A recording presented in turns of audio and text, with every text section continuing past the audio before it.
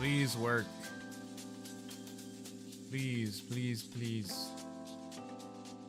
Oh, it's working now. Okay. Man, I have no idea what that was about. It looks like it's working. Yeah, it's working. I don't know. Literally don't know what was going on with that shit.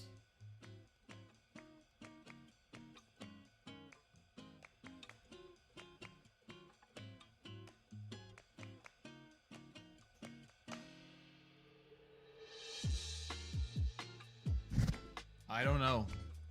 Don't ask me. Do not ask me, because I do not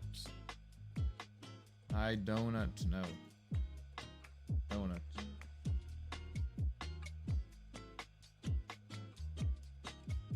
But I think we're good now.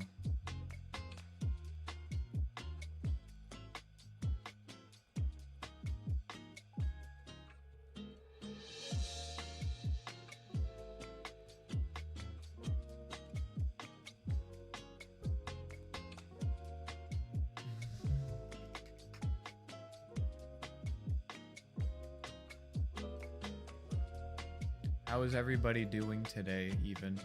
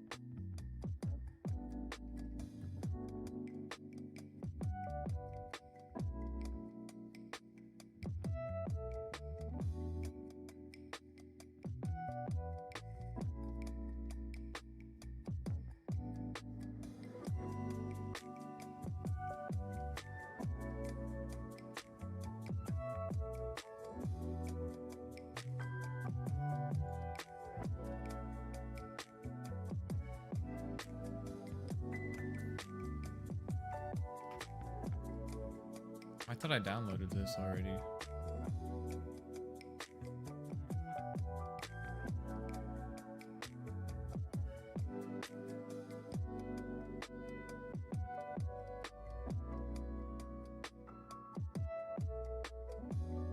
How do I do this? Oh, shit. Are we gonna review the Bedboon game? That's right. We're gonna get to the bottom of it, CK Dota.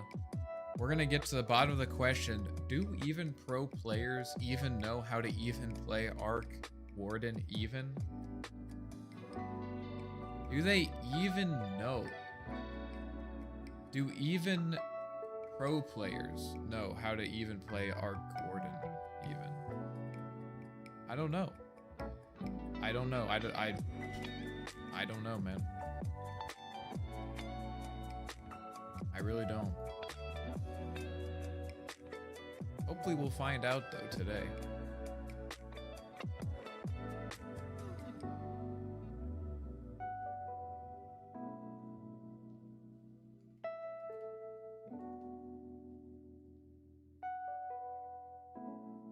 Do even pro players even know how to even play Arc Warden even?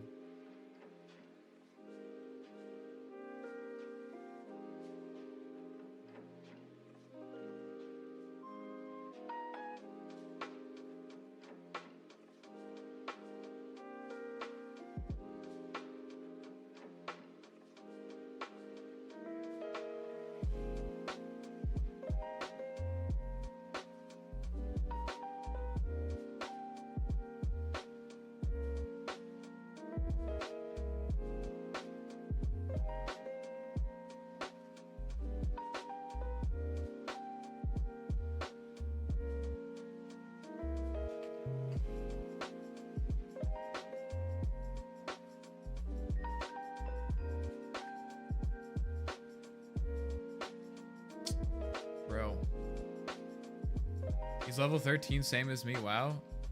Dude. Don't tell Kiritich. Don't tell Kiritich.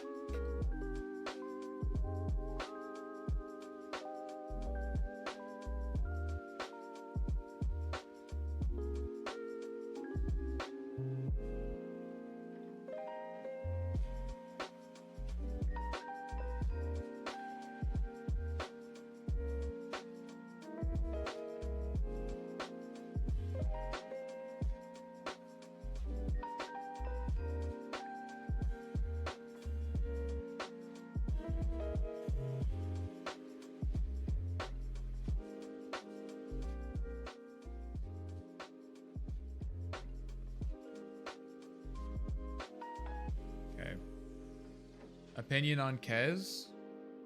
That hero is not balanced right now. That hero is really not balanced.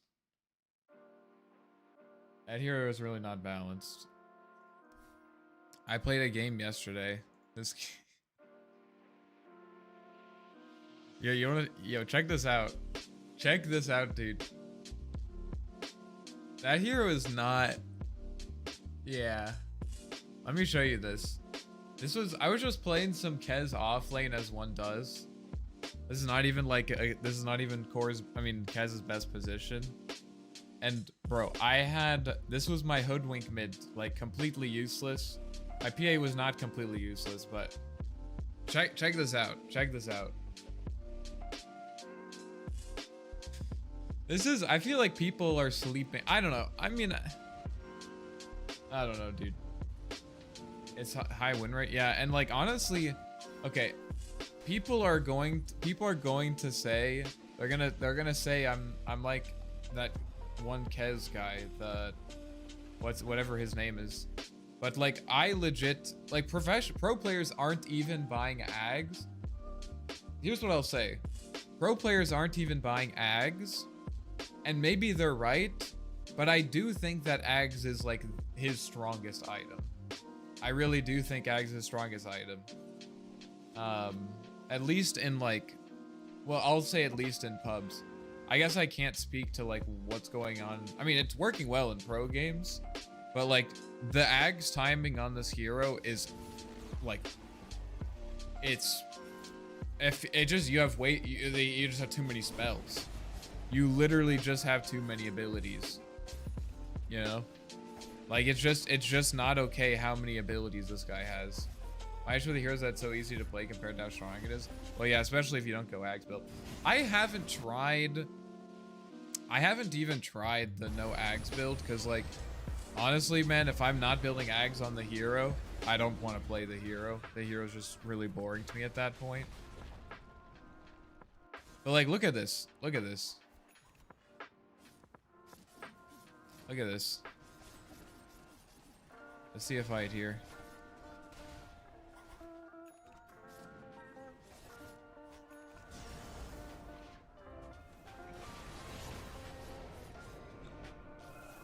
Okay, this was not a good fight. It just really easy and super strong. Yeah. Yeah, I don't know. It'd be interesting to see what they do, but right now the hero is like, how do I say this? Pro players are definitely not, whether Ags is the play or not, pro players are definitely not like abusing him like even close to his fullest capability. Like, I think if you look at like really like they're like Arc Warden has been around long enough that like pro players, I die here. Arc Warden has been around long enough that pro players like know how to play him well, And so he's balanced around that. But like, pro players don't even like, they're not even like really using the parry on him. They're not like using, they're not even situationally going ags. Like there's still so much on the table. Anyways, I'm trying to find this clip. You get Aegis. Kill Invoker. Easy.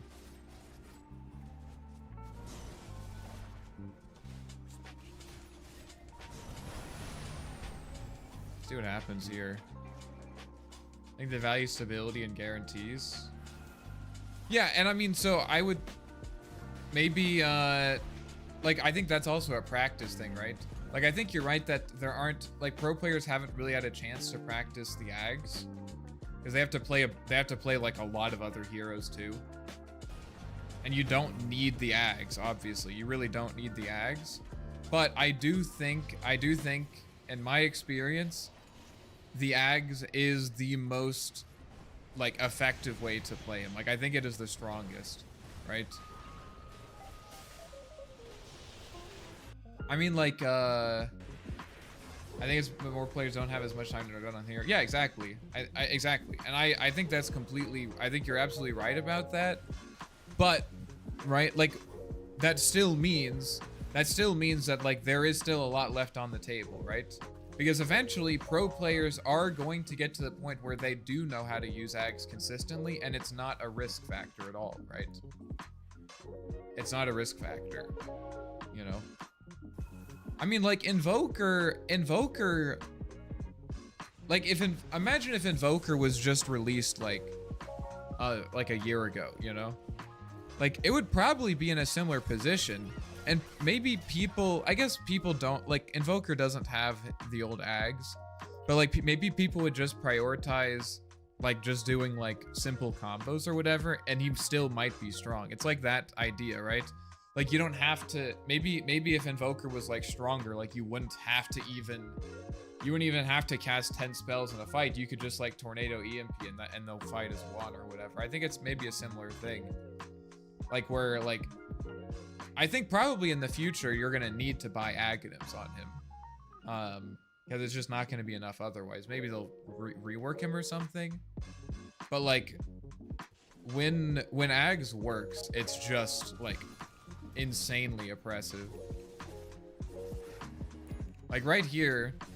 And, like, also, like, even after, like, whenever I play Kez, it feels to me like if the game isn't over before I get Ags BKB, then I will win the game. Like, because this hero just keeps scaling. He literally just keeps scaling. Now, you know, some people might not like my build. Some people might have issues with my build.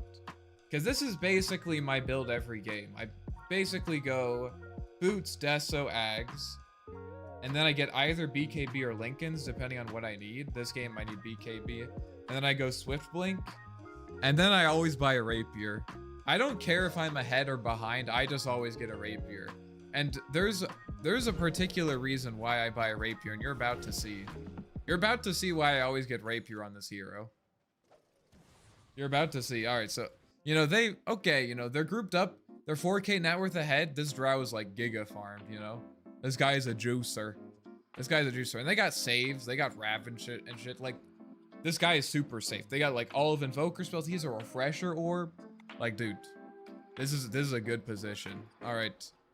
Right, like, there's literally no way. That we can just kill Drow. Like, we would have to commit so much to kill her here. Right? So, like, okay, she just pops her Glacier and she starts hitting high ground. Pretty reasonable. Ooh, oh, nope, she's dead. Yeah, she's dead. She's fucking dead, dude.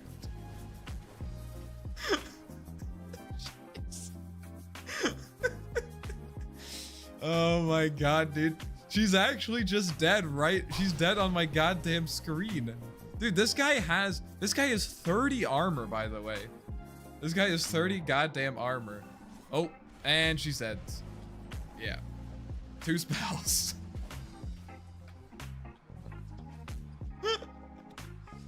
Oh my god. I also think that with no high MR replays issue, it makes it hard for people to nerd out unless they are on friends list. What do you mean by nerd out? I mean, I feel like it's just a matter of practicing. I don't think you have to look at... I mean, pro players don't need to, like... I thought you were talking about mechanics. If you're talking about mechanics, then I don't think it really matters, you know?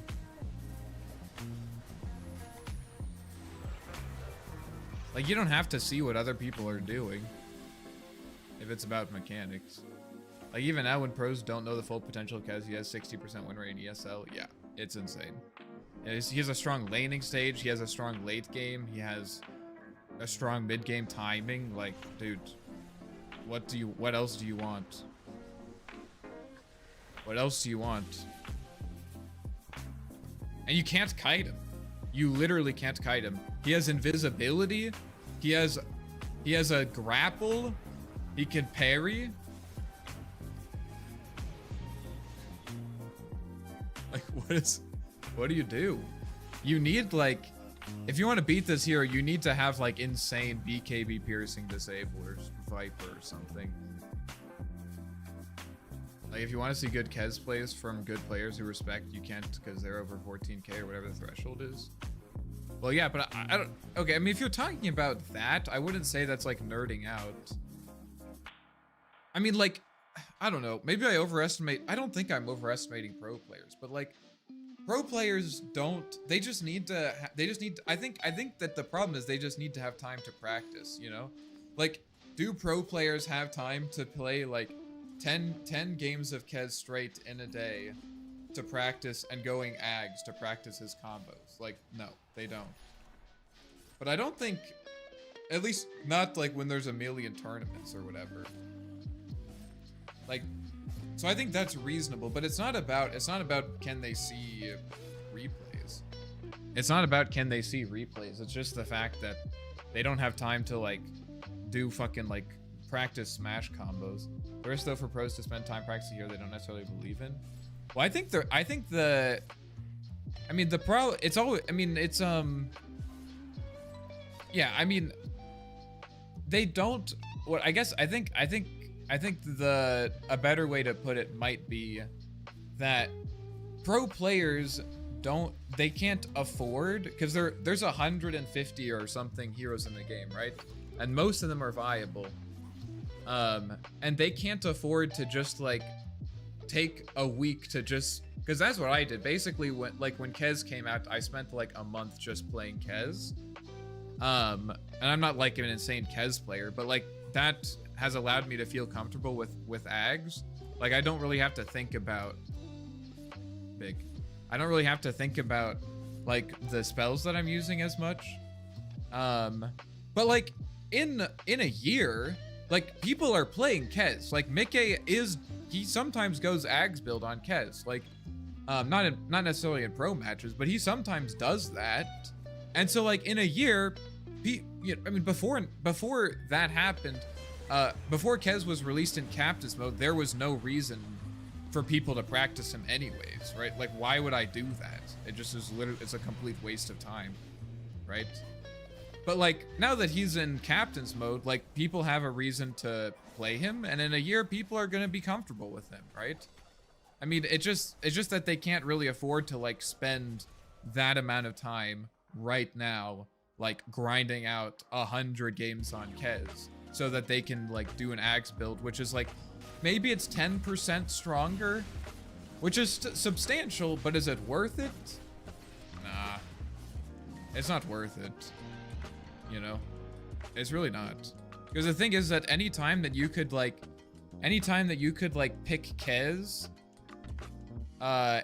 and you need, like, basically any time that you need to pick Kez and you need to build Ags because his other builds aren't strong enough, you probably could have just picked a different hero, you know?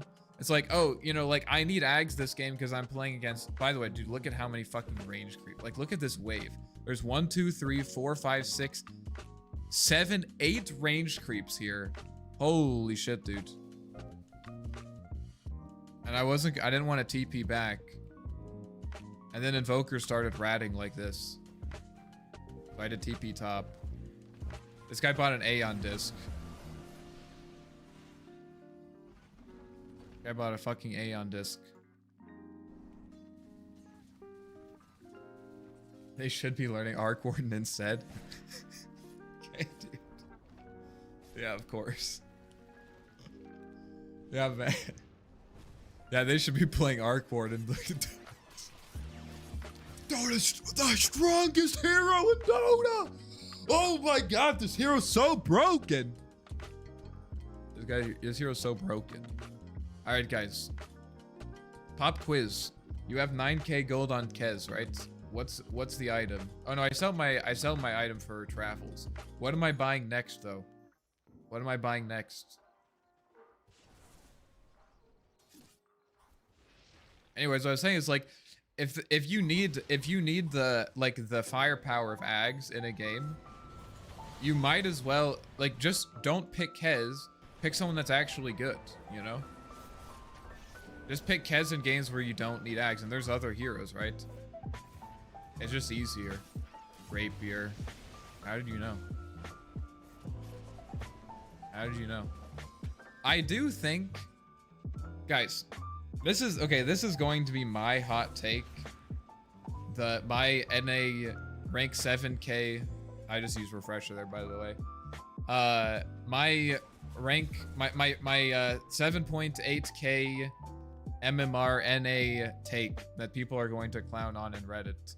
I do not think that Daedalus is good on this hero. I do not think so. I think every time, until the hero gets nerfed, bro, until the hero gets nerfed, stop buying Daedalus, bro. Get Swift Blink Rapier. Like one defensive item, Swift Blink Rapier, you're good. And I know what you're saying. You're like, dude, I'm going to drop the Rapier. You're not gonna lose the Rapier because you will literally one-shot anyone. Look at this. Oh, let me kill this Ringmaster. Oh, he's dead. Yeah, let me just crit for 4,000 damage. You don't drop the Rapier because you just insta-kill. You can, guys, it's an AoE. It's basically two AoE hits that crit with my 25 talent. I can't see because I'm not swapped. I think it's like 500 or 400% damage or something. But it's also it's a bonus crit. It's a juicer crit. Dude, swap.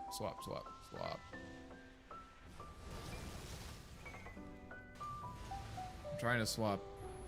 I need to see me swap. Okay, look. So, it's 300%. That's with the talent, by the way. 300%. So, 300% crit. But it's 4% if it's a parry crit, which this gives his mark. Oh, wait, I think this is a parry. I think this is a parry mark. I'm pretty sure it's a parry mark. This is 4% times the target hero level. So for example, this guy's 25. That's an extra 100%, bro. My thing is literally a 400% guaranteed critical strike plus 80 attack damage, and the bleed procs amp the damage by like 50% or something insane. I think it's like 50 or 60%. Let me see. It's 16%. I mean, dude, it's 16% times 7. What is that? I don't know what that is. Hold on. What's 16 times 7? It's 112%? Okay, 400% crit, 80 bonus damage, times 2, and the bleed amps the damage by 116%. Like, you can't play this, dude. Okay, I think I do end up dying here. I try to use BKB and then I get lassoed. Okay, let's not worry about this. Don't need to worry about what happened there. We don't need to worry about what happened there. All right. Did I end up donating my rapier? It was a charity rapier, charity stream, fundraiser. It was a fundraiser event actually. Fundraiser. And the hero is altruistic too. What more could you ask? Don't worry, I'm getting another one here soon. Not a big deal.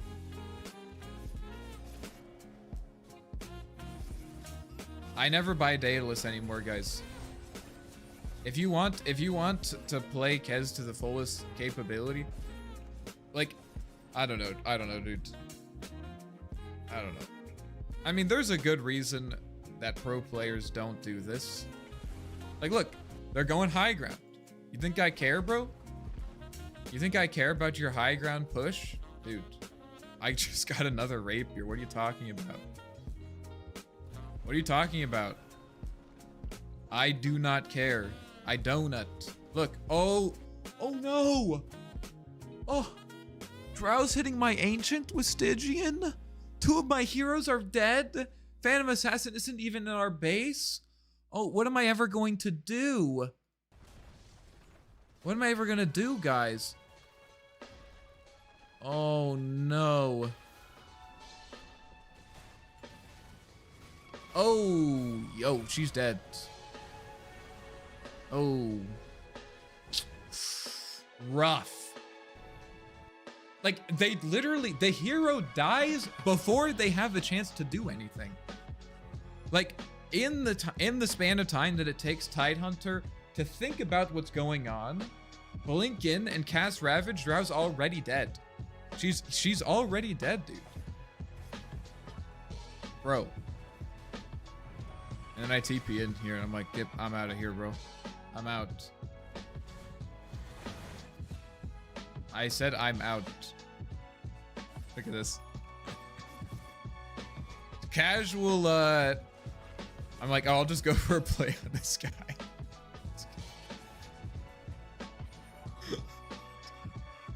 I'll just go for a play on that guy. Guys, look at this. What is this? 900, wait, 1200 attack damage. Bro.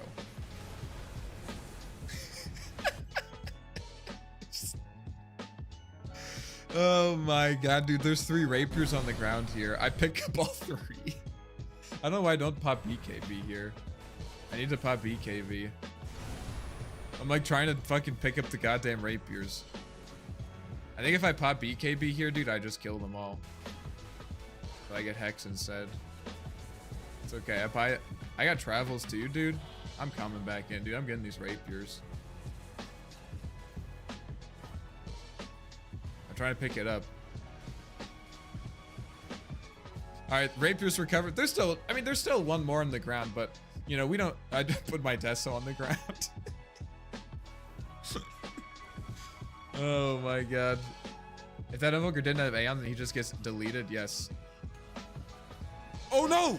Oh no, I'm dead! I'm dead! I'm dead! Psych!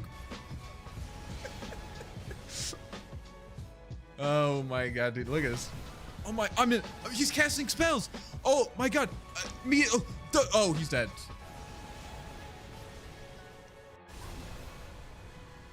He's disarming, the BKB, the alacrity! Oh, yeah, he's dead. Ooh, rough. Unfortunately, I end up dying to Necrobook units here. They use the purge on me like fucking nerds. Wait, what is going on here? Wait a minute.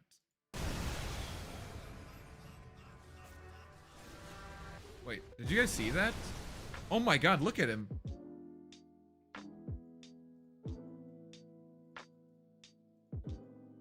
I can't, where's the inspect? Or what is it called?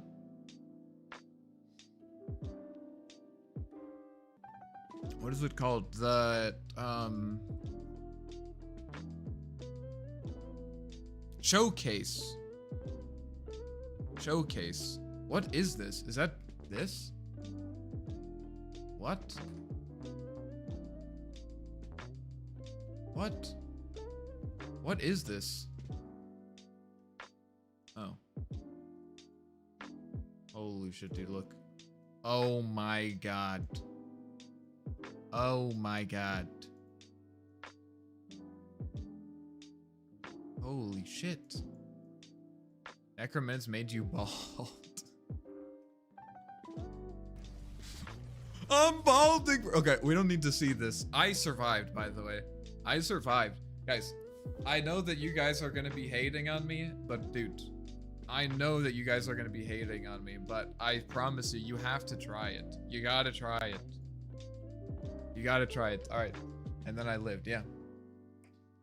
You guys want to see the world's most unhinged net worth graph? So, this is me before dropping 2 rapiers. This is me after dropping 2 rapiers. I think it's more, no, yeah, that's about right. 12K. And then I didn't, it's not working here. I can't see it, but anyways. Wait, can I actually see that in-game? Hold on. Because there's an in-game net worth graph, isn't there? Necro unit purges your hairline. Unlucky. Unlucky. Dude, I want to see the net worth. Net worth. Last hits here level. Oh, graphs. Here we go. What? Oh my god. Oh my god. Oh my god. Holy shit. Okay, at this point in the game. Where is this? This is like, what are these numbers? Percent? I'm pretty sure that's not a number.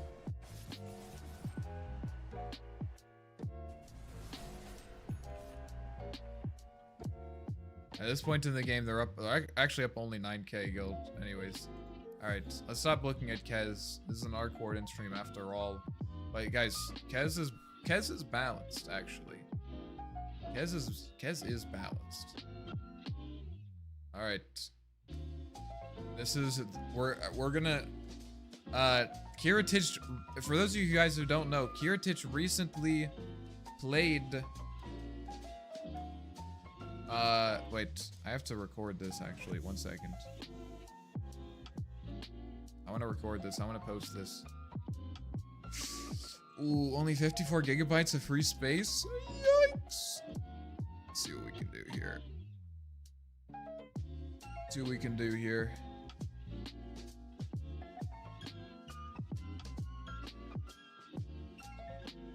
Get rid of this one. Get rid of these 2 guys. What is that?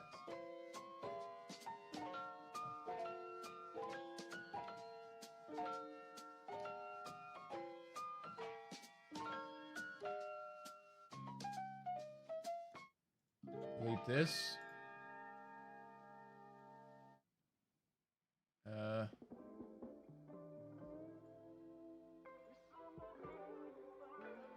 We'll delete these 2. Okay, loud music, you like it? Let's go. Oh, I can't.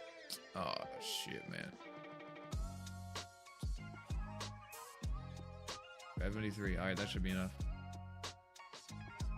Oh, but I gotta do this. 1 second. Alright, we're almost ready.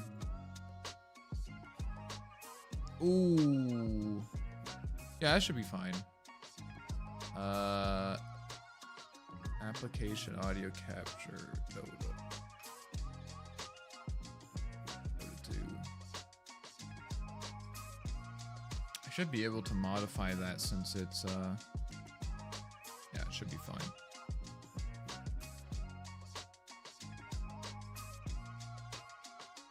I'm messing with this so that the recording is good.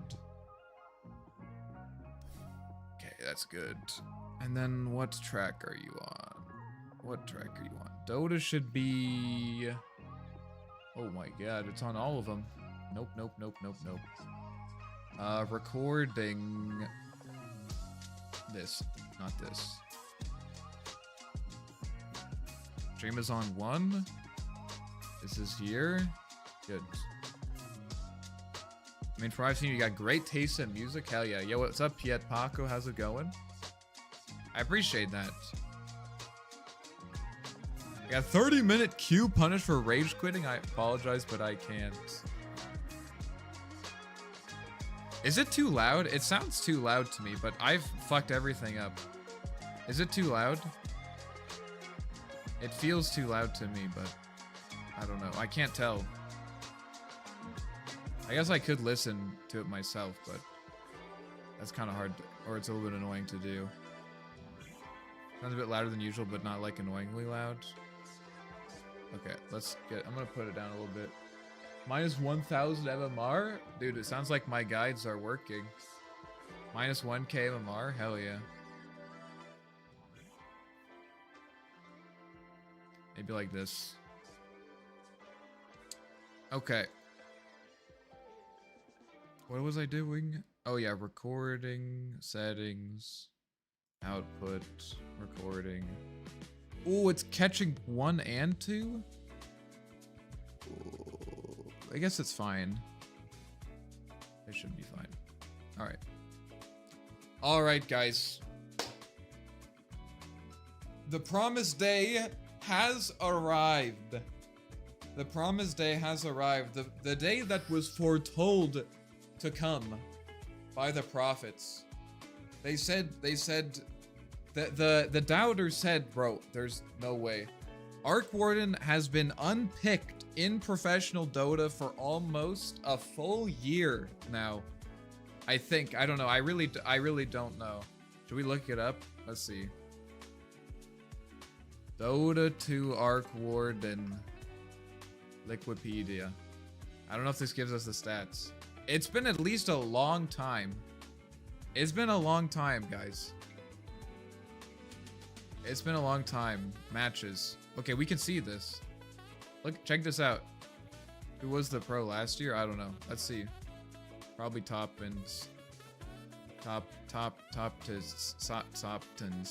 Okay. Tier 1. Tier 1. Oh my god, look at this. Tier 1. Tier 1. July 10th, 2025. They got crushed. Oh, this is Na'Vi? Dude, who cares about Na'Vi? Somewhere around here. July 10th. So not a full year, but like half of a year. And this doesn't even really count because they didn't even win. The last time Arc Warden won Pro Dota was in June. And that was with Na'Vi, so again, doesn't really count. I'm kidding. I'm kidding. It's been a long time. That's the point. It's been a long time. But what? What is this? They did it. They did it. Kiritich on BetBoom picked Arc Warden, and so that's what we're going to see today. Unfortunately, Kiritich has lost some MMR recently, so that's unfortunate. I'm kidding. This is not Kiritich. Man, the standards for professional Dota have fallen a lot. I recommend pushing the overall volume a bit. It's too late. I started the recording now, so I need to keep it constant. All right, let's find it. Here it is. Look at this. Look at this. Last pick. Oh my god, dude. Last pick Arc Warden. Holy shit. Anyways, we're gonna check it out. We're gonna check it out. See what happened. I watched a little bit of it, but not that much. Not that much. You know, takes the trophy. There you go. How many young British Dota players get inspired? I'm not gonna watch the whole draft. Because what I think that BZ, that's what Doom's for, I suppose. We'll watch the Doom 5 heroes. we'll watch the finished part of the draft. Spoiler alert, they end up picking Arc Warden here. But it makes a lot of sense because it's basically a good counter to Doom. It's kind of like Wraith King idea, because you don't really want to Doom a Wraith King before he dies once. Yeah, You're right, and it's super good against Doom, and yeah, I mean that's where the AM ban is coming from. They banned the It is anti-mage. a bit Now it's gonna dicey. get banned. It is a bit dicey into Invoker. I feel like here it's like up to Tundra what they feel. I hope they Hold on. don't go for the Medusa just because they see a Doom. I just So they ban the anti-mage and the casters think, oh my god, it's Medusa, because Medusa is a counter to Doom, because she doesn't care about healing. But obviously they still have the Invoker, so like it's still not that great, but they end up banning the Medusa anyways, because they're like, there's no other hero that they could be going for as a Doom counter. So they ban the Medusa. And so then Bad Boom does the unthinkable. They do what no one else could have imagined. No one else had the courage to do. I don't know if I can like pinpoint a hero, but a hero like Luna, I think overall is just good. You're solid laning, whatever can help you like in the mid game for take ages. Like Ursa is out, SF is gone. Like most generic carries, maybe there's TA or something. The as well. unthinkable, guys. It is banned. Wind Ranger, like whatever. I'm okay with most options. At least I don't have one that like. If the casters have any reactions to seeing Arc picked, you'll see. One Ranger, just because of the Lincolns, will make it easier than going Luna and then getting doomed later. Because Luna does not like We'll getting see. doomed, regardless of the fact that she's fine on lane versus Doom. Or I don't want to talk over the She casters does that do much. Her spinny, what is the Spinnies. whirly dervish facet or whatever? If she does pop that, I mean it's 30% less damage for like 8 seconds. That could at least offset it, but that's assuming you don't get hex first or cold snap, tornado or something. Is that what the facet's called? Whirly? No, I just made Oh, that up. okay. It's called Moon Shield.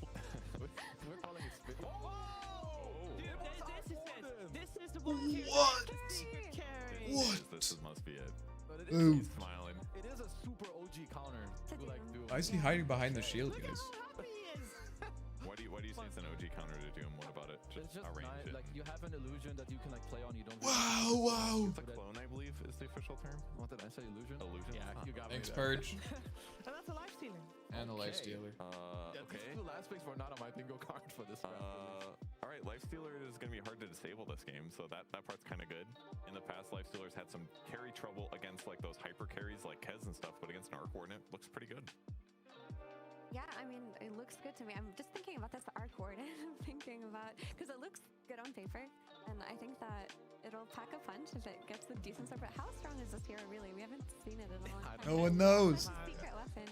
So my heart is telling me, oh, this Lifestealer pick looks a lot more normal, and it's good versus Veterans heroes, but No one Arc knows Warden how is strong also is this hero pretty really. good. No one He fucking knows knows, dude. himself. You know what he could also do? I don't know what lose.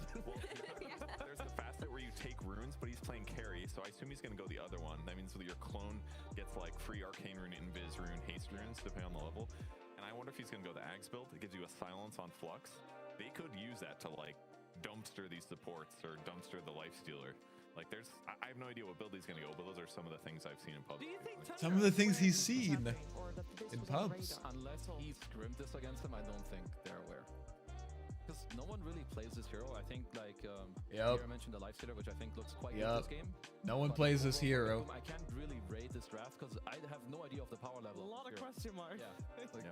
What items is he going to buy? I don't know. Which facet is he going to get? All right, spoiler for the draft analysts. There might be a reason. There might be a reason no professional player has chosen Arc Warden in the last 6 months. It's possible. 8 months, I think. We'll see. With that in mind, let's focus only then on It's Tundra, not who is, because he's you know, powerful. has a more normal draft. Guys, Is guys, it well-rounded? Do we feel like they're guys, the reason they haven't picked Arc Warden is because he's too strong.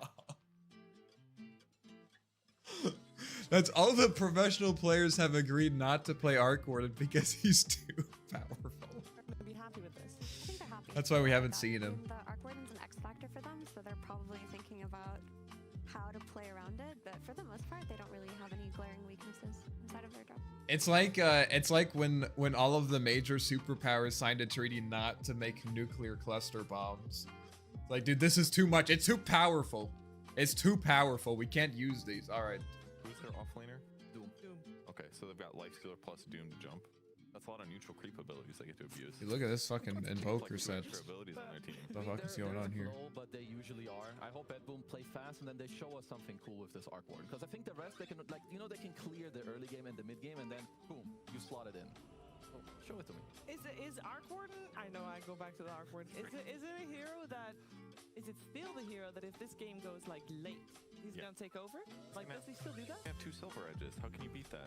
How can you beat that? That's a question we're gonna pose to Tundra as they will play against it here in game number 2 with Gap and SPG. An interesting twist from BedBoom. Heritage is going to be rocking an Arc Warden that he has only played twice in his competitive history. Is Dota loud enough? On Virtus Pro in that 2024 area, I think. But Oh, it's kind of loud actually. Well, you gotta be good. I mean, if you're picking Arc Warden, you better be good on it. Who the hell's picking Arc Warden? They're not good on it. I mean, no one Yeah. was picking Huskar. Hey, don't throw him under the bus, man. Come on. That was uncalled for. That was a completely unnecessary day. He's not even in this series anymore. It's the first one that could come to mind. I'm You're sure I just could a dig up hater. some others. You're just a hater. Luckily, I'm here to bounce. I'm gonna talk. I have plenty of stuff to say, but the casters talk a lot about Arc Warden at the beginning for like the next 10 seconds or so. So I don't want to talk over them because it's gonna give you like a brain hemorrhage. But anyways, Right, you're not a hater at once all. they stop talking about it, I'll Very share some optimistic thoughts. individual. Mhm. I think they say something about You the hate Arc Axe. Warden, though. Man, this hero's you go. really annoying to play against. He is going to be taking the Rune Replica, which is what I have seen from the very, very few Arc Wardens we have seen over the last 1 or 2 years. I think you could take the other one if you go mid.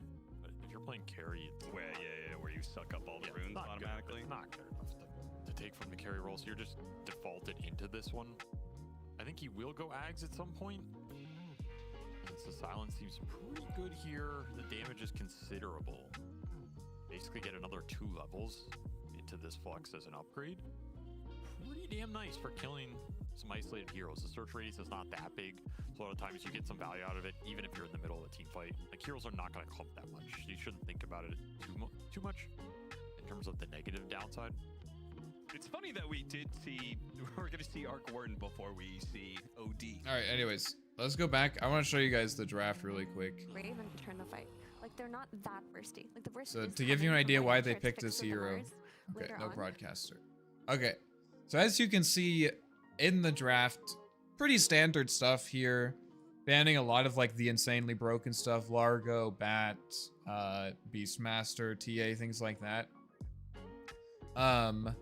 Tundra do have last pick, which is very nice. Let's see, Bet Boom, they got the Jakiro, probably going to be playing with the carry.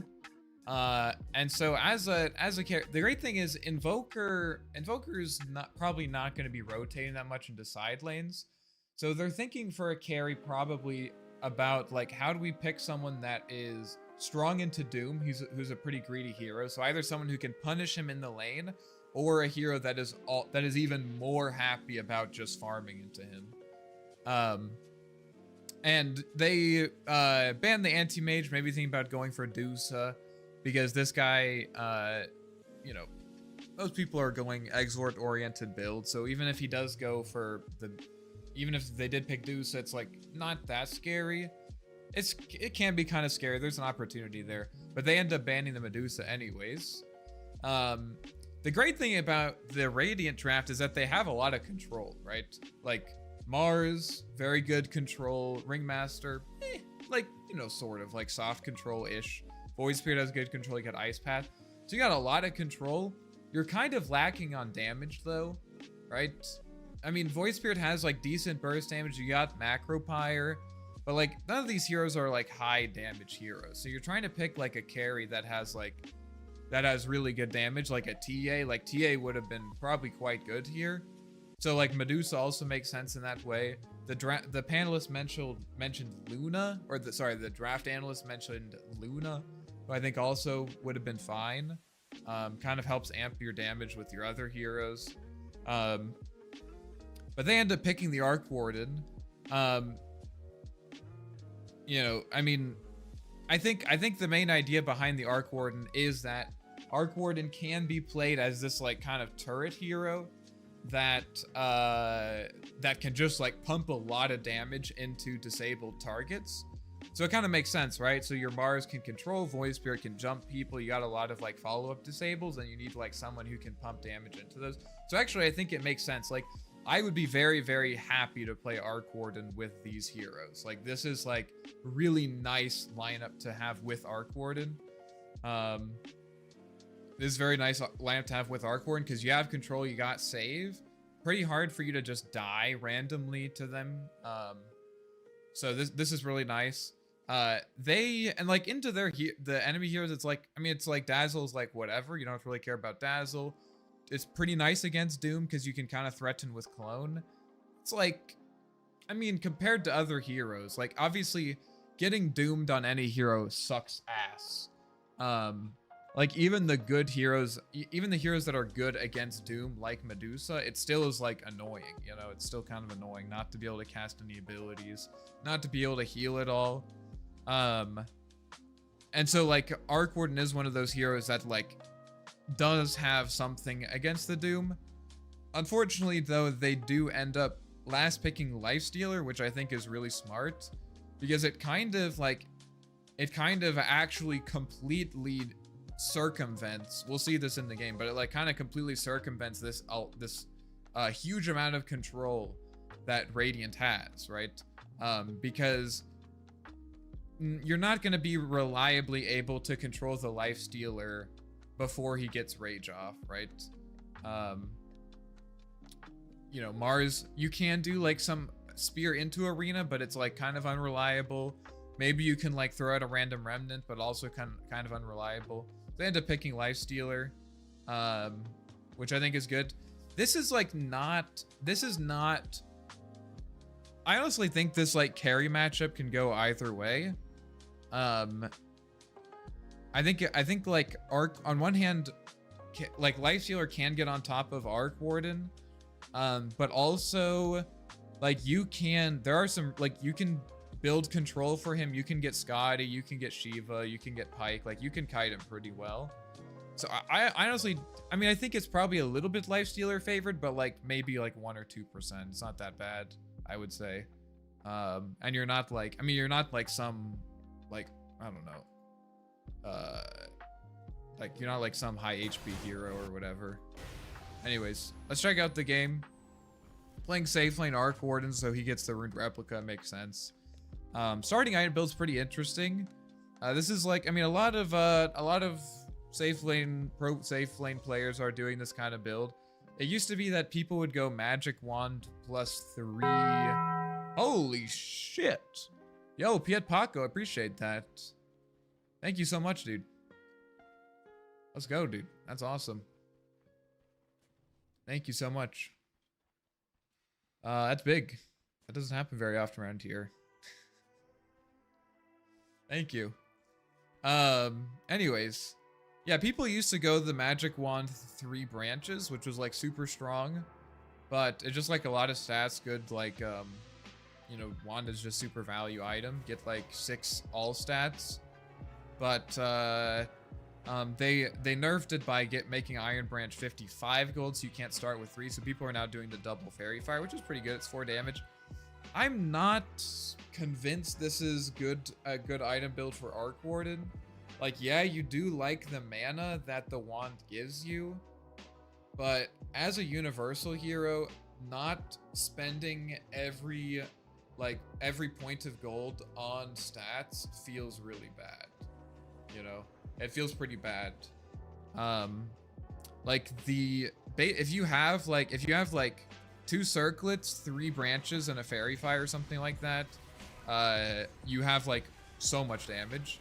And even though like that whole thing, he didn't get any wand charges from that, by the way, because it was just the shaman passive. Even if you can't outlast hit him, because you know Doom has pretty high base damage, you can like harass them like very well. They don't have heroes to get on top of you. Can you rate the Arc team draft and what the enemy has? How should the game go from 0? I think that so the main thing here is that even though Arc Warden versus Lifestealer is pretty even, the Dire draft has more ways to deal with Arc Warden than the Radiant draft has to deal with Lifestealer. Like, I think that's the main, that's like kind of the main thing I would say. So even though like, I think Arc Warden is like actually pretty strong here, like I'd be pretty happy to play him in this game. Like Invoker really likes playing against Arc Warden because this hero doesn't have any built-in mobility. Very comboable hero, very kiteable hero.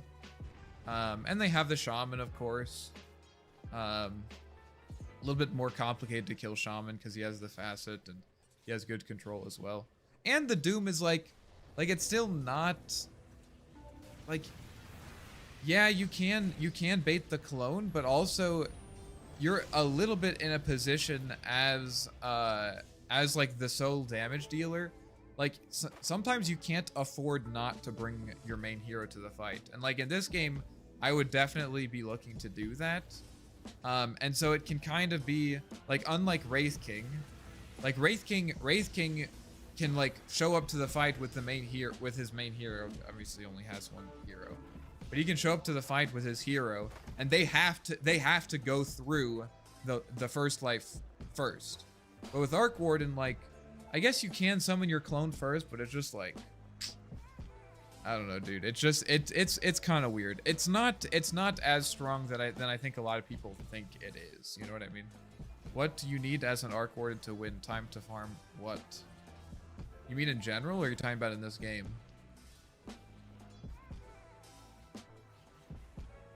He's going Falcon Blade. I don't know, dude. I don't believe that Falcon Blade is good on this hero in general. We'll see what he does with it. It's like nice. I mean, there are so many items though that are nice on this hero, you know? Like, it's nice to have, you know, boots. It's really nice to have mana regen. It's nice to have stats. Like, that's not the problem. The problem is not like, you know, is this item useful? The problem is this item better than Midas? You know? Is this item better than Midas? And it turns out Midas is quite good. What game are you watching? This is the first time Arc Warden was picked in a professional match for the last 8 months. This is BetBoom versus Tundra. Oh my god. It's a replay bug. Replay bug. In general, what makes Arc win a game? I don't know if there's something in general. I mean, definitely you want, like, I can say that, like, usually on Arc Warden, you're most happy if you have, like, you want to get your Midas, you want to get your Mjolnir. There's other stuff that you can do, but, like, that's kind of what you want. You want to be able to get Midas, Mjolnir, and stuff.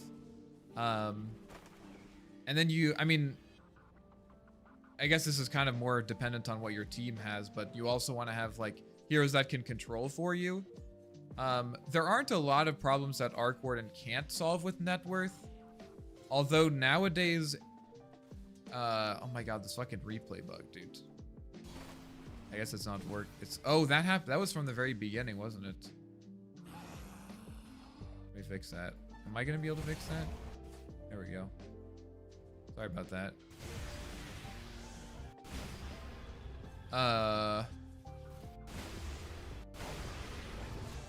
See how this kill happens. There aren't a lot of problems that you can't solve with net worth, but like a lot of heroes nowadays just have ways to scale. So it's not as obvious. Like a lot of heroes are also going to be strong in the late game anyways, which I think is probably like maybe one of the main reasons this hero has issues, like kind of just in general nowadays, like why he doesn't feel that good.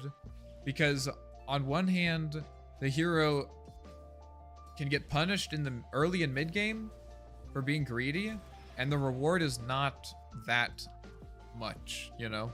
Like it's like, okay, nice. I survived the early and mid game. Now I have a chance at winning, you know? Now I have a chance at winning, which is like not really what you want from a hero that like does virtually nothing. And you need to invest a lot. Like he needs to have a good lane because he can't really farm jungle efficiently. He doesn't really help in early fights that much. Like these are all issues that the hero has, right? But it's like, okay, it used to be that if you got through it, you know, if you got through those issues anyways, you were rewarded by, it's like, okay, once this Arc Warden like gets these items, dude, like holy shit, bro. Like this is not easy. This is not very easy. This is kind of rough. And that's just not the case anymore. It just isn't. It's like you survive that so that you can have a chance at winning. You know, it's like if you get past the early and mid game, then maybe you can win. You know? Maybe you can win. But yeah. I'm not sold on Falcon Blade. I want to check out this magnetic field. This was kind of a sick play. Sick play here. Little magnetic field action. Little magnetic field action. I like the Spark Wraith here. This is a cool Spark Wraith because it's kind of zoning him, making him run at a weird angle. And then he places the magnetic field to dodge the Infernal Blade. And I think that what happened here is that 33 didn't really anticipate the magnetic field because he doesn't play against Arc Warden ever. So he thinks that he gets the Infernal Blade off and he wants to get back, but he realized he doesn't get the Infernal Blade off and he thinks that the bubble is about to end. But for some reason, this guy has 2 points in magnetic field, so it's still not up. So he finally gets in. This feels like to me kind of one of those interactions that only works because like this guy, like this 33 has not played against Arc Warden for probably the last year or so. So like he just like doesn't know. Not that he doesn't know what magnetic field does, but like he doesn't know how long it lasts. He doesn't know how it feels, you know what I mean? But it was a nice little magnetic field, making use of it. I'm not sold on Falcon Blade here. Is it a matter of not having enough flat HP and mana regen for going Brace or Null? Yeah, I mean, I don't think that your spells on Arc Warden are valuable enough in the lane, especially in the safe lane, to get a Falcon Blade. I just don't think it is. Excuse me. I really just don't think it is. And he doesn't really have kill potential on Doom anyways. So like being full mana doesn't matter that much. Again, I mean, I was just gonna say that like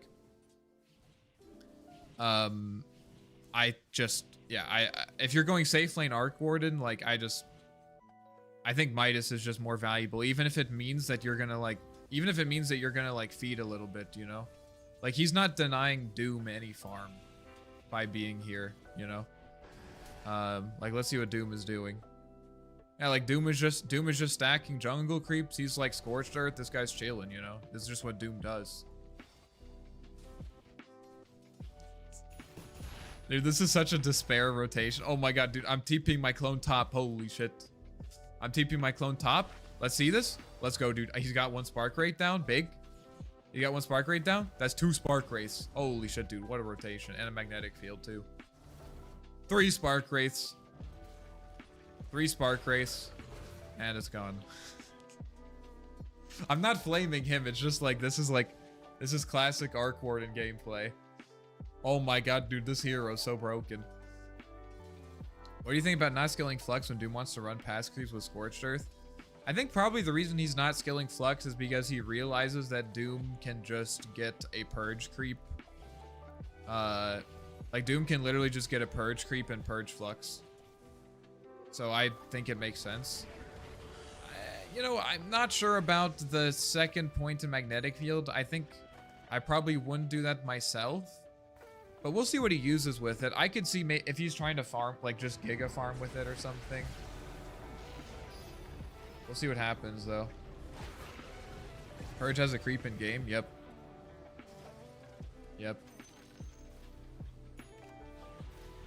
Nice little counter rotation here. Very nice, very nice. So he goes treads here. I don't know, dude. I don't know. I mean, here's the thing, guys. He has all these items, but he hasn't prevented Doom from farming anything by himself. Like, if Jakiro's here, sure, right? If Jakiro's here, sure. If Jakiro's here, sure, like, they can maybe do something, and they did. But, like, it wasn't because of the Falcon Blade. Like, you could have just had, like, a couple clarities and you're chilling. Doom's not denying any creeps or anything. Maybe Doom isn't here because he's afraid of the Falcon Blade, but I don't buy that for a second. And he's not, like, farming any extra creeps or anything. He's only been farming lane creeps because this hero can't farm jungle. So I don't really believe in the Falcon Blade. It does, and the treads. I don't think he's gonna be pressuring the tower. He doesn't even have flux leveled, so like it's not like he's rotating or anything. Hopping off, good luck, have fun with your stream. All right, thanks for stopping by, Piet, and thanks again for the sub. I appreciate that. I feel like there's at least one thing every 3 to 4 games that should not work out in my favor, but do because no one knows how arc spells work. Yeah. I mean, yeah, people still like, they'll run to the rune, and I'm like, I just like am walking to it, place magnetic field, and they like don't know what's happening. And it's been like 2 years since that facet has been added to the game.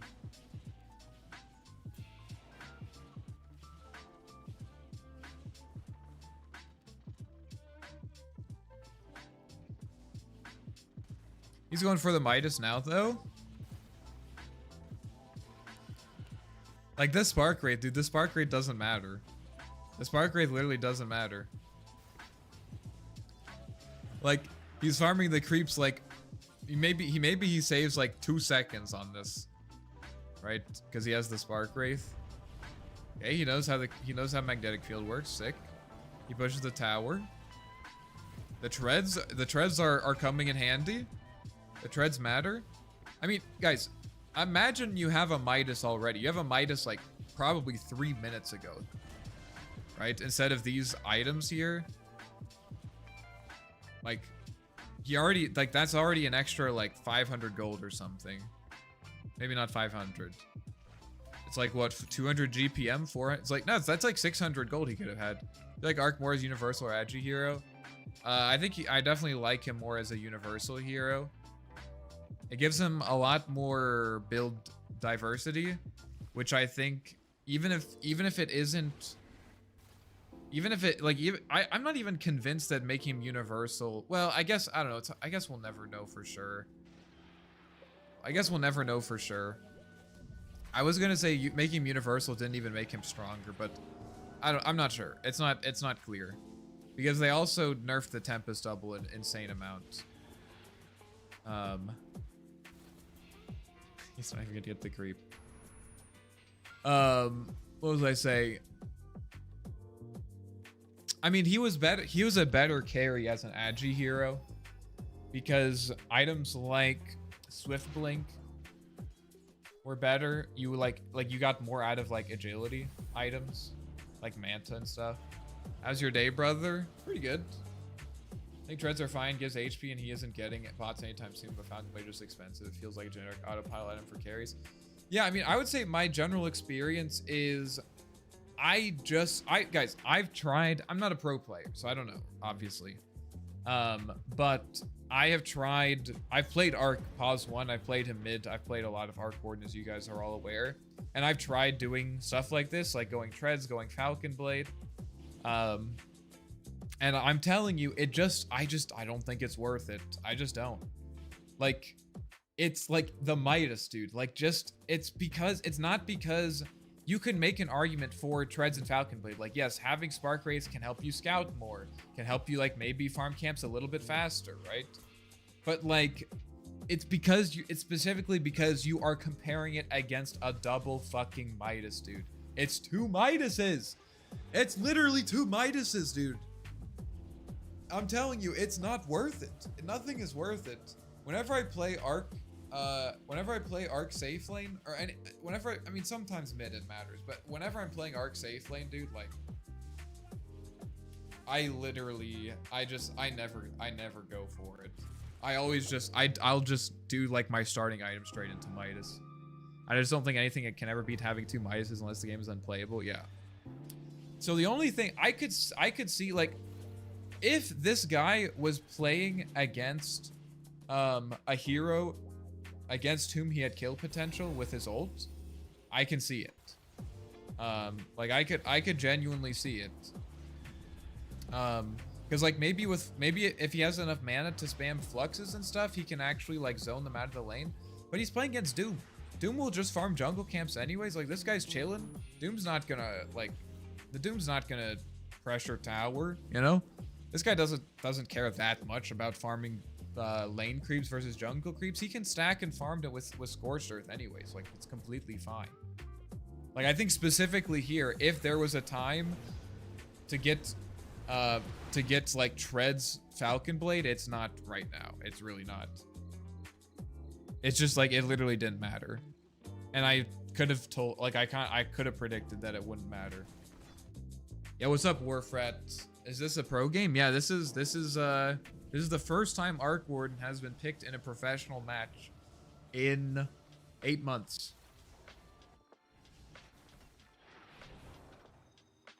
8 months. This hero is very Midas dependent. Whenever, if I ever skipped it back in a day to come online early, it just sets you back. You feel so under farmed and behind. Yeah, and also like I'm specifically mentioning like you would need to buy these items to deny farm from the enemy, because like basically like there are so many lanes where it's like, oh yeah, maybe if I had bought these items, I could have farmed lane for longer. But dude, like Midas is a 200 GPM increase, right? That is almost an entire creep wave every minute that you're farming because of it, right? Within 3 minutes of having Midas, you will already have recovered. Like if you think about like what, like you see people that like win their lane or something and they have like 1k, maybe 1k net worth advantage or something, right? It's usually closer to like 500 or 600, right? You have Midas for 3 minutes and you've already recovered that, you know? Like it really doesn't matter in that way. And besides, even in those lanes, there's also so many lanes where like I feel like I'm strong and like getting Treads and Falcon Blade or whatever, like it just doesn't matter anyways. You know what I mean? Like it literally doesn't matter anyways. Because like it's actually all about, it's not even about like what I do, it's about like, it's the fact that like if I have a support or some other person there with me, that like we can make something happen. And most of the time the Falcon Blade and Treads just like, it's not, it doesn't really matter, you know what I mean? It really doesn't. You'd Midas on this hero just be a normal hero, you can't skip it. Yeah, I unfortunately agree, that's true. On mid, I think on mid like you'll see me buy stat items more, because on mid you don't have as much space. Like you really don't have as much space. So like if you end up sacking your lane in mid because you want to get a fast Midas, you don't have the space to recover from that. You know what I mean? Because it's kind of on you to help make space for your other cores. And so you end up actually losing gold if you can't like actually consistently show and farm the lane, right? It's not your job, right? It's just not your job. But on carry, it's completely fine. Like you get to farm this, you'll get to farm whatever you want theoretically. But on mid you kind of have to have some stat items or whatever. Like I'm always basically thinking about like I need to make sure that if, you know, I don't know, if people like just start sitting in my lane, that they can't just like auto kill me essentially, if that makes sense. Like I need to be like kind of, I need to be able to A, pressure the tower, and B, like kind of make sure that they need to bring like 2 or 3 heroes to kill me or something like that. What about no flex until 10? I feel like if there's a chance you can rotate with your double, you need a point of flex before laning stage ends. Yeah, I mean, I think there's, I mean, again, so I think he probably feels like he doesn't need it against Doom because Doom can get a purge with Devour. So I kind of get that. I still think at least 1 point would be worth. I don't know. It's not really that worth it. Level 1 flux is almost nothing.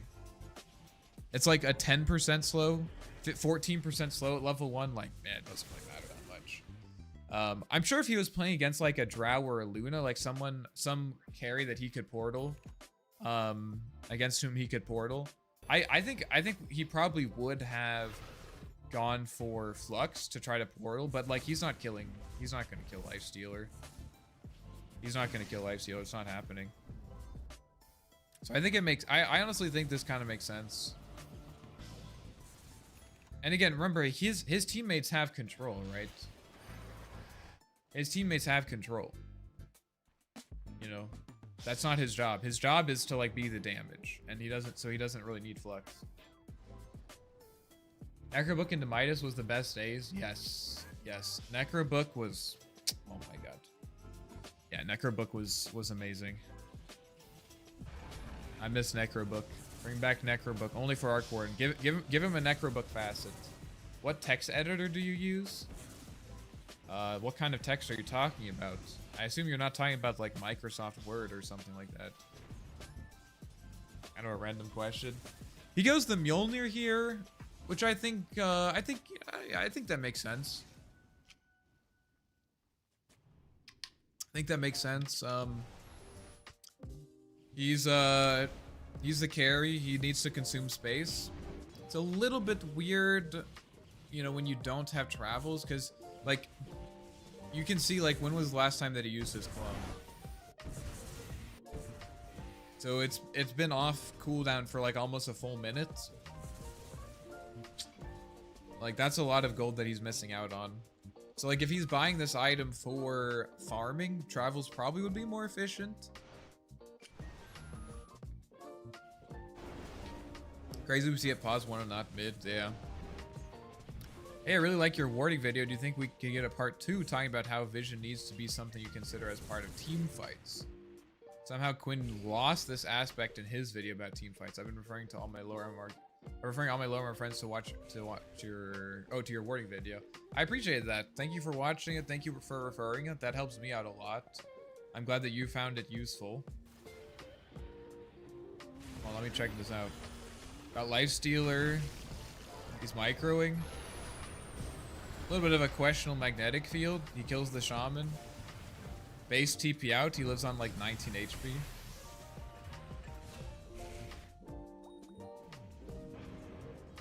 Yeah, I mean it's, I don't know. Arc Warden team fight pre. I mean, so you know something that we can. Okay, here's something that we can take away from this. Which is that the best fights for Arc Warden in the early mid game are defensive fights. I mean, not even just in the early mid game, but like for virtually all games, or at all points in the game. Since you're like a very low mobility hero, you really want fights to actually start around you, so that you can start in a nice defensive position and people have to run into you. You know what I mean? That's what you really want. And like, if you ever see me like complaining on stream about like how the fights that we're taking, I just like can't be at. And then I call out like, oh guys, let's play around Tormentor. Or, like, I want to play around actual objectives, right? Because the last thing you want to do, I played a game yesterday where this happened. Like the last thing that you want to do is just be wandering around in the enemy jungle with your teammates, hoping that you catch someone. Dude, that just doesn't work. Best case scenario, you find someone and you probably don't matter. Worst case scenario, your team ends up leaving you behind because you have like 0 movement speed and then you end up dying randomly. Like, and honestly, the second option happens way more often than you would expect. So this is really, really good. This is really, really good. Actually, like, when you're playing Arc Warden, these are the fights that you want to be looking for. Like if you can like farm towards a, like, this is really good. If you can farm towards like a Wisdom Shrine or a Tormentor or something around those timings, and like tell your team like, hey guys, like let's try to secure this, so that they have to run into you. This is like these are gonna be your best fights. No offense, but what the fuck is that micro? He just stood there. I mean, I do that. What are you talking about? Don't act like I don't do that. I absolutely do this. Maybe not as much because I played like an insane amount more, but it works out. Like honestly, like I don't mind this fight. The enemy team brought a lot of heroes, but they got a kill. I mean, like, look. Tundra is up 5k gold, which I know doesn't sound like that much, but this is 21 minutes in, right? Lifestealer has Radiance. Invoker has Ags. Like this fight doesn't look that good, but you know, they use a lot of abilities. They use you know, the Ags timing, and they almost kill Doom. They kill Doom too. Like this is honestly fine. Void Spirit will die, but not a huge deal, honestly. You're the GOAT. We know we know you're respectful, so please be harsh with the analysis. We're not downplaying anyone, but seriously questionable play he's making. Yeah, I mean, I see your point, but also like me sitting here being like, dude, his micro is trash. Like, who cares? I'm more interested in I mean, I'm not here to learn micro from him or anything like that. I'm not in, like, it literally doesn't matter to me. You know what I mean? So like, yeah, we can say like, oh, his micro is bad, but like I'm much more interested in things like the wisdom play or something. Like I think the wisdom play is like way more interesting. Anyways, back to your point, Wuxia Kung Fu. Do a part 2 talking about how vision needs to be something you consider. Oh, sorry. Let me do this. This is good. I mean, you know, they're not gonna kill this guy. He's trying to bait out a rage and then maybe go for something, but you know, kind of a weird double bubble, a little bit of a mechanical thing. I wonder if he doesn't have quick. I wonder if he does have quick cast. If you don't, if you use normal cast, I think it's just not that big of a problem. So I wonder if he doesn't use quick cast. But anyways, vision needs to be something you consider as part of team fights. I guess, I mean, I touched on that. I touched on that in that video, but I guess I didn't talk about it. What in particular were you thinking of? Like, what were the points that you would like me to bring there? You're giving us insight, so it's not backseat gaming. Yes, thanks for pointing out farm towards objectives like wisdom. That was good. Yeah, I mean, I guess I'm going into this mostly just like, I'm really excited because like I haven't seen Arc Warden played by a professional player in a long time. So I'm interested just to see how he like plays the hero, you know. If there's anything that he does differently, like for example, the like Tread's Falcon Blade. I was like, yeah, this doesn't seem like it's gonna be useful. Let's see what happens. It ended up not being useful, you know. I think probably he would even agree that it wasn't that useful. Maybe he was afraid of like some Invoker rotation or something, but I don't think that's very realistic. I mean, it's like fucking Doom, you know. Like either Doom is gonna doom you and you're gonna die, or Doom's not gonna doom you and you're not gonna die. Like there are other heroes, like I guess like Shadow Shaman's kind of spooky, but I wouldn't be that afraid of rotations. Maybe it's one of those situations where it's like, you know, it's easy to say that like, oh, you know, it didn't work because the enemy didn't punish it, but oh no, I don't think it was useful. He gets the Orchid. You know, I think Orchid makes sense. I think he really needs travels though. I think he really needs travels right now because his team can't realistically fight them right now. Like not on 5-on-5. And that's like, I mean, that's pretty standard for Arc Warden. I mean, like this hero is not good at team fighting until you have like a quadrillion items. So, I mean, split pushing has historically been a significant element of solving that issue, right? So like if I can't take 5-on-5 fights against them, then like let's try to split push so that we don't have to take 5-on-5 fights. Does this guy have travels already? Yeah, I mean, Invoker has travels, so he can kind of deal with it. Maybe there's an argument like, since Invoker has travels, he'll be able to deal with the split push anyways. I'll just end up feeding my clone. But at the same time, revealing Invoker is valuable, you know? I think revealing Invoker is valuable. But he definitely, I mean, they're struggling. The Void Spirit is having a pretty rough game. This is a pretty rough game. He's playing against Lifestealer. Don't really blame him. And they have like, they have a save support and they have Shadow Shaman, so like it's kind of rough.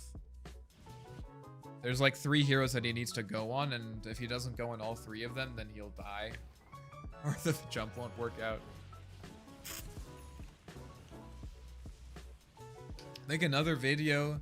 Could talk about things like playing around vision in a team fight, due diligence on not fighting on an enemy ward, things like how, why, and when they defend a ward. These things I haven't seen anyone discuss. That's interesting. I'll have to think about that.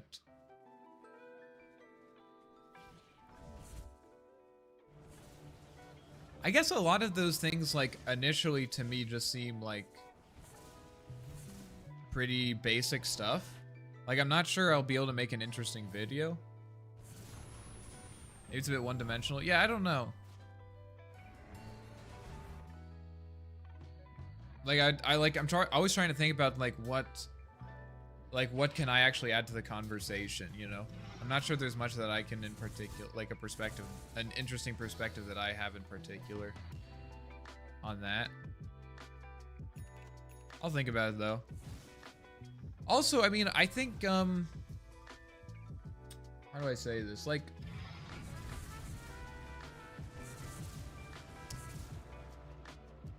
I think like the most fun that I've had playing Dota has always been when I make discoveries for myself, you know? When I'm like, oh, like this is how I solve that problem. Oh, like, you know what I mean? Like this is something that I can do to fix this issue. Or like when you come up, or like you, like, oh man, like figuring out like, oh, Octarine Core and Arcworn is like really good against Faceless Void, you know? And so like on one hand, like, sometimes you can get held back because there are fundamental things that you're missing out on. But also like, you know, I could just make like an 8-hour-long video where I just like talk about everything about wards. And that's not going to be nearly as interesting or satisfying as giving people the tools. I mean, that's what I've always been trying to do, is give people the tools that they need to be able to figure out the rest for themselves. You know what I mean? Discovery on my own isn't content for you. Well, I mean, I think it's, it's, there's a large gap.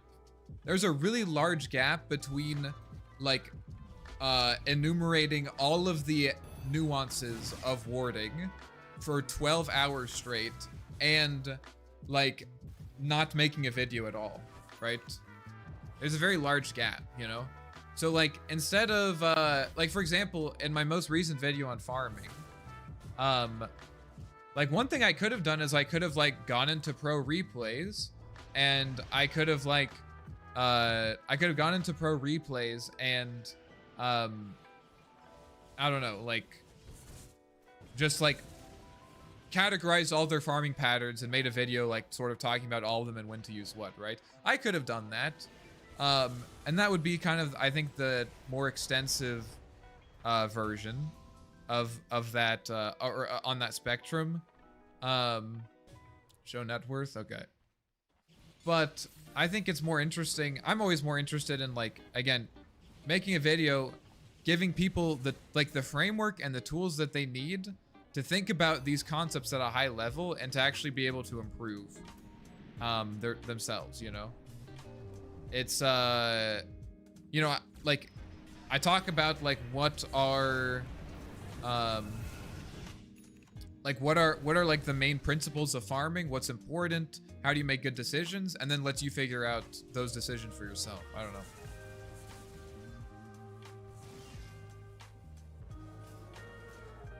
I'm starting to be able to do really cool Visage tech where you double summon with birds, resummon them, and double summon again. Hell yeah. That's cool. Shit's really annoying. Alright, let me talk about this replay for a bit. So he ends up going Blink Bloodthorn. Bloodthorn, obviously, because, I mean, he got the Orchid, which I think makes sense because they have a bunch of heroes against whom Silence is good. Silence not as great against Dazzle, but it's still pretty good. But this guy has Radiance, so the evasion pierce is really good. The accuracy is really good. I'm interested to see what he does with the Blink Dagger. I think there's probably... He doesn't need to be the initiator in these fights, so I'm not sure if that's necessary. But maybe he's going Blink to follow up. I probably, this game, again, like, if we need an initiator, that's one thing. But he has, remember, he has Ruined Replica, right? So his clone could get in there, and since he's playing against Doom, he wants to send in the clone first, right? He wants to send in the clone first. So I'm not convinced that this Blink Dagger is necessary, especially because he doesn't yet have any hard CC. I mean, Silence, I guess Silence is hard CC, but like, come on, dude. They have like, this guy can dispel it innately. This guy has BKB, Boots of Bearing. This guy has fucking Manta. Like, I'm not sure it's worth it. But what I anticipate, probably what his plan is Mars is they're going to try to jump Lifestealer.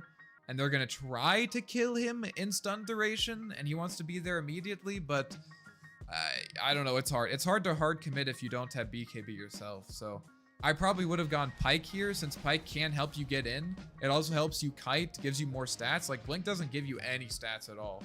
And it gives you more range, too. Like, I feel like Pyke is probably better here, but we'll see what happens. Love to hear what you have to say about that. Different people have different ideas. Like the quadrant system, for example. What the fuck is a quadrant system? Oh, what about a video about the idea of being connected with your team? Like, I don't even know what that means. Being connected with your team? I've never heard of that. Classic Arc Warden gameplay. Right, let's check out this fight. I think this is, I think this showcases the strength of the Blink. He's smoked right now, by the way. He can go in immediately. The problem is if he goes in right here, the Dazzle could TP out immediately. I guess he's silent, so he can't do that. This is fine. I mean, you know, Blink does, one of the nice things about Blink, you know, is that you can use it to force a response. So like basically what happened here is he jumps Dazzle. No one on the enemy team is showing, so he probably is expecting, he's probably expecting someone to be behind him, right? So they jump the Dazzle, and then this forces Doom to respond, and this gives them really good information without having to risk anything, right? And then they end up catching this guy with Void Spirit. I mean, you know, I guess I would say like, so first of all, he's level 18, right? So like if he summoned the clone here, the clone is hasted. He's hasted, invisible, and arcane, and has Arcane Rune, right? Like, do we really need the Blink to get on top of the Dazzle? Do we really need the Blink to get on top of the Dazzle? I'm not convinced. I'm really not convinced. It ends up working out well here, though. They kill the Doom. They have to use Arena. They're probably going to try to get out here. Or they're looking for Dazzle. They find the Dazzle. Nice. Invoker's in here, though. He's got to get out. He's got to get out. This is a precarious position for Arc Warden. Oof. Lifestealer's not showing. Yeah, he's TPing out. They just had to use a lot of spells. They had to use a lot of spells, but they TP out. This is not bad. It's not bad. My dear Sisyphus, you don't mind me asking, what is your domain academic? Were you most interested in? Because you're really well articulated. I'm a researcher, so I'm very so it's really delightful. Thank you. I'm currently in graduate school for biostatistics. Is that the area that I'm most interested in?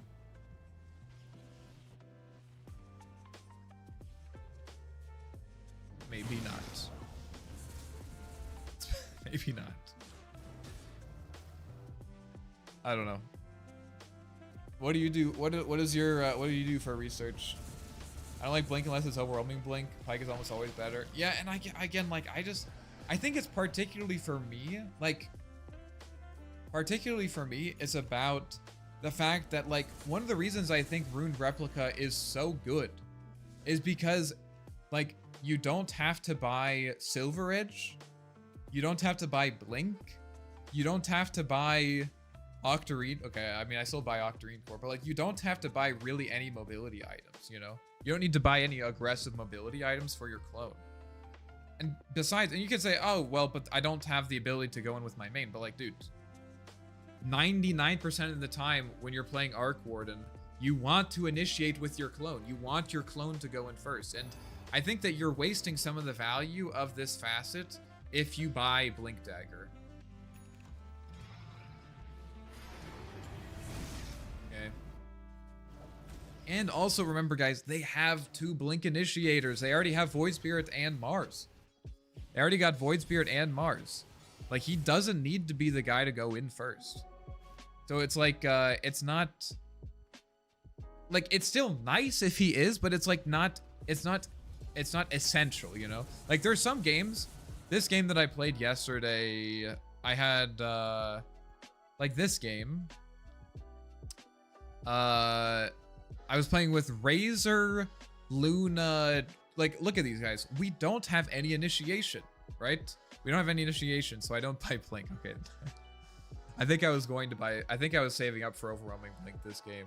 But this would have been a great game to get Blink Dagger because you don't have any initiators. But we already have initiators here. Without Pike, Arc's right-clicking comes clunky because you have to move out of magnetic field to click enemies. Yeah, it makes a big difference. It really does make a big difference. Like, you can feel the attack range difference. And the stats, dude. Like, the stats really matter. They really do. And you're also playing against Lifestealer. Like, you know, being in a position where you can just initiate can sort of indirectly solve your issues when you want to kite, because if you get to choose where the fight starts, that gives you some agency about how you can keep your main heroes safe. But, like, I'm pretty scared here, dude. I'm pretty scared. I mean, he's playing against Doom, he's playing against Shaman. Like, if he fucks up his positioning, like, it's gonna be very unforgiving. It's gonna be super unforgiving. Like, if he ever gets caught out, if Lifestealer ever just, like, pops Rage and gets on top of him somehow, it's just, dude, it's over. We'll see. He goes Scotty.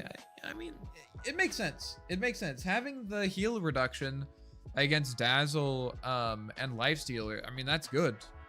That's good, but the health is not that important. Okay, he's going on Shaman. I like this. They Doom the Void Spirit. They don't have any save for that. Clones that, yeah, Clone's just dead. Yeah, I mean... He went on the Shaman, which I think is smart. Again, does he need the Blink? I'm not going to talk about the Blink anymore, but does he need the Blink in order to get on the Shaman there? I don't know. I don't know. Maybe, you know, maybe he's afraid of them having vision. You know, he gets, like, counter initiator or whatever. But, like, dude, if Shaman has to, like, use shackles on the clone, he's not going to kill the Shaman there, realistically, right? He's not. So, like, that you're accomplishing the same thing. Oh no, Ringmaster's getting jumped. Link gets canceled. Okay.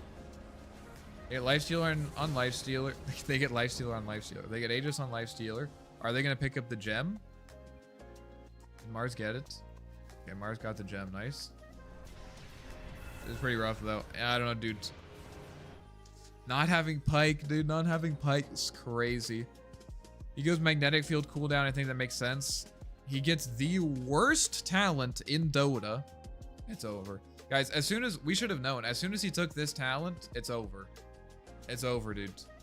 I'm telling you guys. I'm telling you guys. Never take this talent.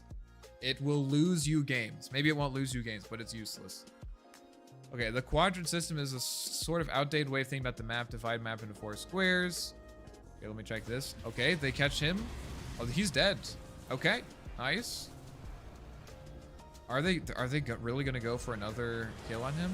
Oh man, if he got the silver, I mean, okay. If he got the Bloodthorn off, I think Lifestealer. No, Lifestealer doesn't die there because he can dispel it, but it's still good. Still good. The blink helped there. The blink did help there. Ugh. Clone is just not durable, man. It's just not durable. He needs honestly, dude. Nah, I'm not saying that. I mean, all right, guys.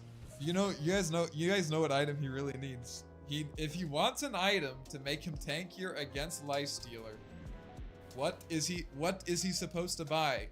It reduces healing, it slows attack speed, gives you armor. I'm just saying, dude, I'm just saying. It would have been good. He's playing he's playing his clone in there and it's just dying. It is just dying. You can think about where your teammates are when aggressing or defending, as how difficult is it for them to get from their quadrant to mine.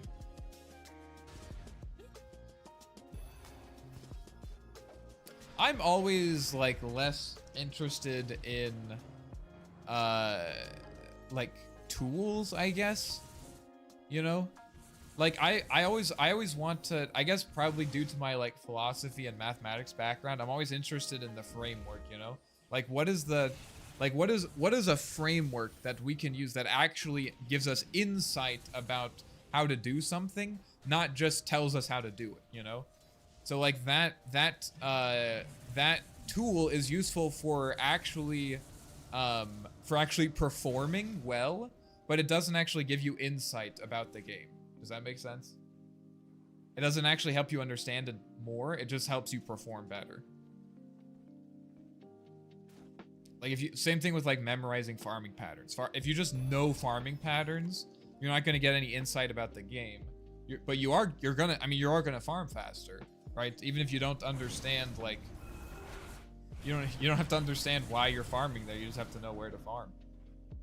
On carry arc, I prefer Pyke, MKB, and Daedalus. Yeah, I mean, another approach to this game is to get MKB instead of Bloodthorn. And at this point, I think Lifestealer has a BKB, and it looks a lot better, but I mean, Bloodthorn has already had a lot of value this game. And, like, if you force someone, you could force Invoker to pop BKB just from a clone. Like, that can be a win condition. I'm not a win condition, but that can be really nice. And this does give good stats. It gives 95 attack speed. It gives, like, a mini MKB. Like, honestly, I think this is fine. Like, right now, at this particular moment in the game, I'd probably rather have an MKB than a Bloodthorn. Because, like, now that Lifestealer has, like, this, you know, BKB and Manta and Silver Edge, like, it feels kind of weird. But I don't blame him. I mean, I think the Bloodthorn, he, like, won 2 fights off of Bloodthorn. Or didn't win, but, like, you know, he did well in 2 fights. I mean, trying to win.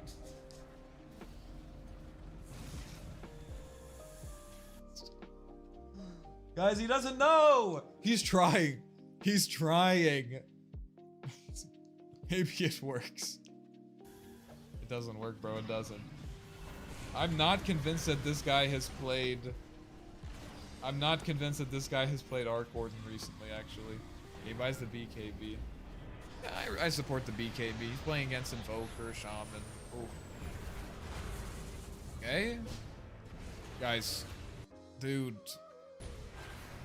You want to have a Pyke right here, man. You want to have a Pyke right here. He hasn't used Blink at all this fight. No Blink in this fight at all. Useless. Useless item. Okay, the man fight? Okay. Oh, but his clone just used it. Oh, dude. Actually here, if his clone had magnetic field, I think he can man fight him. He might still be able to. He's almost dead? Oh wait, the Lifestealer dies? What? Holy shit. Okay, how low did this guy get? This guy was like really low.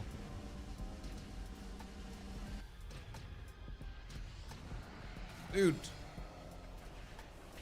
He gets down to 300 HP. That is insane, dude. He's healing for 100 health a hit. Holy shit, dude. That was close. That was close. I just said they don't have buybacks because they didn't think that they would lose that fight. Wow. I want to watch that fight one more time. So what did he use his clone for here? see. Uses BKB to try to punish Doom. That makes sense. He uses the clone. Goes in. This makes sense. He can't really go in. He's trying to kill the Doom. The Doom doesn't even die. Okay. I mean, this is good clone usage, I think. I mean, honestly, dude, I would have done the same thing. Like, I feel like the Lifestealer almost dies there. Wait, did he have Magnetic Field? Surely Magnetic Field. Let's see, is he a noob or what? 3, 2, 1. No! Wait a minute. Bro. I thought this Magnetic Field was left over. Oh, no. Actually, dude, I mean...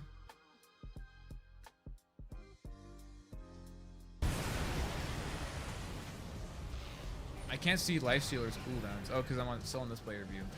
Wait. Yeah, he has no cooldowns. Dude. Oh my god. If he places it. I actually think, dude, I genuinely think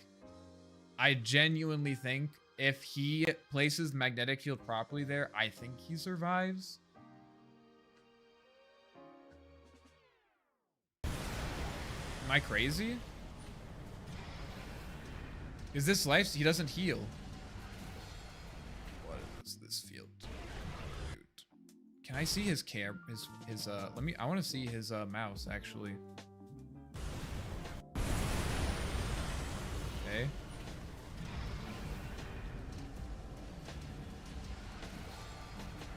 Okay, hold on. It's here. He places it here. Okay, I think he just has quick cast. I think he just has quick cast. LS dies, but I think he also dies to Invoker still. Yeah, but Lifestealer was a... Let's see.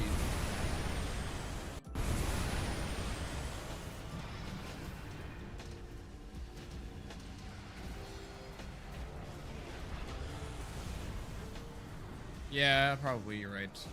Probably doesn't matter, honestly. I don't know. I mean... They end up losing the game there. I mean, yeah, it's... Oh, this is not... I'm like, dude, when did he buy Octarine Core? I think probably the biggest issue I have here is I think that probably Blink was not that useful, specifically because he has Rune Replica, you know? I think Pyke makes more sense here. It allows him to kite the Lifestealer a lot more. And besides, dude, they have this guy for save. Invoker has a shit ton of counter initiation. This guy's a ton of control. This guy has Boots of Bearing. Like, it's really hard to commit onto someone into these heroes. Like, maybe if they catch Dazzle, but man, if you commit shit on Dazzle, like, the rest of the team's just gonna clean you up. They're gonna clean you up, dude. They really are. That is interesting. Yeah, Tread's Falcon Blade. I don't think that's the play, but I mean, also remember, guys, he's only level 13 on Arcor, and he probably has like somewhere around maybe 100, maybe 200 games. I mean, a lot of pro players, like what makes them very versatile is that they have a really deep understanding of the game. So like, I can easily see how you're like, oh dude, on Arc Warden, I just need to like secure lane for farm, which I think is right. You want to be able to cast your spells and you don't have built-in mana regen, so I get why you go Falcon Blade, but I think the numbers just work out where like it just is basically, if you're playing pause 1 Arc Warden, it's just basically never worth it to go for laning items. It just isn't. It's an aggressive position for this build. He shouldn't be touching distance of Ellis. Yeah, I mean, I think it's a bit different. I think it's a bit different if they don't have Dazzle, you know? Like, if Doom ends up dying there and they don't have these, like, constant heals that are coming out and stuff like that, and, like, you can just commit on someone.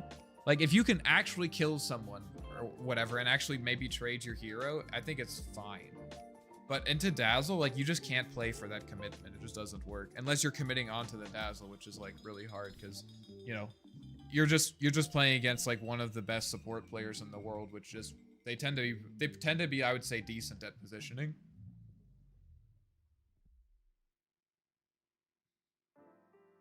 But Cassie McKnight feels such a grief, yeah. That was an overwhelming Blink game, but team checked out. Oh, that's the Razor one. Orbit Corrosion. Do you have your own ideas on how to stay close to team in important moments? Yeah, I mean, dude, I have a whole list. I can show you guys. I have a whole list of videos that I want to make. I think I do. Yeah, here they are. This is my list. Here's page 1. Has a back. Page 2. That doesn't have a back. Page 3. This one does have a back. There's one thing on the back of this one. Like I have like, I'll just say I have more time than I have I have more ideas than I have time to make them, you know. All right, guys. That's interesting. I also probably, I mean, Void Spirit ended up going Shivas that game. I would have liked to have gotten Shivas on Arc Warden, especially if you're getting Blink. Like, he just kept blinking his clone and it just died, which, like, makes sense because he has, like, a Scotty, you know? It's not like his clone is insanely tanky. Need armor or something like that. All right. You know, let's do some, I don't want to play mid Arc Warden, guys. Let's see, you know, let's do some goofy shit. Let's do a little bit of goof. I've been known to goof from time to time.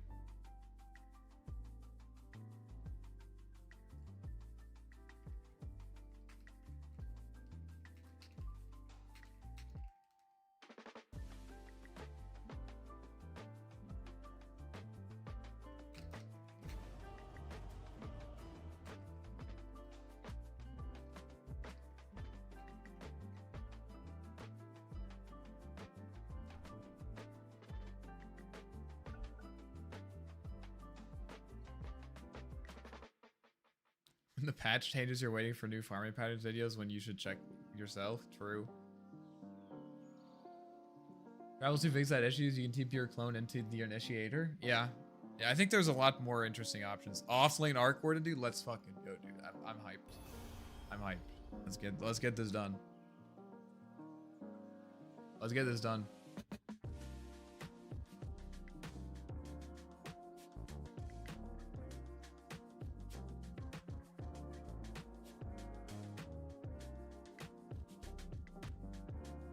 Meme time, dude. Who said anything about memeing? We're being completely serious here. What are you guys talking about? By the way, guys, if you're enjoying the stream, make sure you give it a thumbs up. It helps me out a lot. Kaz mid, and I thought I was griefing. God damn.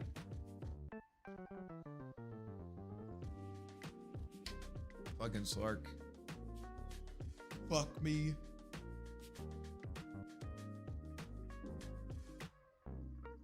You guys think a new patch is coming out today? You guys think a new patch is coming out today? It might. It might. Alright, this is gonna be a pretty despair game, I have to say. It's gonna be a pretty despair mode game. We can save people from Duel. Arc Warden Arcana? Confirmed. Visage Arcana? Yes. Let's do it.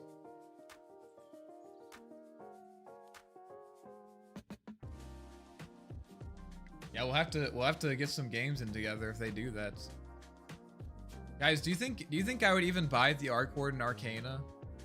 Do you think I would even buy the Arc Warden Arcana? Is Digo streaming? I think he is. Oh.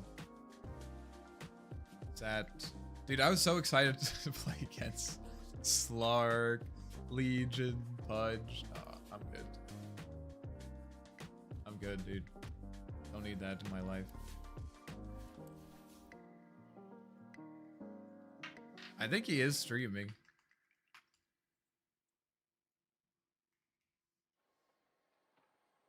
Check it out.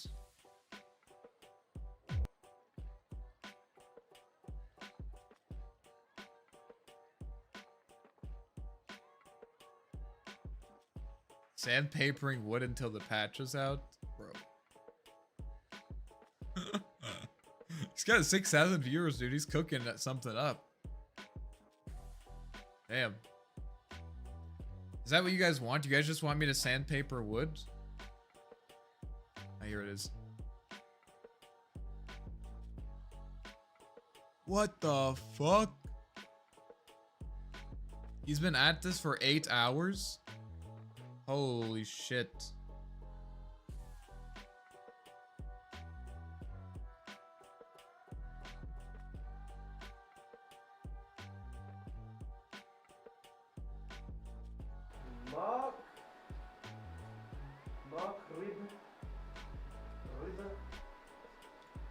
This is some fire content. I aspire to be this creative. It's 57 seconds long. Alright, so we're gonna listen to him. Okay, I can't have two musics going on at the same time. My brain is gonna start bleeding.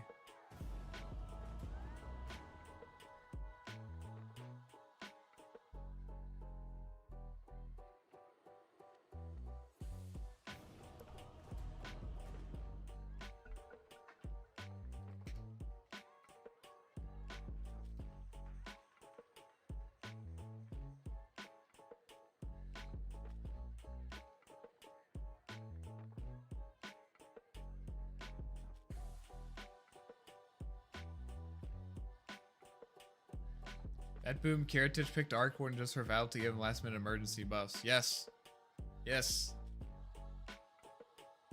Why would I watch you sandpaper wood when I could be watching this guy? Nah, dudes. You know, I'm not gonna sandpaper wood. I'll, what am I gonna do? This guy already left.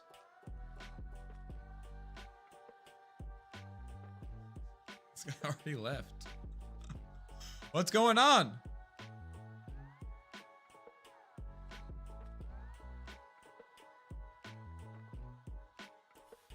What's happening?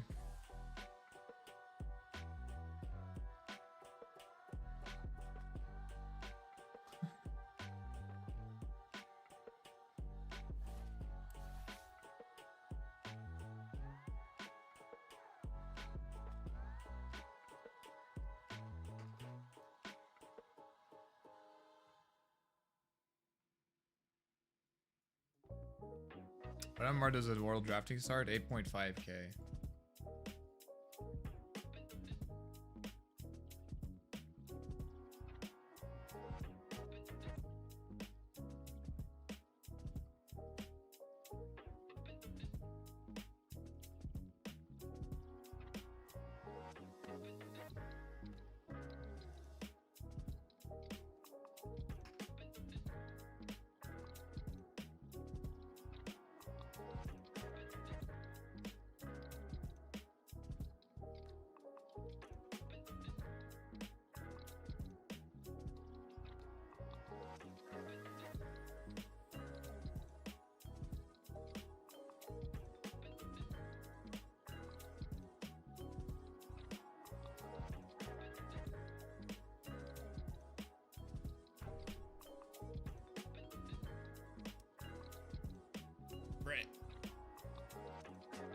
We need to get you up in rank where you end up in games with Kiritich so you can coach him on the ways of Arc. That'd be some good content.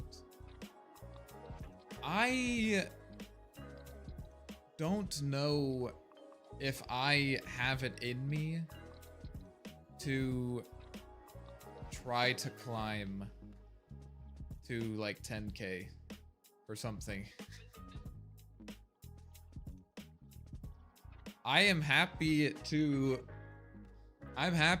chill in low immortal. Well, I mean, I wouldn't say 7k is low immortal, but like, I'm happy to chill in like mid immortal playing Arcwarden.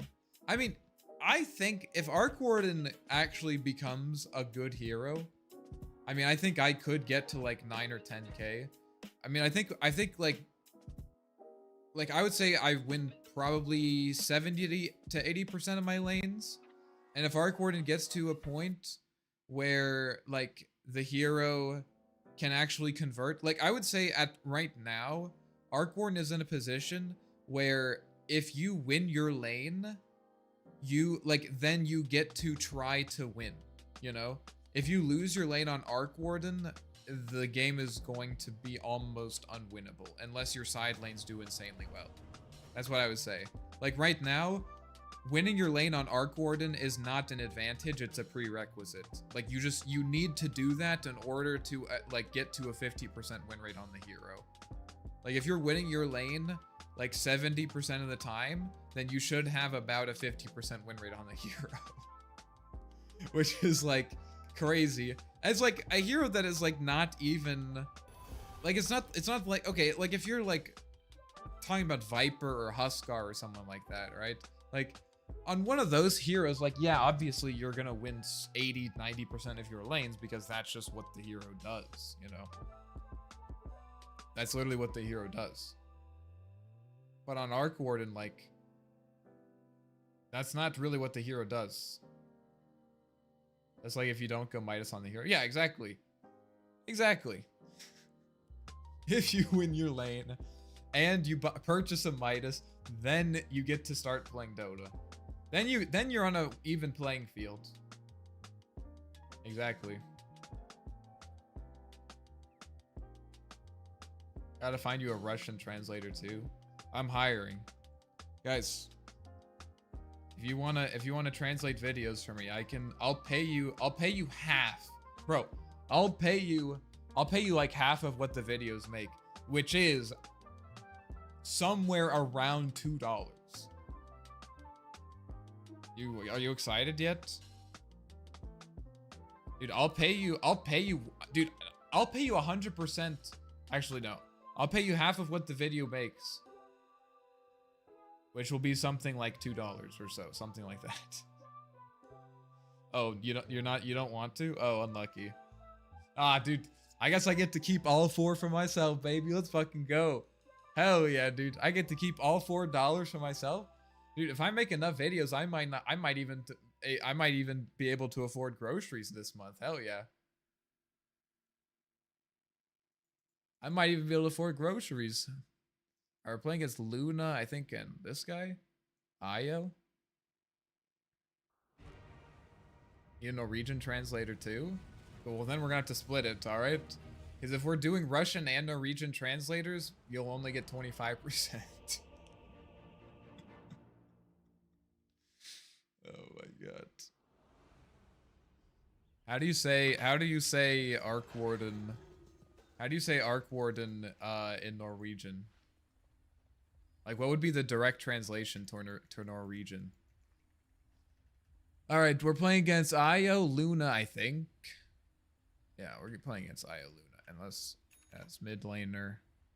One of these guys is supporting. I kind of want to get an Orb of Frost. I don't think it's a good idea though. I feel like Blightstone, dude. I think Blightstone has a place. Let's go Blight. Let's get a Blightstone up in here. We got Beaster, Beastmaster. We can get some kills. Wait, is it Dawn in here? Oh shit. Buvukterin. Definitely did not pronounce that correctly. Lost in the woods, are ya? What's the over under on the odds that there's a ward there? Holy shit, he's a gamer. It's right here, dude. You're insane. We got a gamer in the chat. Oh.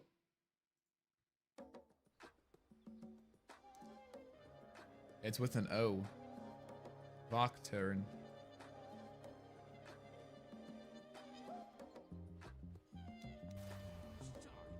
Zoned. I wish I had taken Flux, bro. Wish I had taken Flux. Alright, we're gonna body block their camp.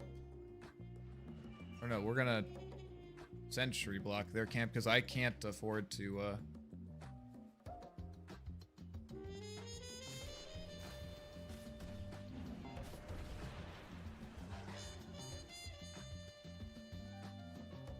Luna TP'd. Dude, I'm so hyped to play with a beast. I need to like not get jumped by Dawnbreaker.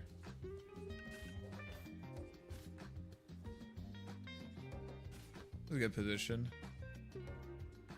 Nice, nice, nice.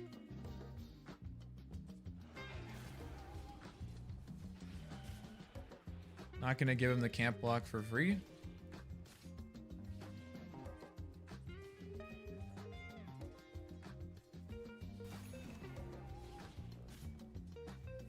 I mean, this my beast will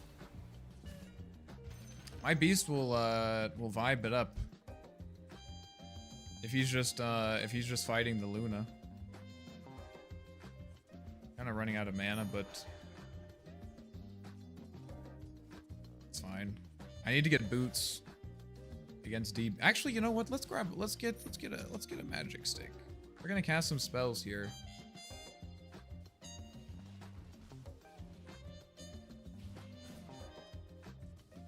Guy's almost out of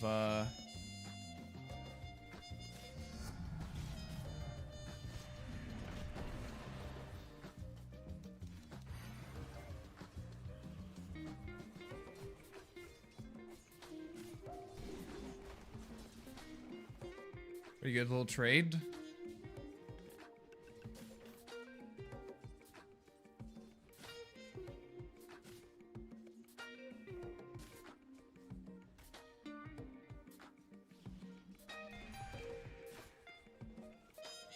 We need to secure the Lotus here. I'll give him my Tango since I'm not going to use it anyways.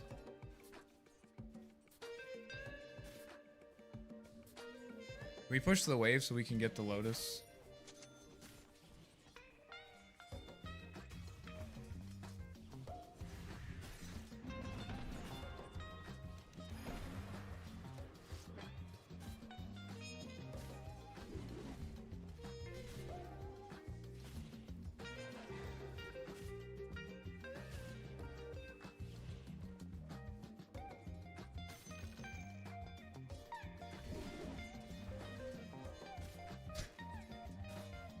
Don't worry about the blood grenade, guys. Don't worry about it. Don't worry about it. It's fine. Might be able to dive this guy.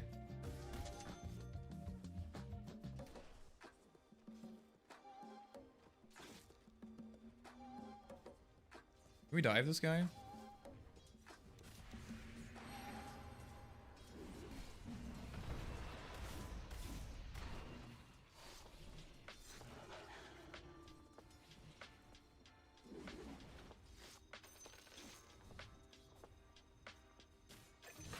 Nice.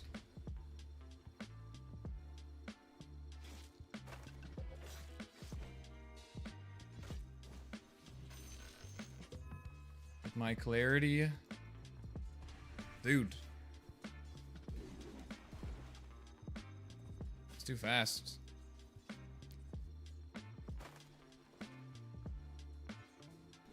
I gotta chill a bit.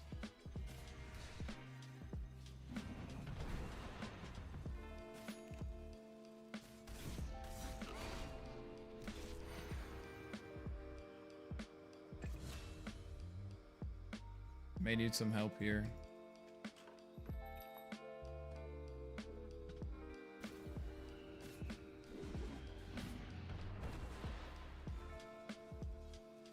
Oh, he killed Luna. That.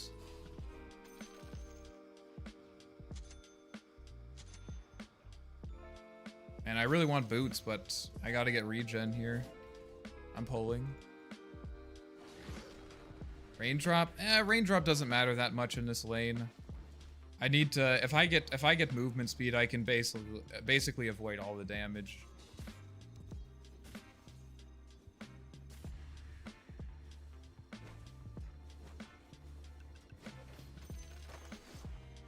I don't want to tank these creeps, man. Oh, he's got arcane boots? Hell yeah. Let's get a ward up in this bitch. Music on point, let's go. The fuck are these lanes on both teams? Dude, what are you talking about? This is Dota 2.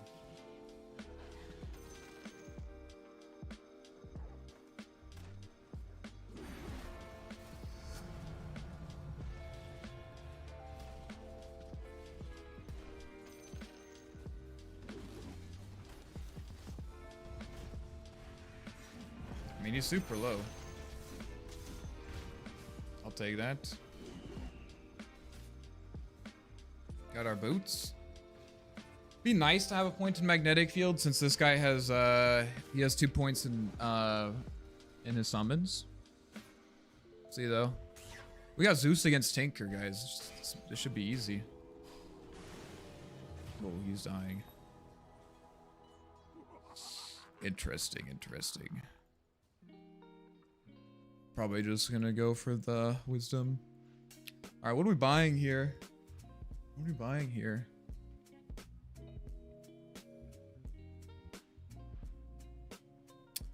I'm gonna stack these camps.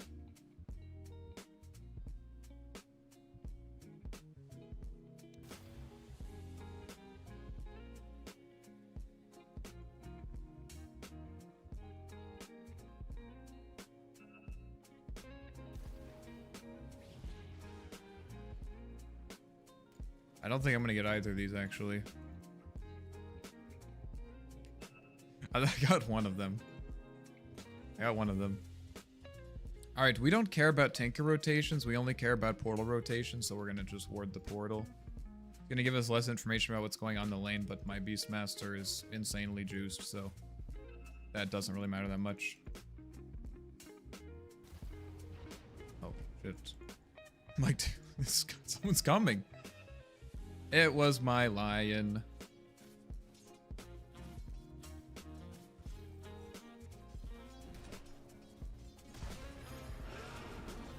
Oh, okay.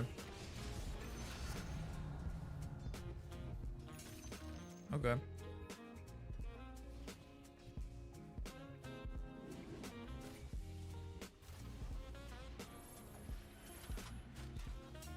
Dude, I really want to take this because it gives me a lot more catch potential.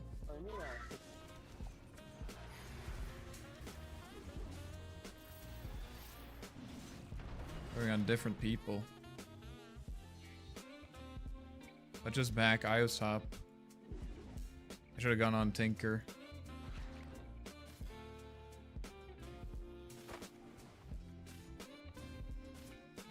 What are we going to buy? I mean, I don't feel that bad about getting a Midas, honestly. I feel like Midas, even on a support arc, is pretty fine. Nice. Wait and see if he tethers somewhere. Oh, we're good. The only thing I could think about is maybe getting a Glimmer Cape. Mana Boot, We'll get a neutral creep soon. It's not a big deal. This guy has mana boots too. He does, like, I don't need to get mana to my cores. They're fine. What do you think about the update timing? Will be in a couple hours or later today. I have no idea. I mean, presumably TGov knows when it's going to be. He knows it'll be today, and I think he probably knows somewhere about when it'll be today. I'm gonna put a ward here just in case.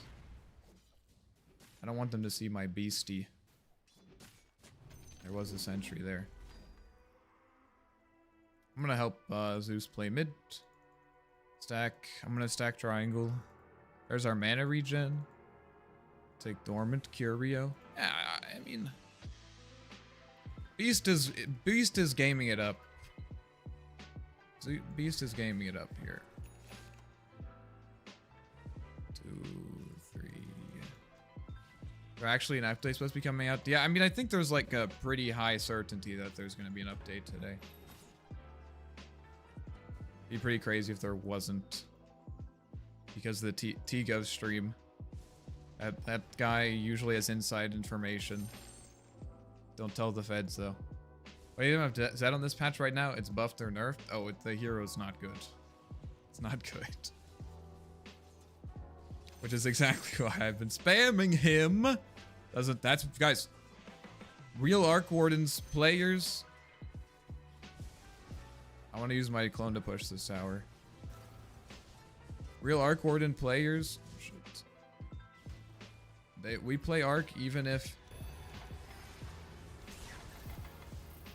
he's not good. Even if the stocks are bad, we still play him.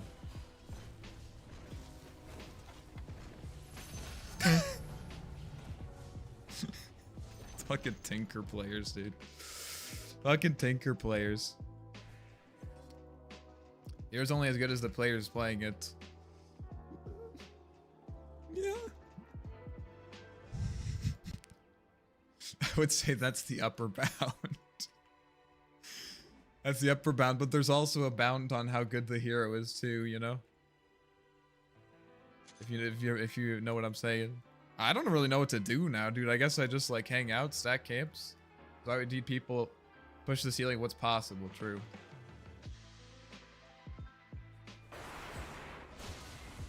And use that. There's no way he just kills both of them, right? Nah. But the magic stick! Use that. How long have I been standing here waiting to stack triangle? You don't want to know. You don't want to know. Yeah, meme hammer and farm the stacks? Nah, dude. I've kind of been off the meme hammer lately. Just doesn't, it's like, I think, like, it's one of those things where, like, I think that it's good. It just doesn't feel good. You know what I mean? Like, I think that is good, but it just doesn't feel good. And also the whole thing of, like,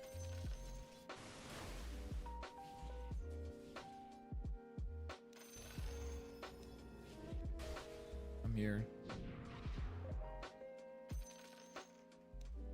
Wow, that was a good rotation for me. Also, the whole thing of like,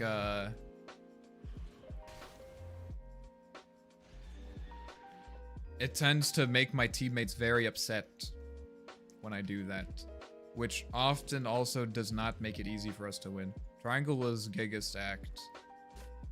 If you could clear this in the near future, I would appreciate it. Eco suffering, meteor hammer withdrawal symptoms? Yeah. Facts. Why does he want to farm the stacks? He has Ags! Maybe he's waiting for level 2 something? Level 2 ulti.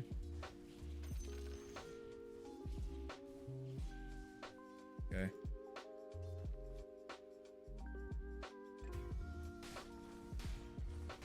I'm down. I'm not gonna be the first one to go.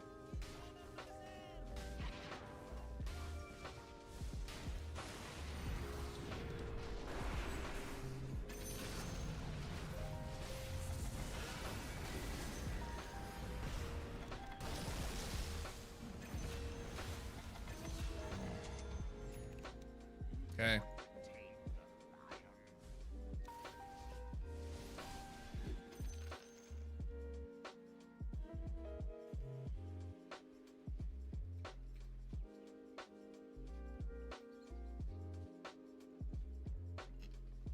We got the Midas.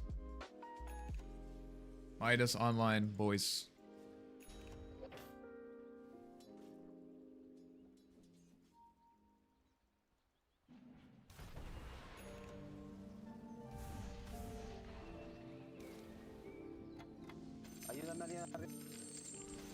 What is happening? Oh, he doesn't speak English.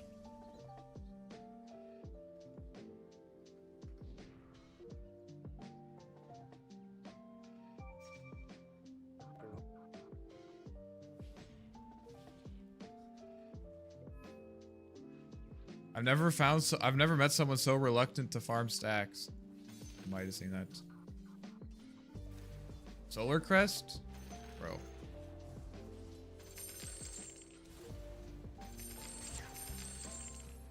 No. Zeus is farming it. Let's get a point to magnetic field. Pretty value.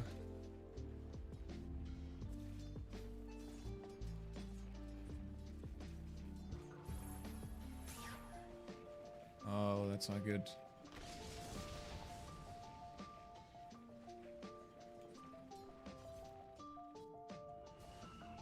I want to help him farm this. Oh, shit.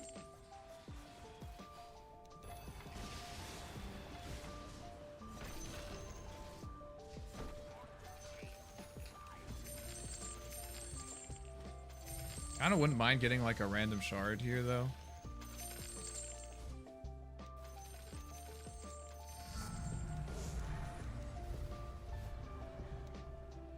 Get the flux cast rate. You start hitting ancients at 50 when it's that stacked? Really? Oh, because they block each other? Okay. Is Arc Pause 1 still good or bad, and what facet do you suggest? If you're not playing mid, you should take this facet, Runed Replica, because you're not going to get any runes.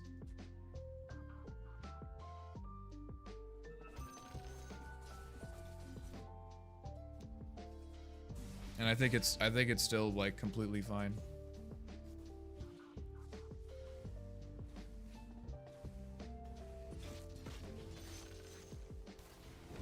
As good, I mean, it's not like, I still prefer mid. It just feels like the right position for the hero. Because like, I mean, the hero's like all centered around runes. I mean, if you're playing him safely, you're never going to get value out of his innate, you know? Which is like fine. It's fine. Like, it still feels good. I've done it. It works. But it just feels weird, you know what I mean? It just is like, I'm not getting value out of it. Alright, let's get Shiva. Maybe Glimmers. I mean, I really want to get Shiva.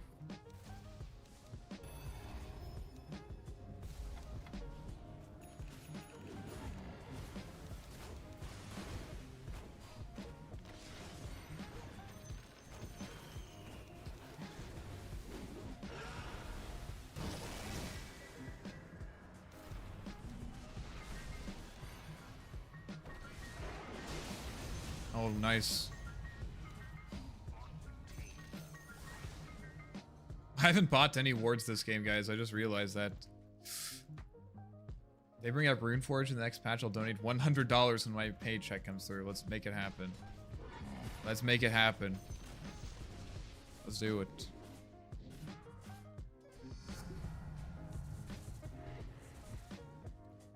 I mean, I would get Ags, but like Io is like kind of anti-Ags.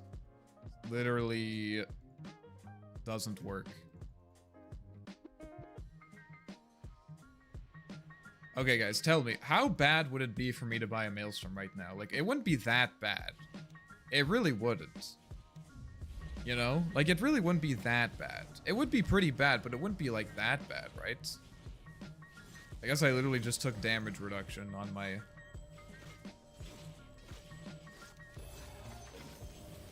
Yeah, it would be pretty bad.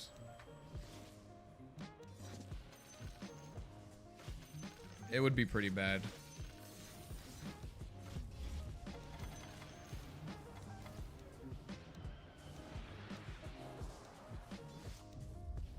I deal 49 damage to Ancients. Mantibill and Arc are not good anymore? What makes you say that? I think it's good. I think it's good. Dude.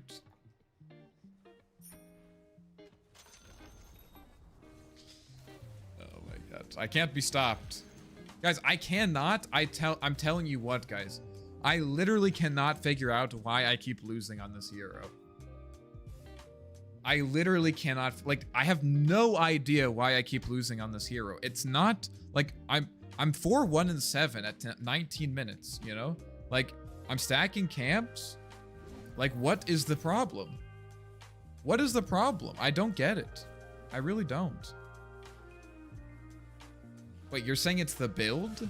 Dude, what do you mean it's the build? The build's great. Play line. Wait, bro, play light. Play as Pause 1. I want to watch some good Pause 1 Arc. I want to play Arc Pause 1 again. Oh no, there's a Tide Hunter here.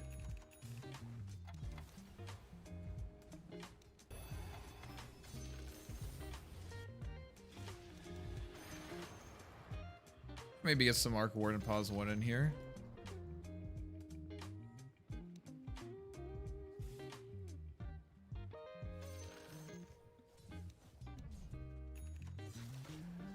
We can get some Arc Pause 1 in here. I don't see any reason not to play Arc Pause 1. I mean, like, asking people to donate to have requests like that fulfilled would be like, that'd be pretty lame. You know what I mean, guys? Like, that would be pretty lame. So I'm not going to do that.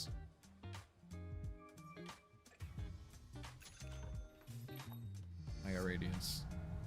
Use all their spells.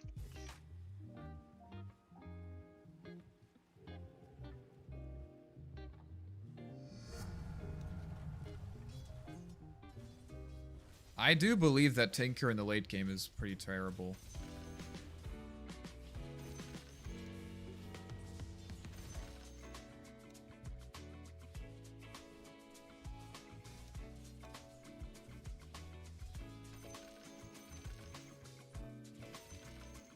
I think about what I should buy next.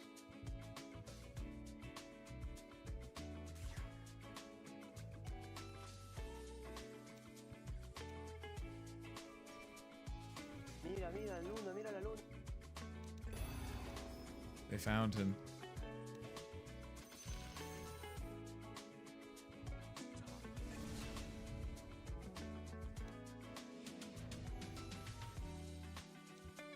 Can you just group, guys? Go tormento, go tormento. Or portaling.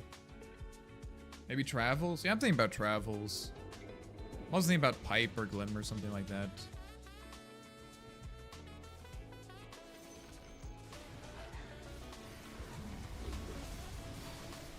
I'm probably going to die. Let's go, dude.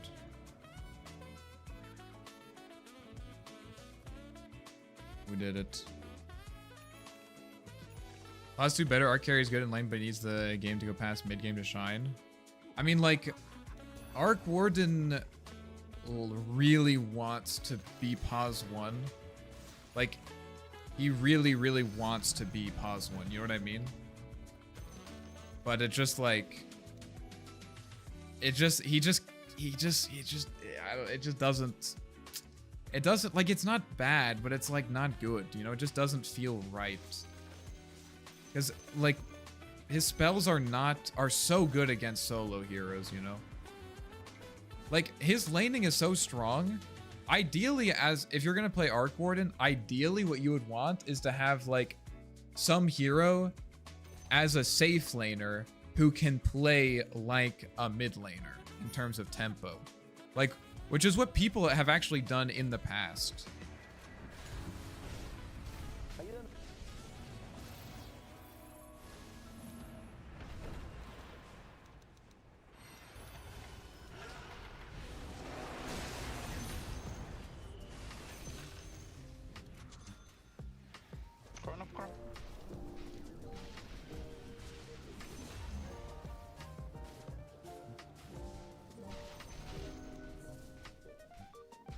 That's what people have done in the past. You like pick Arc Warden, you pick Arc Warden safe lane, or you pick Arc Warden mid lane, and then you pick Arc Warden mid lane, and then you like do something like safe lane Leshrac or safe lane, I don't know, Bristleback or something like that. Like someone that can like make space. Because Arc Warden will win his lane mid, but he just needs help in the mid game. That's it.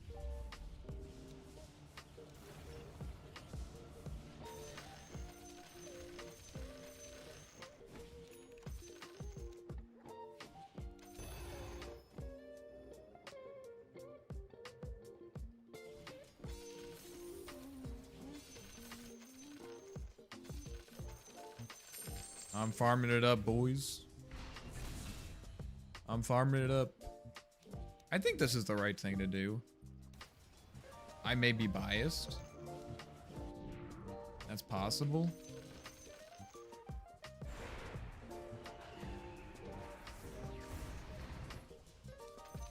Oh, he's in. Holy shit.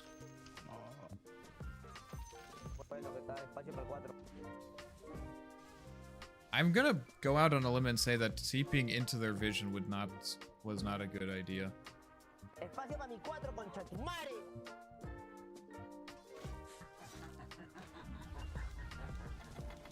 He's not happy with me, I don't think.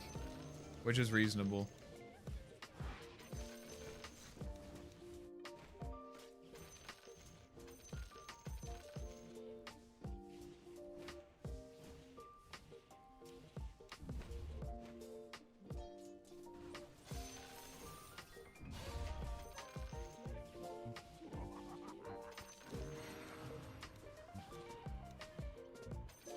You thought to blame the lion?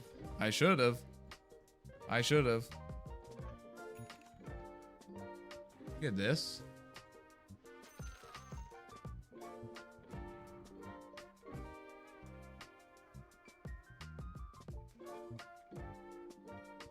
Is this guy getting Shivas? Nah.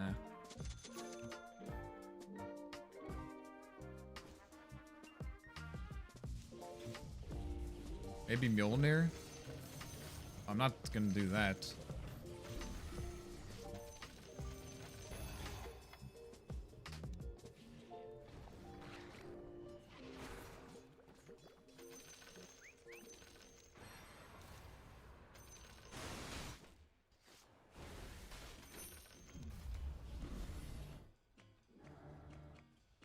Guys, it'll pay off, I promise.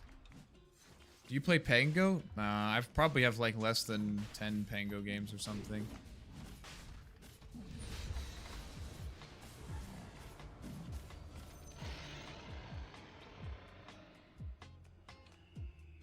I don't play Pango at all. You gonna steal my camps?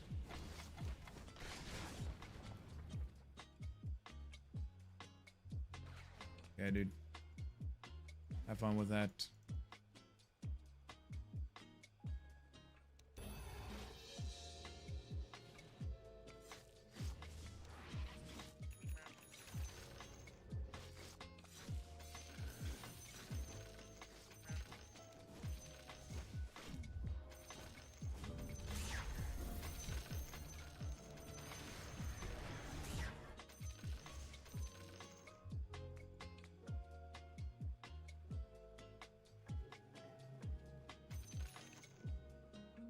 Almost got the Shivas.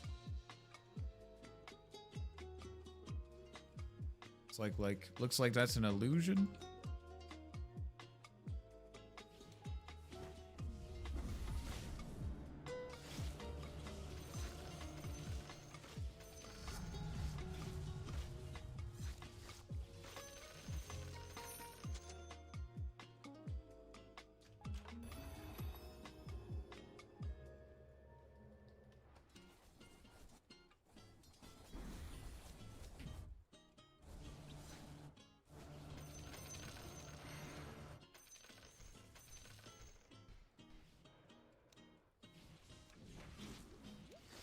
What is going on over here?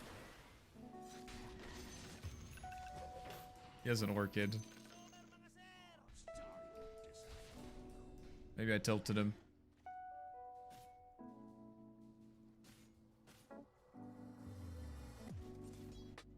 My Zeus has a meteor hammer based.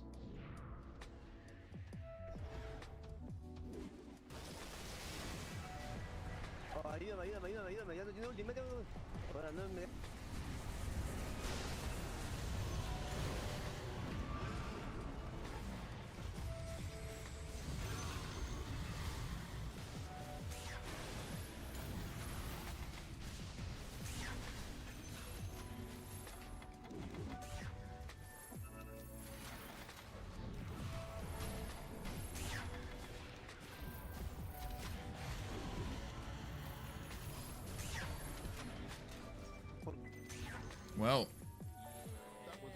we tried. If only my line was alive. That felt good, though. I thought... Oh, Tinker bought back. Oh, I see. That's what happened. I'm like, I thought that guy died in Chrono.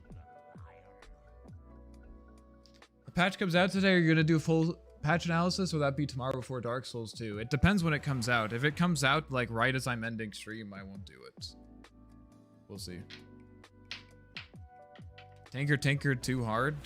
Yeah, but he had to buy back for it. I mean, it's definitely worth it for him, but it's like not, it's not like insanely worth it, you know? And honestly, like, it's, yeah, if we had Lion there, if Lion didn't just like die here feeding because he has an orchid, things would be different. That Tinker would have just died, you know? Eco, what's your standard build for Arc?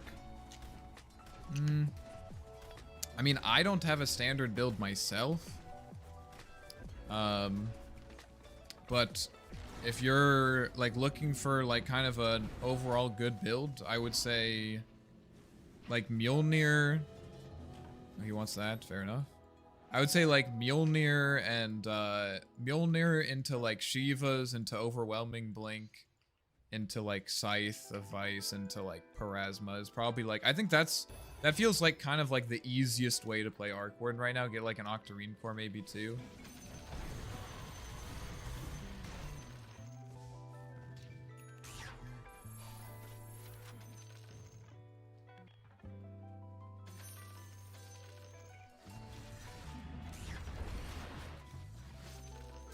If you want to go for like a more right-click oriented build, you can go like Mjolnir, Pike, BKB, MKB, stuff like that. That'd be like my recommendation. I'm sure that your team will blame me if the end games up being a loss. Yeah, I mean, I think that's probably fair too. I think going Radiance, to be fair, going Radiance was not a good idea.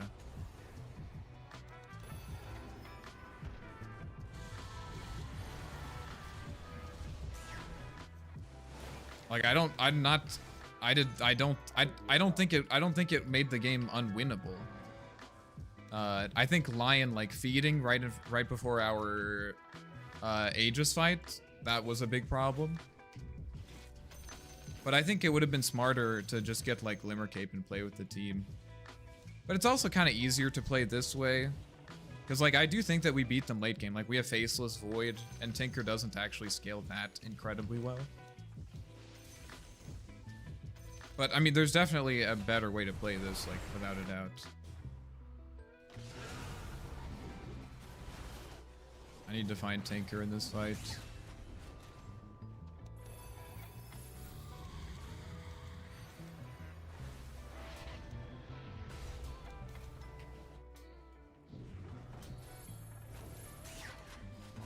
Does he have Aether ones?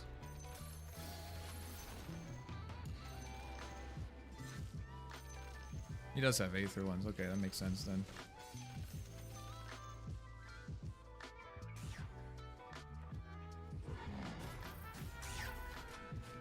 I don't think that we can do this.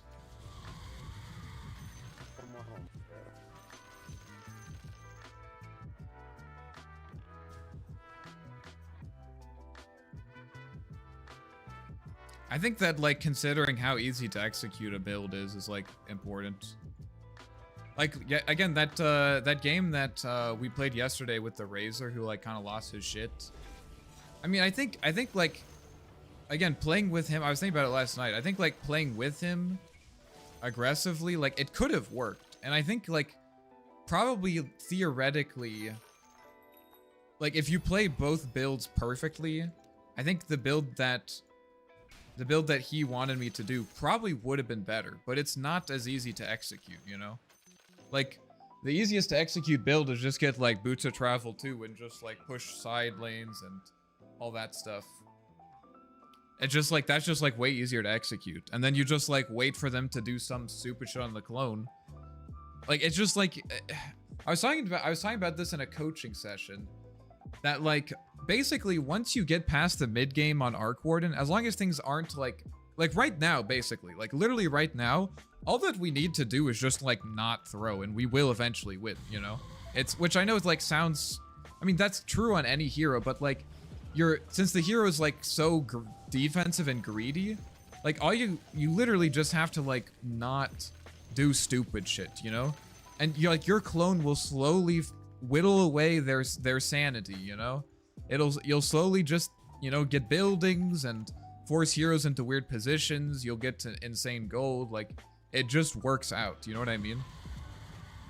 And so, like, this, like, Octarine build, which, like, plays more into that style, just is, like, it feels so easy to just pull off. Because you literally just, like, you just chill, you know? You just spam clone. You don't have to think about... like, is your clone... You don't have to think about, like, is your clone up for a fight? Because it will always be up for a fight.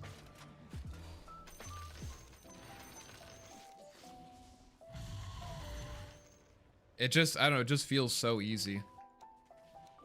Patches up? Hell yeah. Alright, we'll check that out after the game. We gotta finish the game first, though, unless you guys want me to, abandon. I'm abandoning the game. I don't really... I kind of like the armor, actually. Check. Let's get the cage.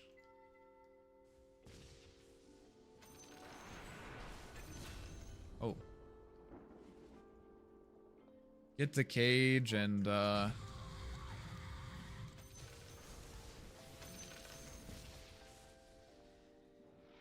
doesn't really matter that much. Evasion's pretty good. I think the armor is better, though. I don't really have any CC.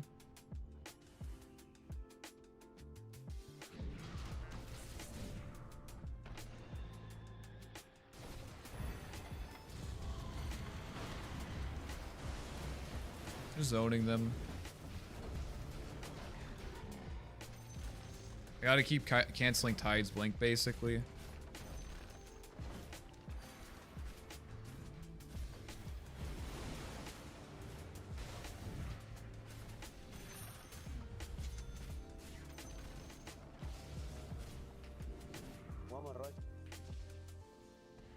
Holy patch. Guys, don't spoil it. Don't spoil it. We'll do a full patch review after this. Trust. We'll do full patch review. Ouch.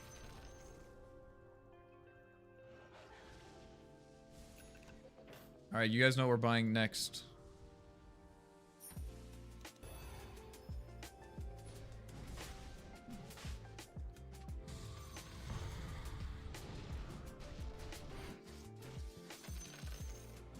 Dude, stop! Guys! Stop spoiling it! Oh, am I dead?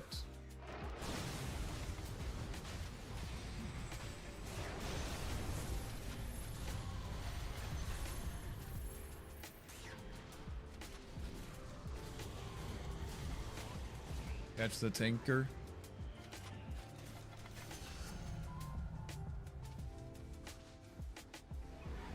I cannot believe they actually went for that. I can't believe they actually went for it. That's crazy.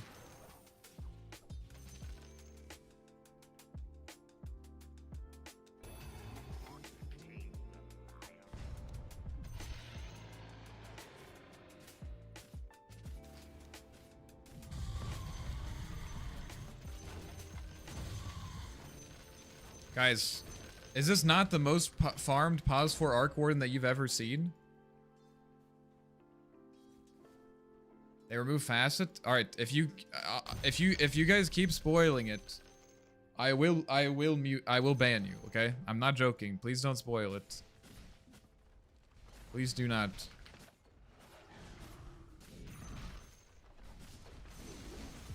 I'm not messing around. I don't want to. It's patches are more important to me than Christmas morning. On God.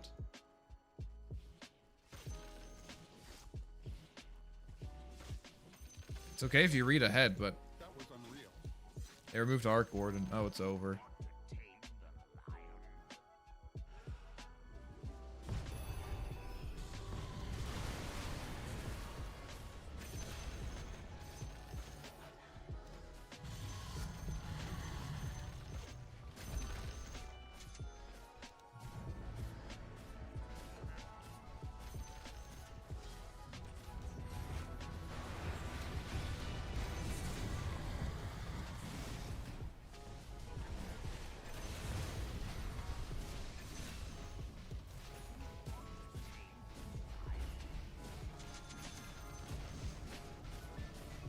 Will it be on this stream or a different stream? It'll be on this stream.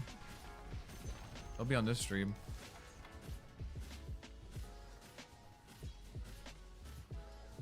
Here comes Tinker.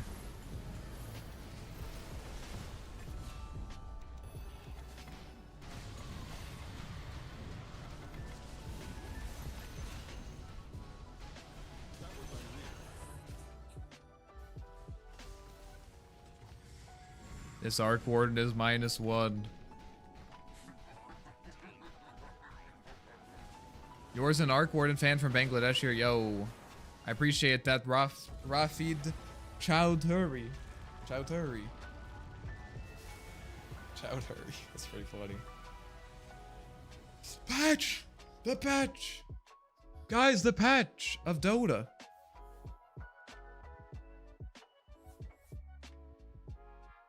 Alright, dude, I'm gonna have to nah, it's probably fine. What's my drive at right now? Properties. 64. Yeah, we can make another one. Let's do this. Read the patch already so we can talk about 25 talent. Alright, guys. New fucking patch. Let's do this. Let's do this. I'm gonna read it in game so I can test it. And we won our last game right before the patch. How perfect. Oh my god. 100 gigabytes? What? Did they add 12 trillion? They added 16 new heroes? There's 5 maps? Are you kidding me? Oh my goodness. Oh my goodness. It's over. It's a 10v10? Dude. There's 3 heroes a lane now. They deleted maps only void. Unlucky. It's an open world game? What? Dota 2 gone open world? It's now a AAA open world RPG? Oh my god. Oh my god. They cooked too hard. They overcooked it. It's burnt. It's not eatable. Alright, let's check it out.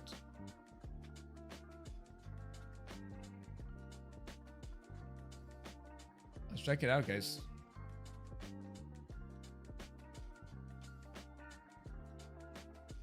I gotta change the stream thumbnail though. Oh my goodness.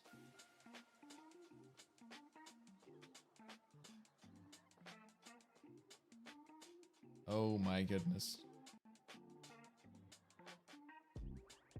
Okay, they fixed some stuff. Edit, change.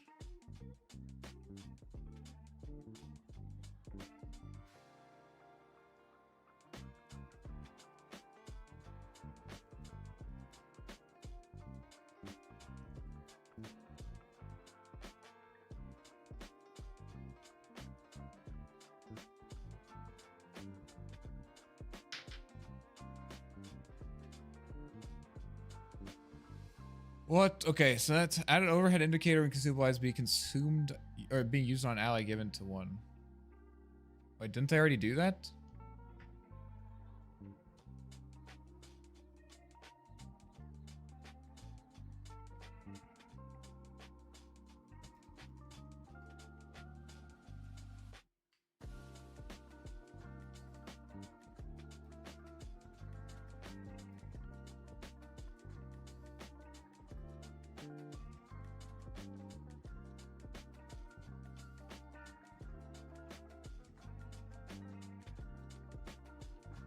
Alright. Stream is updated. Oh, wait. Are you here, Hyperbovian? If Hyperbovian is here, can you change the stream title? Alright. Add an option in settings to show your hero's current vision when holding select hero hotkey. Oh, that's kind of cool. That's cool. Okay. You just have to hold it down. Nice. New item... recipe components are now consistently ordered from the most expensive to least expensive to make quick buy more predictable. Okay. A little bit of quality of life improvement. Oh, so like the Pyke thing, dude. The Pyke thing. Pyke was always really awkward to buy if you were just spamming quick buy. Fixer non-hit effects not working consistently after they were more than 256 per chip. 256. Yeah, dude. Man, this shit was so frustrating. I swear this happened like every goddamn game. You just get like 256 projectiles in the air and it's over, dude. Like, come on. Fix your goddamn game. Fix certain scenarios under which a player's observance centaurs were replaced with an error model. Okay, now that never happened to me.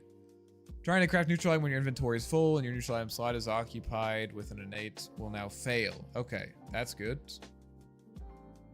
New neutral crafting hotkeys overriding regular hotkeys. Don't use that. All heroes now have their innate ability when drafted. Okay. So Earth Spirit now has remnants. Nice.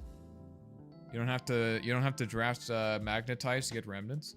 Update ability pool to match the added and root abilities. Fix on Druid Spirit for not spawning. This happened to me, guys.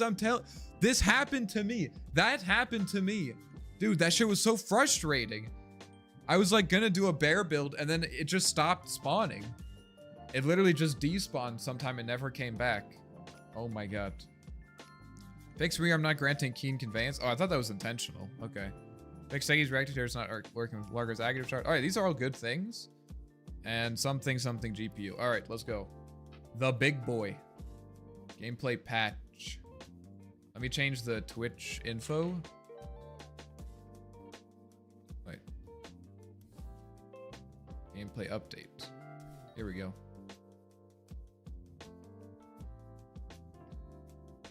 I'm not saying it's over for us, but I'm just saying, I don't know. Stream manager. Edit.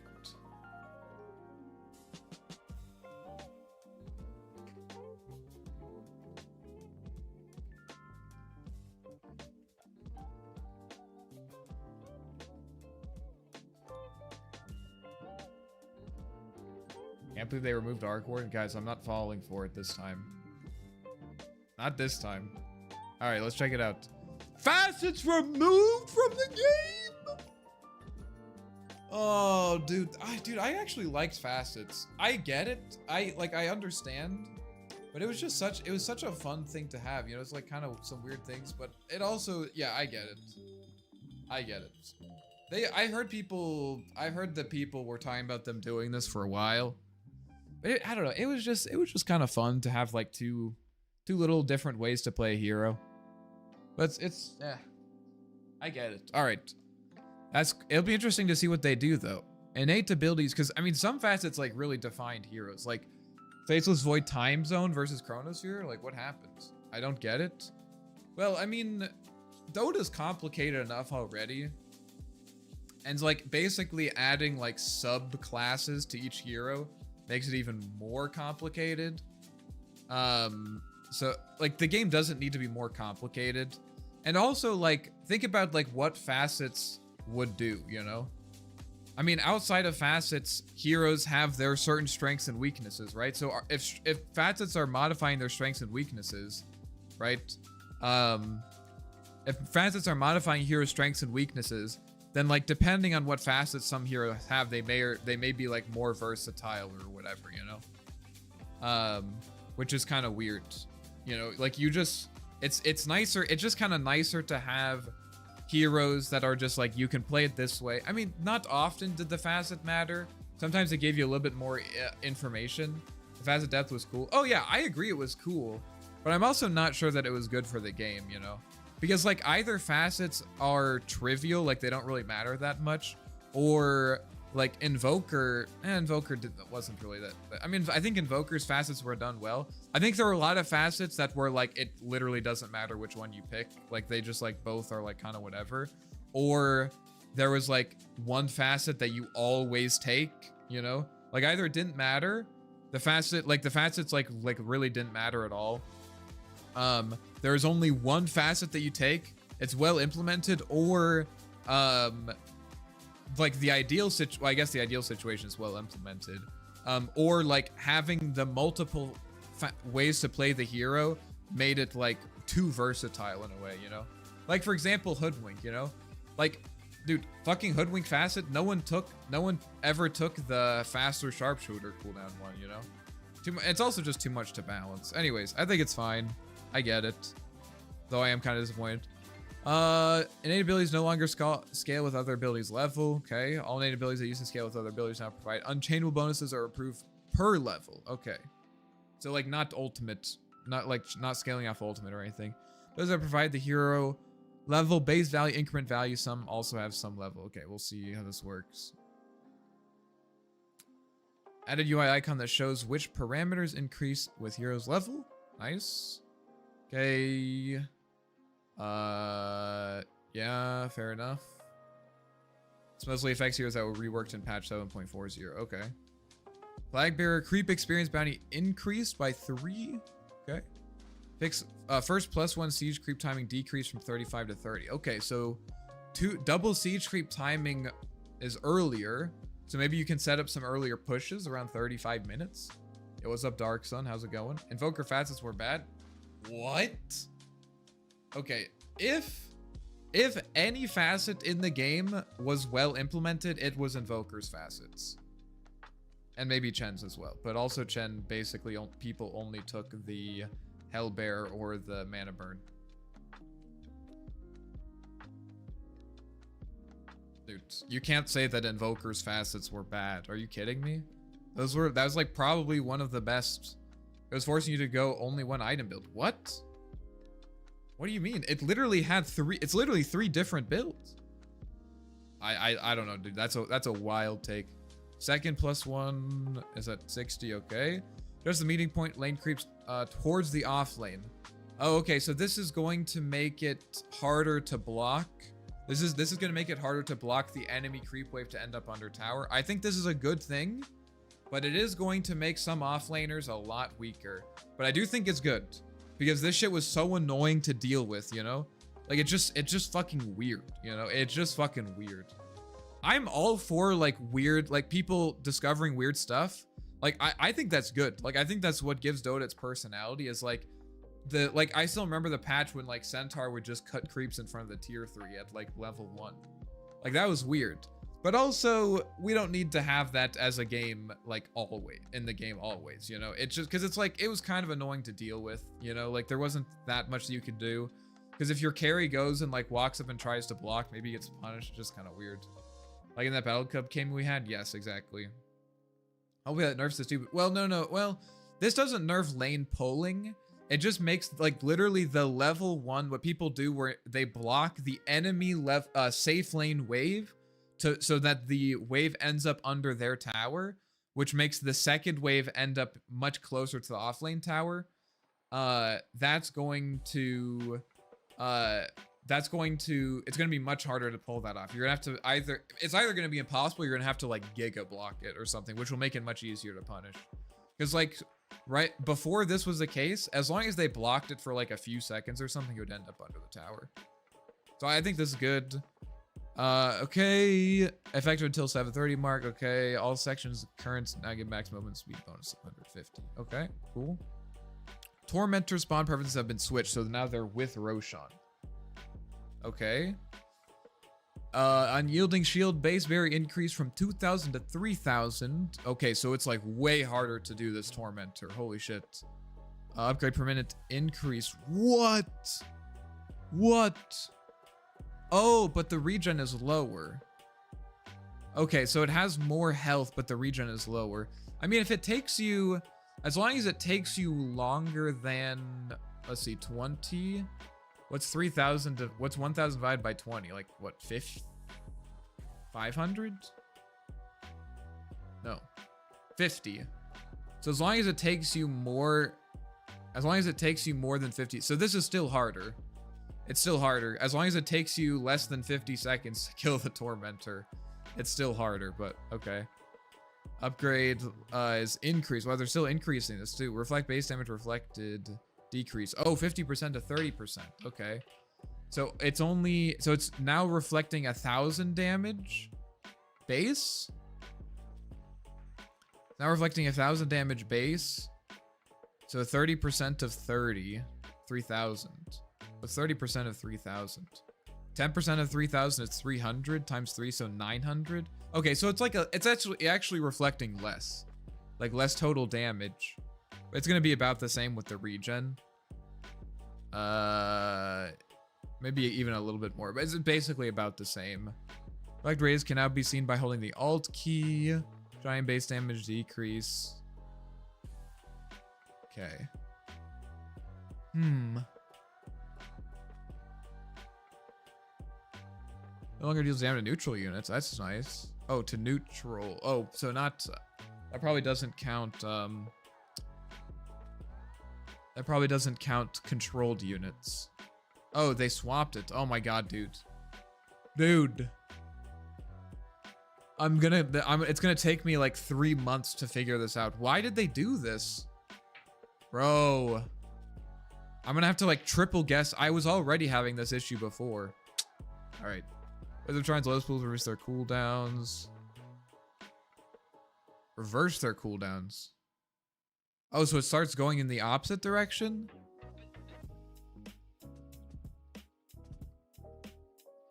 Okay, interesting. So it's gonna be a bit harder to contest this, I guess. I mean, it's gonna be better to contest it, I guess.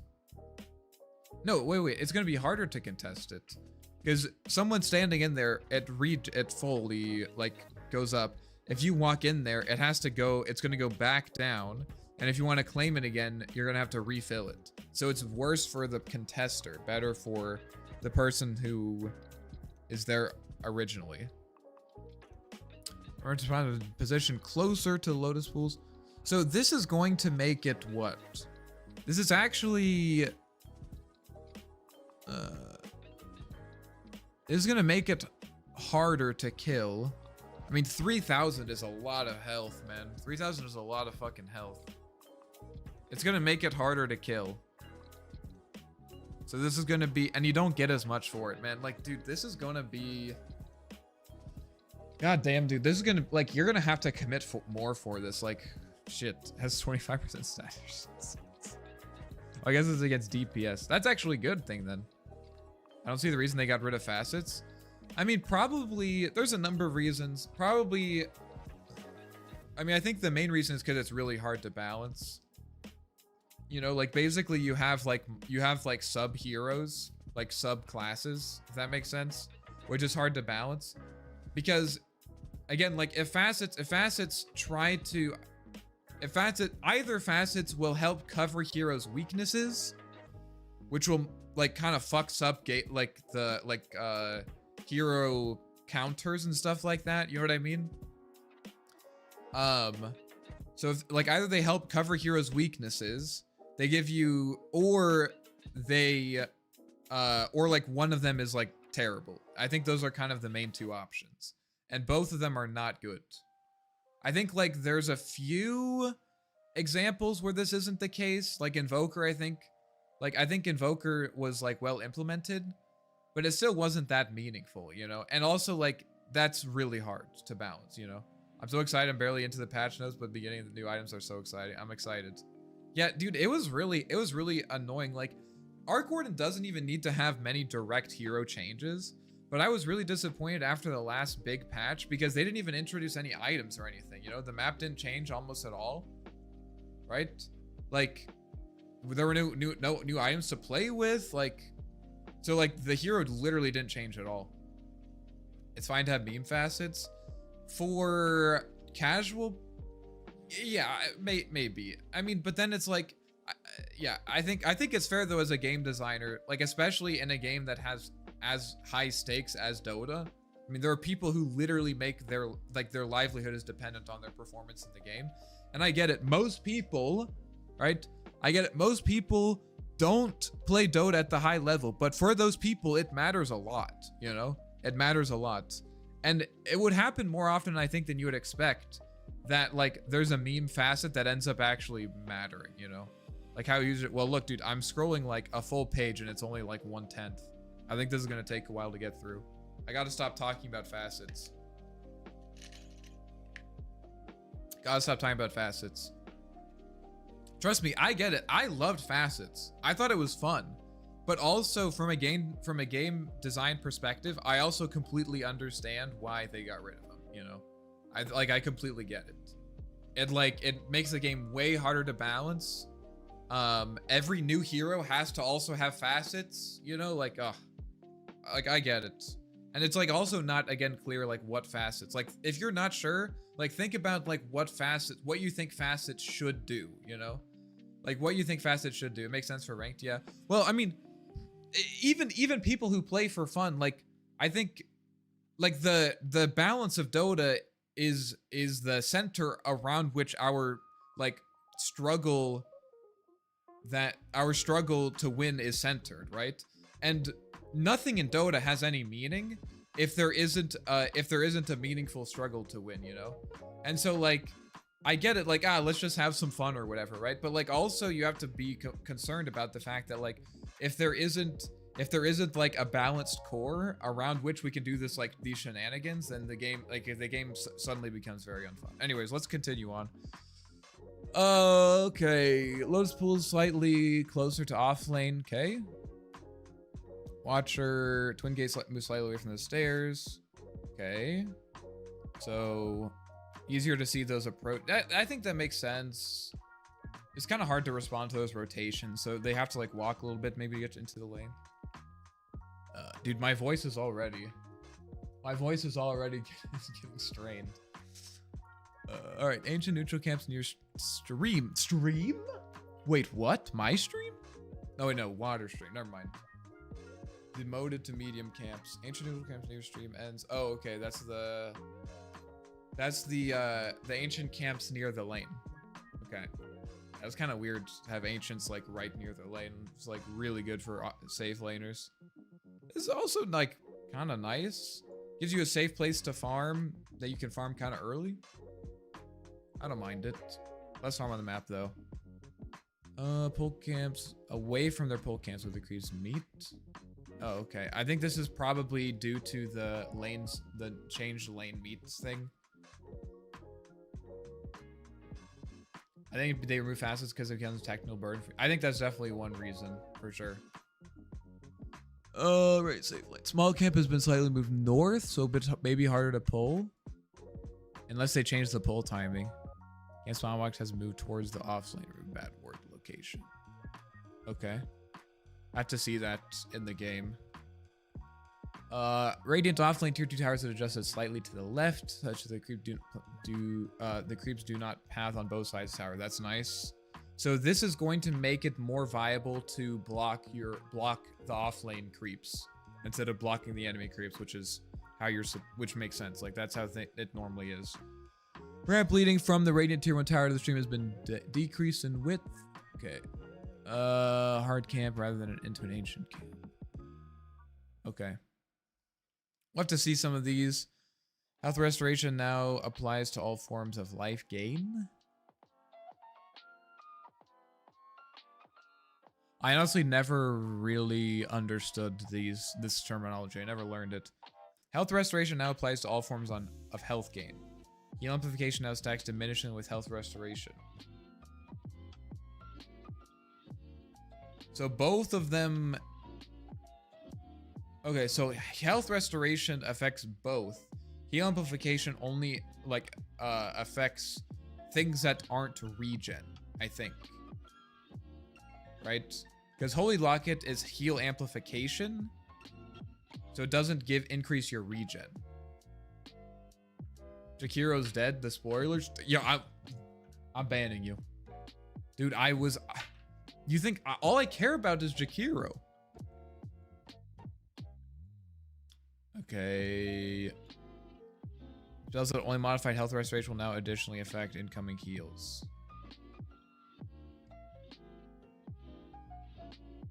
Oh, okay. Yeah, that makes sense.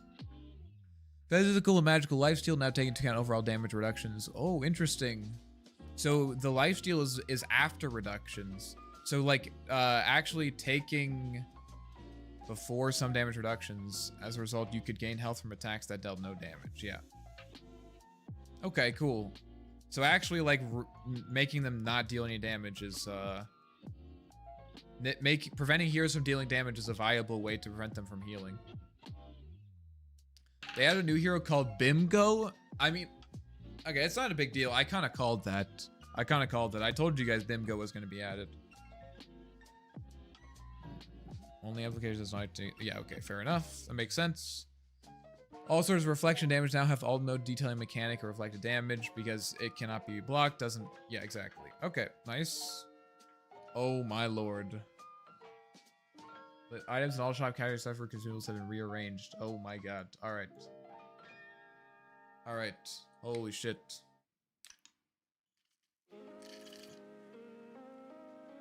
What? What? Dude. What? 800 gold. 40 area of effect. What the fuck? I saw your stream title hours ago. How did you know a patch was coming today? I literally was checking this morning only because of your title. I was confused till it dropped. Because I mean, if you just because TGov is streaming. He only ever does waiting room streams when there's a patch. He has insider information. Okay, nice. There's a cheap magic resistance item. That's nice. Before you had to go into fucking cloak, which was kind of annoying. And splint mail. Wait, there's chainmail and splint mail? Bro, what is going on, dude? 250 mana? Or 125 mana? Wizard hat. There's a fluffy hat cat. What the fuck is this shit? Dude. What? Why is there an item that gives 7 armor and an item that gives 4 armor? What are they cooking? This is a cool item though. I like this. Dude, this would be like, I feel like I would buy this like just as a chill item on Invoker. This is a solid Invoker item. Or Leshrac. Okay, chainmail, cheaper. Cloak, more expensive. Plate mail too. Yeah, and plate mail. 4, 7, and 10. Now you got options, guys. You got options. Cornucopia removed. Okay. That makes sense to me. I mean, I'm like, this makes sense. Like, I don't know why Cornucopia and Perseverance were both in the game, but then they had this shit. I don't know what they're doing. I like the item art on this. Cool. This is a cool item. Okay, what the fuck? Nice. I like this. This is good. Now you can buy Ring of Health. You can buy a full Vanguard from Secret Shop. Nice. Okay, what? Hold on. I have to get some more water. I'll be right back.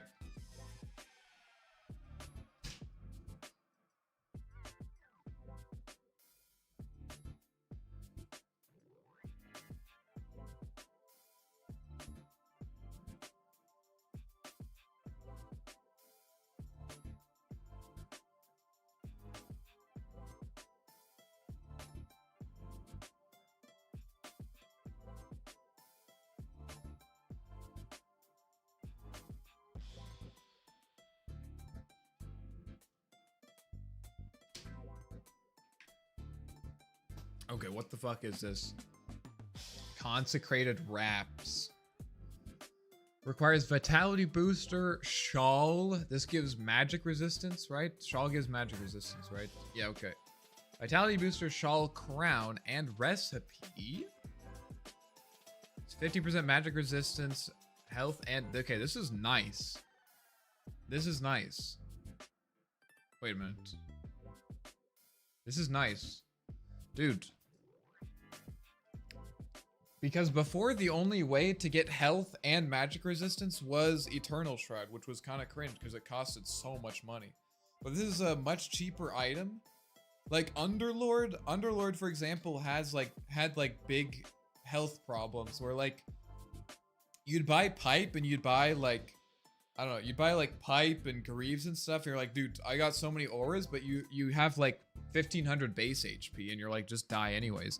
So it's really nice to have a cheap item that gives health and magic resistance. And then this gain stack every 3 seconds, max 3 stack whenever the wearer takes damage from player control unit or Roshan. All stacks are removed to create an all damage barrier for 7 seconds and absorbs 120 damage per removed stack. What?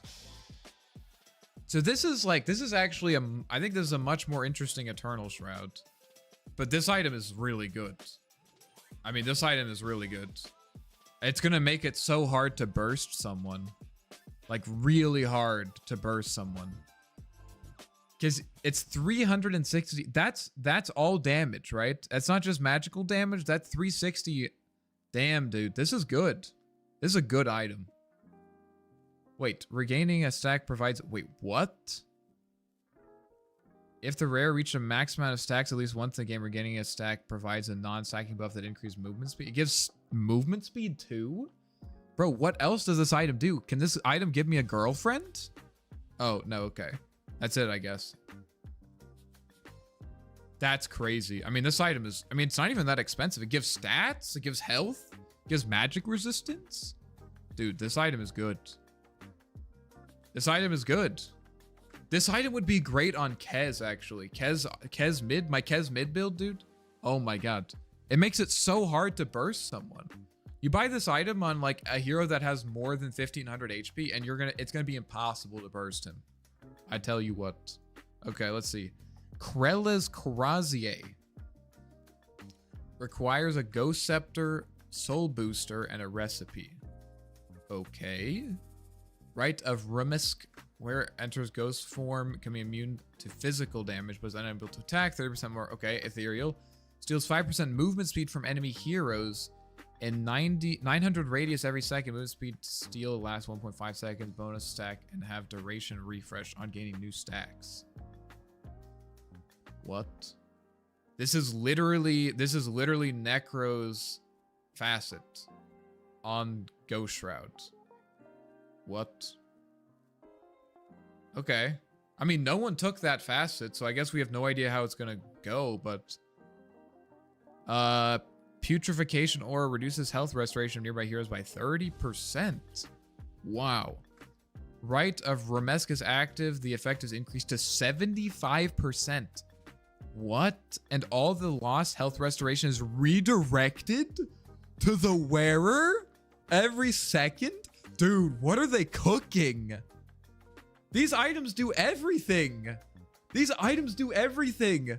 Okay, dude, you know what? I need an item that gives me health, stats. You know what? Also, it makes me immune to physical damage, and it gives me movement speed, and increases my healing. What? Dude, these items are cracked. I don't really know. Like, these items do so much that I don't even really know like what they're for, because they just do so much shit. Seems nuts on Necro Muerta. I mean, you want it on someone that wants healing. Like, I mean, obviously it's a little bit, it's kind of interesting because this has to be a situational item because it gives you ethereal, right? It's interesting to have like another situational, like very situational item that costs so much, you know? Because this item does, like, man, what are you? Okay, let's just keep reading. And no mana cost, dude. Only 20-second cooldown. And it reduces all their healing. This item is insane, dude. Is that Lesh item or something? Yeah. Lesh? I don't know, dude. This is crazy. Lesh? Who else? There's a new hero. No, I'm just kidding. Let's see. Leshrac? Razor? Not Razor. I mean, obviously Necro. I don't know. Maybe Necro wouldn't buy this because you already have Ghost Shroud. But I mean, obviously Necro, like... I mean, Necro... I mean, Largo, if Largo isn't changed. Who has... I mean... Timber? I don't know. Primal Beast. I feel like this would be good on Primal. A lot of good heroes. Reducing healing. So that's good with heroes that do DOT. I don't know. Chen, Beastmaster, Huskar. Yeah, Beast I could see. I mean, I don't think Huskar makes sense because you're ethereal, so you can't attack during it, right? Death Prophet. It's Death Prophet. Dude, this is the Death Prophet item. This is literally the Death Prophet item. Are you kidding me, dude? It gives you healing, reduces their healing. This is a DP item for sure, bro. DP? Dude. This is a great DP item. DP, yeah. Yeah. And speed, yep. Yeah. All right, let's not get too focused on this item. I mean, this item is just, I feel like this item is going to be purchased by, this item is going to be purchased by like any frontliner who can save themselves, you know? It's kind of like an early game Aeon disc, you know what I mean? Because, you know, one of the main things about Aeon disc is that it gives you a strong dispel, which this one doesn't do, but early game you don't need that. Anyways. Essence Distiller. Urn, interesting. Urn, Wizard Hat, okay, you know. This has to be really good because not upgrading into Vessel is crazy. Soul Release cast on an ally, provides 40 health regen. The ally is attacked by an enemy, effect is lost. When cast on an enemy, deals 20. Wait. Provides true sight. What? That's on the ground? What? But a dormant effect that will latch onto the first enemy hero that comes within 400 range from it? This effect waits. What the fuck, dude? These items are so wild. The effect waits for 15 seconds, provides 400 vision? Why not, man? Why not? Yeah, sure, provide 400 vision. Sure, provide true strike. Deal damage, heal. Gains charges every time any. Okay, that's pretty reasonable. No mana cost? What? These items are actually insane. Dude, they cooked something up here. You gain charge for both Vessel and Distiller. Dude. Okay, there's no way you're buying both of them. But I can see, you know what? I see the vision. Because, like, if you're a support, like, there's a lot of supports who really want to buy an urn, but, like, your core buys Vessel, and you're like, all right, I'm not going to buy Vessel, but I'll get Distiller, you know what I mean? I think that's probably the idea. I think that's probably the idea. Like, Io, because, like, Io doesn't really care about the Vessel that much, but Io loves getting an urn. Io loves getting an urn. But if your mid-invoker gets the Vessel, you're like, now I have to sell this, kind of. Okay, wait, this is a item that you can buy. Blade of Alacrity, broadsword. Oh, broadsword. Oh, nice. Okay, broadsword item. So before this, the only broadsword items were Echo Saber, Blade Mail, and Mask of Madness. Okay. Am I missing? Yeah, Echo Saber, Blade Mail, Mask of Madness, and Battle Fury. Okay. Yeah. 20 damage, 12 agility. Those are good stats. Bro, did they remove facets? They did remove facets. Yeah. They did remove facets. They did remove facets. Kind of crazy. Venom could use the debuff stacking from one extra source. That's true. I mean, I'm not saying you can't buy both of them. I imagine the effect stack as well, but also at that point, like, if they buy one Dispel, you're cooked, you know? Okay, range attacks have a 30% chance to... Oh, dude. Dude. That aren't the original target. 120-degree angle. What? This is huge. Additional projectile deals 20 plus 75% and do not trigger on hit effects. Primary attacks deal 20 plus full damage. 2 nearby enemies. Okay. This is not working. I know, guys. I know that you guys in the chat were trying to buy Specialist Array on Flak on Gyro. Stop. Stop. Is this better than Maelstrom? I mean, the reason this is so interesting is because if you were a ranged hero in Dota 2 and you wanted to farm, there were 2 options. If you wanted to buy a farming item on a ranged hero in Dota, there were exactly 2 options. There was Midas and there was Maelstrom. That's it. That's it. And maybe Radiance, but come on. But this gives you a new option and it's cheap. It's only 2,500. Dude, 2,500 gold is not that much. And these items are way nicer to have like on a hero than Maelstrom items. You had to buy a full Mithril Hammer, dude. Fuck that, dude. This is good. Like, it's just like a casual farming item, you know? Just a casual farming item. That's such a big deal. And it makes sense too, because like melee heroes have both Battle Fury and Radiance, right? Melee heroes have Battle Fury and Radiance. There should be another option for ranged heroes if you don't want to. Like, there were like some ranged heroes, like trying to think of an example. Like a ranged hero that doesn't really want to like go into magical damage. You know what I mean?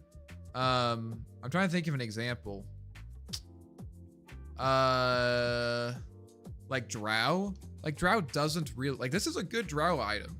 Because Drow, you don't really need it, but like Drow doesn't really want to go into magic damage because you have armor pierce. It's like, I don't really do that. Like Clinks doesn't really want to go into magical damage because you have armor pierce, right? Like, why would you do that? So like for those heroes, it feels really good. Now you have like a nice, like a very low committal farming tool. And then these other heroes who would buy Mjolnir or Maelstrom, like now you don't, maybe you can like, get a casual specialist array on sniper, and you don't have to like worry about going for the full Mjolnir. Mjolnir is still nicer because it has an upgrade, or Maelstrom is still nicer because it has an upgrade. But a lot of the heroes, like even, I'm gonna say it, guys. I'm gonna say it. There are some games on Arc Warden that I don't really want to have to go for the Mjolnir upgrade. I really don't, you know? Like, I don't really care about it. And Maelstrom itself doesn't feel that good either. Like, I think this could be good. So this is not going to be as good of an item on Arc Warden if you're trying to actually be a turret, because the attack speed that Mjolnir provides is good. But if you just need a way to farm creeps, this is a good option. This is a really good option. Can help you hit like an early timing if you don't need the Maelstrom. I don't know if that makes sense. 12 agility, yeah, 12 agility is good. Yeah, the stats are good. The stats are good. Hydra, what? Dude, what? Okay. Holy shit. This is the last of the new items. Oh, wait, it has an upgrade too. Why not, guys? Just give it an upgrade. All right, let's see what it is. It built Dragonlance Orb of Venom? What? This has an upgrade too? Okay, this is crazy. Provides 25 damage, 30 agi, 15 strength, 150 attack range. Is that more attack range than Dragonlance itself? Let me see. I thought Dragonlance is like 125, 130. Okay, so it's like a little bit more, a little bit more. Okay, 30 agility is. These are good stats. Okay, Miasma attacks poison the target for 3 seconds, dealing magical damage. What? 2% of the target's max health every second? If the debuff is reapplied, the duration is refresh. Can't be applied by illusions or Roshan. But this won't work with this. Range attacks have a 30% chance to fire at up to 3 nearby enemies that aren't the original attack target, with a 120 degree angle in front of the wearer and within attack range of 1 plus 150. The additional projectiles deal 20 plus 75%. Do not trigger on-hit effects except for, okay, so with Miasma. I mean, so you can AoE apply this. Power Me attack deals 20 plus full damage of normal attack. Dude. Where did they come up with these items, bro? Where did they come up with these items? I could not tell you. What, like, I mean, I'm not upset, but like, where are these coming from, dude? No one was asking for another Dragonlance upgrade. So we have an item. So like, I mean, you're gonna be thinking about like, am I going to buy Pike Mjolnir or am I going to buy, wait, there's no way this stacks, right? Okay, okay, wait a minute. There's no way that this stacks with Dragonlance in terms of the attack range, right? There's no way. Size very good on Hoodwink. The casting range too good for the Acorn. Yeah. I can see that. Any hero with an on-hit effect like Ember? Okay, we're not. Are we buying it on Ember? Probably not. Okay. Let's see. Hydra's Breath. Let's see what we got here.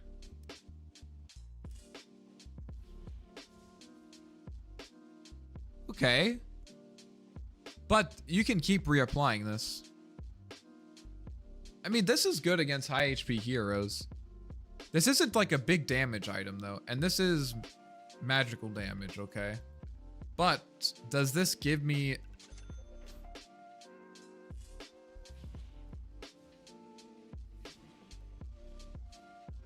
No, okay, good.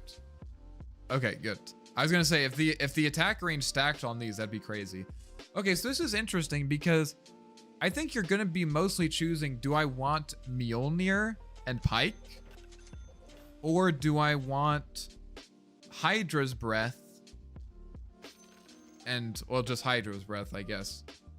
Because you don't really want to buy Mjolnir because it doesn't stack with this. And you don't really want to buy Pike because it doesn't stack with this.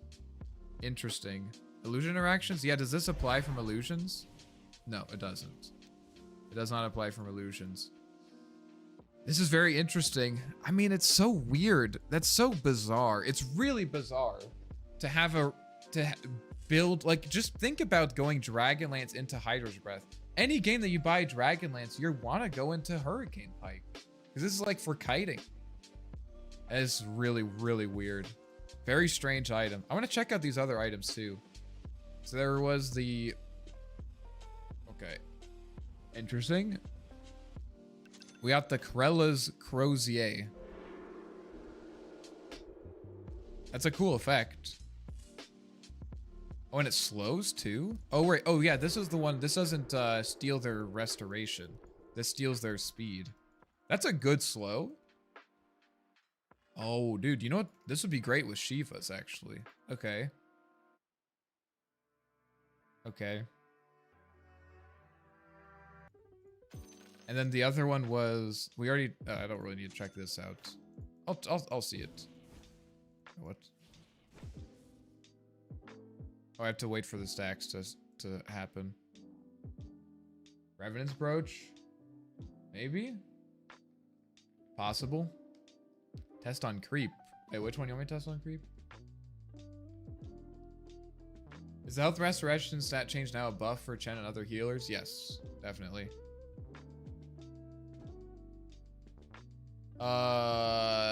Well, except for, well, let's see, Shiva's. I think Shiva's was not just health restoration.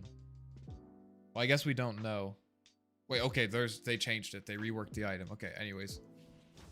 Yeah, that's a big barrier, boys. That's a big barrier. Because we'll have to see how it works, but like, there's a little bit of a nerf. Let's see, does Veno still have the facet? No. Okay, Poison Sting health regen reduction. So this is an example where now that health regen reduction applies to all heals, there are some situations where this, so I'm not sure. I'm not actually sure if it's a buff or a nerf. It might be like a side grade, you know? What was the other item? Essence Distiller?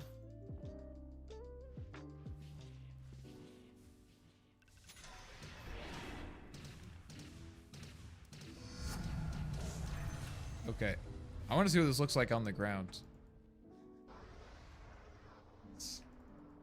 Wait, can this hit multiple enemies?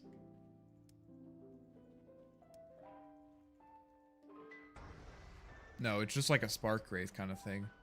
Okay. You know, I mean, it does some damage. Not a crazy amount of damage, but it does some damage. Let's see, what was the other item? The thing that allow you to steal heroes regen. We can check this out. Oh, yeah. I guess I don't need this. Interesting. So I guess you don't... Basically, the 3 seconds allows you to, like, repeatedly apply it to, like, a group of people. Because they don't need to get hit by your attacks every 3 seconds.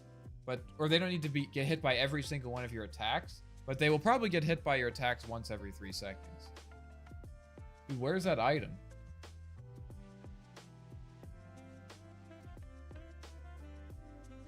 Where is it?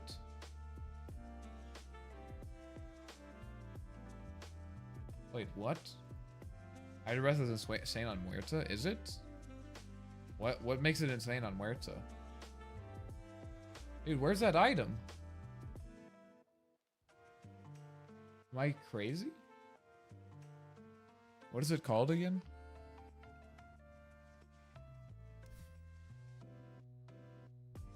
Wait, it is this one. Oh no, it's the same one. Oh, it has the passive. Okay, never mind, I'm stupid. Wait, where did I put it though?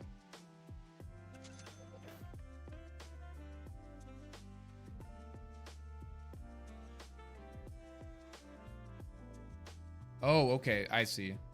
It's because that's the passive. All the lost health restoration is redirected to you. Dude, look how fast I am. I got 9 stacks. It's not... Oh, right. Oh, right. Okay, yeah. Because it doesn't amplify, it doesn't take their health restoration and give it to me. It takes any heals that they would have gotten, but I negated and gives it to me. Okay, interesting. Her split can split. Wait, doesn't Hydra's Breath not work with Muerta? Didn't they literally say it doesn't work? Yeah, it doesn't work with Muerta's Gunslinger. That item's gonna be so annoying on Largo, yeah. Yeah. I don't know, we'll have to see what happens. We'll have to see what happens. I mean, the items are crazy. I'm excited to try them. It also requires a wizard hat. It's more expensive now, but it gives mana. That's nice. That's actually, I would say overall, that's a buff, I think. I mean, having an item, having Arcane Boots give mana is pretty nice. Guardian Greaves increase because of this. Total cost increase because of this. That provides 150 mana. Okay. Oh, but it gives less mana regen. Interesting. So this gives mana regen. The text isn't isn't updated. It still says 1.5 mana regen. And for Largo, you steal all the heal he's gonna give into his team. Yeah. Yeah, I think it's gonna be like, dude, that's such an interesting way to counter healing. To like give it to yourself too. Very interesting. Wasn't that how Arcane Boots used to be? Well, yeah, Arcane Boots used to be brown boots and an energy booster, which is kind of crazy. Avatar duration. Okay, now requires Perseverance instead of Cornucopia, and total cost unchanged. Okay. You know, it's a little bit more expensive, but it's kind of nice to be able to go back and get the health, like the Ring of Health for the lane. That's pretty nice. You can get the Ring of Health earlier. Avatar duration, now it's minimum 7 seconds. This is big buff. Big buff to BKB.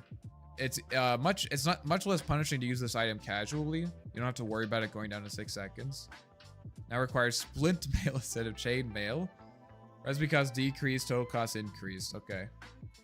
So you get more armor, same amount. Oh, a little bit more expensive. Not that big of a deal. But you're not gonna get your casual chain mail from this. Yeah, like this item, it's like kind of weird to like, you can't really, it's a little bit harder to build this out of the lane, you know, because it's harder to get the splint mail than the chain mail. Okay, Crimson Guard, armor bonus decreased. Oh my god, there's a huge Dagon change. Armor bonus decreased, +8 to +6. Yeah, this item needs to be nerfed, it's too good. Guard base damage block rescaled from 70 to 70 on melee heroes and 45 on ranged heroes. The Razor nerfs are beginning, guys. The Razor nerfs are beginning. Dude, now you guys really have to stop telling me to buy Crimson Guard on Arc Warden. You guys have to stop now. It's really bad. It really is. This is basically, I feel like this is basically a dead item on ranged heroes. Oh, wait a minute.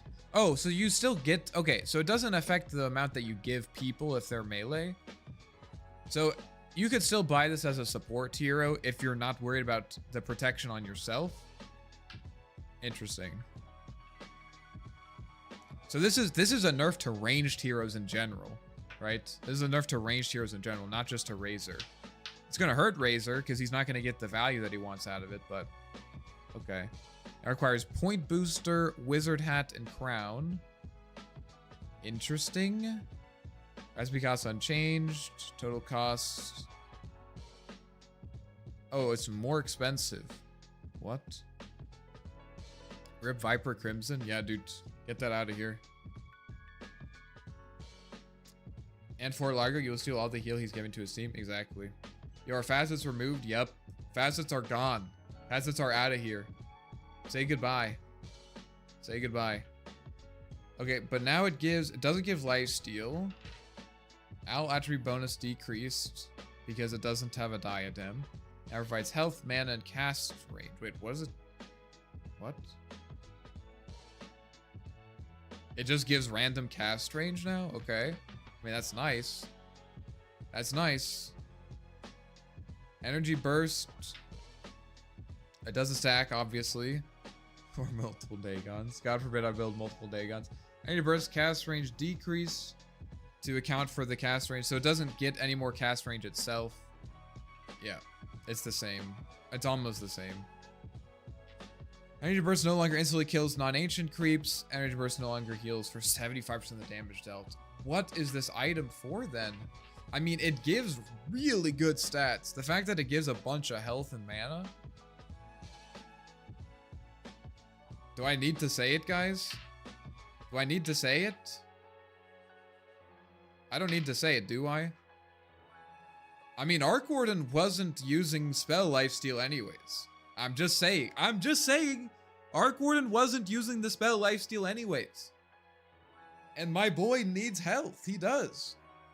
Cast range is nice. I'm just saying. And it still gives all stats? Bro. You go over neutral item section, just go straight to Arc Warden. We'll get there. I'll try to move quickly. Wait, I'm sorry. Facets removed? Yeah, facets are gone, bro. Facets are out of here. No facets. No facets. Guys, you have to savor. I know that it's a little past your bedtime, but it's a patch day, guys. You guys cry. Well, I don't know. I cry. I cry and complain and want patch for so long. And then as soon as it comes out, you just want to devour it. You got to enjoy it, though. You got to enjoy the patch, you know? It's like on Christmas morning. You don't open all your presents up immediately. We cry? Okay, fair enough. You got to savor it. What do you think of new Shivas? I haven't seen new Shivas. We're just enjoy it, you know? Be patient. It's okay. Maybe you're going to have to stay up a little bit late, but it's fucking Christmas, guys. It's literally Christmas. This is fun. Mr. Team, I already skimmed the patch notes. No, dude.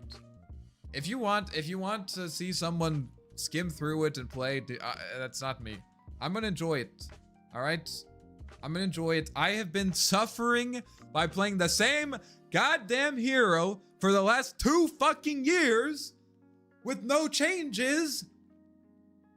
The same dog shit ass hero, and now they finally do this. I'm enjoying it. All right, I'm enjoying it. Yes, it doesn't one-shot creeps, but also, if you were buying Dagon to one-shot creeps, you have issues. Okay, you have issues, unless you're playing against Lycan with Alpha Wolves. Okay, Dragonlance a little bit nerfed, not a big deal. My 10 attack range, I can't take it. Yourself share the pain. That's right. Range attack bonus now decreased. Hurricane thrust cast on enemies decreased. So Hurricane Pike nerfed a little bit. It's really, I don't think it's a big deal. No one's gonna feel a 10 attack range. I mean, it matters, but doesn't matter that much. Okay, headdress instead of robe of magi. Oh, this is a nice IO item then. Okay, cool. Nice. Strength bonus increased. Cool. Yeah, this is nice.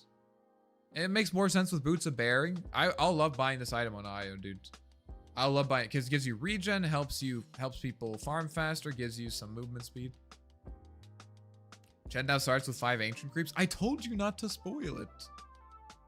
It's a good thing they remove facets. I mean, facets are good, but it's nice to go back to Dota without facets. I agree. I'm overall, I think it was a good decision, even though I liked, like, I did like facets, guys. I'm gonna be honest. I did like the facets, but I think it's good that they're gone.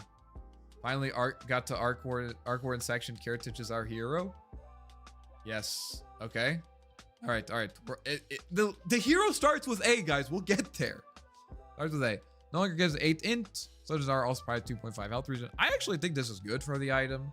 I mean, I think it was kind of some weird heroes were buying this, like heroes that like item wasn't really designed for, and like this ended up being nice for them because they like the mana regen, like Bat Rider. I mean, people are still gonna buy this on Bat, but yeah, because Bat needs like some of the. Okay, they removed Eternal Shroud. This makes sense. I think the whatever the fuck constant.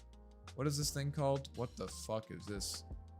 Okay. Fucking Wraps consecrated something. My consecrated Wraps. I think this is a better Eternal Shroud item. It's like inverted, but I think it's good. I think this is good. Consecrated socks, shredded socks. Is it already 9 p.m? I don't know. Yo, what's up, Grandmaster Art? Yo, what's up, OP Pro? I feel like I haven't seen you in a long time. Where you been, dude? For a multi-million-dollar, they can't afford another intern. They gotta keep the company light, dude. They gotta keep the company light and agile. The Helix. Wait a minute. That is an interesting idea. The heal stealing item doesn't sound too goofy on IO, does it? That is. I mean, you're gonna run in on IO, dude. I mean, I'll have to keep that in mind. That sounds kind of base, dude. My IO's like running in and that's pretty base. I mean, it might be something where it's like, well, if you jump me, I'll pop my. I don't know what it's called, dude. I really don't know what it's called, but I'm gonna pop it. Are they actually removed facets? Yeah, dude, facets are gone. Facets are gone. They're out of here. That'd be kind of based. I mean, it is nice to get Ghost Scepter. It is nice to get Ghost Scepter. but it's only gonna work if they heal themselves. Like, I'm buying consecrated wraps on Io to counter an enemy that's healing by making me heal more? Okay, I don't know. Wait, Ethereal Blade could be disassembled for what, dude? Are you disassembling E-Blade? Oh, I guess you could make like Scotty or something. Maybe that's unexplored technology. Recipe changed, now requires Chasm Stone, okay. Total cost increased a little bit, whatever. Yeah, I see you. I see you in chat. Dude, I see you in chat. I know you were gonna buy 6 Chasm Stones on Crystal Maiden. I know you were gonna do that. You can't do that. Stop. Stop queuing, dude. Stop. You gotta stop queuing. Shawl instead of cloak. That's because increase. This is good. This is good because you get the magic resistance sooner. That's nice. A little bit annoying, but... And you still get the same magic resistance when it's finished. I was bitching about Chaos Knight's irrationality facet yesterday and they removed it. Let's go. Yeah, it's just kind of weird. I'm back. Did you see that Arc Warren talent change yet? No, we're getting there. We're getting there. I'm enjoying it. This is how I do patch, guys. I'm probably going to be awake for the next 4 hours looking at this fucking patch, and I'm going to enjoy it. All right? I'm going to enjoy it. Okay, Transmute no longer prevents camp clearing Madstone bundles from spawning if it was used on the last creep in the neutral camp.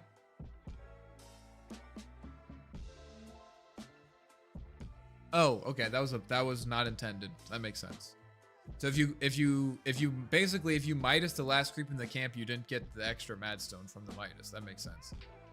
Midas buffed, guys. Arcord's back. Arcord's back. Midas is buffed. It's buffed. Now, guys, listen. I know you're thinking I'm crazy, but we're gonna get Midas at 5 minutes. I'm gonna hard rush Midas. I'm gonna start with Gloves of Haste, and I'm going to dude. I'm gonna instantly get the neutral item, and I'm gonna use that fucking timing, dude. I'm gonna use that timing. I'm gonna get that, dude. I'm gonna rotate into the jungle at 5 minutes to get the Midas, Madstone, and I'm gonna come to lane with my neutral item. And dude, the laner's gonna go, what? How does he have his fucking neutral item already, bro? How does he have his neutral item? All right. Anyways, Draw Forth can now target Trio. Now everyone can have a grappling claw, dude. Now everyone can have a grappling claw. All right. All right. This is pretty sick, actually. I like this. This is cool. This is cool. Harpoon, good.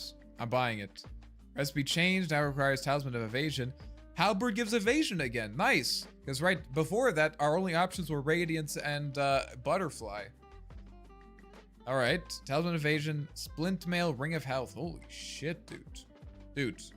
This item is insane against physical damage heroes. You get evasion and armor and health regen, and you can disarm them? Say less, bud. Say less. I mean, this is a good Arc Warden item, by the way, guys. Oh, wait, no, it gives evasion? Never mind. Can it be disassembled, though? Wait. Can it be disassembled? Fuck. Guys. My supports. Bro, what are you doing with that Talisman of Evasion? I promise I'm building a halberd. Disassemble it into Radiance later? Hell yeah, dude. Mana regen implication bonus decreased. Okay. Okay. Less mana regen. Eh, it matters. Why does my CM have a butterfly? Dude, okay. I'm telling you, dude, it wasn't my fault. I was going to build a halberd. I just got distracted. I promise. I was going to build a halberd. I just got distracted. That's it. Can no longer be disassembled. Okay. No one was really disassembling this anyways. You could disassemble it into like Refresher, which was kind of nice, but... Mage Slayer, Perseverance instead of Cornucopia. Okay. Blades of Attack instead of Gloves of Haste. No attack speed. This is even better on Ember Spirit now. This is really good on Ember Spirits because you don't care about the attack speed. Health regen bonus increase, mana regen bonus increase. I like Cornucopia being removed. Generally speaking, Perseverance just feels good because you can get the health regen or mana regen. misclick on the way. Uh-oh. Wait until the Insane Satyr Tormentor changes. He will literally lose his mind. Okay. Mask of Madness Berserk grants 30% slow resistance. They really are pushing the slow resistance, dude. They're really pushing it. I respect it, though. One day slow resistance is going to be broken. Berserk bonus movement speed change from plus 25. Okay, so less good on... This makes sense, though, because now ranged heroes have... This is a nerf to Luna. But now ranged heroes have the option to get the Specialist Array instead. Like SF. SF is going to get Specialist Array, I'm telling you. He is. He's going to get Specialist Array. Okay. Feel like I get slowed all the time. Yeah. Alright, mech. Total cost unchanged because of chainmail. Alright. MKB. Total cost increased to 5,000. Oh, it gives a 50 attack range to melee heroes? What the fuck? I like this. MKB kind of felt a little bit bad to have in the late game, which makes sense because it was mostly to punish Butterfly, but... So if they have the Butterfly, then the MKB is worth it, but if they sell the Butterfly, then you buy something else. But it's nice, this just feels good. I'm not sure if the attack range is going to be meaningful, but... 20 Perseverance pronunciation? Is that actually how it's pronounced? No, it's not. It's not, it's Perseverance, but I call it Perseverance. Perseverance just feels better to say, you know what I mean? Just say Perseverance out loud, you'll know what I mean. It feels like I'm drinking tea with the queen. Alright, Nullifier recipe change now requires Splint Mail instead of Helm of Iron Will. Okay. Bit cheaper. No, it's actually a bit... Yeah, a bit cheaper. 25 gold cheaper. No, you made a mistake. Just admit it. Move on. Dude, if you... Clearly you don't know who I am. I will never admit to my mistakes. I will die on my hill before I admit to a mistake. It's pronounced Radiance. You made me say it, dude? Oh my god, I can't. Oblivion Staff is broken. I mean, this is pretty small. Something, let's see.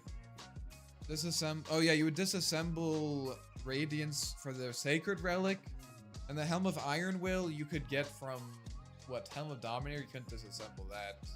You disassemble the Nullifier, but you weren't going to disassemble the Nullifier. Disassemble... This can still be disassembled though, right? Let me check. Funny justifies any mistakes. Exactly. Does sound funny. It does sound funny. It feels good. I told you. Make it sound like a Harry Potter spell. Perseverance! What would it do? Perseverance. Oh, I can always do that. I have to wait 10 seconds. Oh my god, it's a long time. This is important, guys. This is important. It can't be disassembled anymore. Okay. Interesting. Cannot be disassembled anymore. Interesting, interesting. I'm gonna have to do some research as to what Splint Mail... What does the Splint Mail item build into again? Blade Mail does not... You can't disassemble this, can't disassemble this, can't disassemble this. Okay, so there's not... So we can't disassemble anything into Nullifier. Okay. But Helm of Iron Will... Wait, I think Helm of Iron Will is gone. People didn't really do that anyways. Because what did Helm of Iron Will build into? It built into Helm of Dominator. Armlet. Can't be disassembled. I don't know. Some stuff like that. Oh, Veil? No, I don't think Veil. That was dude. You guys, does anyone remember when Veil built out of Helm of Iron Will? Holy shit, dude. Alright, recipe change now requires Clay Mail instead of Cornucopia. Doesn't give health regen? Dude. That doesn't really matter, honestly. Recipe is unchanged, or its total cost is unchanged, but it gives damage? Okay, dude. Okay. It gives attack speed and damage? Bet. This is a nice item. This is a nice item. No one who bought Orchid really cared about the health regen. The extra damage is going to make it... Like, Arc Warden kind of had the issue if you got this, like, right after Midas, before Maelstrom. You kind of had some damage issues. Like, you really need to cast your spells really well and have no one nearby to actually kill them. But an extra 10 damage is good. Maybe we can just buy this item immediately. Oblivion Staff instead of a Hyperstone. What? No longer provides... Wait, so this is a lot cheaper. Yeah, 200 gold... 225 gold cheaper. Intelligent bonus increased. Oh, interesting. Attack speed bonus decrease. Okay, so you get the extra 10 damage. You lose... What is that? 25 attack speed? And you get more mana regen. You get more intelligence though too. So this is better. This is back to being like a really good int tier. Like Quap was like the main Bloodthorn builder. It used to be that Quap was like one of the main Bloodthorn builders because she was an int hero. Because if you are an int hero, you honestly don't lose anything from this change.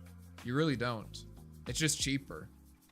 But not having a Hyperstone is, you know, that can be rough. I mean, the attack speed felt really good. The attack speed felt really, really good.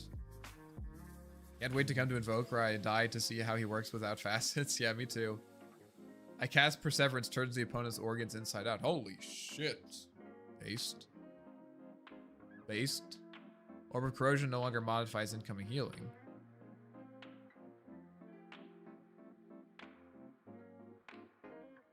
Wait. I thought... Wait. I thought Health Restoration does modify incoming healing. Wait. I'm having a crisis. Health Restoration now applies to all forms of life gain.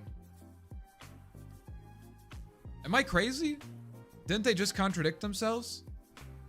Now, oh, now also, okay, never mind. I can't read. I somehow spent 5 years I've spent 6 years in college, in school, and I still can't read. Unlucky. Okay. Full attack no longer has a separate value for incoming heal reduction. Full attack health restoration value increased from 40% to 50%. This is definitely the definitive. I mean, 50% heal reduction is crazy. This item is so good against heroes that heal, and it still gives 35 all stats. Yeah, that's a good item. This is a good item. Chainmail instead of crown. Okay, so no stats. That's kind of sad. I mean, so this is back.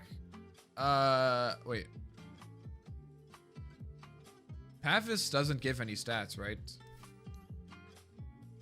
Avise.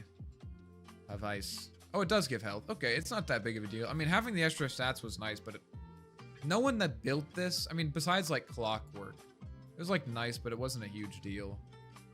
7 armor bonus is nice. 7 armor bonus is nice. Okay, we get some more health though. Wait. 4 times 20, 80. It's like 80. So we're not losing that much. Like losing like maybe 65 health or something. Still good on Arc. Which item? Scotty? For sure, dude. Scotty. Oh, Bloodthorn. Bloodthorn is probably still good. It definitely doesn't feel as good. Bloodthorn definitely doesn't feel as good on Arc Warden because that hero really, really likes attack speed. Since his agi gain is not that good.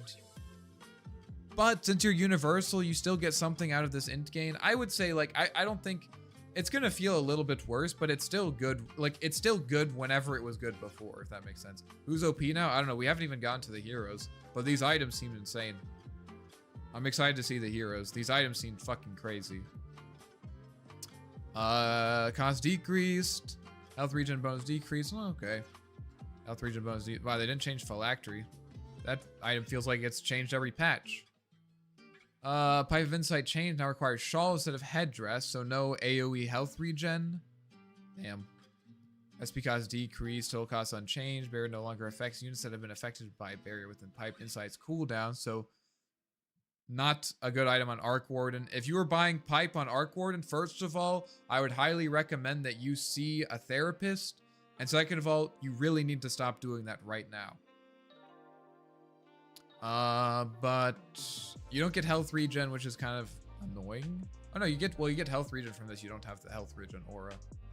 Okay, it's basically, it's not a big deal. Not as good, doesn't feel good on supports because you're not giving that health regen, but burn toggling no longer breaks invisibility or stops channels. Okay. Oh no. No, my beautiful Shivas. What have they done to you? Health regen bonus decrease or increase, decrease.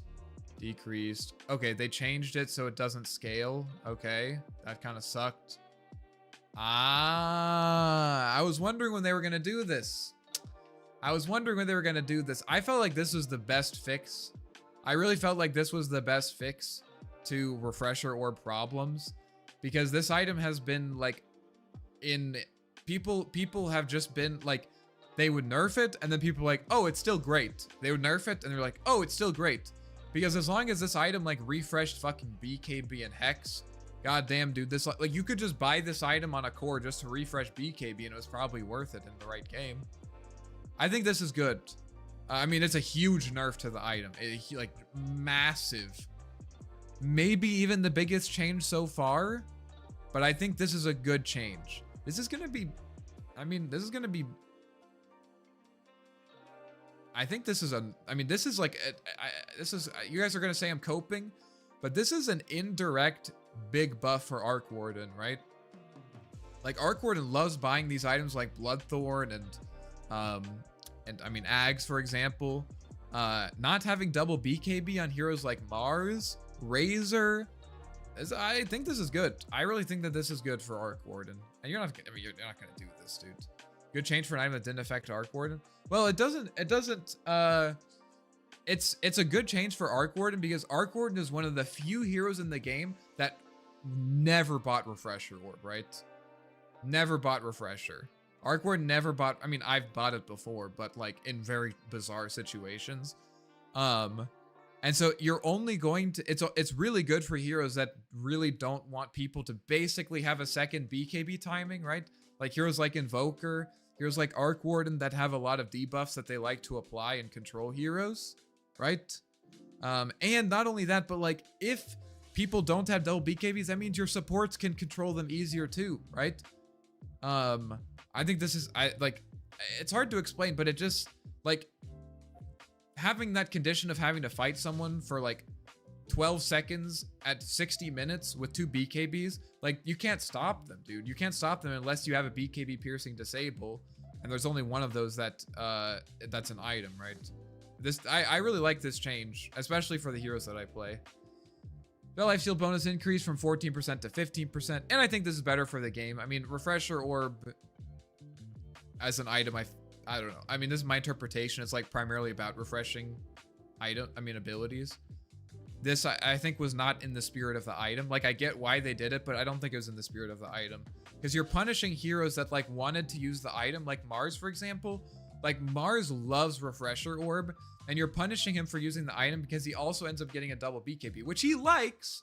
But he also, like, having 400 mana cost, dude, that's crazy. 400 mana cost is insane, right? And also this cooldown thing, like this makes it so much better for heroes that actually use the item for what it's like, I think primarily was used for. Heroes like Invoker, Mars, Enigma.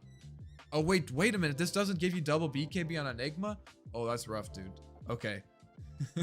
Enigma. Imagine, dude. Enigma is actually the hero that gets the most nerfed by the Refresher Orb nerf. Yikes. 2 BKBs, 2 Yules for Mars when you get Venn diagram by 2 Arena. Yeah. Yeah, I mean, it was insane on Mars, but I think actually Mars is overall not, I'm not going to say he's happy, but I don't think he's that upset. I think he's not that upset because you get double spells and you don't have to worry about mana issues as much. Spell lifesteal increased. Okay, dude, whatever. I can't believe they didn't change this item. No one buys this item at all. Literally no one buys this item. Slow resistance bonus increased.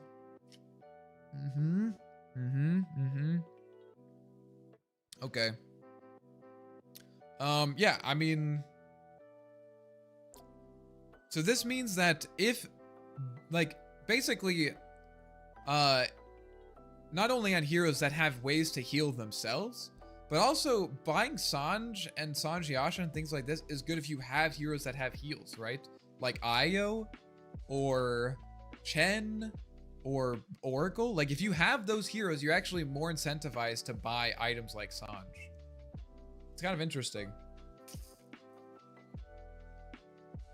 I want Brooch to be good so bad. Seeing plus 1% spell life still made me want to die inside. I want them to bring back the old Brooch. I feel like the old Brooch was interesting. The old Brooch where you like could toggle it and you would like make your attacks deal magical damage. I thought that was a cool item. I just think that they needed to change the numbers around. Maybe change the build up, make it have some mana regen or something. Okay, let's see this. Recipe change. This is probably my favorite item in the patch, or in last patch. So let's see what happened. Now requires Splint Mail, Chasm Stone instead of Veil of Discord. Not a big deal. Recipe cost decreased. Total cost decreased. A lot. That's a big decrease in cost. That's almost, what is that? That's almost 700 gold decrease in cost. Holy shit. Does it still have an insane 2,000 gold recipe? No, 1350 recipe. Nice. No longer provides, okay, whatever. More armor. Yeah, our area effect bonuses. Yeah, okay, understandable. So you can't buy Shiva's Guard and what's the other thing that gives AoE bonus? Gleipnir, and what's the other item? Chasm Stone. I like this AoE thing. Oh, it's just these two, okay. Wait, Dagon. No. Something else gives AoE bonus. Isn't there something else? Am I crazy? Maybe. I don't remember. Freezing Aura. Arctic Blast damage increased to 60. Radius decreased, but it's overall the same because the built-in, yeah. Freezing Aura no longer reduces health restoration and incoming heal amplification by 25%. That pierces, wait, what? Freezing Aura now pierces debuff immunity? What? Oh, okay. Oh, guys. This item, if Shiva's Guard was good on Arc Warden last patch, this item is cracked on Arc Warden. I'll have to see if they change him, but if Arc Warden is even similar to what he was last patch, this item is insane. It's cheaper, you get it sooner, it pierces BKB. I don't care about the healing. I don't care. It was nice, but I don't care. I don't care about the Veil. I don't care about the magic damage amp. It's all about the slow, dude. It's all about the slow and the armor and the no more spell amp on Arc, dude. I literally don't care. It wasn't about the damage. This item, I was buying this item for the control, the attack speed reduction, and the armor. And all of those things are better, and you get it for less. I don't know, dude. This is insane. This item is so good. The buildup is better too. I mean, you don't get the Veil, but like, dude, you're not using the Veil anyways. Doesn't the increase AoE, doesn't increase AoE ruins? Yeah, the AoE is like annoying, but like, dude, it's, guys, as the guy who has been a serial Shiva purchaser for the last 3 months, I'm telling you, this item is good. It's great. My initial impressions is that as long as Arc Warden is not like completely reworked, I am going to, like, my default build is going to be like Mjolnir Shivas, Mjolnir Shivas, Mjolnir Shivas, Midas Mjolnir Shivas, Midas Mjolnir Shivas. You gotta get this item, dude. It's so good. It's so easy. Just have a casual Shivas. One AoE increase. Like, yes, it is annoying. Yes, you're right. The increased AoE for Bubble is annoying, but it's not. It is worth it. It is worth it. Trust me. It's gonna be worth it. It's really not that big of a deal. Like, yes, it's annoying, but like it definitely is annoying. But it's like, dude. I don't care, dude. I always said I'm Eco Shiva's Arc Laser, so I will trust you. Yes, it's good. The Veil is useless. Yes. You're not getting in range to fail them anyways. Okay, good. No longer goes on cooldown when items assembled. Okay, because people were doing that stupid shit.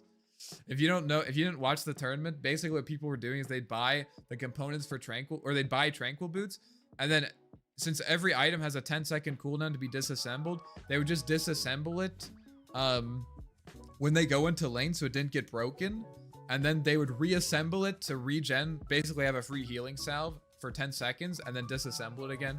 It's just like, I mean, it was cool. Like, I think it was cool. But I think it's just like, it's like one of those things like blocking the enemy wave. Like, it's like a Dota, like, goofy thing that I think is cool. And like, those are the things that I think make the game fun. But Also, we need to like cycle them out because they're kind of annoying to deal with. They kind of break the game, and we got to get new stuff in there too, you know. All right, what is going on here? Voodoo Mask, Robe of the Magi, Fluffy Hat. What?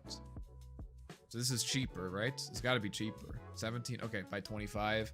Core armor. Now it's probably 10 ints, 175 health, 80% spell lifesteal. And this doesn't build into anything. Oh, it builds into Bloodstone. Okay, let's see what Bloodstone is. Veil, Voidstone, Voodoo Mask. Okay. No longer provides 3 mana regen, spell lifesteal bonus. And this is spell lifesteal. Okay. No longer provides 3 mana regen. Spell lifesteal bonus decreased. Health bonus increased. 650 health. That's a lot of health. Price 15 int. No longer applies a base. I didn't know it provided this spell. Blood Pact no longer multiplies spell lifesteal bonus by 3. Now increases spell lifesteal to 60% instead. So what is that? Oh, okay. A little bit less. But this also means it doesn't scale off of this lifesteal that you already had. Spell lifesteal no longer has 30% self debuff preventing repeated usage of Blood Pact. Because you don't need to worry about this because you don't have a refresher. Now also provides spell weakness aura. Enemy units within 1200 radius take 12% increased damage from spells. So it makes it a passive magic weakness. This is interesting. Okay, I think this is. I mean, no one was buying Bloodstone. Like, not even Leshrac was buying Bloodstone. I mean, some people would still buy it, but like, a lot of Leshracs weren't even buying Bloodstone. If Leshrac isn't buying Bloodstone, you gotta rework the item. And I think this is an interesting way to do it. Veil is probably only gonna be bought by people who want to build it into Bloodstone. Like, the stats that this item gives is like... I mean, like, Underlord? I don't know, dude. 10% is just not... Like, the spell weakness is just not worth it. It has to be... You have to buy it for the stats, and like, who cares about spell lifesteal? Maybe Bristleback? Maybe, you know, this is actually a decent Bristleback item. This is decent. Gives you 10 int, gives you some spell lifesteal. I could see this on Bristle, but otherwise, you gotta... It's only on Bloodstone. And this is a... I mean, this is gonna be a Bloodstone patch. I think this is a great item. It gives really good stats. The lifesteal is less, which is nice for people who are playing into it. Like, I think it's still strong. But the item is not just spell lifesteal right now. So, like, building this item on, like, dude, you can buy this item on Ember? Honestly, dude, you could buy this item on Ember. You could, I mean, Leshrac is going to be buying this item every goddamn game. Probably, maybe not first item, but it's going to be big Lesh item for sure. Phoenix. Now I have to get fucking Bloodstone on Phoenix.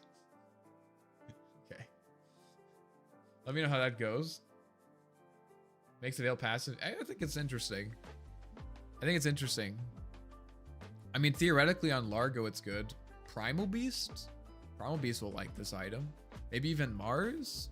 Nah, come on, dude. We're not buying Bloodstone on Mars. Total cost and change. Okay. All right, neutral item changes. We'll try to move through these pretty quickly. 5 to 6. Wait, what? You can get that at 0? Are junglers back, boys? Dude, don't tell me we're getting junglers again. 4 to 5. Good. I think this is good. It made it less makes it less RNG. That way, like, sometimes you get 4 ass items. And you're like, dude, what am I doing? I'm gonna get a fucking Gunpowder Gauntlet on Crystal Maiden, helping myself clear waves. Come on, dude. Shield Wall, better. You go to sleep, zoom through this, get to Arc. All right. Yep.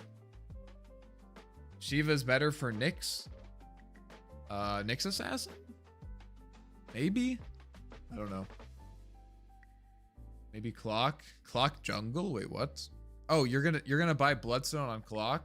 Dude, I don't know about that one. Okay, 20. Oh, nice. Dagger of Bristol is back. Tier 1. Increases attack damage by 25. Health cost. This is good. 25 is good. Health cost is decent, but whatever. When this item is off cooldown, the wearer can see trees that can be foraged. Standing next to one of these trees for 1 second to give the wearer following items. Items? Ironwood nut. What? Except for bag of builder placed in the inventory. What are these? Wait, this is actually a sick item. 3 movement speed. Passive provides 3 movement speed, grants 1 primary stat when consumed. Dude, everyone's gonna take this item. It scales. 2 int. 50. What? What? This is a tier 1. Passive provides +2 damage. Can be soon to grant target 1% max health. What? 30 gold. What's the cooldown? 60 seconds? Dude, I'm literally... Guys, I will hang on to this item for the entire game, dude. I will do that. I'm going to hold on to this item for the entire game. I'm doing it. This item is sick. I feel like everyone's gonna take this item. It's a cool item, dude. Everyone can get it? Hell yeah. Lifesteal, attack steal for 5 health. I said the same thing when I saw it, dude. Yeah, it's a sick item. I'm literally gonna hang on to it for the entire game. They're gonna be like, how does he have... Dude, he's unkillable. He's getting +5 all stats from his ironwood nut. Okay. Toggle transmogrify. Activate to switch the contents of the satchel between feathers or rocks. Okay. Red feathers increase movement speed by 12 and distance of force movement affected by yourself by 30%. Increase armor by 3 decreases. That's kind of interesting. So like 4 staves, God's Rebuke. Dude, you're gonna God's Rebuke a stone feather satchel guy and he's just gonna go flying, dude. That's pretty funny. These weird, I kind of fuck with these like bizarre like force movement mechanics. It's kind of funny. It makes the game kind of weird. Okay, loaded now also increase max base damage by 6. Nice. Yeah, I mean no one was taking weighted dice. It's kind of an ass item. Hobble initial damage increase, slow decrease, cast range decrease. Also modifies heal. Okay, so they're doing it. Yeah, okay. They're doing it because it's kind of getting indirectly nerfed by the health restoration change. Fair enough. Oh, it's also a tier 2 item. Okay. It makes sense as a tier 2 item. Because people have dispels later on. Didn't really matter. Medallion of Courage is back! Guys, the Medallion of Courage is back. Everyone has infinite scaling now. We're not special, but we get more infinite scaling. Maybe. We'll see what Arc Warden is. Okay. Medallion of Courage. Cast on ally. Increase their armor by 7. Cast on enemy. Decrease armor by 4. Can't be cast on self. Bet. I love this item. This is a good item. Dude, I fucking love Medallion of Courage.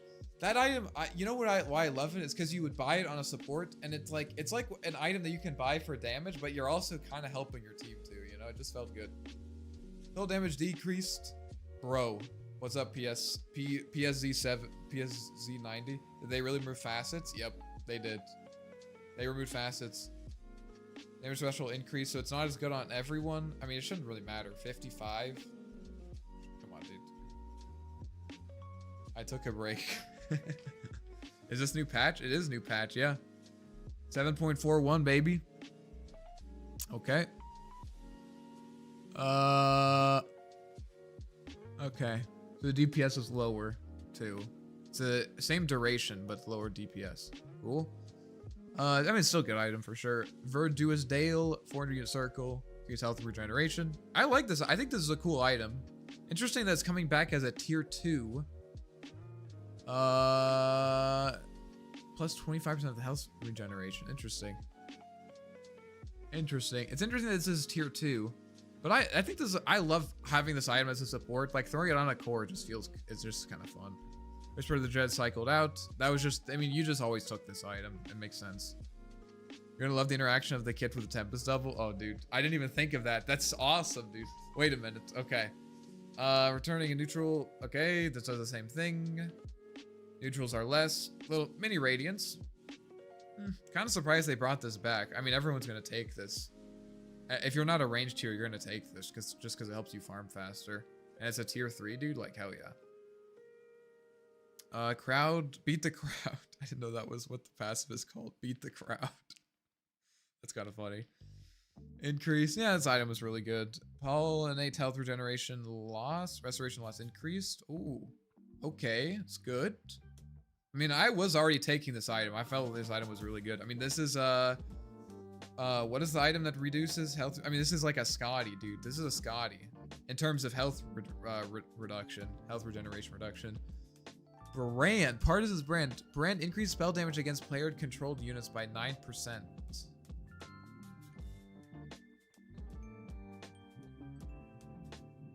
So this is just Whisper of the Dread. It wasn't tier 1, by the way. This is just Whisper of the Dread. New Whisper of the Dread. Okay. I'm kind of surprised that they did that, but whatever. It's 1% less, but you get the vision bonus. You don't have the vision decrease. Got him. Cooldown increased. All right. Spell Slinger, dude. Is this Spell Prism back again? Pass a salvo whenever you cast a spell. 20% of the spell's mana cost restored. Oh, never mind. Okay. Is there anyone this is insane on? I mean, Leshrac. This is great on Leshrac. A solid item. Heroes that have big mana cost spells, but also have large mana pools. Like heroes that have large mana pools, but have low mana regen. I don't know who that is.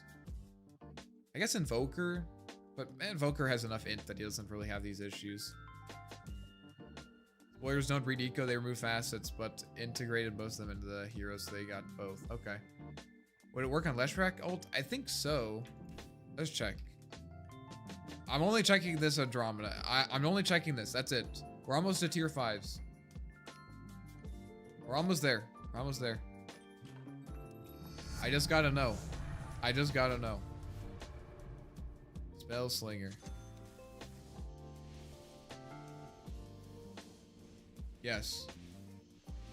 No. It's only the initial cost, guys. Only the initial cost. Only the initial cost. All right. What is this? Every 100. Oh wait. Lightning every 6 seconds adds up to 2 enemies, slowing them for 40%. Oh, it slows them now. That's kind of cool. I feel like this item was slept on, although it used to be tier 4. So gonna bristle maybe. Yeah. I mean, but a lot of these. I mean, it's tier 3. We'll see. It's kind of like a pseudo mana regen item. It's like a pseudo mana regen item, but it doesn't help you get to full mana, you know? It just helps you like actually, you know what this is? This is not a mana regen item. This increases your maximum mana. This increases the amount of mana that you have during a fight. It's like maximum mana. Because it's not going to actually help you get to maximum mana. It's like increasing your maximum mana by 300 and you get more maximum mana the more expensive your spells are. Interesting. So this is really good on heroes like Mars, actually. Heroes that have low max mana, but have higher mana cost. Like Mars or maybe Underlord. Heroes like that. Yeah, Underlord can have some mana issues. Okay, spell over every 100 damage dealt to an enemy deals damage to their surrounding allies in 300 unit radius. I mean, this is a juicer. This is a juicer. What? Every 100 spell damage dealt to an enemy deals. This is insane, dude. I mean, this has no cooldown. This is Lena's innate. Now everyone can have it. Wild. Good Void Baby with Refresher combo. Well, it can't be in a short period of time. I mean, yeah, I guess so. But like, also, dude, you're not gonna hold on to this for a Refresher. It's a tier 3 item. Amazing item on Phoenix. Yeah. Yeah. I mean, if you play ability draft, you'll know how broken this is. Because this is basically Lena's old innate. It's a little bit weaker, but it's basically Lena's old innate. I mean, this is insane. I mean, dude, Invoker. Holy shit, dude. I mean, especially with the BKB refresher nerfs, I feel like magic damage heroes in the late game are like cracked right now. They're really strong with these neutral items. Passive magic damage block. Okay, yeah, it does the old thing. Old Dandelion amulet. I think this was a good item. It's kind of like a weaker consecrated wraps, whatever. Enchanter's Bauble. Passive enchant increases bonuses of items neutral enchantment by 15%. Every time you craft this item, get an bonus increase by 40%. So it's like a late curio. Like, dude, this game's going 80 minutes. I'm going for the Enchanter's Bauble. I respect that. I respect that. I mean, I don't think anyone's gonna take this because it's a tier 4 item, so you have to be going for tier 5s. You can upgrade it with Curio too, yeah. You have to go for tier 5. I mean, it's kind of a meme item. It's one of those items that's like, it doesn't, like, if there's nothing else good, then like you'll take it, but okay. I mean, it's just a weird item. Weird item. It's like a, yeah, it's like a late Curio. Pupate duration increase. Pupate bonus mat. This is good. No one took this item because the armor reduction. Wait. Oh yeah, the armor reduction was pretty rough. Because at this point in the game, usually physical damage is a big deal. It was pretty situational, but maybe now, I mean, you know, a little bit longer. Actually, it being longer is not good, I don't think, but I'm gonna take Curio literally every game I get it, really, ever I feel it impact most non-tier 5 neutral items. Well, I agree, because okay, I don't agree about the tier, I thought you were saying just tier 1s. I agree about tier 1s. I almost always take Curio tier 1 because I only ever, as an Arc Warden, I don't farm jungle camp, so I only ever get it at like 14 minutes when I'm about to get tier 2s. But now that you can get neutral items at minute 0, yeah. Remember, it's buffing the enchantment, not the neutral item artifact. Yeah. Oh, that's true. Oh yeah, because Curio doesn't buff the enchantment. That's true. Okay, it's interesting. Prophet's Pendulum. I think that this should be a tier 3 item, actually. I think that if they made a tier 3, it would be good. Prophet's Pendulum, passive linger, 30% damage taken. It's rum buff. I mean, that's insane. This is really, really good. It's rum buff, but it is lethal. Dudes, I mean, imagine your Bristleback. This is insane on Bristle. This is insane on Bristleback, dude. Oh my god. Every offlaner and their mother's gonna take this. Reverberate damage threshold increase. Okay. A little bit worse. Yeah, I mean, it's still good. It still does what it does. I actually took this item a lot on Arc Warden because your clone usually got full to 0. It also buffs the enchantment when you get it at tier 4. Oh, okay. I didn't. That's a good. Okay, thank you. That makes that is good to understand. Okay. So you don't get the artifact. Okay. So it's like, I mean, at least you're juicing up your current enchantment, but you don't get the artifact. Okay, okay, I can see this. Before, I thought this was kind of a meme because it's like, oh, I'm throwing away my... Basically, I'm throwing away my tier 4 item. But this is, okay, this is... I can see this actually being taken, you know? You get a good enchantment, you're like, yeah, dude, let's juice it up. Hell yeah. Good to see them giving offlaners some love. They have had an abysmal time. Yeah. I mean, Rattle Cage was nice. You know, you got the what's it called? The mini Radiance. Solid. All right, balance. Grants 5% mana cost reduction for every hero ability off cooldown and 6% spell amplification for every spell off cooldown. Item spells are affected by both effects. However, item cooldowns don't affect the harmonizer buff. Okay. Interesting. So, interesting. 5%. Wait a minute. Wait, wait a minute. There's no way it counts every single one of Invoker's spells, right? Probably only, guys, it's probably only these 2 spells, and there's no way it... Okay, hold on. Okay, dude, let me check this. Where is it?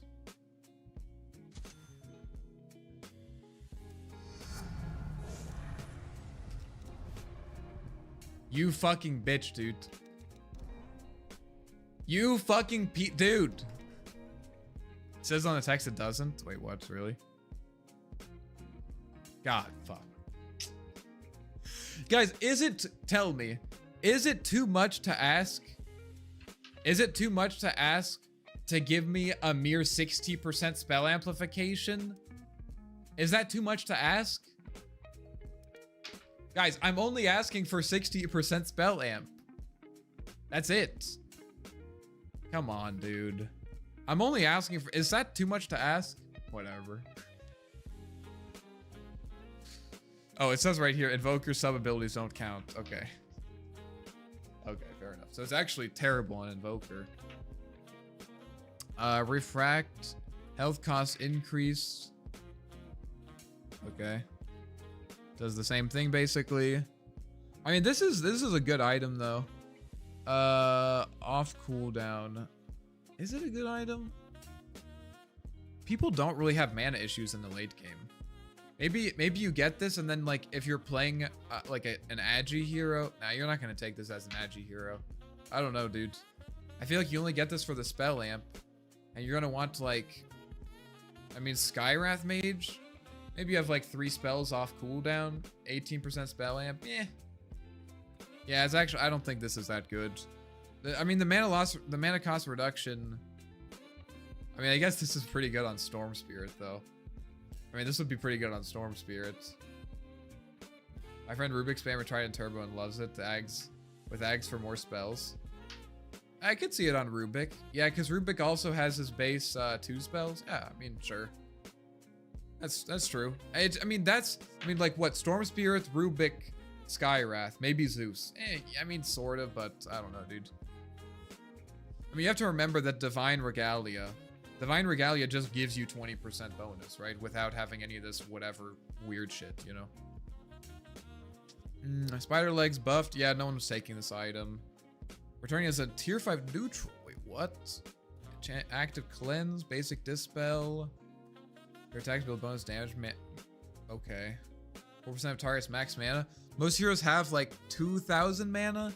1% of 2,000 is 2. 20. 20 times 4. 80. I mean, that's fine.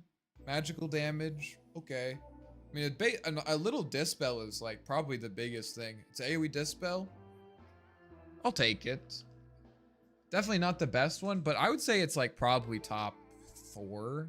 Something like that. Number of enchantment choices. Yeah, we already read this. Enchantments are no longer randomized. Wait, what? Now options based on you. Oh, sick, dude. Hell yeah. I mean, this is not good for everyone, but I like it, you know? It's not good for everyone, but I like it. I like it. Because, like, oftentimes... I mean, like, dude, remember, you're playing Crystal Maiden. You know that you should take the health one, but you want... Dude, you want to take the mana regen. I know... Dude, come on. You want to take the mana regen. You want to take the spell amp. You know what you want to take. You know what you want to take. And now you can't do it anymore. They're not letting you. I like this. You know what? I think this is actually, so far, I think this might be the best change in the patch. Because fucking neutral items have just been giving people free health, free armor, free magic resistance for like so long, dude. This like Crystal Maiden that you used to be able to one-shot with an Invoker combo now has an extra 300 HP and fucking random shit. I like this. I like this. Make Int Hero squishy again. Sounds like I'm fucking stroking one here. Make Int Hero squishy again. I want it. I want that. Dispel on all units? Yes, I think so. Yeah, all units. So you can use it to get rid of Ghost Scepters too. You ready to see some disgusting shit when you get to all hero changes? Holy shit, dude. And more HP on arc choices. I know it's like it's a nerf for a lot of heroes. It feels worse, but I think it's good. I do think it's good. Like, I'm happy about this. You can now take the ones that you want to take, dude. You know that you want to take them. You just were being responsible before. I think I like this. I like this. I like this. You know, like, you can't get free health regen. You can't get free health regen now, dude. Wait, for all heroes? Wait a minute. Oh. Okay, you can get free health regen, but... Wait, you can get Brawny on the Agi heroes? Okay, it's not exactly what I want, but I get it. What is alert? Wait, alert on alert. Okay, mystical. Okay, interesting. I like this. I like this. I like this. Do I need to say that I like it? Because I do. I do like it. For all heroes? Hell yeah, dude. I like this. I like this. The more plus 50% mana cost reduction, dude. It makes heroes, it makes it so that the neutral items don't solve your issues necessarily. they let you do more of what you're already good at, which I think is good for the game, you know? Like, casters are better at casting, tanky heroes are tankier. There's still some options. I'm happy with this. I mean, this is kind of crazy though. 15% mana loss reduction, dude. Holy shit. Neutral item meant so much less to me than enchantment itself. Yeah, well, yeah, I agree. I like this. I love looking at my Crystal Maiden now having plus 300 HP and 8 health regen. Wait, she can't get it though. She can't get it because she's intelligence. Wait, what? What? Wait, no, this is armor. Okay, good. Why do intelligence heroes get armored, bro? What is wrong with that? I like it. I like it. I like it. I like it. I like it. Guaranteed option. You guys, you get... If you're crying about this, you get guaranteed cast range bonus. You're getting guaranteed cast range bonus. Stop crying, okay? Options. Give me more status resistance. Nice. I mean, it's the same. It's... Oh, but I can get it in between now. Okay. Oh, wait. I can get 10% status resistance at tier 2? Okay, that's good. Wait, the 25% status resistance build is back with S and Y. You get S and Y? She can get it because CM has a strength here now? Wait, what? Dude. Juice or CM? She's been on the roids. She's on her 6th cycle already, and I'm not talking about menstrual cycle. I'm talking about like a steroid cycle. God damn. Alright, cool. Timeless. All option. Good. Okay, good. Now everyone has good enchantments at tier 5. Good. This is great. Dude, I'm so happy about this. Boo. Bro, what are you saying boo about? You don't want CM to juice? Come on. CM, just like everyone else, should have the freedom to use performance enhancing drugs. She should. Alright, hero changes. Guys, we have to go through the neutral creep changes. Overall, they are a bit stronger, it looks like. Overall, this guy's a bit weaker, but... Damage rescaled. Oh no, dude. Chen players. My Harpy Stormcrafter auto-winning the lane. I can't take it. Shut up. Shut up. After neutral casts his ability, all copies... Good! Fuck that! Yes! Thank God, dude. Did you just get chain stunned? Oh, dude, I'm finally Peel. I get to leave my miserable lane against Underlord at level 6, and then you just get actually chain stunned by the goddamn Boglet. Fuck these guys. Bit stronger because minute 0 jungling? Yeah, thank God. I don't think it's happening. Although people are probably going to do it, but I don't think that they should. Okay. All right, guys. Are we ready to get to the hero changes? I hated clearing water camps. Yeah, if you had more than 2 units, bro, these guys were gonna fuck you up, dude. It was safer to go to lane against a real hero than it was to fight the jungle creeps, which is maybe how it should be, but I didn't like it, okay? I didn't like it. I'm gonna just say it.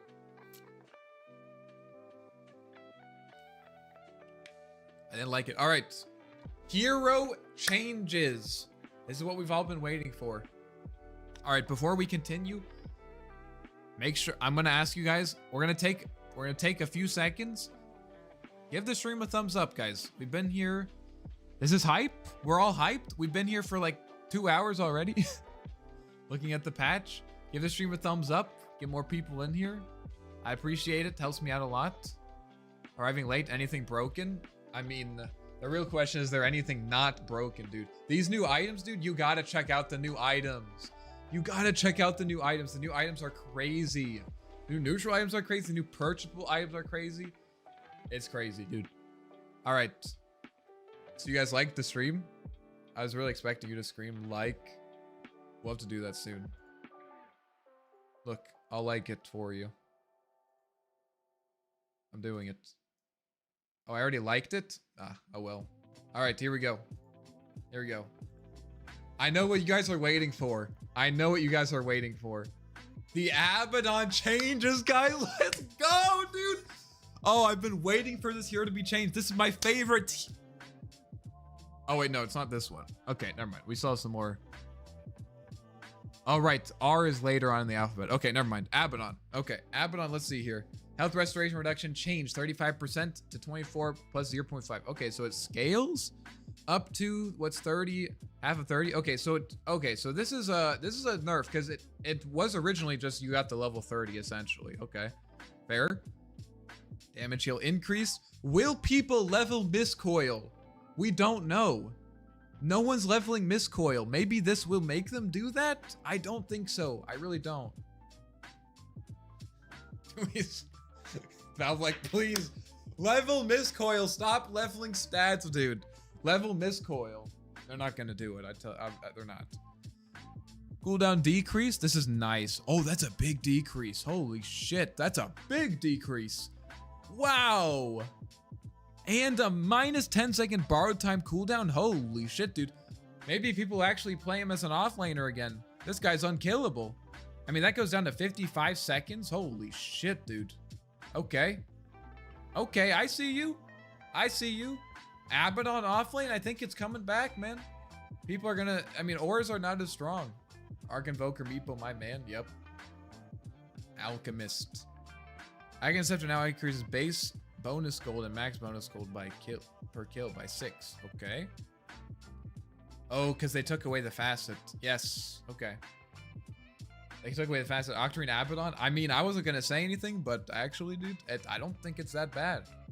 Base attack damage reduction per stack increased from 2 to 2.5. Okay. I mean, this spell is like still whatever. I mean, like it's better than having to level Grievel's Greed, but it's still like you're not. I mean, come on, dude, you're not maxing the spell. You kidding me? No one was doing that. Okay, random talents, damage per Grievel's Greed. Nice. I mean, I guess it scales with Aghanims. Guys, I gotta, dude, I know that you want me to come to the fight, but I gotta get my Grievel's Greed max. I gave everyone an Ags, I gotta get my plus 20 damage or whatever. Okay, dude, whatever. Level 15 acid spray armor grants armor to allies replaced with plus 1%. I mean, this is good later. Like, I could see people taking this. I mean, 400 concoction damage is pretty insane, but 5% slow. I mean, slows matter. Slows do matter, and it's reducing their base attack. It's a good talent. It's a good talent. I take it. Oh my god, dude. Okay. I don't know where Arc Warden is. I don't know how many A's there are. Remove Death Rite innate ability. Ooh, wait a minute. Bone Chill? I like playing AA, guys. I'm gonna be honest. Passive improves with Ancient Apparition's level when Ancient Apparition deals magical damage with his abilities. Effective enemies are chilled for 4 seconds, reducing their movement speed by 2% per stack. If the target is an enemy hero, debuff also reduces their strength by 0.1 plus 0.1 per 3 levels. So, wait. Each instance stacks? Oh. Okay. Okay. Cold Feet now deals 20. Okay, because it didn't deal DPS before. DPS. I mean, well, so before it was. What was it before? I don't know what it was before. It was like 1 or something. So it's 1.1 at max. 3. So 3 every 3. So 10. Yeah, 1.1. Okay. But like realistically, we're probably, let's say we're like around level 15 or so. Level 15, so we're 15 times 0.1. Oh, divide by 3. So it's 5, 0.5. Okay, 0.7. I mean, that's not nothing. I mean, you use Cold Feet and Ice Vortex and Chilling Touch. Let me check this out, dude. Let me check this out. I'll check this out. Any mass in the house? Dude, calm down, dude. I know you like looking at stars, but chill out. Chill out, dude. Okay.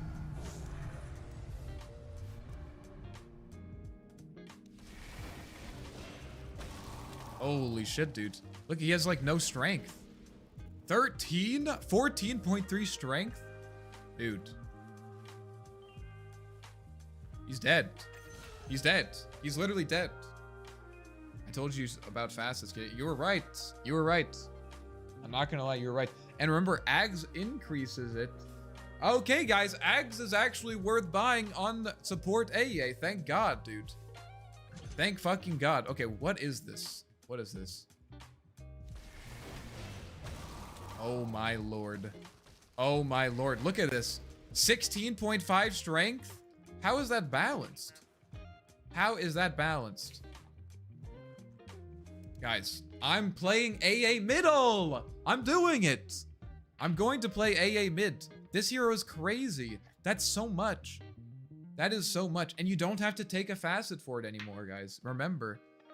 And this just slows them.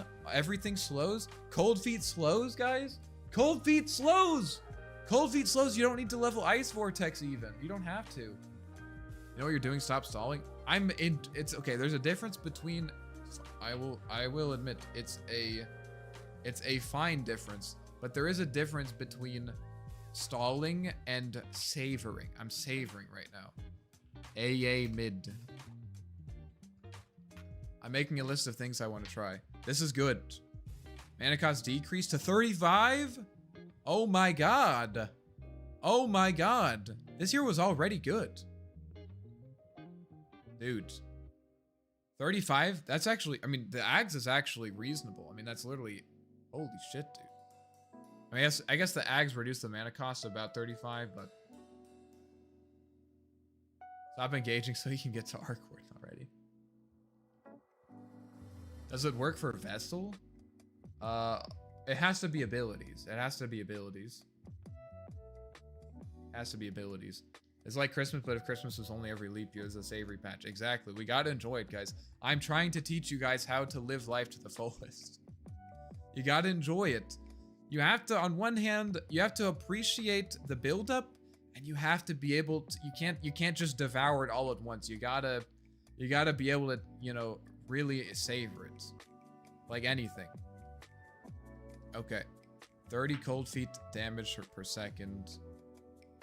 Cold feet break distance. Okay. Death worm slow. Okay. Okay. Nice.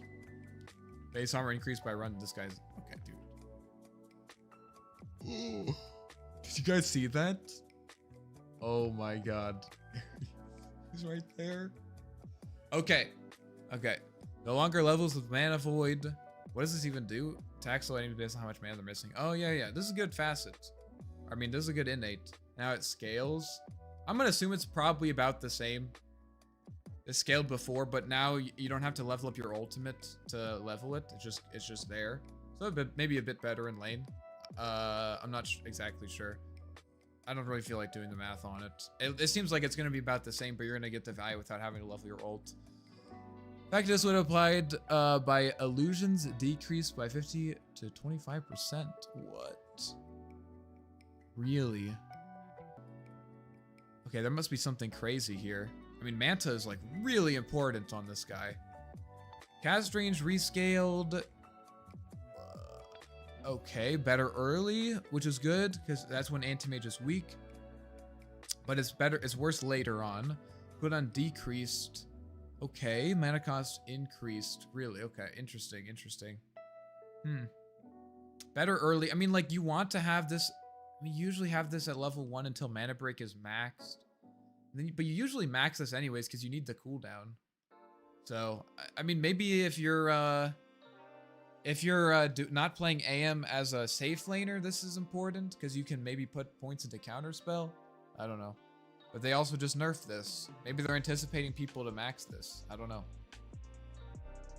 I mean, if you're playing off lane, now you can put this at like, if you have this at like level 3, you're not that far off of level 1. It's only a half second though. I don't know. I don't know, dude. I don't know. I don't know. I got ads. Sorry, guys. Cooldown increase from 70 seconds. Okay. Or increase. Radius. What are they doing? What are they doing?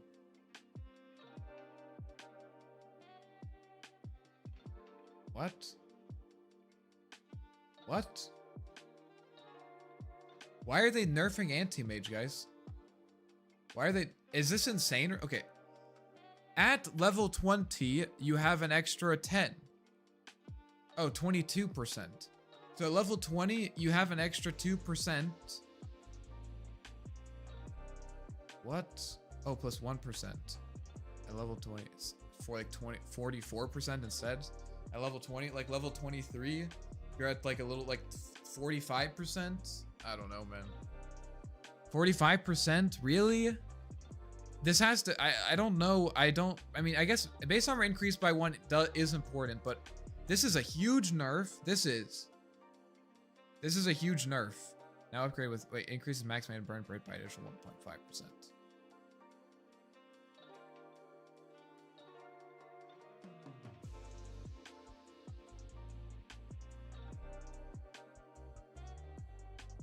I don't know, dude. Do you have to buy Ags now or something? Do you have to buy Ags? This is, I think, actually overall worse. Any anti-mage nerf is good change. I mean, yeah, I agree. I hate this hero. I'm trying to understand the idea. Like, I kept reading this being like, okay, this is worse for Manta. Okay, fine. Well, this got, okay, no, this is also worse. Okay, interesting. Okay, but, oh no, this is also worse. Okay, well, oh, wait, this is also worse. Was this guy crazy or something? I don't know, dude. Maybe he was. Okay. Okay. I think AM is nerfed. I mean, the base armor increase by 1 is a big deal. So it's, okay, you know what? So he's a little bit more versatile. Like, it's harder to punish him. He has good armor. He has good armor. He has, like, a little bit more slow, even if, like, they're not mana dependent. He can slow them a bit more. He's a little bit harder to punish with because he has like better blink cooldown. You know, okay. Okay. You know, like maybe you can pick him more often and he's like not as specialized, you know? Because he doesn't burn mana at, like he's not as punishing towards heroes that are worried about mana. And he can still get that later. He can still get that later if he wants. Okay. I'm not doing it deliberate. Well, I am kind of doing it deliberate. All right, guys. Last time there was a number patch. My chat baited me into thinking there was an insane Arc Warden change, and he was changed literally not at all. He got 10 attack speed. That's it. That's all there was. He got 10 attack speed. If that happens again, I am probably going to quit streaming forever. I'm going to be honest, okay? I can't take it. I literally can't take it. If there's not substantial change, I don't care if he's buffed, I don't care if he's nerfed, I just need him to be different. You say a few expectations here before the reveal.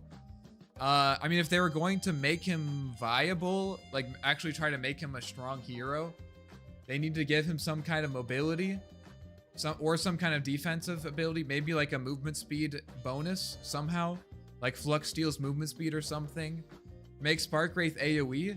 They need to fix some of his mobility issues or fix some of his AoE issues because he can't deal with both, I don't think. Or give him some crazy, actually good late game scaling. Something like that. Let's see. Okay. Oh my god, dude. No. Okay. We're going one at a time. Okay. Strength gain decreased. 0.2. Agility gain decreased. Damage per level decreased. Really? But the movement speed! We got 15 movement speed, guys! Oh my god, I just punched my ceiling. We got 15 movement speed! Guys! We got 15 movement speed. Hold on. There's a dent in my ceiling. But we got 15 movement speed. You guys don't get it. 15 movement speed, dude? That's insane! I'm genuinely, that's actually good. That's actually good, dude. Oh my god. We got 15 goddamn movement speed. I don't care, dude. I don't care about the stat decreases. Who cares, bro? Whatever. 15 movement speed? Are you kidding me, dude? Holy shit. Dude, if this was it, I would honestly be happy. If this was it, oh my god, dude. He's gonna be so fast. Our boy's gonna be so fast. Okay. I like the movement speed too, but imagine non-arc mains looking at us freak out. Dude, if you have to experience the pain of my fucking Zet guy dragging his heavy ass around the goddamn game for 1,500 matches. He's always been like this, man. He's always been like this. But now is our time. He's a fast boy. And the thing is that most people are 300 movement speed. So we've just been promoted from a second-class citizen. We've been promoted from a second-class citizen. Flip that denting ceiling incident. Yeah, I kind of freaked out. Okay. So we're fast. All right. We're fast. Okay, dude. Okay. Yes, we're fast. We're fucking fast as fuck, dude. That's so big. Okay. Runic Infusion. No longer grants regeneration buff upon activating rune.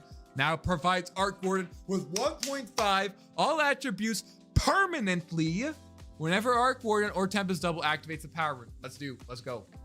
Let's go, dude.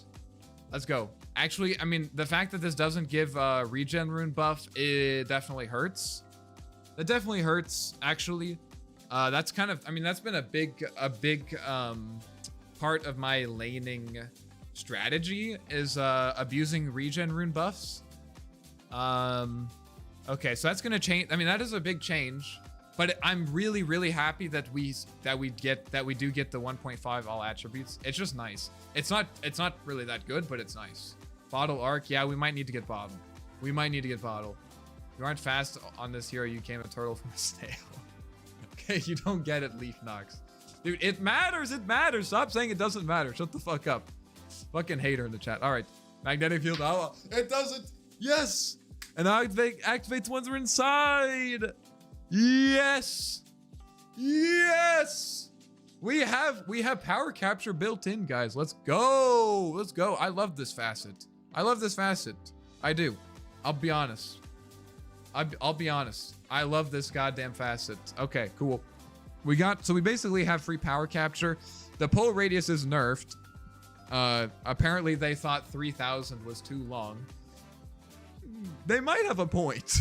3,000 range was kind of crazy, but it really doesn't matter that much because, or for me at least, because against really good players, you needed to put the magnetic field directly on the rune anyway, so it's not really a big deal for me. I'm gonna have to update my, we're gonna have to test the pole spots though. Okay, Spark Ray slow duration increased. Wow, so it actually, I mean, okay, whatever. I mean, a little bit slower. It's nice. I mean, you'll feel it, but it's like not a huge deal. It's nice though. Okay. Pole spots are tiny now. Yeah, but again, like it's really mostly about being able to place the field right on top of the rune. Like as long as I have that, I'm happy. Because good players sit on top of the rune anyways, and if you try to go for like a long distance pole, they're just gonna take it because it accelerates. Slow duration. Yeah, I mean this is nice. I mean it's nice. You'll feel it. It's not anything crazy, but it's nice. Max level is just in front of the tier 1 tower. It's way worse late game. Yeah, but also late game it was not like late game it was about map control anyways. Like you were only gonna get it if you controlled that area. Because again, people were gonna stand on it, so I don't think it's a big deal, honestly. Greetings, Zico. Yo, what's up, Spacey? How's it going? Yeah, it's a lot smaller. Okay. Golden XP. Wait a minute. What? 1 XP down is rescaled. 70 to 10 plus hero level. So at level 6, it's what is that? Oh, it's a little bit less. Okay. That's actually good. And then at max level it's more. So later game, that's really good actually. Because later game, the gold bounty doesn't really matter. It really doesn't. I mean, the gold XP bounty, like when people are already like level 25, like no one gives a fuck. And the double is so powerful in the late game that it's always worth it anyways to do that shit, right? It only starts mattering at level 24 plus. Yeah, like at that point, the double is so powerful that it's completely fine to give away 300 gold and 300 XP or 370, whatever it is. To like get a shit, like literally threaten a tower or like kill someone or something. It's completely fine. So early on, the double is like a lot more expendable, which is pretty nice.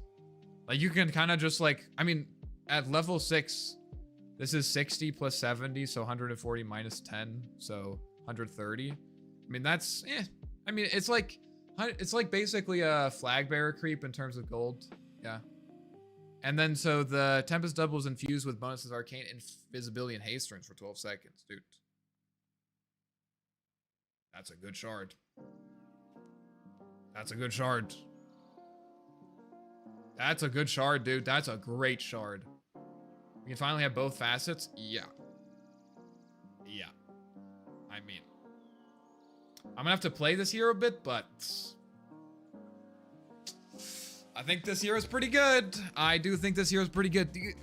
Guys, you have the power, you have the lane presence of power capture and the late game power of Ruined Replica. Are you kidding me, dude? Are you fucking kidding me? This hero, I think this hero is good. I think this hero is good, actually. I think we might be approaching the promised land. I think we might be approaching the promised land. We'll have to see, but I don't know. Like, it felt like with either facet, the hero felt almost good, but having both, you get to win your lane. I mean, most of the time, if you saw me streaming, you probably saw me with power capture, and it's not because Ruined Replica wasn't good, but it's because you needed power capture to win your lane against most of the mid heroes that buy bottle, right? Like, I liked Ruined Replica. That was a good talent. I mean, it's a good facet. It was a good facet. Like, really great facet. It means you don't have to buy Blink Dagger, don't necessarily have to buy Silver Edge. You're hasted. You can't be slowed. It's like insane value, right? But the power capture was just too good for the lane, and now you can have both. Remember, Arc Warden does not have a problem with gold.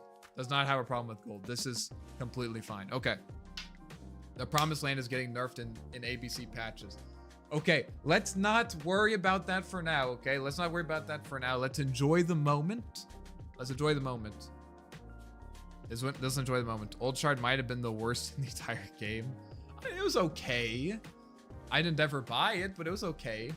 All right, here we go. Let's see here. Level 20. Wait, 3. Okay, so it's a little bit better. The old one was 300 down to... Yeah, so it's a little bit more. It's like 50 more. Okay. Dude, my finger is bleeding. The finger that I used to punch into the ceiling is now bleeding. Unlucky. It's a little bit more. What?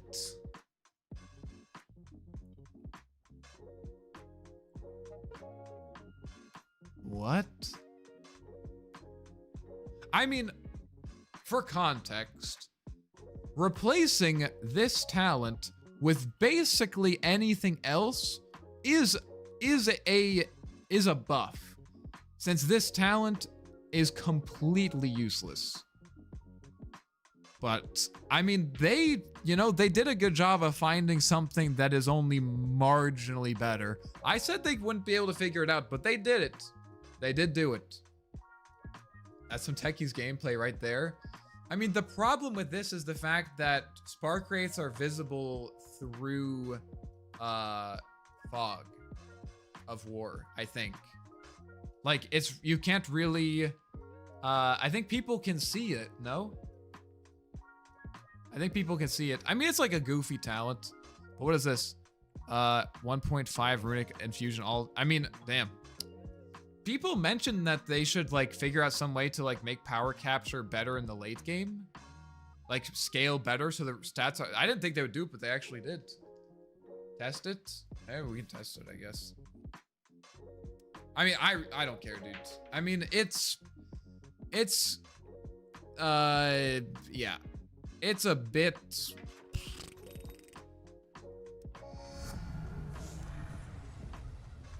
Let's see here. Oh, I need an enemy.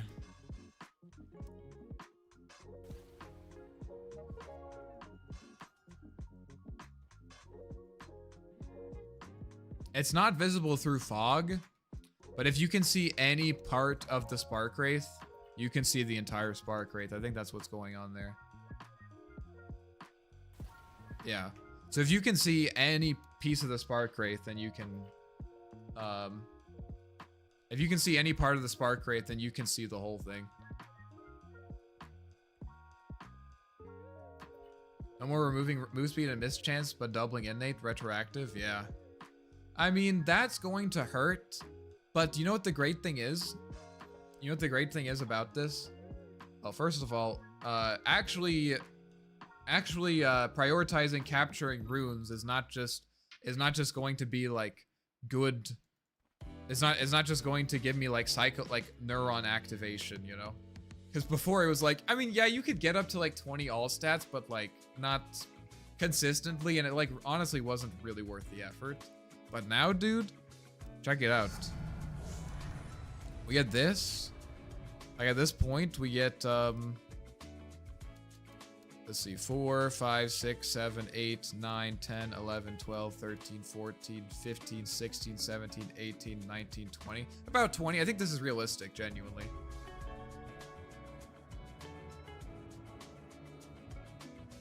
I mean, dude, 60 all stats. I have 28 armor. Oh my god, dude. And it's just gonna keep scaling. It's only going to continue scaling. Imagine like the game keeps going. Let's say you get 10. Dude, 90 all stats, bro. 0 items and all those stats, yeah. I mean, this is the kind of thing where even if it's not like even if it's not that good, it's just gonna feel good to have, you know? Like every time you get that rune, you're like, but if I get 25, bro, if I get 25, it's I'm basically doubling my stacks, you know? I'm basically doubling my stacks. It's gonna feel so goddamn good. Like every rune is actually gonna feel like you're gonna get rewarded for it, you know? That's what we got. We got like, imagine we got, dude, look at this. Oh my goodness. Who is this guy? Who is this guy, dude? I don't even have 6 slots. Let's say I get like Satanic. Oh my god. Satanic.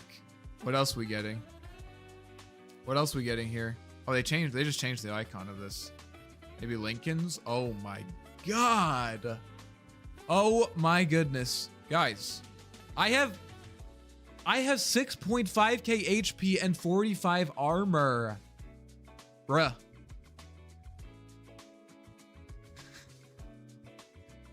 I mean, so here's my interpretation. Here's my interpretation. I'm really excited for one specific reason. I'm really excited for one specific reason. Well, for a few reasons. Not even just one.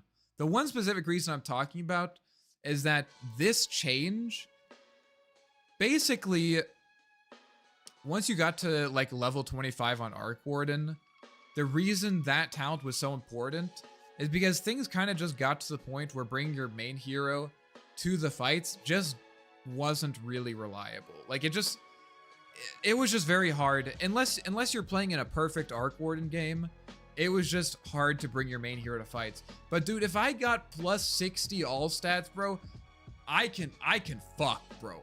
I can get in there, you know? Like I can actually bring both heroes to fight. Like I can actually bring both of my heroes to fight. I can actually do that, you know? Because if they try to jump me, dude, if they try to jump me, you're gonna fucking kill me through 60 all stats? Come on, dude. Are you kidding me, dude? Yeah, there's no way. So like I think last patch I felt like the best way to play Arc Warden was like with Octarine, Shivas, and Overwhelming Blink, which was basically, that whole build was basically about playing primarily with your double and only bring your main hero like as cleanup. But now, dude, I can get in there. I can get in there. Your clone isn't hitting anything, it's worth it. I think it's going to be worth it because, first of all, remember that only is the case for the last, like, I mean, it accelerates or it increases over time. So, like, for the first 10 seconds of the clone being out, it only has, what, 12% mischance or something? What is it? I don't know what the scaling is. The clone is out, yeah, it goes up to 35%. Does it say how much? It's overtime. So like yeah, maybe 15% mischance. It's not that big of a deal. It's mostly towards the end. I mean, the slow is the big thing, but also the slow is more important when you only could play around the double. But also, guys, remember that our clone gets a haste rune now with Agshard. Our clone gets a haste rune with Agshard. Guys, who cares about the slow, dude? He's hasted. He's fucking hasted. How do you jump a guy with 5k HP and 40 armor? Exactly. Exactly. So Arc is basically pudged with 20 flesh heap and actually hits hard. Yep. Yep. Let's go realistic. You get Brown Boots, Midas, Sacred Relic, and a lot. Shut up. Shut up, bro. Why are you adding me like that?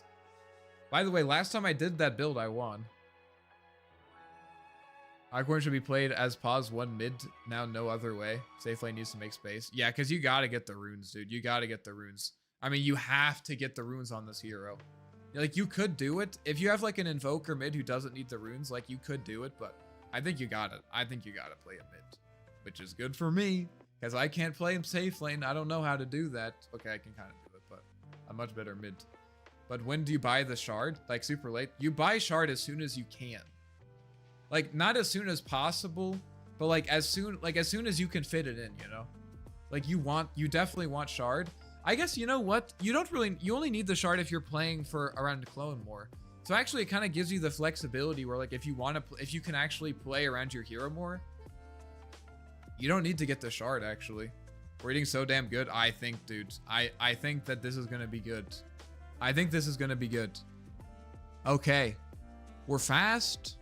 I mean, let me just enjoy this for a moment. We're fast. Honestly, dude, my favorite change here is the movement speed. And you guys are going to say I'm crazy, but how many times have I complained about him? Dude,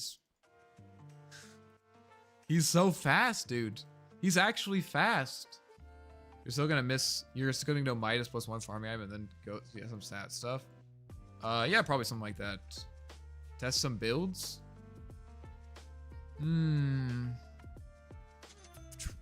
Dude, I'm actually fast. It feels so good. It looks like it looks like you have boosts from previous patch. Yep.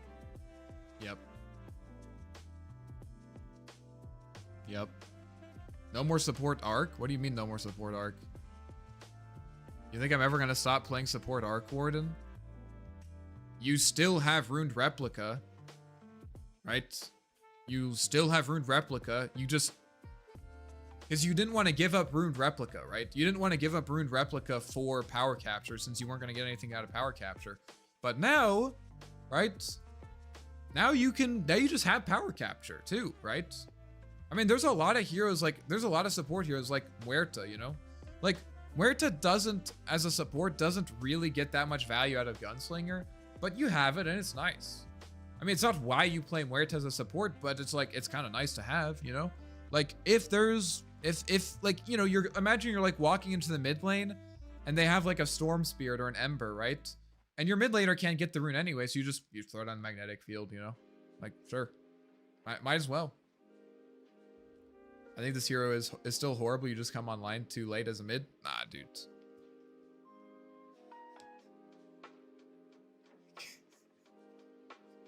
Let me just read this chat. This is exactly what I hope for and expect from Twitch chat. Mate, with 25 Spark Wraith talent, you can have 30 times 500 damage Spark Wraith constantly. Good luck pushing into this. That's a good point. That's, you know what? Let me know how that goes. Let me know how that goes. Meanwhile, the bottle gooners are active at 6. Yeah. Dude, I think this hero is good. I think this hero is going to be like 55%. So you also have to remember, only the specialists are playing it. And I felt like last patch, I mean, it's going to be a bit of a numbers thing, but I felt like last patch, each facet put us a little bit, like, almost to being good, but not quite there. And now we have both of them. You can have both of them. The Ruined Replica, I mean, the Arcane Rune was nice for Midas, but like, guys, yo, hide on oranges, I appreciate that.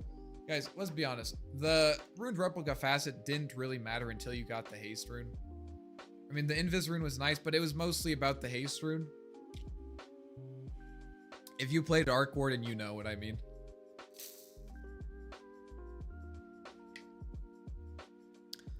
You know what I mean. And like, now you don't have to sacrifice anything to have this useless facet for the first 15 minutes. You can still get it later, right? You can still get it later when it's good. And you're going to have the Haste Rune sooner than you would have had it before. With these changes, what do you think of Shiva's now? It's still great. It's still great. It's still great. That's why you play in pause 1 mid and safe lane go Space Maker. Yep. Yep. Never gonna get to that late game monster. Wait, what? What do you mean? What do you mean? I don't know. Okay, guys. What did I say? What did I literally say before we started looking at this? What did they need to do? They needed to make his late game better. They needed to make him more mobile. Or they needed to give him AoE. They didn't give him AoE, but they made his late game better and they made him more mobile. And they also gave him for some, and I guess also this goes into with mobility, this thing here, the Aghanim Shard, right? And I still get power capture, dude. Like I still got power capture. And now I can have 50-second spark rate duration. You know what? The funny thing here is that they actually, Arc Warden used to have a 50-second spark rate at level 1. So they swapped out one level, like now he still has a level 25 talent that he used to have at level 1. That's pretty funny. I wonder if that's intentional or not. That's pretty Icefrog, if you're watching this, fuck you, but also that's pretty funny. And honestly, dude, this 200 spark rate damage is good. I think, here's what I think. I think that the Shiva's Overwhelming Blink Octarine Core build, remember, that build is not any worse than it was. It's not. That build is still good. It's not any worse than it was before because you didn't care about the 25 talent that much anyways. That build is still good, and we have more options to play around our main hero, right? Like, I could genuinely see doing some, like, shenanigans where you just go, like, stats. You go, like, universal hero build where you just get, like, Hurricane Pike. Like, in a hard game, you could literally just go Treads, Midas, Pike, and just secure those stats, dude, and just be a juicer. Absolute juicer, you know? It's also a way to get to level 25 faster. Get a Manta, go back for, like, the Pike Manta build, stuff like that. Dude. You're never gonna get to that stage where you're at plus 55 stats when the build up is trash. So first of all, the build up isn't trash, right? So remember, last patch I was still had a decent time. So everything before 25 is a little bit better. Like 10% better, I would say, overall, right? And now dude, this hero I think is back to being one of the late game Giga Chads, right? I don't think you realize how important this level 25 talent is. Basically plus 30 all stats. It's basically plus 30 all stats. Take any carry that you know and imagine giving them a plus 30 all stat talent instead of any of their level 25 talents, and I guarantee you they would be cracked. They would be cracked. Plus 30 all stats, dude. Plus 30 all stats is ridiculous. It's crazy. And remember, you keep getting more later, right? You keep getting more later. It's like a free tier 5. Yeah. At 20, yeah, I mean free, whatever. People say free all the time. And you keep scaling. Like I genuinely feel good about saying that if Arc Warden gets to the late game, he wins, you know? He will win the late game. You just keep getting those runes. Do they apply retroactively? They do. Yes. That's why it's plus 30 fucking all stats. The math on how much stats he loses per level. It's not that much. 0.2 times 30. So that's 3. So 6. So he loses 6 strength. Oh no, dude. He loses 6 strength and 0.3 times 30. That's at level 25. Like at level 20, dude. At level 20, you're losing 4 strength. Oh my god, dude. My 4 strength. Oh no, my 4 strength, dude. I can't take it. No, my 4 strength. This got here insane patch. Yeah, it is insane. Meepo's not anti-mage. Wait, what? Meepo is now anti-mage. Wait a minute. And then the agility is like a little. It's like 30% more. So it's like 5, 6 agility. I mean, it does matter, but guys, I'm telling you, as the guy in this chat who has played like 500 games of Arc Warden, more than that, like 800 games of Arc Warden since the last time he was majorly changed, this is going to feel amazing. I'm telling you, this is going to feel amazing. Now, maybe it's because I'm already used to pushing the hero to its absolute limits, And my thinking is that I know that at those limits, I'm going to be sitting at probably a 65, 70% win rate, something like that. If you're pushing him to his absolute limits, if you're not used to doing that, if you're thinking about like, well, before, like, if you're not used to doing that, before I was like another, like, I was like 40%, I get it, you know? I get it. Eco casually glazing itself. I mean, it's true. I mean, you want to say it's not true? All right, dude. You want to say it's not true? Guys, why are you here? If guys, don't, you guys are, you guys, come on. Fuck you, dude. It's not glazed, it's true. Yeah, dude, and also what, it may be a glaze, but you know, what's a donut without it, right? Glaze is good. Glaze is not necessarily bad. There's good news, your videos are gonna pop off with OP builds, yep. I mean, I want to take a little bit of time to think about, like, I still think Shiva's is great. This still doesn't work with, your clone, unfortunately. I mean, this is alternative to E-Blade. You're probably just buying E-Blade, though. Probably not going to get this. Unless you're buying it specifically to counter healing. Okay. All right. I'm going to need to ask the hate watchers to step out for a moment. I'll give you 10 seconds.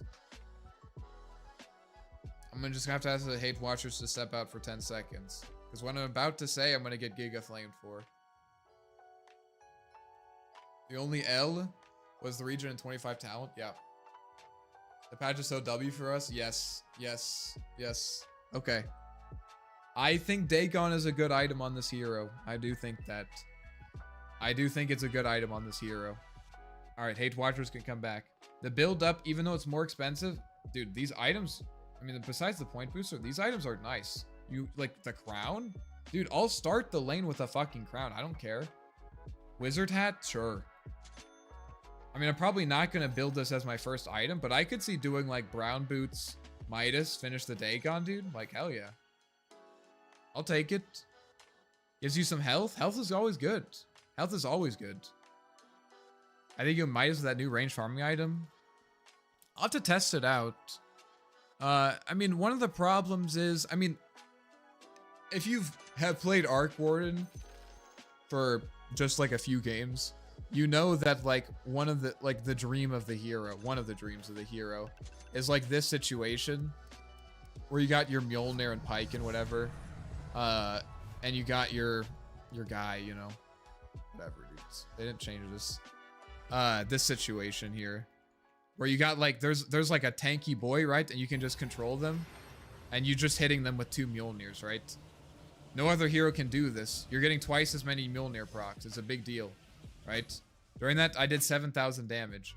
And it's not terrible, right? Because there's a lot of games where you can't do that. Where you're never going to be hitting the same guy.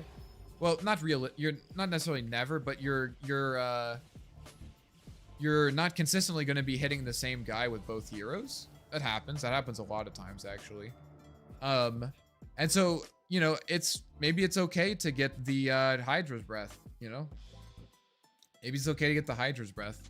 Because you're not going to be able to get... I mean, there's no way these stack, right? Yeah. So you're not going to be getting value out of hitting both of them. Test Mjolnir single target versus Hydra Breath. I mean, Mjolnir's going to be better. Like, I don't even have to test it. I can tell you it's going to be better. It will be better. Unless you're playing against someone with, like, more than 6k HP or something. Can Ark get 2 Dominator creeps? No. He can't. It will. Wait, does it work? Did they change the item? Wait, what? There's no... Dude, don't... I swear to God, dude. If you're baiting me, dude, I will ban you. I will ban you. If you're... Yes? Dude, you're playing with fire. You can't say shit like this. You can't get me excited about this. I don't believe you, man. There's no way. There's no way. There's no way. Okay, I'm gonna test it. But if it doesn't work, I'm banning you. I don't care. I don't care, dude. I know that you've been around for a while, but dude, I can't let this shit slide.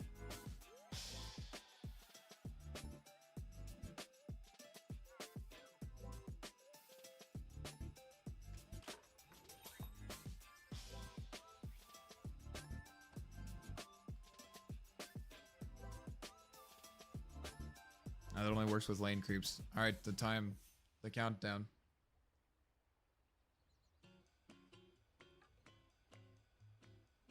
Yeah, but how much better might be worth the trade-off? Nah. You also have to remember, you have to remember that, spawn neutrals. All right, here we go.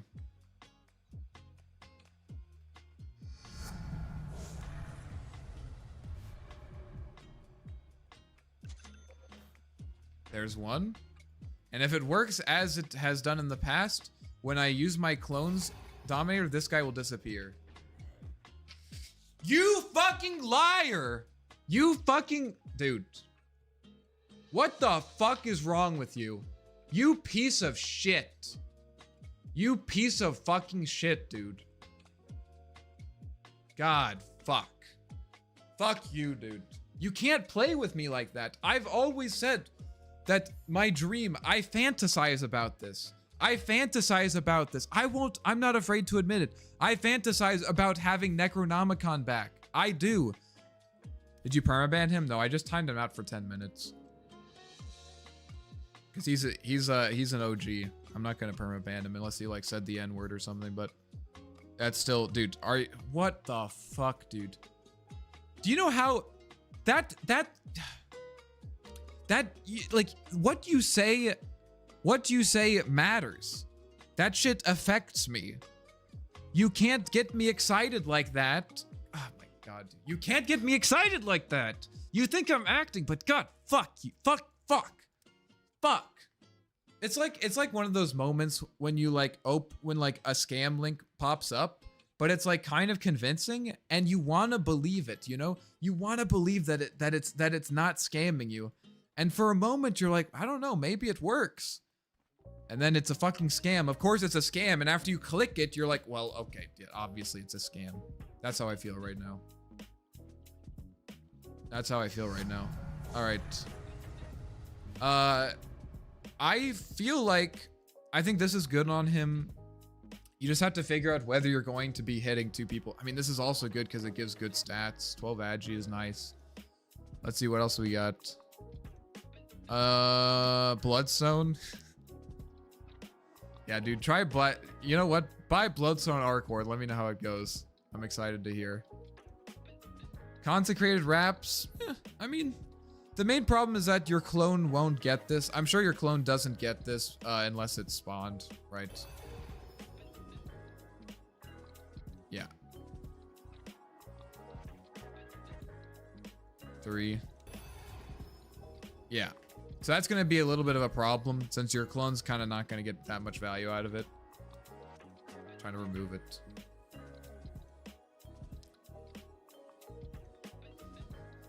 Testing Acorn when? Oh, shit. Oh, true. True. I was asking, anyways, I was talking about single. Oh, he moves. It stacks? No way, dude. Okay. If this doesn't work, I'm banning you on YouTube as well. If this doesn't work, I'm banning you on YouTube as well. I mean, I'm gonna time you out.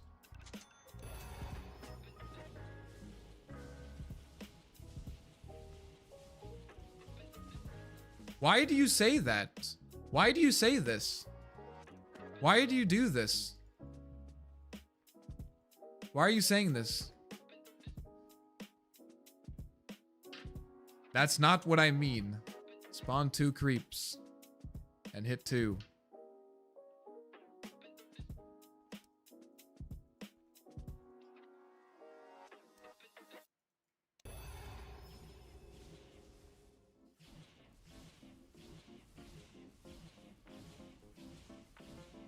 What?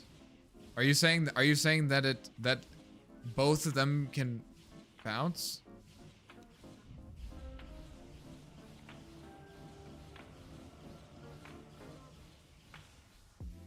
Obviously, yes. It's broken. It's not. It's not. I mean, it's good, but it's... I'm timing you out, dude. I'm timing you out. Fuck you. I'm timing you out, dude. I don't care. Jeez. I'll time you out for 5 minutes. What the fuck? Yes, obviously. What did you expect? What did you expect? Why are you? Why are you? Like, I get it. I get your why are you spam messaging it? Like, this is... If you didn't expect it to work this way, like, I don't know what to tell you. I mean, when I purposely spread misinformation. I mean, he's not wrong. But, like, if you're surprised that it works this way, like, I don't know what to tell you. Compare male versus wave. Okay, well, we gotta go back to, like, level 15. Fuck. I can't do it. Like, level 15 or something. Like, this is when you get it. Doesn't Hydra feel a bit bad for stat as a 6k item? Well, yeah, but also, I mean, Mjolnir is also not a great stat item at 5.5k. So I think you're going to upgrade Hydra specifically. Like, I could see a lot of people getting the array and then buying Pike and then just leaving the array.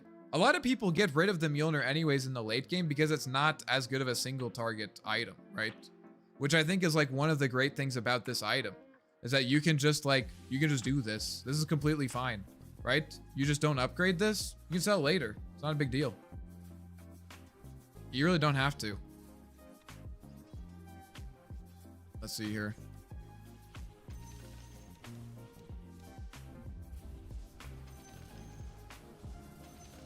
Yeah, I mean, it's like, it's not, it's a little bit worse, but also that shouldn't be surprising because it's significantly cheaper, right? I mean, this is 2,500 and this is 2,900, which I know, like, it's like, oh, 400 gold eco, who cares about 400 gold? I care about 400 gold, dude.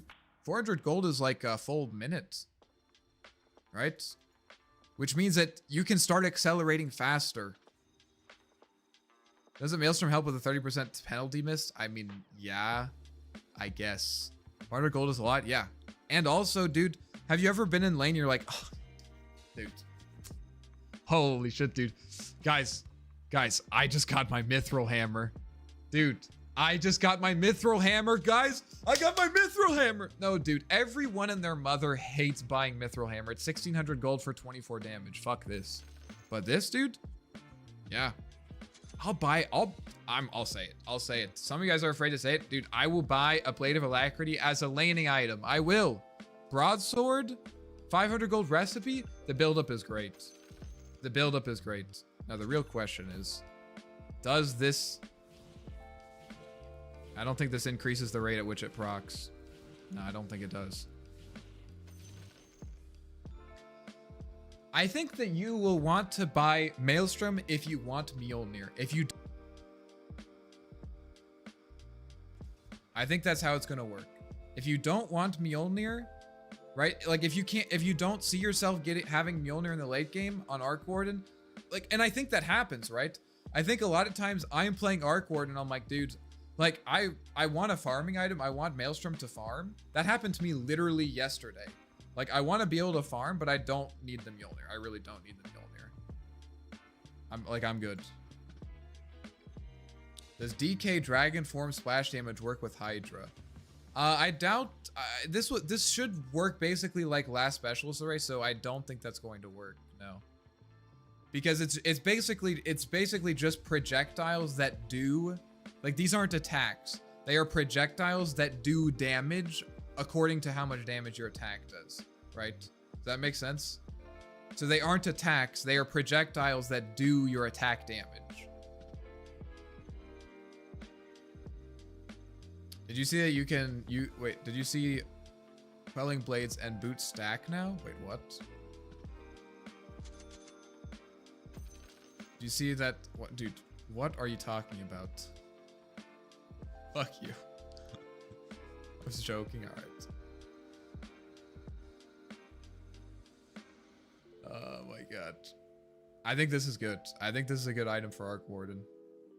Yeah, it might have some attack speed issues, but I think if you're going to get this item, you're probably getting Dreads anyways, so.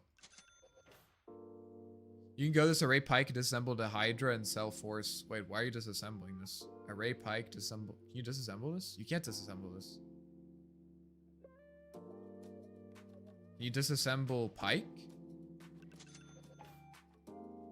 There's no way you can disassemble this. It has a recipe.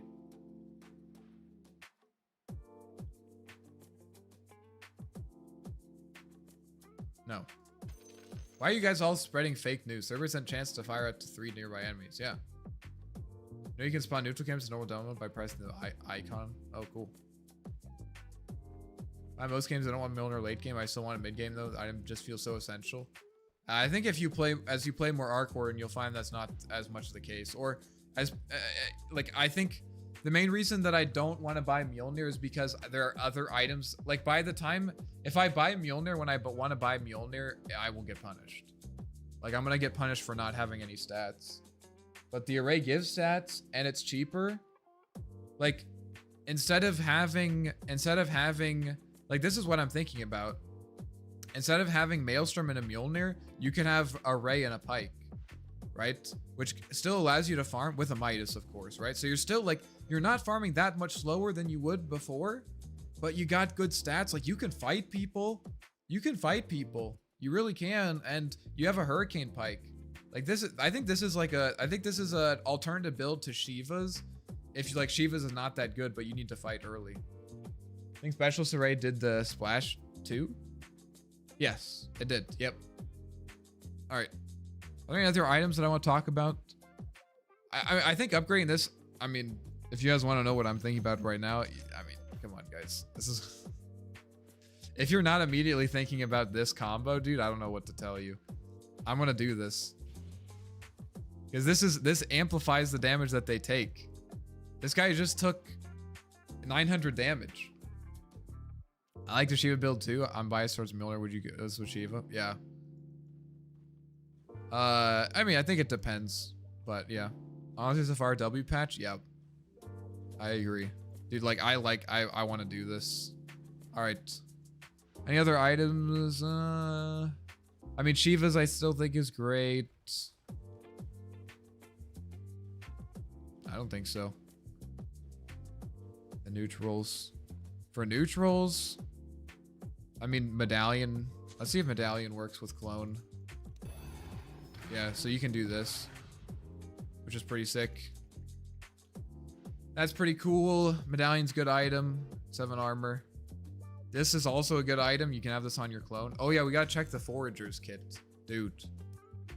We gotta check the Forager's kit. Wait, it's supposed to show me an item. Oh, here we go. This side. This. So if I do this.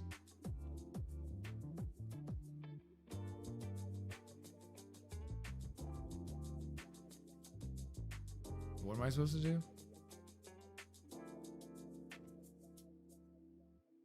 What?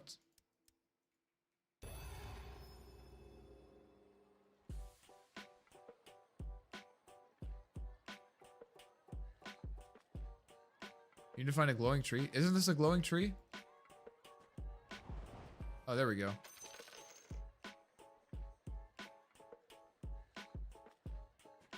Oh, I have to face it.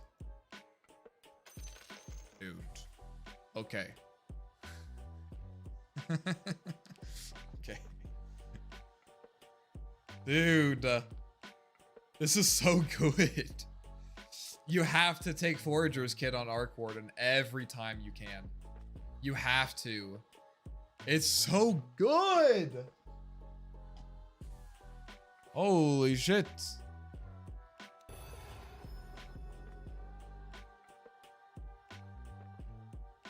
Oh, it's on cooldown.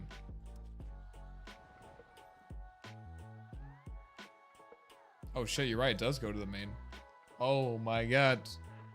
3 gold, 30 gold every minute. Well, it's also just the other stuff too. You can get all stats, dude. What does this do?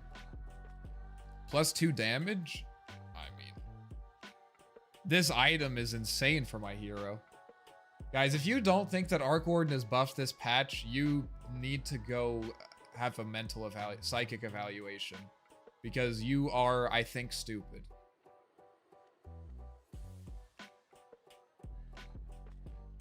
Plasma doesn't apply to extra targets. I know, but the magic damage amplification works with the miasma debuff, which is the point.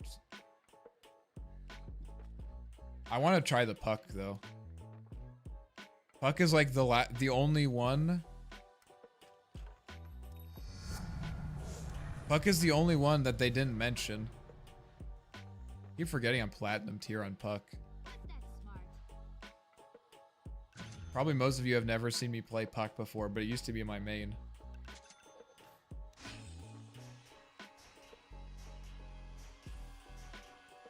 Interesting. So it applies the debuff, but you don't get the extra attacks. Guys, 99 Simba, 993 Simba is back. Gyro, no, Gyro was explicitly mentioned for it to not work.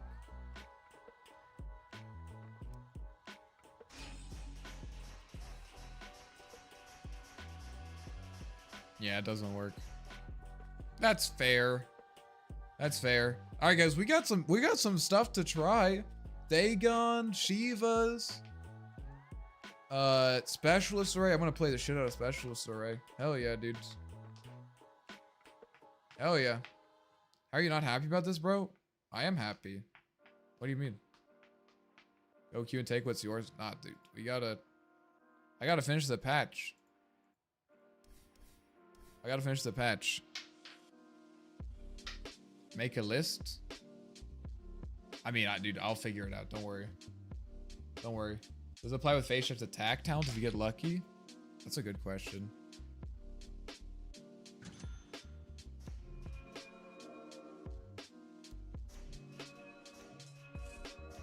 Looks like not. Looks like not. I'm so excited, dude. This hero's gonna be so fun. We got the tree thing. We got power capture. We got rune replica. These talents are the 25 talent is good. The other ones, I mean, I'll take 200 spark rate damage. That's good. I'm gonna sleep like a baby. Yeah, we might.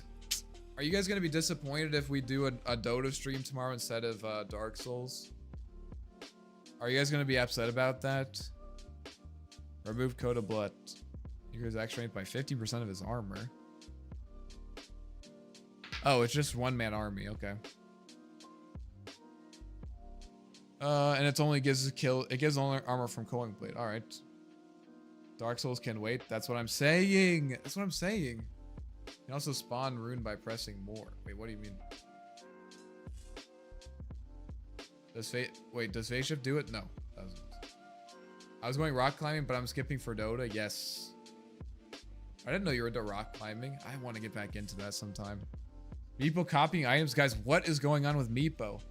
I got to get to Meepo. What is this? Axiom is basically the same, which is fine because that hero's good. You don't get armor from kills not through Culling Blade, but skill issue. Stat gain reduced. Okay. Damage per gain reduced. Interesting. Okay, but the innate is different. Every time Bane kills an enemy hero or they die under the effect of debuff applied by Bane, they receive a terror for the rest of the game. Each terror stack decreases the enemy's status resistance to all Bane's debuffs. That's so cool. Dude, that's so cool. I love that. This is good because not like it's a great like lore. Like, dude, it's like if you're a Bane player, you're gonna love this, you know? Like this is why you play Bane, dude. That's so sick. That's so sick. That's awesome. That's so cool, dude. That is that like it doesn't I don't even think it's gonna matter that much, but it's just good, you know? It's just nice. I think that's cool. I think that's cool. Now unit vector target spell. Sleeping units can walk in Bane's. Okay, so they just have the sleepwalk as not a facet anymore.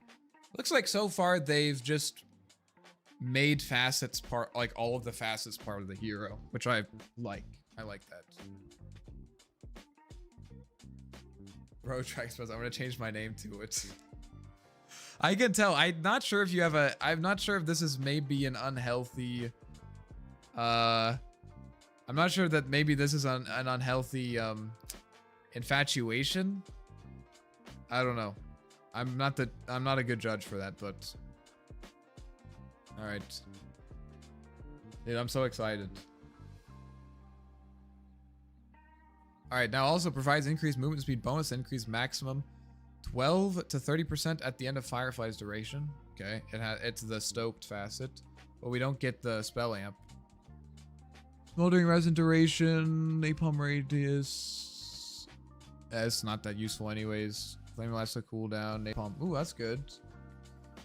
Firefly damage per second. Smoldering resin duration replaced with. Oh, okay. Oh, okay. So level 20, you get the arsonist. Okay. I think that makes sense. I mean, it helps him scale in the late game, which is nice. I'm glad they didn't take it away, but I think maybe he got it a little bit too early with the old facet. I mean, Bad Rider was getting first ban. I guess people just weren't playing it in my rank. So I didn't feel like that insane. I also think Arc Warden's like pretty good against Bat because you can kind of kite him, but okay. This level 25 talent doesn't seem that good, but whatever. That got good. No more right click build, no more spell amp on Firefly. Yeah, I mean, I think you're right. But also, I mean, people weren't going right click build. They were just using the fact that this did an insane amount of damage, which it still does. You just can't get it as soon. I think people are probably still going to go Boots of Bearing. I mean, because it gives movement speed, gives you regen. I still think the hero's good. Mjolnir does not work how you want on Meepo. Oh my god. Okay. Now innate base attack speed. Oh, okay. It's just inner beast. Wait. Wait. Can I control them? No. Sad.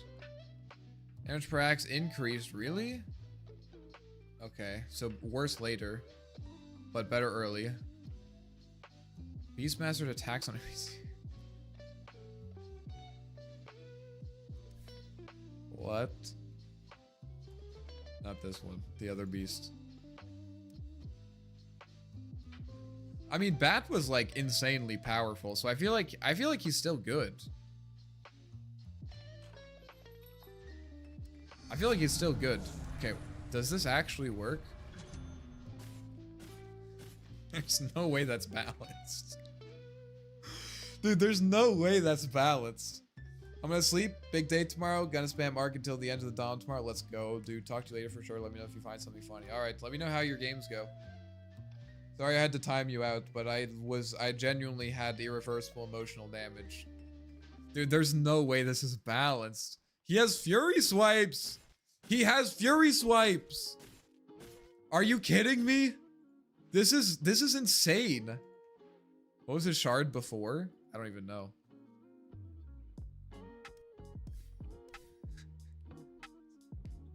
That's so broken. Guys, why can't Valve just like make Beast not an S tier hero just for like a few seconds? Just like a day.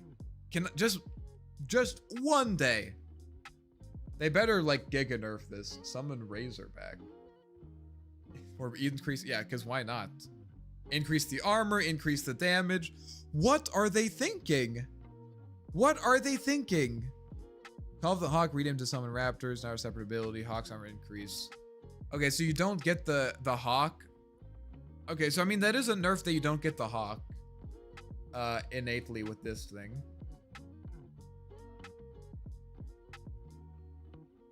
Dive damage increase. So it's stronger because you have to put levels into it.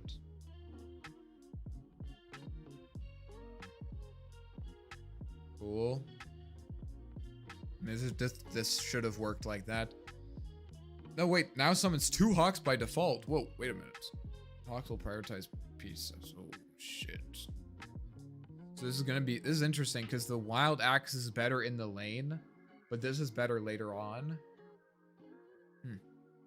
Why does Ursa exist anymore? I don't know. You tell me. It's so weird to see only 4 spells. Well, is this not weird to you guys? I feel like it's been an eternity since Beastmaster had just 4 spells. What the fuck, dude? I mean, no one's gonna level this in the lane. But it's good. I mean, I think that Beastmaster is still great. I mean, yeah, the Hawk, you don't have the Hawks, but at the same time, you didn't need the Hawks, you know? And you're still going to get the Hawks later. You don't need the Hawks in the lane. The hero in the lane is still amazing, you know? Does anyone... This is a little bit of a side note. Does anyone remember when Beastmaster used to be able to summon neutral creeps? Does anyone remember that? What is this patch? Yeah, dude, it's crazy. It's crazy. Does anyone remember? That shit was wild, dude. It's crazy. Yeah, Beastmaster used to be able to summon neutral creeps. Pros Jerry. That was a thing? What? When was that? Yep. That shit's pre-Dota 2. No. No. That was like 7.2? Maybe before that? It was not very long.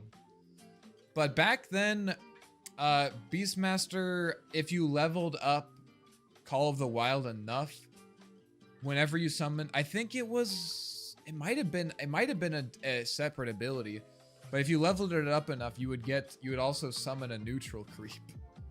But also back then, dude, I miss Beastmaster. I haven't played Beastmaster. When was the last time I played Beast? I haven't played Beast, 2020. Ever since that they changed it so that you can't control the Hawks anymore, I don't like it. To be fair, it was broken. It was broken, but it was so cool. You could control, like, you could micro the Hawks around. Like, oh, if you guys weren't able to play... I actually used to play Beastmaster quite a bit back then. Because, like, in the lane, you got your boar, you got your neutral creep. The Hawk, you could literally just control. Like, you just had a flying vision Hawk in lane. I mean, it wasn't balanced, but it was fun. You just, like, it felt like you could just control the entire lane. It was sick. 200 Primal Beast cast. I mean, Primal Roar cast range. Primal Beast cast range. Guys, you can get... you could get more Primal Beast cast range. All right.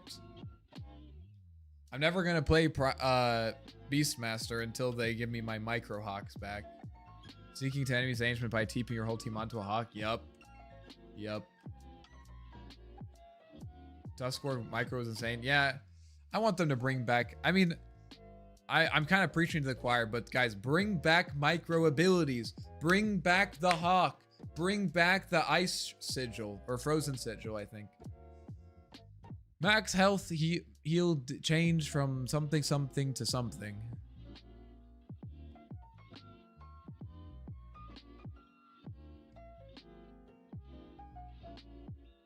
Huh? 1.5% plus 1.5% per level to 1.5% per level.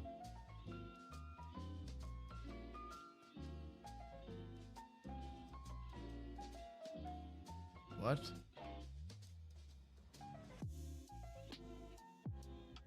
What?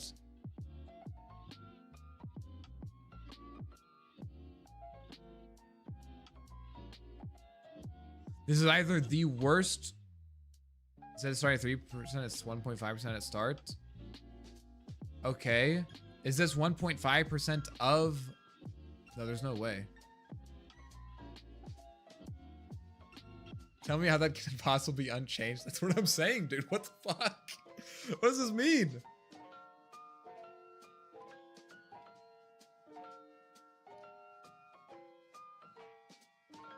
Let me try. I gotta try this, dude. What does this mean? What does this mean? What does this mean? What does this mean? What does this mean? What does this mean? This either is the worst possible way that they could have worded this ability.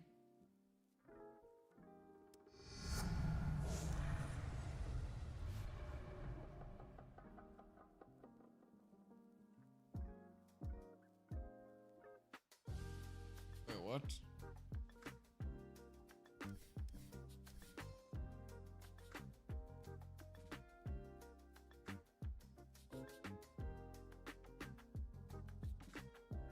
Oh, I'm fucking dumb. Okay. Okay, guys. I'm fucking stupid. I'm fucking stupid. It's just because you get this at level 1. It's because they're just changing the wording. 1 point, because they, yeah, okay. It was something to do with something that they said earlier. But they want things to, they want you to like have everything at the beginning or something like that. 1.5% plus 1.5% per level up is the same as 1.5% per level because the 1.5% per level includes level 1. Okay, I'm stupid. Okay, because this is at level 2 you get 3. Okay, I'm sorry. I don't know why this made me have brain damage, but it did. So we're just not going to talk about it. Okay, now no target ability that affects only Bloodseeker. Honestly, based. So now we can't silence people for 8 seconds. Yeah. It's level up, not up to. Yes, exactly. That's it.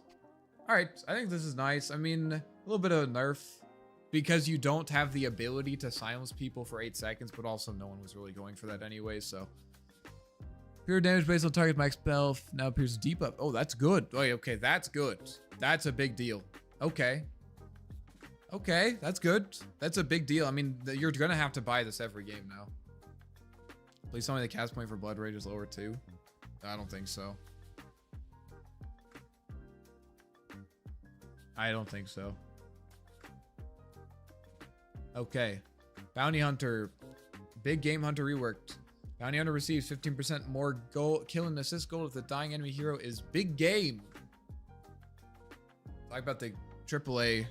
He's talking about Ubisoft there. EA.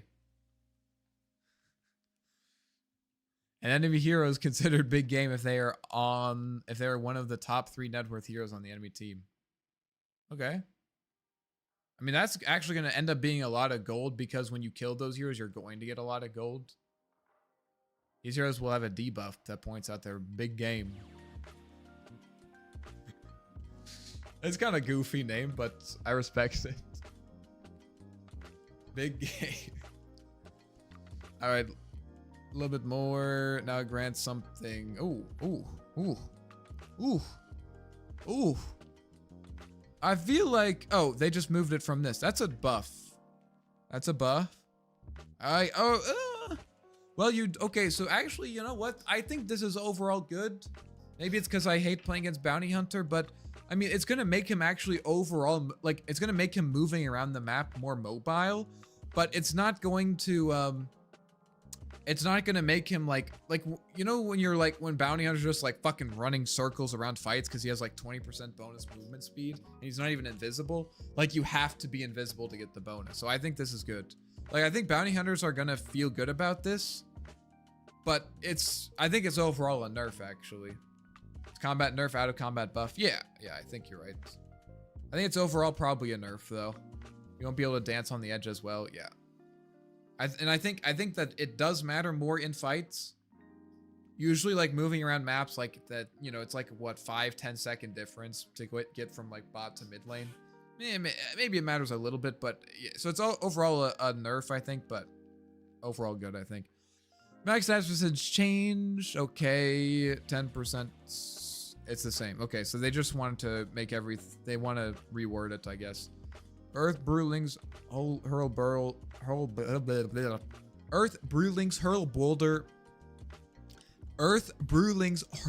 Boulder stun duration decreased a little bit at max level.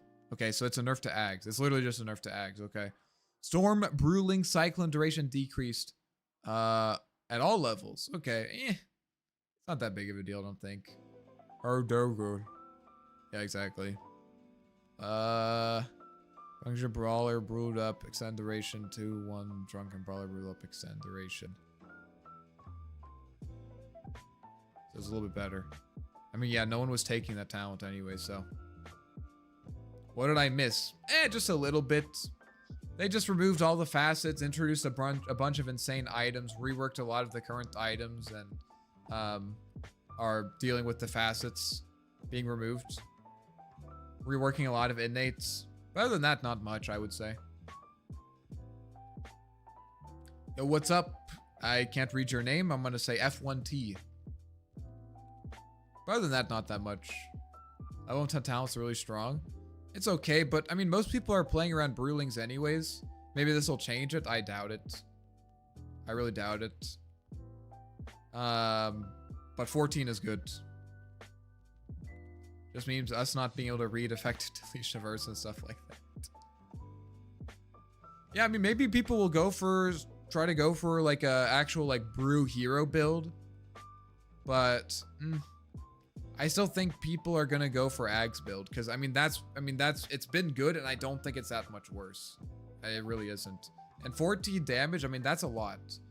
Because most of the Brewlings attack pretty quickly. So 14 damage ends up being like twice as much damage per second, I think. Like that's 28 DPS times 3. That's a lot of damage. Okay, now this is 10% to 4.5% plus 0.5% per level up. So at like level 20, that's 14%. Okay, so a little bit of a buff, I think. I mean, you don't really care about this in lane that much anyway, so it's all good. Cycle limit increase from 4 to 6. Oh, because he doesn't have the Snot Rocket facet, okay? You know what would be a super cool Ags for Bristle? Even though the current Ags is pretty cool, it'd be really funny if they gave him like an Ags or a Shard that gave him Snot Rocket along with the Quill Spray. You know what I mean? Like it does both the Quill Spray and the Snot. There's so much shit coming out of his bag. You like start hitting him like, whoa, oh my god, dude. What the fuck, bro? There's quills in me and snot? Dude. Chill out. He's like, I don't know, dude. You attacked my back. There's like fucking goo coming out. Quills. Oh my god. It'd be awful. I know, dude. I shouldn't have said anything. It's coming next patch, guys. Just wait for it. Could be level 25 talents. Is this really that good? 25 bristleback damage threshold? Really? I mean, it's better than the other one because the other one is awful. I don't know if people are going to take this. How much is it? Isn't it like 400 or something? Oh, it's 200. Down to 175? So if you do, you have to take, basically you have to take 800 damage? You have to take 800 damage to get an extra spray. So it's kind of like 25% more sprays, I think. Is it 25% more sprays? You're going from 200 to 1. Oh no, it's only down to 175 actually. It's even worse than that. 200 down to 175. So it's, if you take 1,000 damage, you divide that by 175. I'm really trying to do the math on this. It's 12%.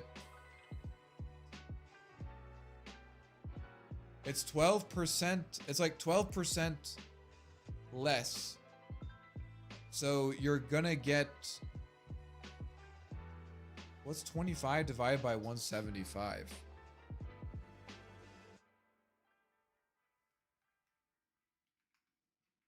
You're gonna get 14% more quill sprays.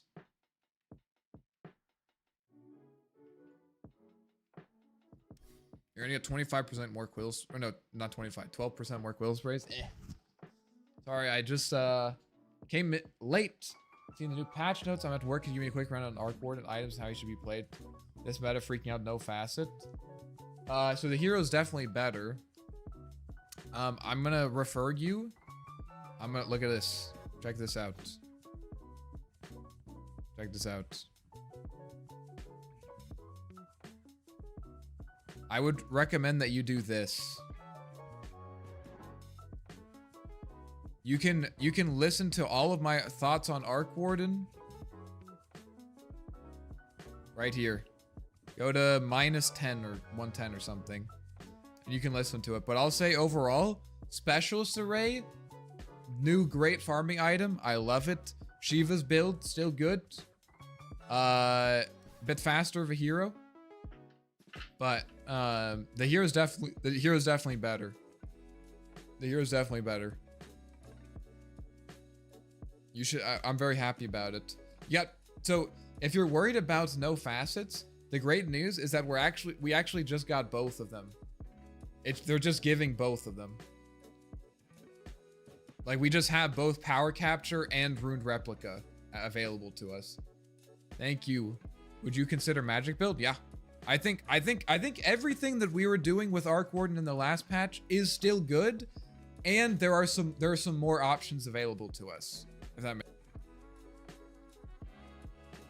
of the things that we were doing in the last patch are still good, and there's also some other stuff that we can do.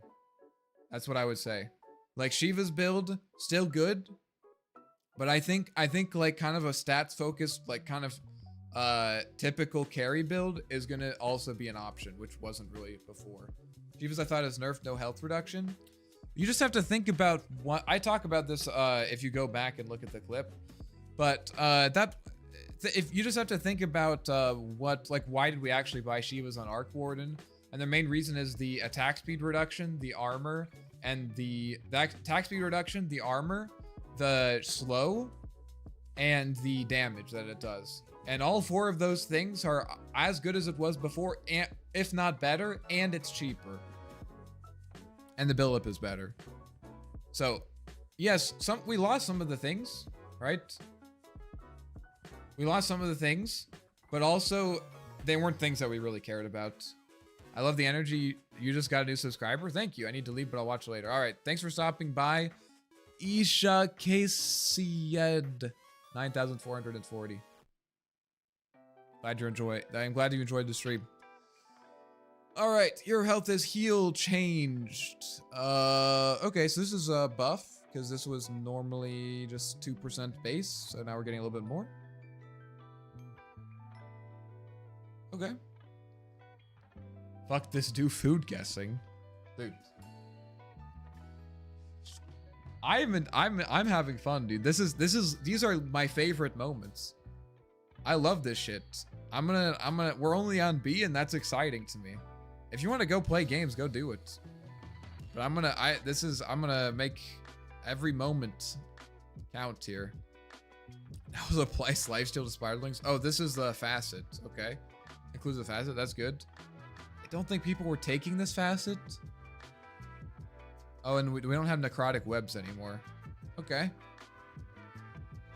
Wait. Oh, yeah. Oh, this affects spiderlings now too. Cool. A little bit of a nerf. I mean, necrotic webs was like sometimes a pretty substantial reason this hero was picked. Because it like got up to like something crazy like 80% regen reduction. Like absolutely nuts. So it countered heroes like Timbersaw. Or I wouldn't say it countered heroes like I wouldn't say Timbersaw, but like who, like Io, I guess. Rude feels like a buff we didn't need. Yeah. I think this is overall, probably Brood players are gonna be overall happy, but the Huskar, yeah, Huskar is a good example. Necrotic webs gave the hero some more versatility, but it doesn't have that anymore, which I think is okay. I mean, it's Brood Mother. The hero is not really supposed to be versatile, I don't think so. Dude, the stream tomorrow is going to be a silent stream because I won't be able to speak. I swear my voice is going to go out.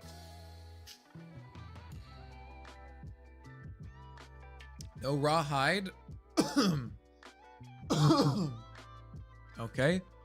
Doesn't scale as well then. I mean, you get 0.2 strength, but not really that much. Centaur gains 30% of his strength as bonus movement speed. The movement speed bonus does not stack with bonuses from boots. Okay, so now you just never have to buy boots on Centaur. Nice. I like that. It makes sense because you are literally a horse. So anyways, speaking of horses, removed Reigns of Chaos innate ability. Oh, cool. This was about illusions, right? Or something like that. New reworked innate ability. This is the old facet. Gets an additional random enchantment that does. Oh wait. Wait. No. When Chaos Knight grasps a neutral item, he gets an additional random enchantment that doesn't provide negative stat. Random enchantment is selected from all viable enchantments. Oh, I see. From all available enchantments. So like if there's like the things that reduce your int, since it's random, they don't want to like randomly give you something that like makes you sad. Random enchantment is selected from all available enchantments in that tier, including the ones are not normally available for strength heroes. Do negative stats. Chaos Knight cannot randomly get crude, nimble, keen-eyed, titanic, greedy. Yeah, okay.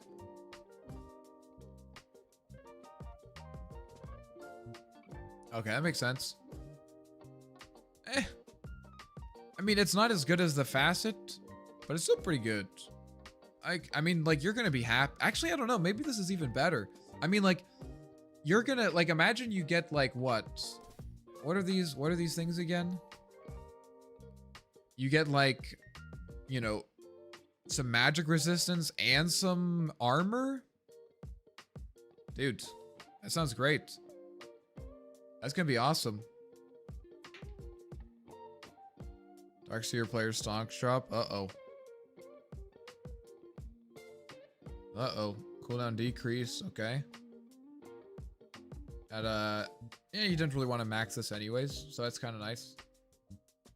Critical lifesteal increase. Okay. Okay. I mean, you are gonna max this, so it's like this is gonna be a buff for his like level 3 and 4.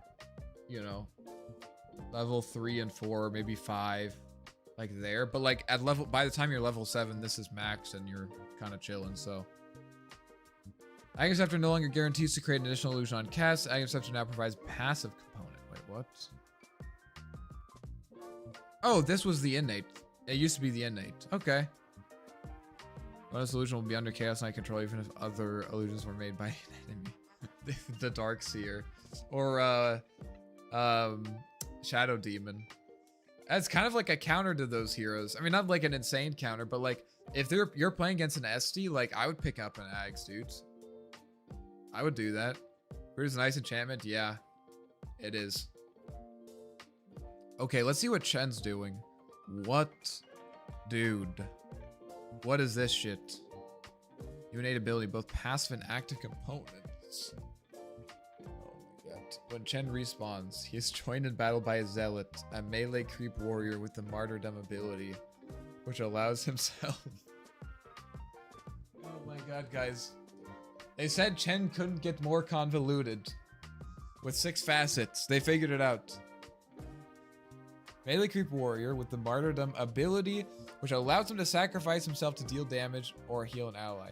Zealot, so it's like the old Ag. Zealot has the same stats as the current melee creeps on his team, including super and mega form, but has 125 attack range, base damage increased by 2 per Chen's level, base health regen increase, and doesn't have run-T attack type.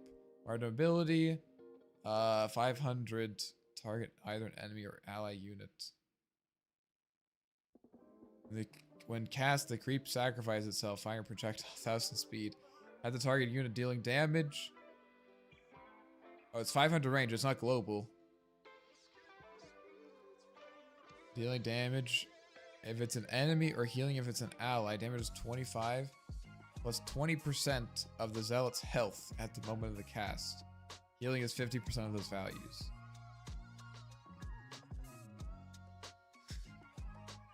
Jesus Christ, dude. The ability can be cast on a controlled unit to teleport it to Chen after a 6-second delay. Self-targeting will teleport all controlled units. What the fuck? So every time you respawn, you get a free creep that you can use to heal or damage enemies. And the creep has... Oh, current melee creep. So they get, you know, they can get up to like 800 health or something like that. Like 800, 20% of 800. Like 160. Dude, that's not even that much. It's like 160. If they have, let's say they have 1000 HP, which is more than they have. That means it's going to be 25 plus 200. And the healing is half of that? Like, what, dude? I mean, I guess you have an extra creep. You're not really going to use... I mean, this is going to be like... You're not going to want to actually use this. Like, you will use it, but you don't want to use it. You know what I mean? But now we figure it out. I mean, it's a cool innate, I guess. Lane creeps targeted by Holy Persuasion are upgraded. Wait, whoa, wait a minute. What? Lane creeps targeted by Holy Persuasion are upgraded into Zealots, and Zealots receive the benefits from Holy Persuasion. What is that? Oh, this. Bonus damage. Wait a minute. Wait. Now may be cast on existing persuaded creeps that have not been damaged in the last 3 seconds to unsummon them. Oh, that's cool, actually. Oh, that's really cool. Oh, dude, Warfright's gonna be so happy. Oh my god. Oh, that's a huge buff. Okay, if I understand this correctly, basically, in the past, if you were playing Chen, you could have up to 3 creeps. Generally speaking, I think you could have up to 3 creeps or so, right? Max units, okay, 4 creeps. 3 plus the facet creep. So you can have up to 4 creeps, but if you use Holy Persuasion on a creep that, or if you use Holy Persuasion, you already had your 4 creeps, it would just kill the oldest creep and then give you that new one. And so you couldn't really, I mean, you could sort of control, but you couldn't really control. Like, if there was like a creep in the middle that you didn't really want, you would have to hold on to it. But now you can unsummon it. That's cool. So then you can have full control. So if you have like 4 guys and you're like, oh dude, I want to hold on to this alpha wolf, you can unsummon your like Hellbear Smasher or something and then use it. That's cool. I like that. A summoning unit has a global cast range, costs no mana, and sets the ability on a 3-second cooldown. That's cool. I like that.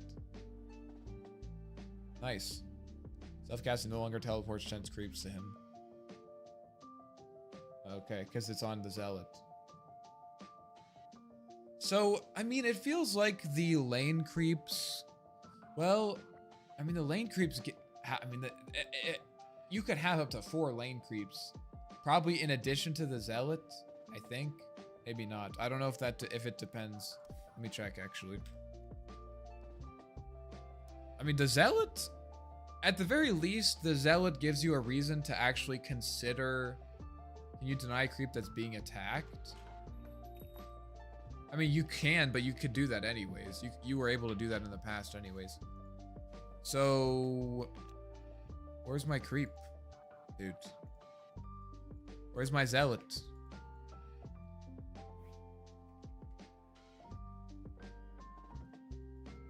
Oh, he's over here.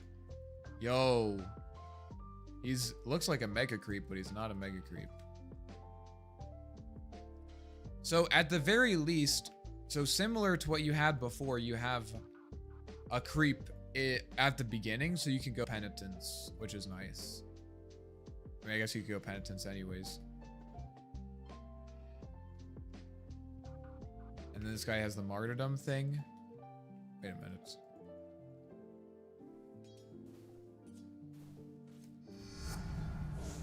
And now this guy's a juicer.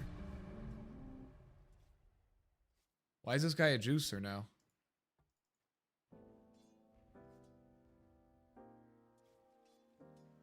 It's not this.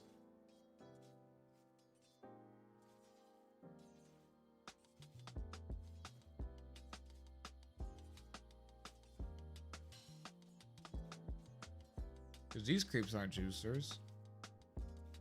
I don't know why this guy's a juicer. He was 1900 health for some reason. Not exactly sure what's going on with that, but anyways. So let's say we grab these clowns.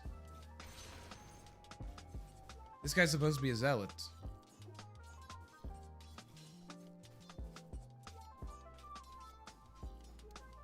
Does it have to be my own creeps? What? What?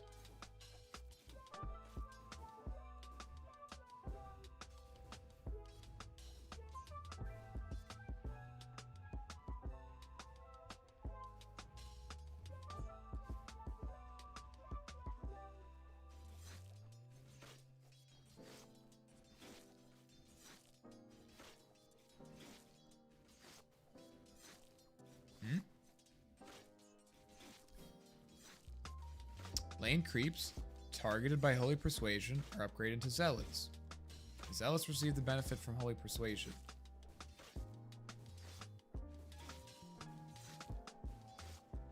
I think that's just a lie.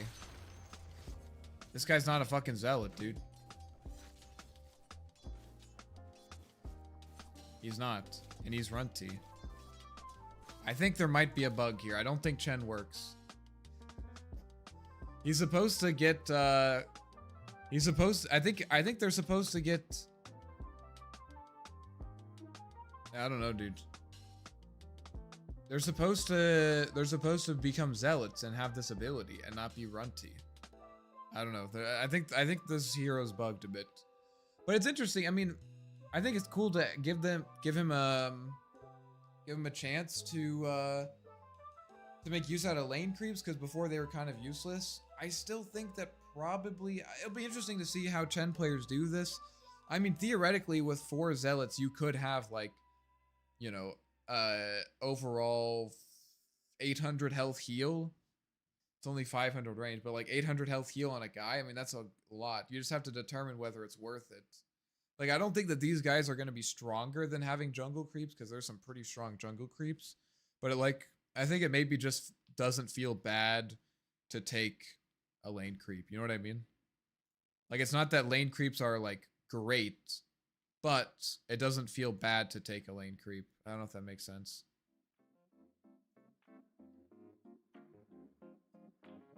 All right. Phase move speed decrease. Wow. Well, Arc Warden speed gotta come from somewhere. Skeleton attacks with multiplier decrease. I haven't seen this hero that much, and they're nerfing it. Maybe it's still good. Good jungle spells for straight damage or heal. Yeah. I still think that probably jungle is gonna be a bit stronger. I mean, you still have that extra creep, right? It's already in patch, bro. Yeah, dude, we're only on C.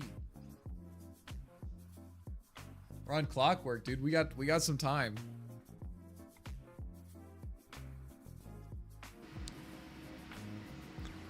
Okay, man. All right. Kind of streamlines his gameplay. Yeah. I agree. I think it's good. I mean, I think the most important thing is the fact that this guy still gets a free creep at level 1. I think that's a big deal. It's not going to be a Hellbear, right? It's not going to be a Hellbear, but it's like, he's pretty good. He has the suicide ability. I think it's good. Am I going to play it? No. I tried it. I tried chat. I can't do it. Okay, mana cost decrease. Yeah, I haven't seen clockwork in a long time. Clockwork can move freely through the cause. Sinking.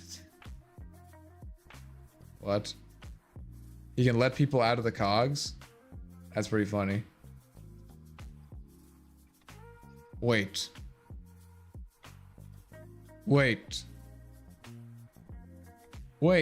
Guys. Clockwork is terrible. Guys, clock is terrible. Bro, what do you think of Arc Patch Day? Good or bad or nothing? Big change? Oh, it's big good change. Really good change. Lots of really big and good changes for sure. This hero's in a good spot. I'm very excited to try him. There's a lot of stuff to try, and I think he's going to be really strong. He's got a lot of options. I think we might even see him in pro play. I'm not going to say it, but anyways. Guys, you don't have expanded armature. This hero's ass.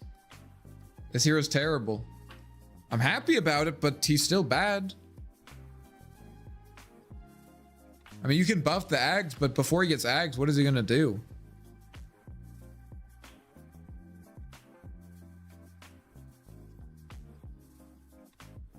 Three rocket flare charge is kind of based though.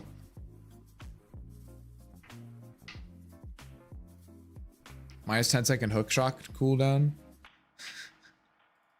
I gotta see this. What the fuck? Dude, how do you play this guy without expanded armature? Please open clock on demo. It says you drop down. I know, yeah, I want to check this out.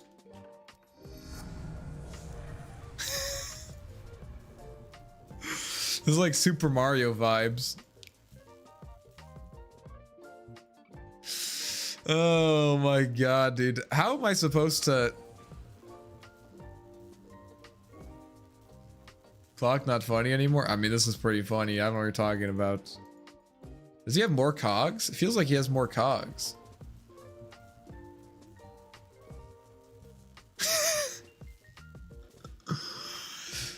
How easy is it to hit someone with cogs now? I mean, you can still kind of do it. I mean, the walking on cogs actually, because before, if you wanted to like hit this one, if you wanted to hit a good angle, you'd have to hit this one first and then hit this one, you know? So, I mean, the range cog thing is still... The range cog thing, I think is still, like, that still works, but you're not going to be able to trap people in cogs in the lane as easily. Like, because with expanded armature, you could just walk up and, like, catch someone in cogs. Can you shoot them in? Yeah. I don't know. I mean, it's going to take some time to see. Well, you can hit the one that you're standing on. It's going to take some time to see what clock players do. I think this is probably overall a nerf. I think this is all overall a nerf because expanded armature was really good for his lane, and that was the weakest part of the hero was the lane. And he can still do range cogging, but like, dude, if you caught someone in the expanded armature cogs, they were trapped and they were going to take like 300 damage or something. It was crazy. We'll see though. Mana cost is lower. Maybe I'll have to try it. Rove Blue Heart Flow innate ability. New innate Glacial Guard. A portion of mana Crystal Maiden spends on her ability is converted to physical barrier for 8 seconds. Barrier stack with each instance dependent independent duration. Okay. I mean, that's good for her. That's basically working in the innate or the facet. Now passively provides Crystal Maiden with a shit ton of mana regen amplification, which is basically the Blue Heart Flow. Okay. I mean, I think it's like, I think the hero's basically the same. I mean, the facet that we lost was the one that no one took, which was like the insane spell amp. Like no one was using it. 25% armor inside of cogs is buff. Well, you only get that if you have Ags though, I think. Right?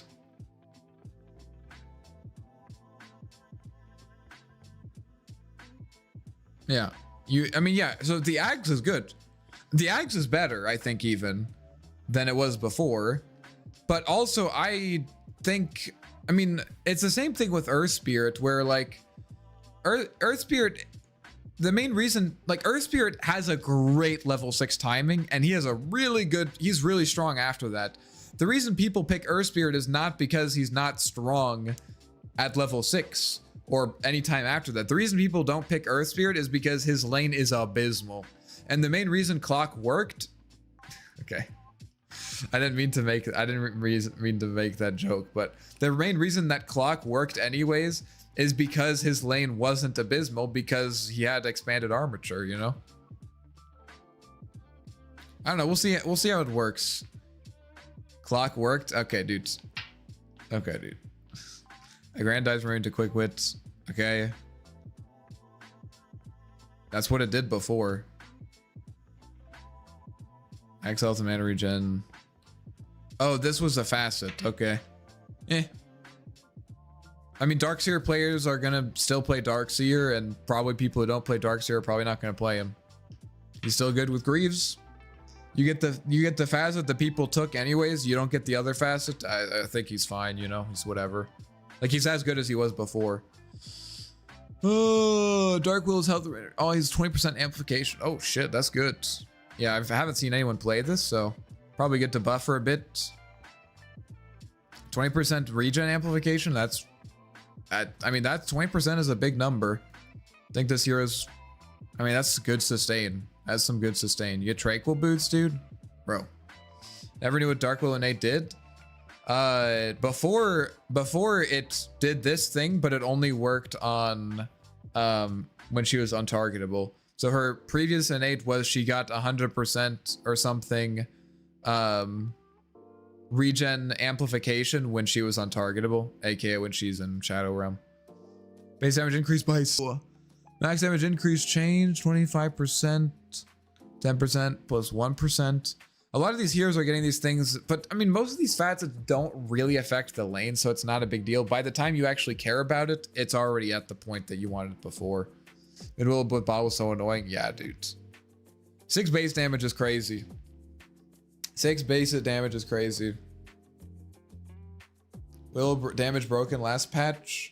Well, yeah, but again, that's a hero where like her lane is like, you know, her lane is like, it's not as bad as Earth Spirit, but it's not that good either. Now causes 6-second temporary daytime when cast starts. Bet we can now counter Night Stalker. Big. I guess after no longer increases heal per pulse. Oh, okay. Just gives you more pulses.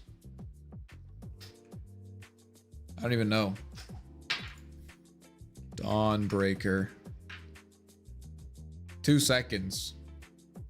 Oh, Break of Dawn provides heal amplification equal to current damage. Oh, I see. So I bet it probably ends up in, I can't check what it was before, but I mean, yeah, because this will make it daytime for 6 seconds. And this is where's the channel? 0.8 plus flight time. Okay. So you get like 5 seconds or so of daytime, and you get a decent amount of heal amp. 11% plus, what is it, 1% per level? Yeah. So like at level 20, you're at 30% bonus. That's pretty good. That seems good. I haven't seen this hero that much though.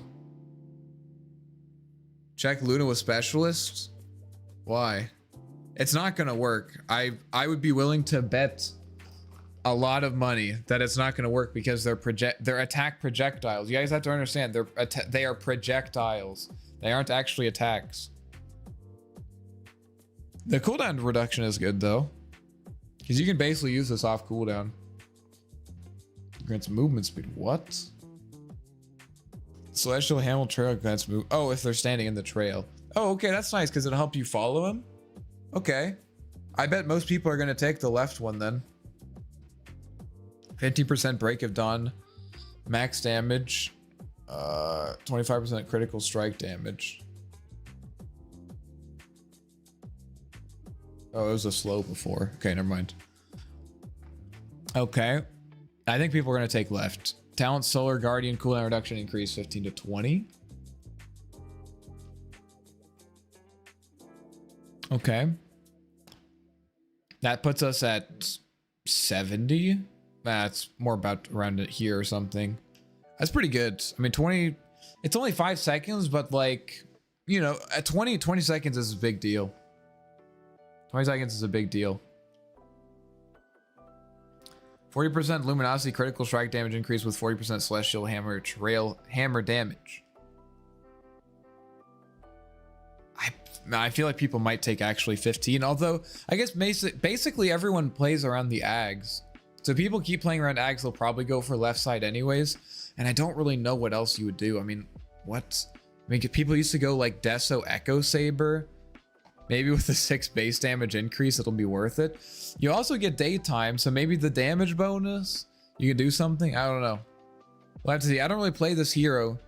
Maybe with this damage bonus, people will try going Deso Echo again into BKB. But I imagine Ags is... I mean, Ags is just so easy to pull off. Very easy to execute. No longer levels nozzle projection. Armor change per sack rescaled to just 1. Okay, that's like basically a level 2 ulti then for free. Duration change 8 seconds to 6.9%. 6.9. Nice. 6.9 seconds plus 0.1 per level.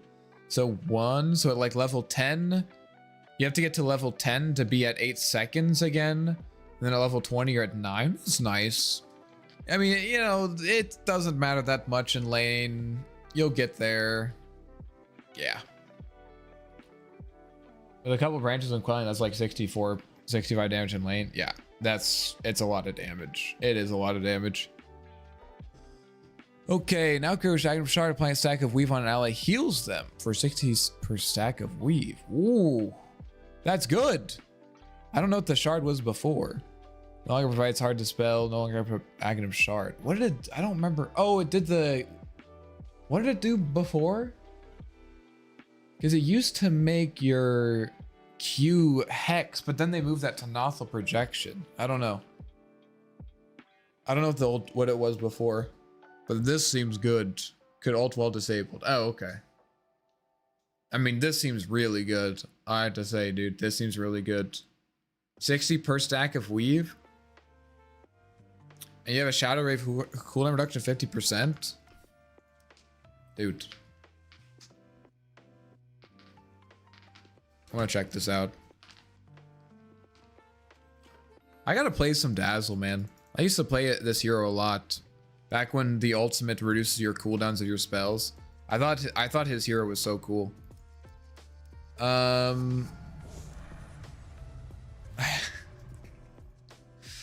Oh my god, don't ask me why this ability is unbound. You don't want to know. You do not. You really do not want to know. You do not want to know. Okay, let's see what we got here. Okay, this doesn't matter. 1.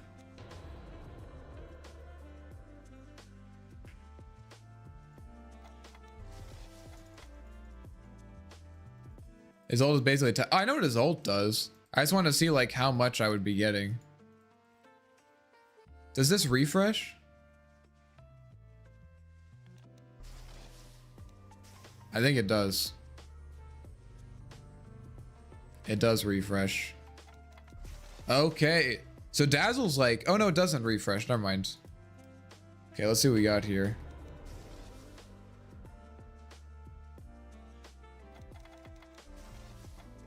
This is 60. So that's like 120 extra healing. I mean, that's like doubling. That's like, it's basically doubling his healing. That's a lot of healing, dude. I feel like Dazzle Shard is going to be a priority. Dazzle Shard is going to be a priority. This shard is like insane. It like literally doubles the healing your Shadow Wave does. Just finished Arcane Shard. ASAP is the way to go. The shard does seem good. The shard does seem good. Dude, I should play Dazzle. It's literally like you're playing Arc Warden. All right, I'll put Dazzle on the list of things to try. Just Dazzle. Dad's profit base armor increased by 1. That's pretty good. That's pretty good. A lot of people joke around base armor increases, but let me show you guys something. Let me show you guys something. A lot of people don't get this. A lot of people don't really understand how much armor matters. Dazzleator, no balls. Dude, that's so Dazzle is sick. So right now we have 3 armor. So that's a 19% physical damage resistance. If I buy, I don't think I could buy a singular armor. Can I buy a singular armor? Give me 1 armor, 4 armor. I guess Dazzle. I literally Dazzle. This guy has 3 armor. Oh, now I'm gonna give an insane amount of armor. Oh no, never mind. So I'm at, right now I'm at 19%. 47%. That seems like way too much. Is that really right? Wait, what?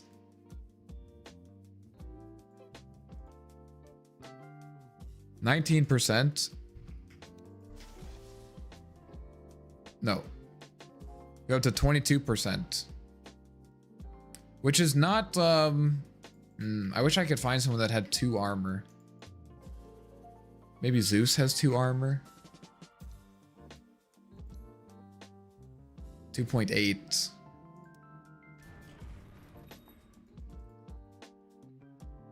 %. 19%. So it's like a 4% increase 4% increase in the physical damage that you're taking. But let's see. So normally you would be taking, what was it? 15? So let's say her armor was 2. So let's just say, let's say it's 15%. So normally you'd be taking 85% damage, and now you're taking 85% damage, and now you're taking what did we say it was? There's, oh, I'm looking at myself. 19%. So it's a 4% increase. So 85 divided by, or no, I want to do, it would be 85% versus 100 minus 19. 81.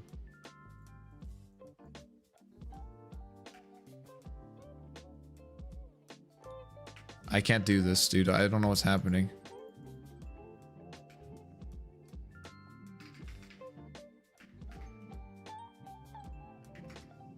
Why is this not working?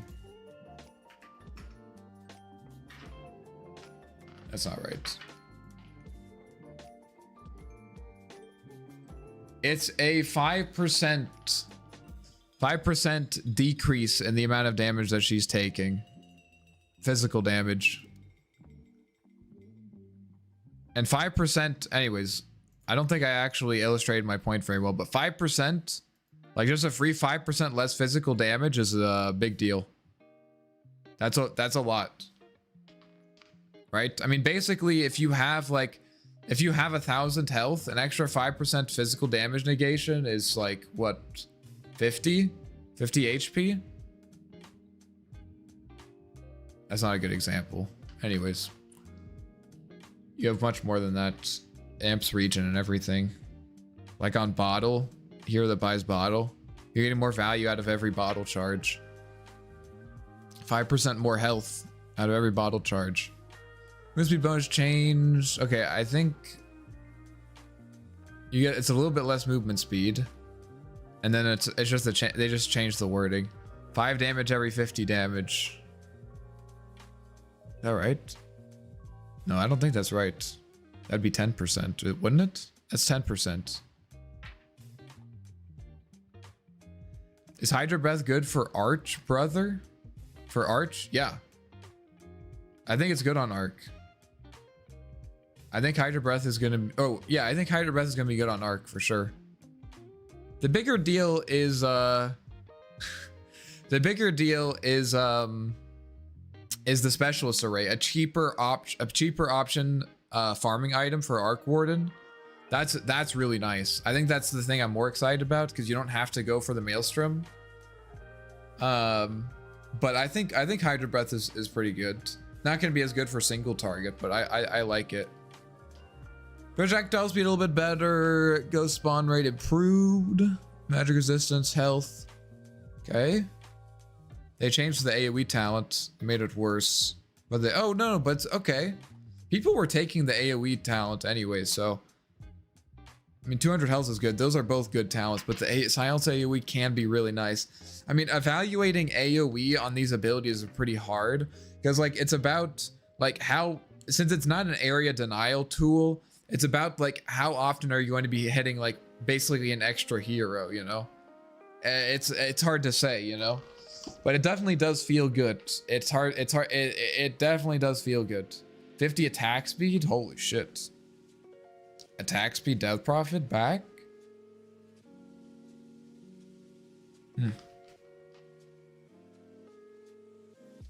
Okay. So her innate was, oh damn, they took away the morning ritual.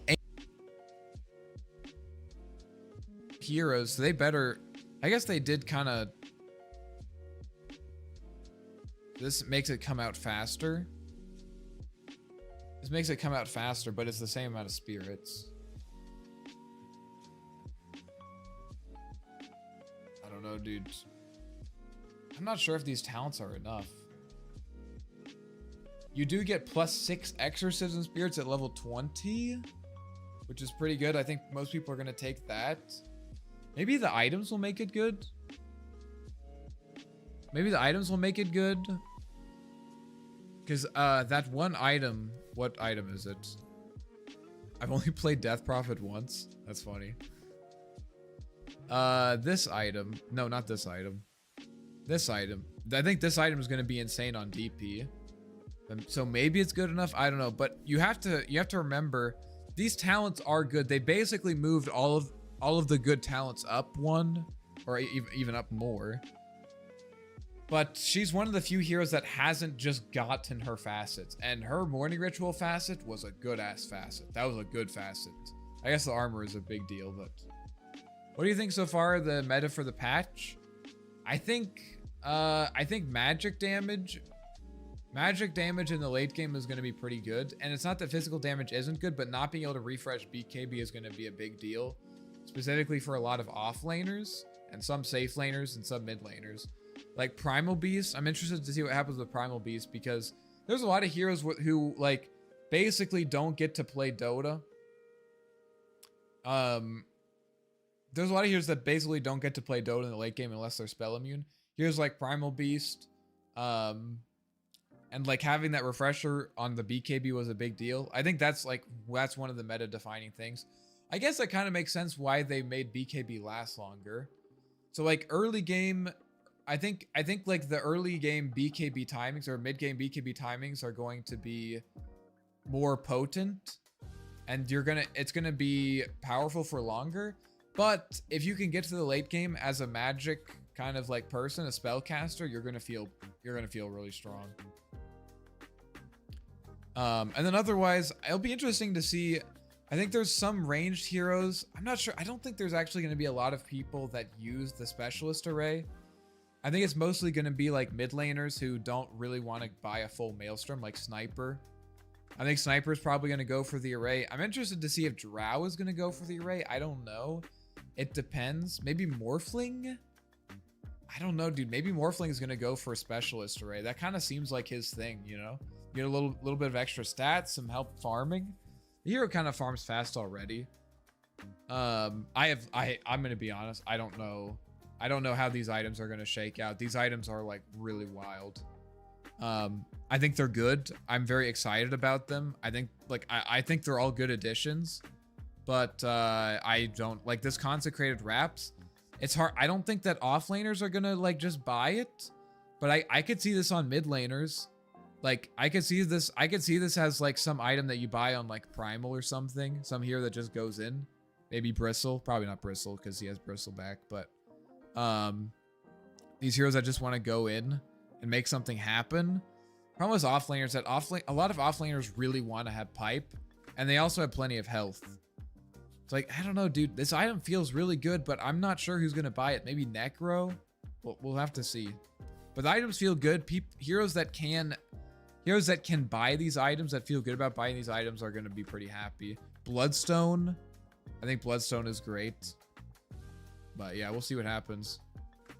Eco, I think when you pummeled Purge in that pub, you secretly stole his patch notes curse from him. What do you mean? I don't feel very cursed right now. I mean, this is what I did. This is what I did even when I wasn't streaming. It's not like I'm going super in depth because I'm streaming. This is like, I always spent like 10 hours on patches. I just didn't stream it.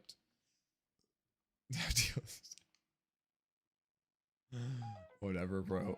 Oh my god, dude. I'm gonna get one shot by electromagnetic repulsion. Oh my god! Why is this a thing? Did you see Refresh Orb? No longer refreshing items? Yep. I think that's probably top 5, at least top 10 changes. That's a big deal. That's probably one of the most significant changes. And I think it's a good change. I do think it's a good change. But there's a lot of heroes that are going to have to figure out a new late game, strategy. They're gonna have to figure out what they're gonna do. Because like, again, like Primal Beast, dude, like what the fuck is Primal Beast gonna do in late game? This guy does not like getting CC'd. He cannot afford to get CC'd. Who else? I mean, Axe like building refresher. He liked that BKB. I think like Mars is another one. I think Mars is not as upset because he is very happy about the mana cost reduction of Refresher. And he also like, dude, if you have like 2 arenas down and you throw down 2 fucking like spears, dude, like the heroes are dying, you know? And remember, the BKB lasts longer too. Maybe Beastmaster? I think Beastmaster is probably a little nerfed. Muerta Refresher BKB. Yeah, Muerta. I think Muerta is a good point. Enigma is very sad, yeah. It's rough. It's rough for Enigma. It's definitely rough for Enigma. The Void I don't think cares that much. You know, you get this. You get the 140 Chronosphere AoE talent, dude. I mean, you're chronoing everyone anyways. It's not like people are controlling you in chrono. And you have like 1 chrono with BKB anyways, so I don't think it's that big of a deal. It definitely doesn't feel great though. But my boy Invoker, dude, it's good for Invoker. I'm happy. It's good for Arc Warden. I think it's a good change though. I do think it's a good change. Alright, we're gonna get one shot by electromagnetic repulsion. Watch out, guys. Strike damage increased. Yeah, this spell felt kind of trash. No longer upgrade with Aghanim Shard. Ooh, wait. Oh, sick, dude. I get Kinetic Fence with Shard? Dude. Dude. I'm excited for this. This spell is not very good, but it's really fun to use. I'm excited for that. I'm excited. It'll be interesting because no pro player in their right mind would take Kinetic Fence as a facet. But now pro players are going to have Kinetic Fence. I'm excited to see them make some Kinetic Fence plays. I like this. Besides the other shard, I mean, the other shard was good, but it like, you know, it wasn't like insane. It was good. Cast range increase, cooldown decrease, duration increase to the max. Okay. Okay, whatever. Static storm radius. Wait, what?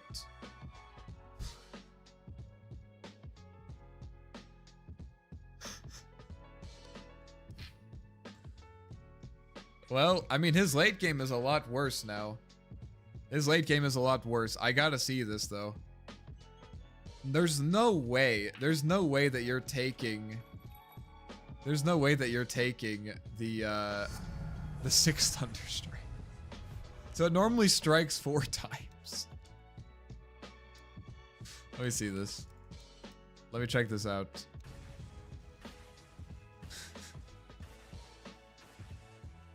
Dude, this is not good. Why is this in Dota? Now it's plus 75 static storm radius. I guess. I mean, it's nice. Oh, wait a minute. I realize now why they did this.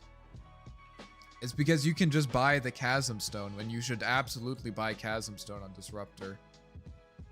Yeah. Yeah, this is an insane disruptor item. Wait. That's right.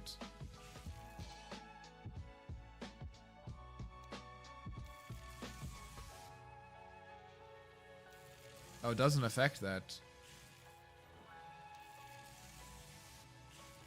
Right?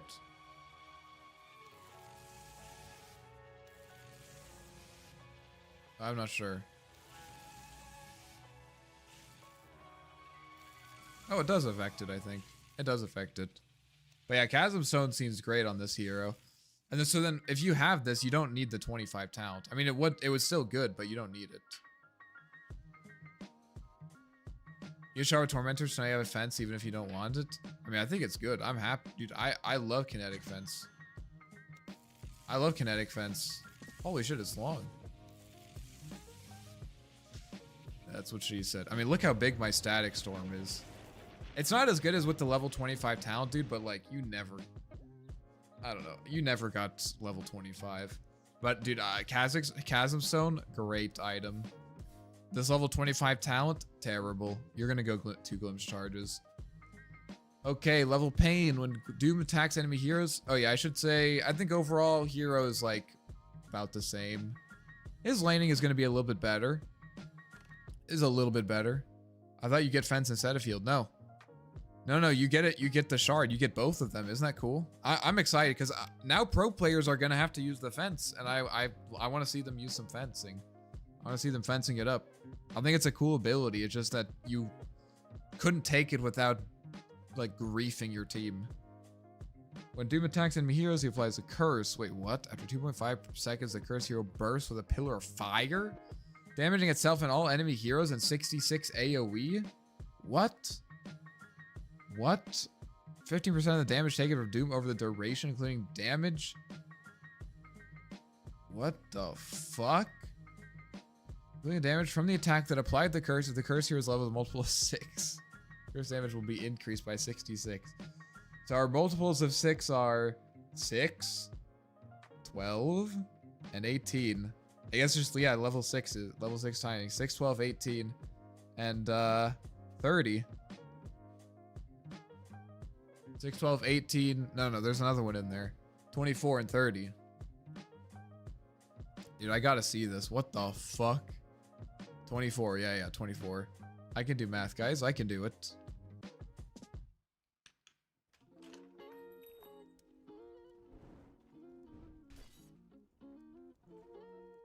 I thought it was going to be an actual pillar of fire. Dude. So what if I hit multiple times? So it's like a mini Bloodthorn.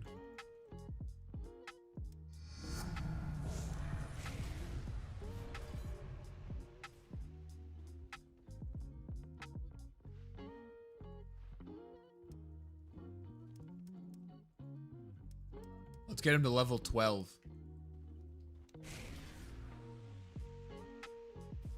I mean, that's like mini Spectral Blade. Yeah, I mean that's good. That's good damage. Look at that. Look at that. That's good damage, dude. You can't tell me that's not good damage. That's good damage. That's a good innate. And it's nice. I mean, it's less often. Oh shoot, my Doom set's kind of sick. Less often that you get the level death bonus, level pain bonus, but you always get this, you know? You always get the little Bloodthorn thing. All right, cool. PhD equals pretty empty head, dude. Never have I ever felt so targeted in my life. No, the default cast gained on learning Devour is the one that grants ability to devour. It creeps in alt cast. Good. 66. Nice. Now upgraded with Aghanim Shard. Replaces cooldown 2 shard charges.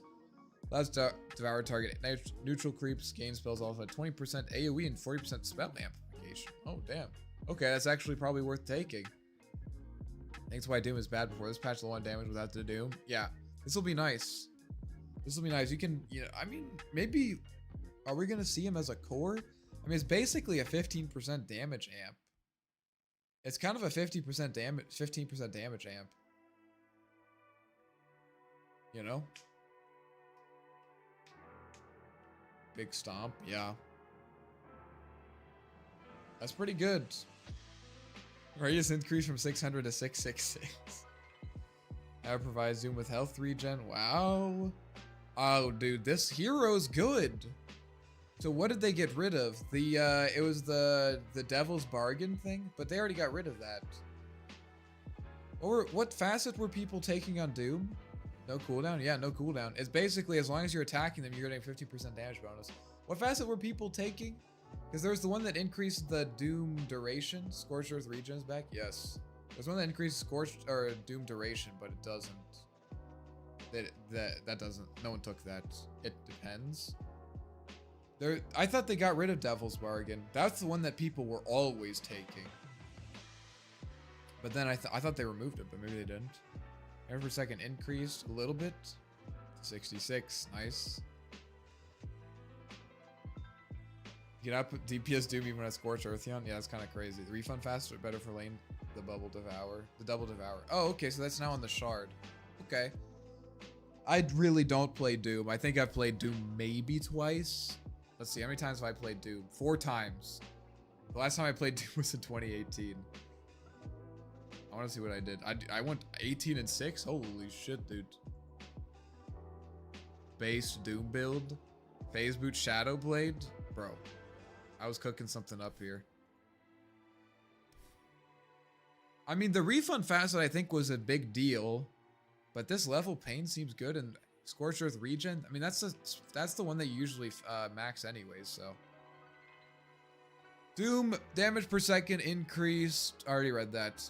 Aghanim Scepter now also applies break to affected enemies. Nice. Aghanim Scepter no longer increases damage per second. That doesn't really matter.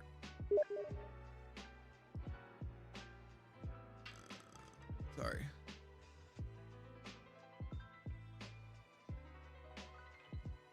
Sorry, guys. Can never take ancients. Oh, I didn't know that was a. I didn't know that was a talent. 66 damage.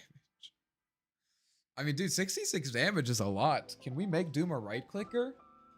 Are we gonna build? He's boosted. Permanent Scorched Earth. What? That doesn't seem that good, honestly. I mean, it's like a nice level 30, but you're gonna go Doom applies mute every time. I mean, there's nothing that you could put on the left side that would make you not take Doom applies mute.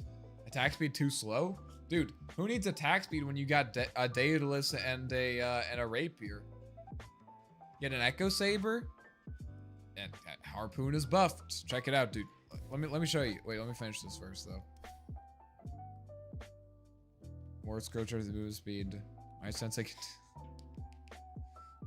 Yes, my minus 10 second Doom cooldown on my 120 second cooldown spell. I need it. Look, this is the build.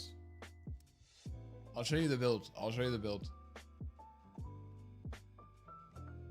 I'm gonna show you the build. So obviously you start with phase boots. Or no, you get boots of bearing. You get boots of bearing. Boots of bearing. And then you get radiance. And then you get harpoon. This is the build. You're like level 20? Dude.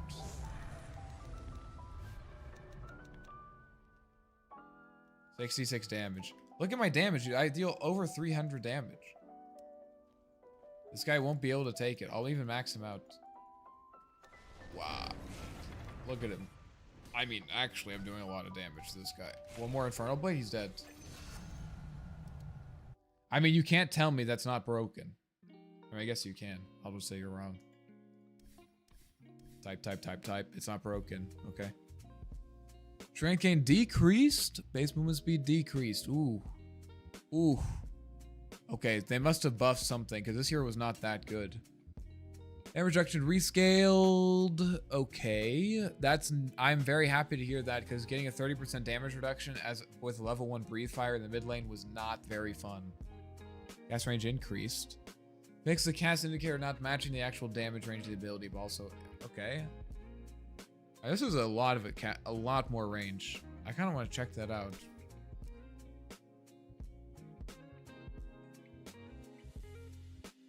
I guess they had to change this because this guy was pretty facet dependent. Oh, look at that. Look at that. That's long range, dude. What is that passive? I don't know, dude. We gotta see. Okay, no longer has Elder Dragon specific cast range. Now it's 25. Ooh, 25 AoE. Wait, 25 is like nothing. Oh, but it probably increases it. There are some crazy changes in this patch. Yes. Yeah. You're absolutely right. Now always grants to 10, 20, 30, 40 bonus magic damage on attack. So this was from... That was originally the Fire Dragon facet. Okay. And AoE bonus, which is going to help Breathe Fire and Dragon Tail. Does that make sense with this? Damn, having AoE Dragon Tail is kind of based. Night Striker Ags is good. Alright, I'm excited. Now evolves per level. Bonuses are cumulative. Oh, we're back to old. We're back to old DK. Okay, Green Dragon. 25 magical damage. Wait, it doesn't reduce armor? Okay. This is like old DK. Attacks have splash damage that deals 75% of attack damage to all. This is going to be rough for carry DK because you're not going to have the splash immediately. So you're not going to like Giga farm. So he might be back as a mid laner primarily. Applies corrosive poison to all affected units. Cool. Now we have the frost. Gives debuff immunity. Wow. Slows attack speed. Wow. And movement speed by 30%. Wow. I guess Frost Dragon, the shit was good in lane. It was good. You could just kite people. You could literally just kite people. Bow's movement speed a little bit increased. Arms Bash should let you farm really well. 40 magical damage bonus. Nah, dude. You're gonna need to be mid lane so you can get your levels. This will help you actually take the tower though. Like, I think he's a good mid laner, but I don't think you're gonna play him as a 1. Besides, you don't get the armor reduction, which was actually a pretty substantial portion of his like stimulant. Longer provides bonus attack damage. He's a lot faster, by the way. Now increases cast range of all abilities by 350. Item Scepter no longer improves Warp Path effectiveness, but it gets Black Dragon. Okay. 40 movement speed, 35 corrosive damage, 100% splash damage, 350 splash radius, 65 attack, slow 4. It's just a little bit more of everything. And you got the free pathing. Cool. Does magic damage from Warden's Wrath work on buildings? I don't know. Probably not. Probably not, but we can check it out. No longer has Elder Dragon specific cast range. Wow. This guy is very interesting. Very interesting. I think he's a mid laner. I think he's a mid laner. Wait, now I have to... I don't want to be green anymore. Wait. Oh, is he going to change depending on my level? Bro. He's going to change depending on my level. I'm so excited.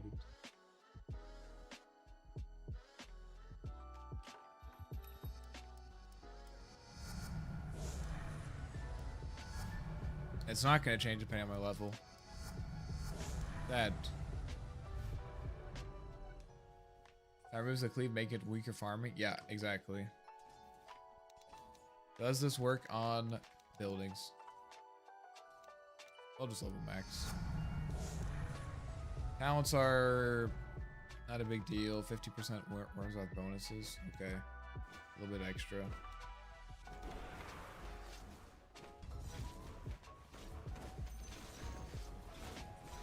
I don't think it's applying. I don't think the magical damage is applying.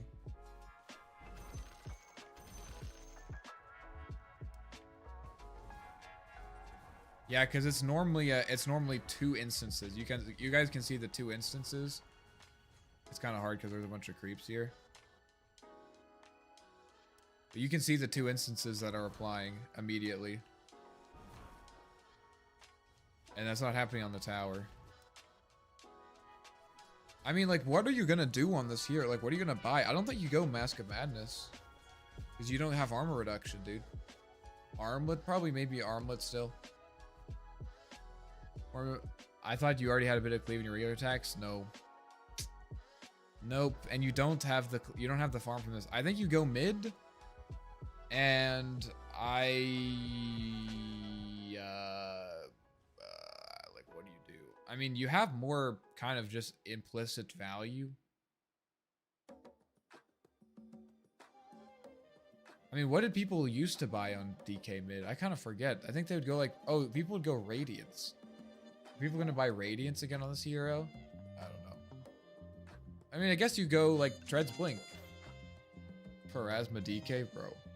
Honestly, it's not that bad. Gives you some mana regen. Like, you kind of want a farming item, though, here, because you're not getting to farm with this. But maybe by the time you're level 12? I mean, your only option as a farming item is either... Well, I guess it's either Mask of Madness. I don't think you go Mask, though, dude. Maybe you do. If you're going... Mid laners just don't buy Mask of Madness. Maybe you get Armlet. I don't know. I want to see this AoE. Oh my god.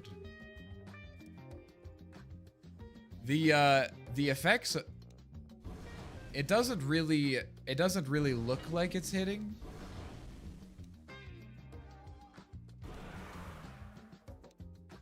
Holy shit, dude. They need to fix it so it actually like fills that whole area. It should fill this whole area. Like, look how big it is. Look how big it is, dude. It should fill that whole area. That's cool though. I think it's cool. Armlet Mage Slayer. Oh yeah, Mage Slayer would be good.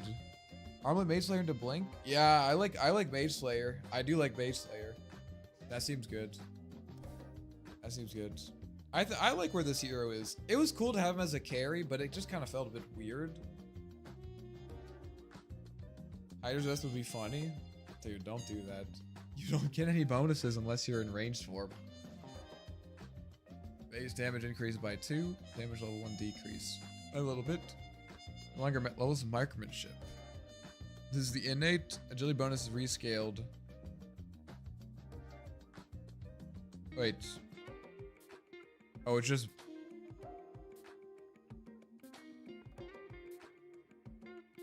Is that bugged? It's supposed to just be 10%. Agility bonus is 11%, but it's supposed to be 10. I think that's not intended. So you just get 11% agi, okay. So a little bit better earlier, a little bit worse late. Cool. Okay, healing thing, nice. Oh, I'm excited for Earth Spirit. Oh, there's some changes with Earth Spirit, big. I'm excited. Knockback duration now scales inversely with distance from the target, similar to knockback distance. And knockback duration is 0.4 seconds.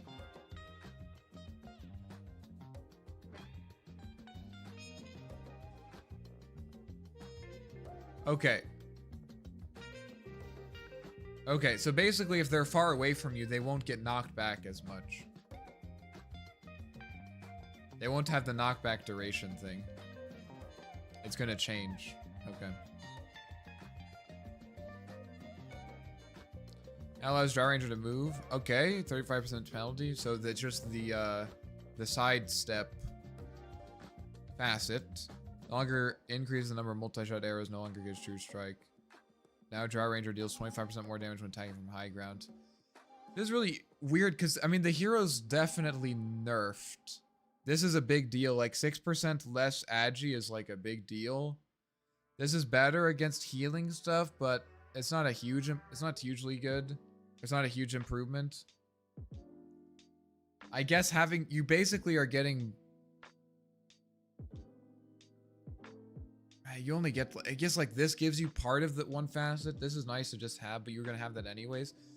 I wonder if they think that this hero is going to be cracked because of the specialist array. Glacier was so strong though. Yeah, I don't think the hero's very good. The Glacier is okay. I wonder if they're anticipating, because they're nerfing it. Like this is a nerf. This is definitely an overall nerf to the hero. Right? This is definitely an overall nerf to hero. And I don't think it was that strong. And I wonder if they're just thinking that this hero is going to be cracked with the specialist array. I don't know. I don't know. I mean, these attacks aren't going to be marksmanship attacks. So we'll see. I definitely kind of want to try. I'm going to put that on my list. Drow. Specialist. I mean, you're not going to... Guys. Sniper specialist. You're not going to upgrade into Hydras. You're going to get Pike. You need to get Pike. You need to get Pike. Okay? Don't buy Hydra's Breath on Drow, guys. Don't do that. Please. You'll thank me later. Rosen Lake King was very strong, but she was so ass until she reached there. Yeah, and she's like marginally better. Like this doesn't really matter that much. I don't know. Maybe this will help her farm faster, but I mean, I'd love once you get marksmanship, which is when this matters, like 10% agi bonus. They're compensating for it already here. Let's see what her base damage is. You know what? Let's see what her base damage is. Maybe it's something crazy. She lost 2. And she's gonna have, let's see what she has. She has base 24 agility, so we're getting 2.4 extra damage. Holy shit, dude. This hero's broken. I mean, if you were like going Insano mode and you got like, I don't know, 3 slippers of agility or something absolutely absurd. Because remember, you want to get Falcon Blade. So you don't really want to go in like that hard into slippers. Something like this. I mean, you have 66 damage, which is like not that far off where she was.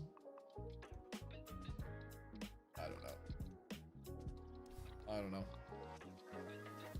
Maybe with Hydra's Breath, this hero is just like, I think like the wild card is maybe not Hydra's Breath. Maybe with Specialist, this hero just like flash farms like a monster and like comes out of jungle with like 3 more items than she would at 30 minutes, and then you're just like cooked. But we'll see. Oh, max charge change 7 + 1 for 4 levels, 7 + 1 for 4 levels. Oh, this is the same. Okay. Oh, it's a little bit better. You're getting charges a little bit earlier. Okay. Okay. Slow duration increased a little bit. Yeah, I mean, yeah. I mean, this hero, I think this hero is fine. They clearly, this is clearly, wait, what? Oh, I honestly forgot about these. I think this is clearly a support hero right now. The fact that Magnetize isn't Dispel but 25 is just a really big deal. Maybe they'll figure it out. I don't know. I haven't had any success as a core with this hero. I've only played it as a support, and support he feels pretty good. He feels pretty good. No longer levels with Echo Slam. Okay, 3. So if you want, I mean, it's fine. Level 6, you're at what? 3 × 6 is 18. So that's like 30, 40. Yeah, it's okay. So it's about the same, but you're getting more in between levels, and then at level 30, it's 90. Okay, so it's like you know it gets even further. I mean, at that point, it doesn't matter that much, but sun duration increased a little bit. Man, no one's playing Earthshaker these days. Wow, and they just gave him. They literally just gave him that. What is it? The tectonic buildup facet.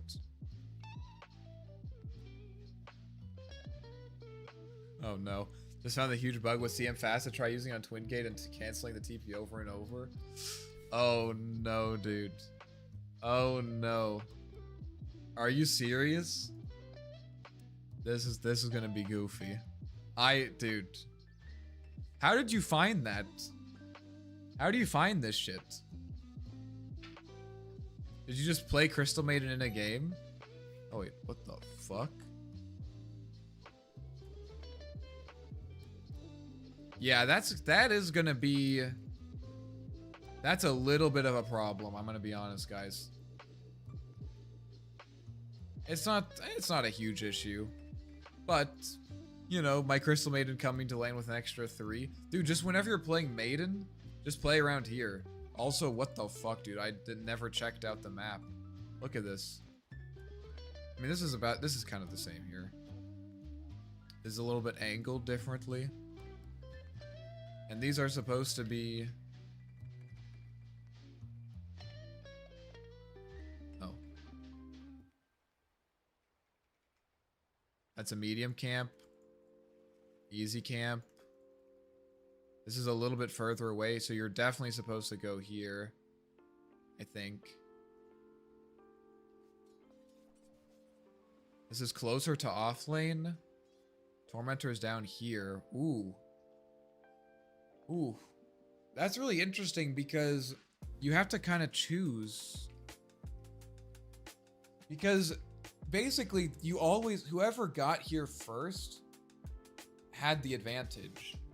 Which makes sense. I mean, that's kind of still true, but like there's still some like weird shit that can happen is like, You know, if you're like down here doing Tormentor and then they just like portal through here, if you don't have a ward, it could be kind of goofy. I was playing casual ranked and did it by accident. Yeah, it's per level. Let's see what we can get per at max. Oh my god, dude. Yeah, dude, let me just... My Crystal Maiden's coming in with 1350. I mean, this is... Dude, this is actually... This is actually super sick. Am I crazy, dude? This is sick. I like this. 3 more with Maiden for a day? Yep. I like this. I think this is... Dude, this is such a... This is, like... The last Tormentor spot was so boring. It was just all on, like, the same platform. It was a huge platform. This is, like... You got 3 levels here, dude. This is such a... This is a way more interesting place to fight. I really like this. This is cool. Like, you got to be kind of in here if you want to Tormentor. But, like, someone could... Like, enemy team could come from here, right? That's actually... That's what it is. That's the thing. If you want a Tormentor like this, right? And you're afraid of them contesting, unless you want to spend 2 observers, you either have to cover this side. I mean, even then, like, if you get... Here, let me get a ward here. If you want to make sure they don't come from this side and you ward here, they could still come from here. I mean, probably if you're from Dire, that's not going to happen. But they could still come from here, and they could come from Portal. You have to, like, choose where you think they're going to come. Because if you ward here, they could still come from Portal. You can't see it. And if they come from here, then they... Or if you ward here, then they might come from bottom, which is probably even scarier. And you also can't really afford to have a guy sitting up here because the Tormentor's a lot stronger. Dude, I'm so excited to... I'm going to watch some pro games tomorrow. I can't wait to see... Like, the meta in every pro game, in general, has been...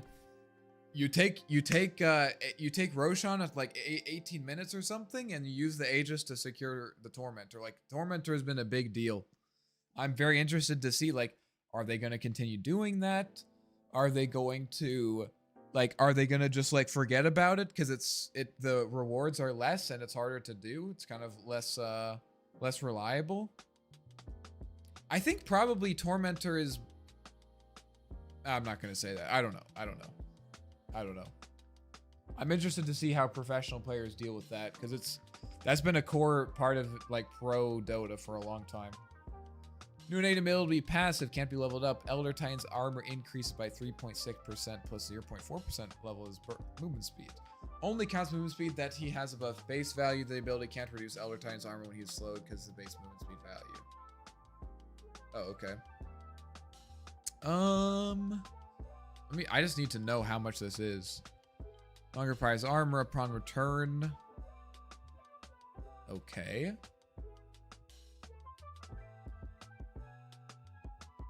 So presumably you're getting that armor from the innate. Okay. Well, I mean, this is better. Guys, this is better than his previous innate. But that's only because his previous innate was the worst innate in the entire game. Yeah. Oh, that's cool. 150 Echo Stomp wake damage? That's nice. But you're probably going the other one, honestly. It's kind of like an extra nuke. 20% bonus... Wait, what? 20% bonus movement speed as attack speed? So you just build movement speed on this hero? Is this the new Boots of Bearing hero, dude? Hey, let me see. Let me check this out.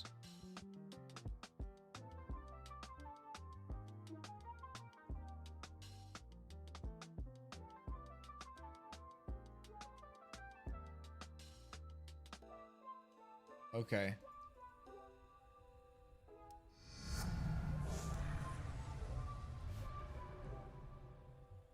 So, like, let's see. If you hit 3 people with this,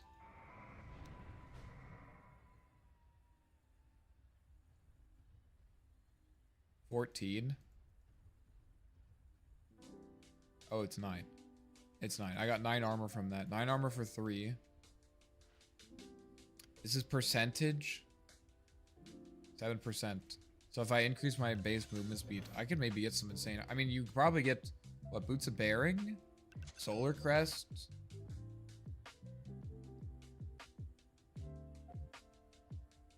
Insano movement speed. You get Yasha, some Yasha item. Maybe like something like this. Yeah, I mean that's a lot of armor, dude. And with Ags, you're spell immune. I mean, how do you kill this guy? You pop Boots of Bearing? How much armor is that? That's 50, 60, 66 armor. That seems good. Yeah. Yeah, that seems pretty good. Alright, maybe ET's back on the menu, boys. Maybe ET's back on the menu. Talents are pretty good. It's kind of rough not to have an attack speed talent. But this guy's gonna be fast as fuck. He gets it from level 15. This might be the new Bat Rider. You just rush Boots of Bearing. Even as an offlaner, you could do this. Okay. This hero seems pretty good. Immolation. No longer... Oh, Fire Remnant. It just gains per level. Going up to 34. So you need 24 levels to get to where it was. Okay. Increase to 200. How fast is the attack with the talent? Let me finish this and I'll check it. And it cost decreased? A little bit. Really? They're buffing this hero? Huh. I feel like this hero is quite good. I feel like this hero's pretty good, and also, I think that the new Mage Slayer is even better for Ember, since it gives flat damage instead of attack speed. I'm kind of surprised that they're buffing him. Dude, I don't want to do this. Put me in a normal demo mode.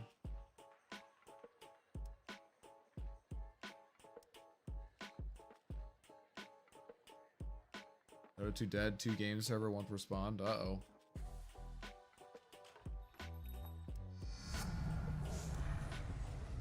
Let's check this out.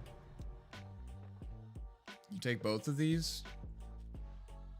Like, I mean, I am maxing movement speed, but I think this is actually pretty realistic. You get SNY? Maybe you don't need SNY. Whatever. Let's not have SNY. Maybe you get Yules, I don't know. We'll just say you have like a random Windlace. Sure. Something like this. You could even have the movement speed. Is this guy's strength? Wait, what? What can strength heroes have again? Can strength heroes have quickened?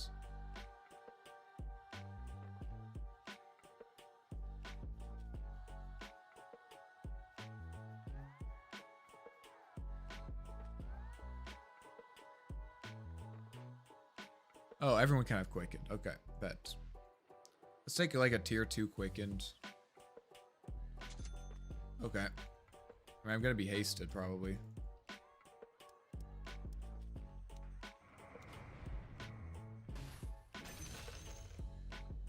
So I have 241 attack speed. I didn't buff myself. This also gives movement speed, right? Yeah.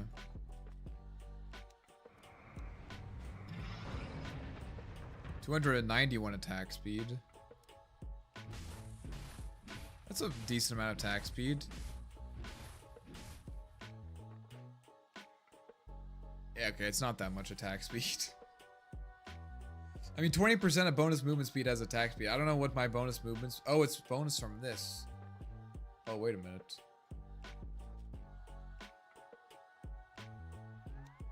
Because if I'm hasted... Oh, wait a minute. Wait.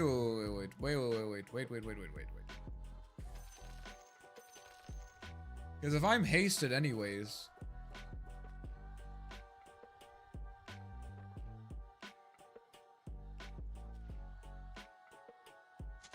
If I'm hasted anyways... It doesn't matter.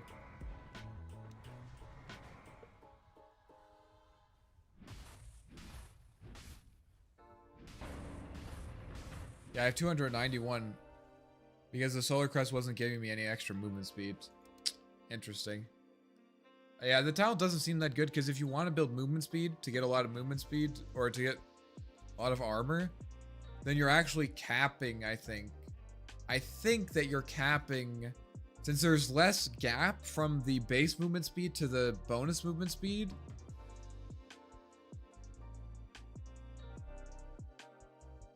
Oh, no.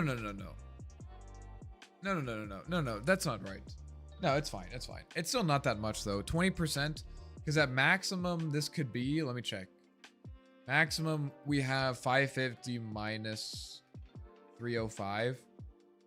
And then we do times 0.2. So it's 49. Best case scenario, you're getting 49 attack speed. I mean, it's okay. It's okay. What's the other talent? I don't know. They're both kind of bad. I think Ember Spirits is going to be amazing, but primarily because of the Mage Slayer buffs. The Mage Slayer buff seems kind of crazy for him. Damage increase changed from 4% to 4%. Okay, so it's the same kind of thing that we've seen before. Doesn't actually change anything. This one it was 30%. This one what was 30%?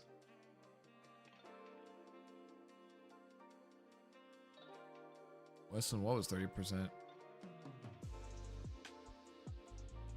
And cast range increased. Okay. Now enchanting enemy heroes increase attack range against them by 5 to 200 for enchantress and units under her control. That was a facet. I mean, no one was really playing this hero. And the main facet that people took, which was the overprotective wisps or whatever, that facet, we don't get it, right? So it's hard to imagine people are... I feel like this hero needs something more. I don't think that this matters that much. I don't think this... like, people weren't picking this hero before, I don't think.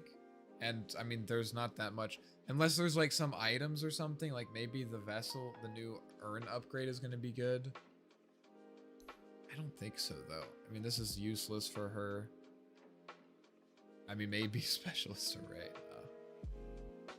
Consecrated Wraps is good for her, though. This would be a good Enchantress item, for sure. Yeah, I don't know. Doesn't seem like it. I mean, I'm fine, dude. I don't really care about Enchantress. The servers are dead. Uh-oh. I'm sorry to hear that. Remove Grinding innate ability. New innate ability passive improves innate's level. Oh, this is just a facet. Equal to 4 plus 1%. I mean, okay. Going up, I mean, this is a substantial slow. 4 plus 1 per level, like at level 15, it's like a 20% slow. And then 20% slow, going up to like at level 30, 34% slow. Just that you have to be so close to him. Okay, so there's a level 15 talent. You'll probably, I mean, it is a decent slow. You'll probably take that talent, actually. Dude, this hero's gonna be... None of these items are really for him. And they just kind of fucked his refresher BKB thing. Like, it still is okay. But the second black hole is not gonna be as useful. But maybe you can get refresher earlier because the mana cost is cheaper. I don't know, I think this hero is like... People weren't really playing him anyways. There's a lot of heroes like that, like Enchantress... Who else were we looking at? Or just like people weren't playing him. People weren't playing them, and they like don't really buff him. It's like kind of a nerf, indirect nerf, and they don't fix it. We'll see. Distortion Field no longer levels with Chronosphere. Now only applies to projectiles targeting Faceless Void or an ally hero within 1200 radius of him. Okay. Max low distance rescaled. I just spit all over my keyboard. Nice. Max slow distance rescaled from 600 around Faceless Void to 500 around the targeted hero. Wait. Oh, okay. Oh, so it's not a it's a radius around him that buffs allies basically, and the buffed allies have his old innate. Okay. Every enemy attacked projectiles, but you know what, dude? You know what? Let me get some different tunes in here real quick. I'm not sure if I'm feeling the hip hop anymore. Or whatever you want to call this.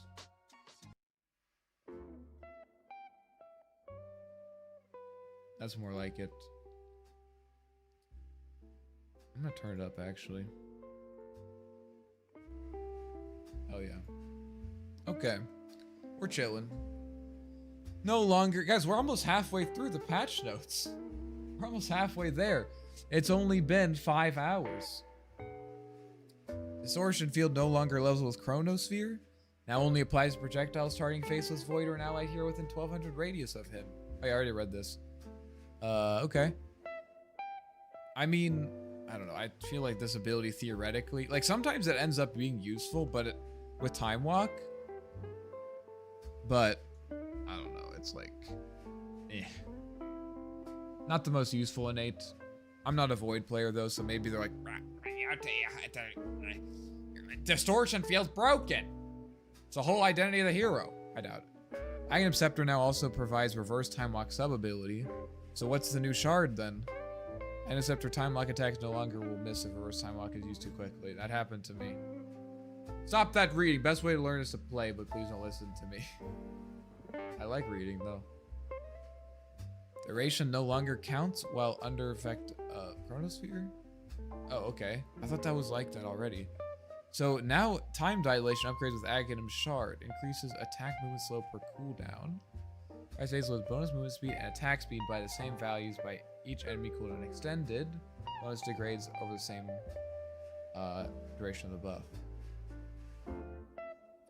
So it's kind of like a mini time zone. It's like, I mean, it's like calling it time zone is like really stretching the meaning of time zone, whatever that is. But it, you know, it's kind of, you know, it's kind of, there's something there. Also, my voice is giving out. My upper range is gone. Imagine how crazy it would be if they made time zone the default. Like, yep, it's time zone now. Fuck you. Well, probably people are going to prioritize Ags more. I think the shard was actually more valuable than the Ags. So I think people might prioritize because people really, really like that shard. The shard is nice. My pause for Void dead, rip time zone. I mean, this shard, I wouldn't say that pause for Void is dead. I mean, yeah, the Chronosphere is not that good. It's not as good for pause 4, but like if you have the right team, I think it can still be good. I think it can. And this shard seems really strong, actually. It seems really strong. But it's worse, yeah. It's worse. I'm interested to see if people actually prioritize this. Like, you get Mjolnir, BKB, and then go for Ags. I mean, it's good stats, you know. And you get the bash? Sure. Now also applied when enemy hero... Oh, I was going to say, this is basically reducing... Because you weren't getting this from Tormentor. This is basically reducing the cost of Ags by 1,400. So Ags effectively right now costs 3,800 gold on Void. Like the old Ags effect. And the old Ags effect is not bad. It's like pretty good. You know, I would pay 3,800 for that. And you get the stats too? Sure. That's assuming that you would buy the shard before. And basically everyone bought the shard on him. Now also applied when enemy hero is affected by any gyro... Oh, Grimstroke's abilities. Oh, nice, okay. Now also applied by attacks. Grimstroke's illusions, including Dark Portrait, and probably limited to Dark Portrait. Grimstroke now takes less damage from enemies affected by Ink Trail. What? So at level 10, it's like 15%. Level 20, it's 25%.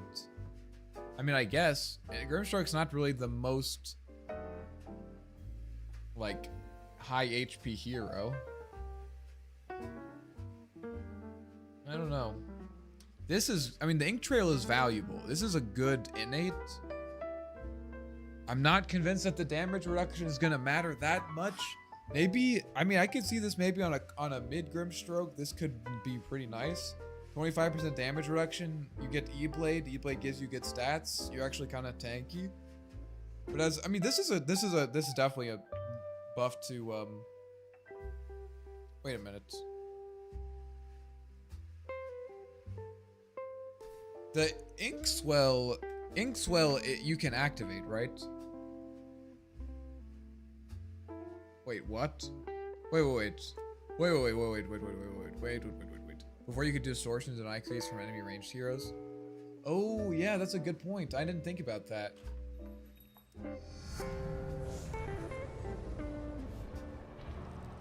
Dude, you can't detonate Inkswell at all. Never mind, this hero's trash. I don't know, maybe this, it depends if this is insane. As a projectile will be slow and last a day, yeah. Wait, now that's no longer possible? Wait, why not? Is it? Why not?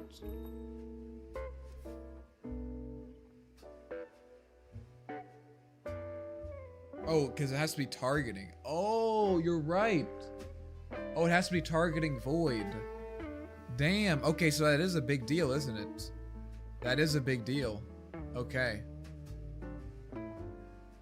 Server still down? Damn. What's going on with that? What's going on with that? Okay.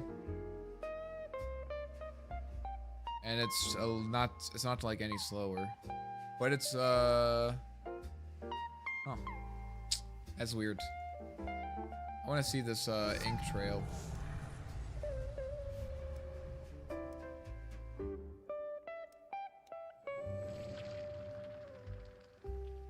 So this gives me vision of them, right? Yeah.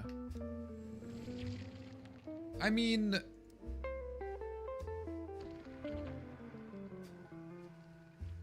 Oh, this doesn't work with this?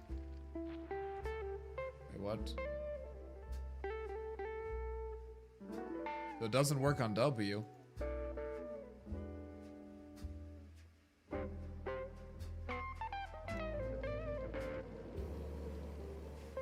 Doesn't work on E.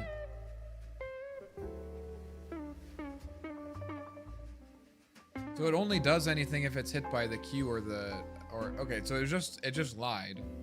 I mean, I guess it didn't technically lie.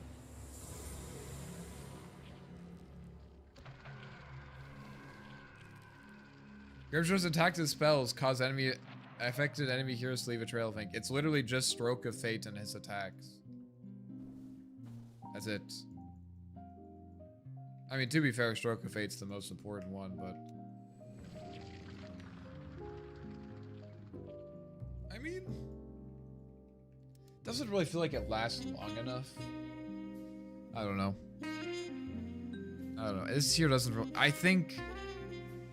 You barely need it on Swell, but it goes through Invis. Oh, it reveals Invis? I guess that makes sense. Yeah, Biceptor and auto attack. Well, I know it's gonna work with the illusion, with the Scepter illusion, but like also, I mean, I'm thinking about the fact. First of all, that I don't think that matters really that much, because this is only Grimstroke 2. This is only damage reduction for Grimstroke, and guys, you can click on them but not attack them. It reveals their pathing. I love it in lane. That's cool.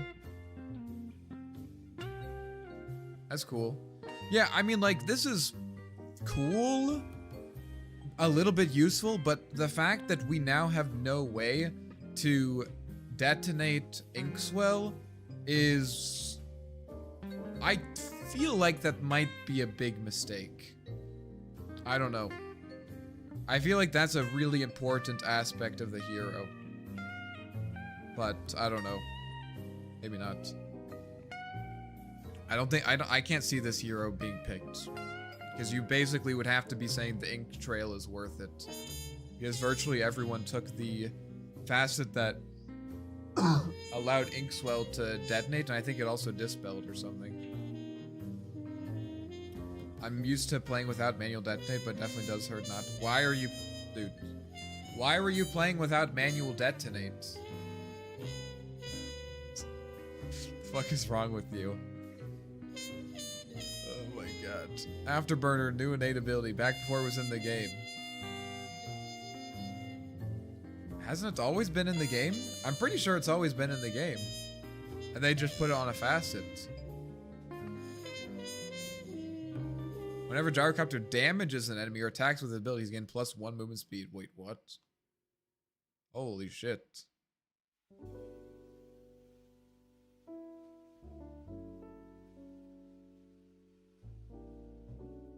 Wait, so what ability?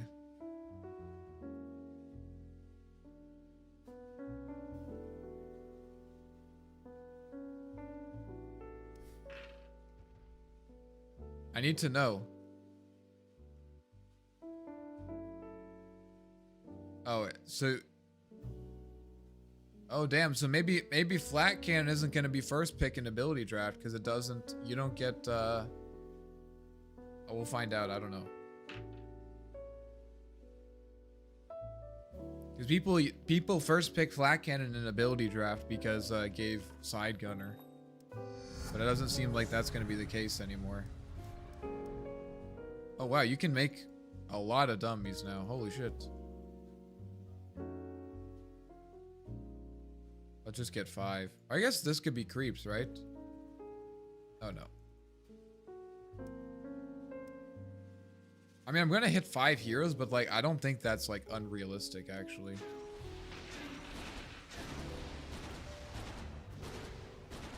Holy shit, dude. Oh, my lord.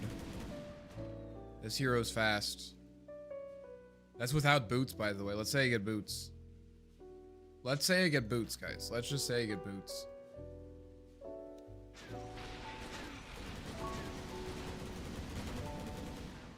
This hero is ridiculously fast. Oh my god.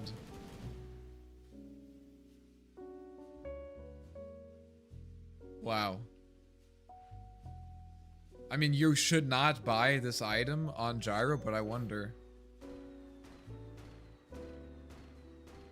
Oh, it does work, actually. Damn. That's good. That's good. That's a good innate. I mean, it's basically the Afterburner facet, but better. What was the other facet? Oh, it was the on call down, so we don't have the call down thing, but... Okay. Thoughts on the removing Eternal Shroud? I mean, no one bought it. I think Eternal Shroud was like... Eternal Shroud... the most important thing about Eternal Shroud is that it was a magical... It was a magical damage negation item that also gave you HP. That was the most important thing about Eternal Shroud, and the problem with it is that it didn't the problem with it is that it cost way too much goddamn money for what it did, right? It was just better to buy a Glimmer Cape because Glimmer Cape Glimmer Cape was cheaper. Just buy like Glimmer and like a fluffy hat and you're good, you know? I mean, like, if you think about the main situations, like, when would you buy Eternal Shroud? Well, if you're an offlaner, you're probably buying Pipe. If you're a support and your offlaner already buys Pipe, then you buy Glimmer, right? The only other situation that you would want to buy Magic Resistance is if you're a core, because if you're not a core, you would buy Pipe or Glimmer Cape, is if you're a core and you need Magic Resistance. But most of the time, you just buy BKB because BKB gives you Magic Resistance and gives you debuff immunity, right? So, like, what do you, like, there wasn't really a good spot for it. But this is really interesting because it's basically, the item gives you, it's cheaper than Pipe. So first of all, it's cheaper than Pipe. It doesn't give regen, but it gives you a lot of base HP, essentially. So it's like, it's really good if you are worried about getting bursted. which is different from both Pipe and Glimmer Cape. So I think it's a really interesting item. The new consecrated wraps or something. You bought Shroud and said BKB against Magic, you just lost the game. Yeah, exactly. Like unless it was like, unless the heroes had like all magical damage, like it was like Zeus, Skywrath Mage, those heroes. But even at that point, dude, you should just buy BKB. For mana regen, yeah, it's just not a well-designed item. Just thought of something scary. Can Acorn Shot proc Hydra's Breath? Yeah, it should be able to. Your Q, true. I think the Consecrated Wraps is a great item. I think it actually has a good niche that people use it for, and I'm excited to see people use it. I'm excited to see people use it. There's a lot of heroes where like I'm like, damn, I want magic resistance, but we already have a Pipe, and I don't want to buy Glimmer Cape because like we already have Glimmer Capes, and it's dispellable too. And I want health too. I want health. The big thing is the health. Okay. Mistwood Wayfarer no longer levels with Sharpshooter. Oh, this is the evasion thing. Okay. So this is going to be similar, it's basically similar levels, going up to 30, up to 45% or 44%. 44% max level is kind of crazy. I think that MKB, I don't know, does MKB pierce this? I don't know if it does. So right now with this, I have a 44% chance.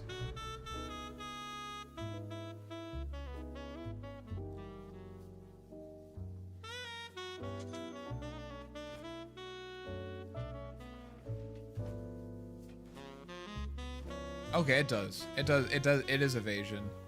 Okay. I mean, 44%, you're basically going to have to buy some True Strike if you want to kill this hero in the late game. And she gets levels. Like, she does get levels.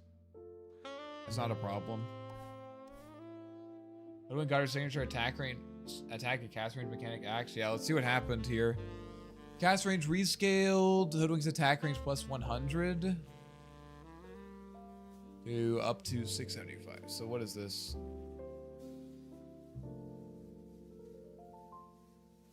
Okay. What were the numbers on the facet again? I don't remember. Gas range increased 1,100.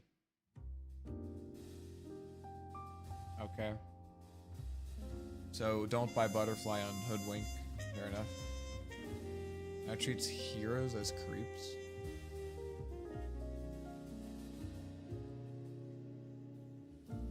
Oh, creeps heroes as creeps. So it'll go through the Spirit Bear. Oh no, the Spirit Bear is a hero, but like helm units. Okay.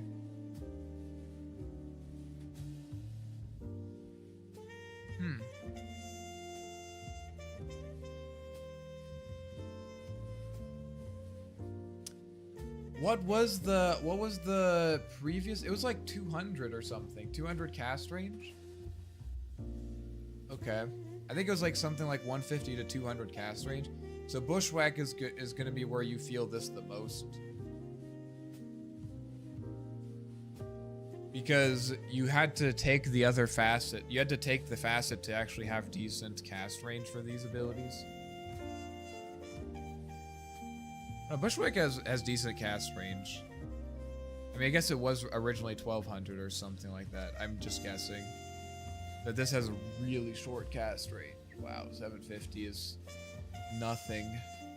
That's gonna be a problem, but there is, isn't there... So Aether Lens gives cast range. Oh, Dagon. Dagon gives cast range. So if you just go Dagon on Hoodwink, you should be fine. Okay. Nice. I figured it out. Intelligence gain decreased from 1.5 to 0. Unlucky. His movement speed decreased. So he's not getting magic resistance from intelligence anymore. Wait, he wasn't getting that much anyways. A little bit slower. I mean, this hero was kind of an animal in the previous patch. Damage increase a bit. Knockback duration scales. Same as Drow. Yeah. So if they're further away from you, then they won't be knocked back as far. Health cost change from 4% to current health to 2% of max health. Okay, so it's just... Oh god. Okay, so he has Incendiary built in. Oh god. Oh god, dude. Oh no. Guys, as someone who has dabbled extensively in Incendiary, this is going to be rough. This is going to be rough. Because like when you're sitting at like 10% max HP and every time you throw a Burning Spear, you're throwing away 1/5 of your remaining health. And the lower health you get, the faster you throw those Burning Spears, dude. Yikes, dude. I am interested to see more. I mean, it is more damage. You're right. You're right. Incendiary did do a lot of damage, and which is why I enjoyed it. But oh, I mean, I'm not saying this is going to be how people fix this issue. I'm not saying that, but the way I got around this, the way I got Incendiary to work is I stopped building Armlet. And I know what you're saying, dude. How are you not buying Armlet on Huskar? And my answer to that is going to be, well, you can't survive. I'm telling you, dude, you can't survive Armlet plus Incendiary. It's too much damage. I don't know. Just, we'll see what happens, I guess. Maybe no one's gonna play it. I'm gonna play it, dude. Hell yeah. My build was, I went power Treads Pike. I would just go Treads Pike Heart. No, I would go Treads Pike into, Sanj and Yasha into Heart. Or no, Sanj Kaya into Heart. That was my build. Treads Pike, Sanj Kaya, Heart. It is kind of based. Anyways. That can be activated with health cost, applies a basic dispel. So you just have, okay, so you just have both facets. Wow, only 20-second cooldown? Jeez. That was I think, wasn't it like a 40-second cooldown as a facet? I mean, this is going to be brutal. I think this is going to fundamentally change how Huskar is played. Because I think if you just, I mean, let's just test it out. Let's just test it out. I think that if you just go Armlet and run around with 400 HP, you're gonna kill yourself. Let's say you just do like this and this. Okay. You're like what, level, maybe, let's say like you're level 12, level 13, sure. You have max points in this, max points in this. I don't know. Sure, whatever. And then you're not coming to fight with full HP. Let's wait.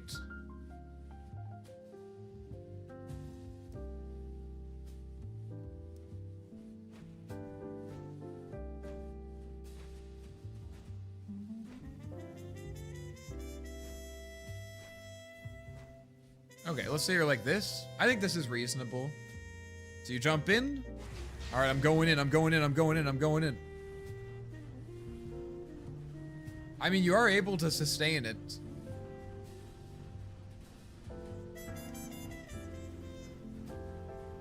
Can I kill myself?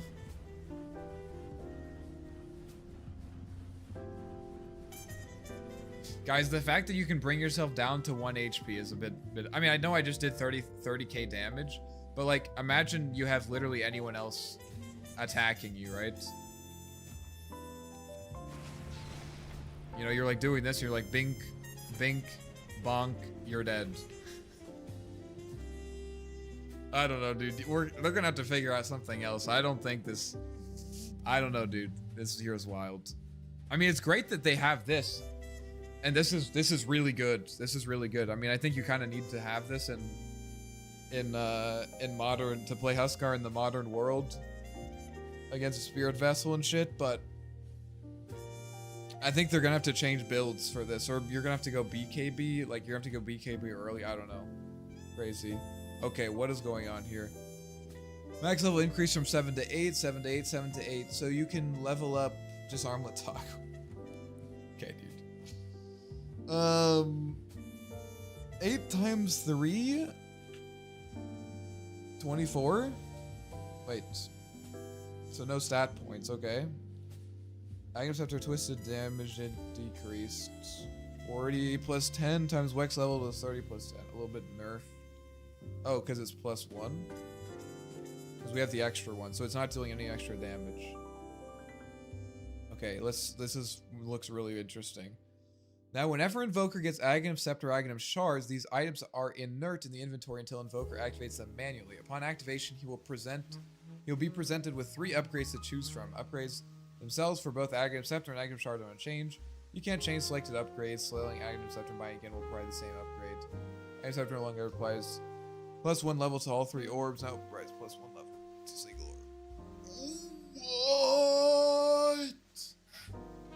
I mean, this makes sense as a change, but the fact that you don't get +3 levels is...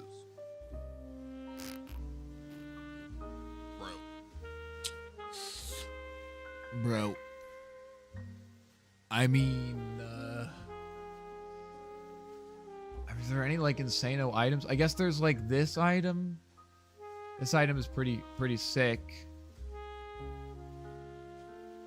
This item is pretty sick. But I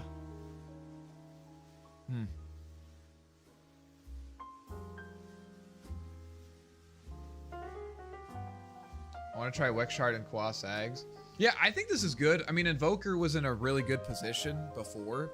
So I think he's in a good spot, but like this feels really bad. I mean, not this part, but just the fact that you're not getting 3 levels, you're only getting 1 level. But you're still getting... Am I still getting an extra level? Oh, I'm not. Oh no, I'm not getting an extra level. Oh shit. Ooh, dude. Invoker doesn't get an extra level at level 6? Yikes. Yikes. Oh, wait a minute. +1. Oh, level 20 we get +1 all orb levels. Oh, okay. I see. So this is now the level that we were getting from the facet. And this is the level that we would get from the dude, you can't. Wow, they actually did it. They actually did it. Wow. They said it was impossible. But they actually found another level 20 talent that is worth picking over two Chaos Meteors. I mean, the other one was worth picking, but come on, dude. Come on, dude. Look at me in the eyes and tell me that you actually chose Alacrity, Damage, and Speed over 2 Meteors. I know you didn't. You can say that you did, but I know that you didn't. Shut up. Huskar is bad now and laning stage cannot dispel? What? No, you can. Oh, wait, that's Shard. Oh, you're right. Well, yeah, I think against certain heroes, this is really, guys, this is amazing for the Arc Warden matchup against Huskar, because now you can flux him. That feels really good. I feel like this matchup is now Arc Warden favored for sure. Before it was Huskar favored. You're right. Okay, I didn't notice that. You're definitely gonna buy this Aghanim Shard at like 15 minutes every goddamn time. I want to see what the interface looks like on this.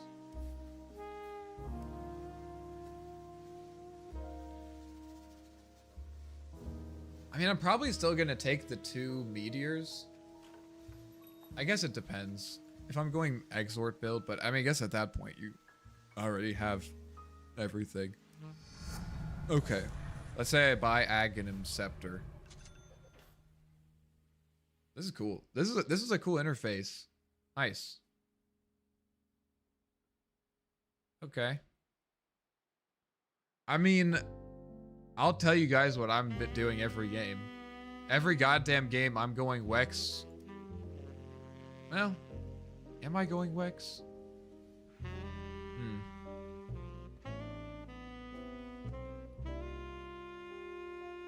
I mean, probably most invokers are going to go EMP, Shard, and Exort Aghanims. Because Cataclysm is sick. Only nerds play Invoker, SMH my head. Dude, this is an Arc Warden stream. What are you talking about? But also true. EMP plus Sunstrike? Yeah. EMP Shard with Cataclysm, that new AoE item? Yeah, dude. Yeah, dude. Yeah, dude. Yeah, dude. That's what I'm saying. Wait, reset. Do these both give... So this gives 40, and this gives 75. They both give 75. I mean, you know, Shifa's is good on Invoker, too. I mean, you're still gonna get the good Schleipnir.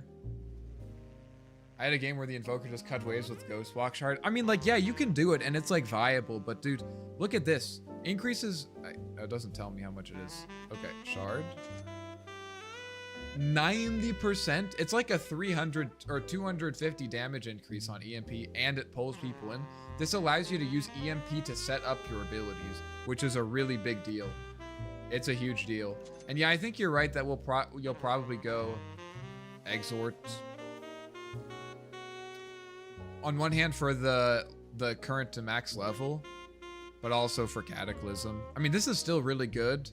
I've seen some people do this, and it's like, it's interesting. I don't think it's bad, but I think most people are gonna do this. You're gonna have this kind of thing, you know? You're gonna have your Gleipnir. What's the new Sunstrike max damage? It's the same, because you're still getting, you still have the +1 orb levels here. And then, wait, what? Why is it? It's supposed to be the same. Because you got, you know, because before, oh, because you got the facet. Oh, you're missing one, right? You're missing one, right? Because before you had the facet level, the Ags level, and the talent level. But now you only have basically the facet level here, but you get from Aghanims. And then the Ags level here that you get from the talent. Okay. It's not a huge deal. You guys really struggling to squeeze in all those Exort levels? Yeah. Yeah, I think this is what people are gonna do. You know? You're gonna have your, this is gonna be your go-to Giga Chat Invoker build. And remember that Refresher is kind of buffed for Invoker, since it has a lower cooldown. So, oh, I think he's in a good spot. He was strong. He was strong before, you know. So I think it's okay. I think it's okay that he got a little bit nerfed. I think he can take it.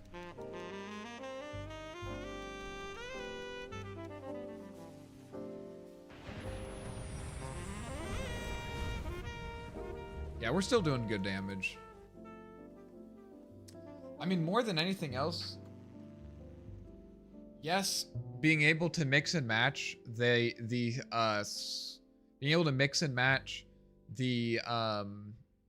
shard and Ags upgrades is cool, and it's good. But I think more than anything else, the thing I'm excited about as someone who appreciates Invoker for his versatility is the fact that you can go into a game, and if you want, like, depending on how things go, like, maybe you need to go for a Wex build, and maybe later on in the game you can go for the Kata, you know. Like if you had Tidehunter but there was a Medusa, you're like, ooh, you know, I want to go for Wex build, but I also have a Tide, you know. Do I get the Exort Facet so I can actually have Kata? But I'm also giving up a Wex level. It's only one Wex level, but that Wex level is at a very important time, you know? It's at a very important time. So I think this is good.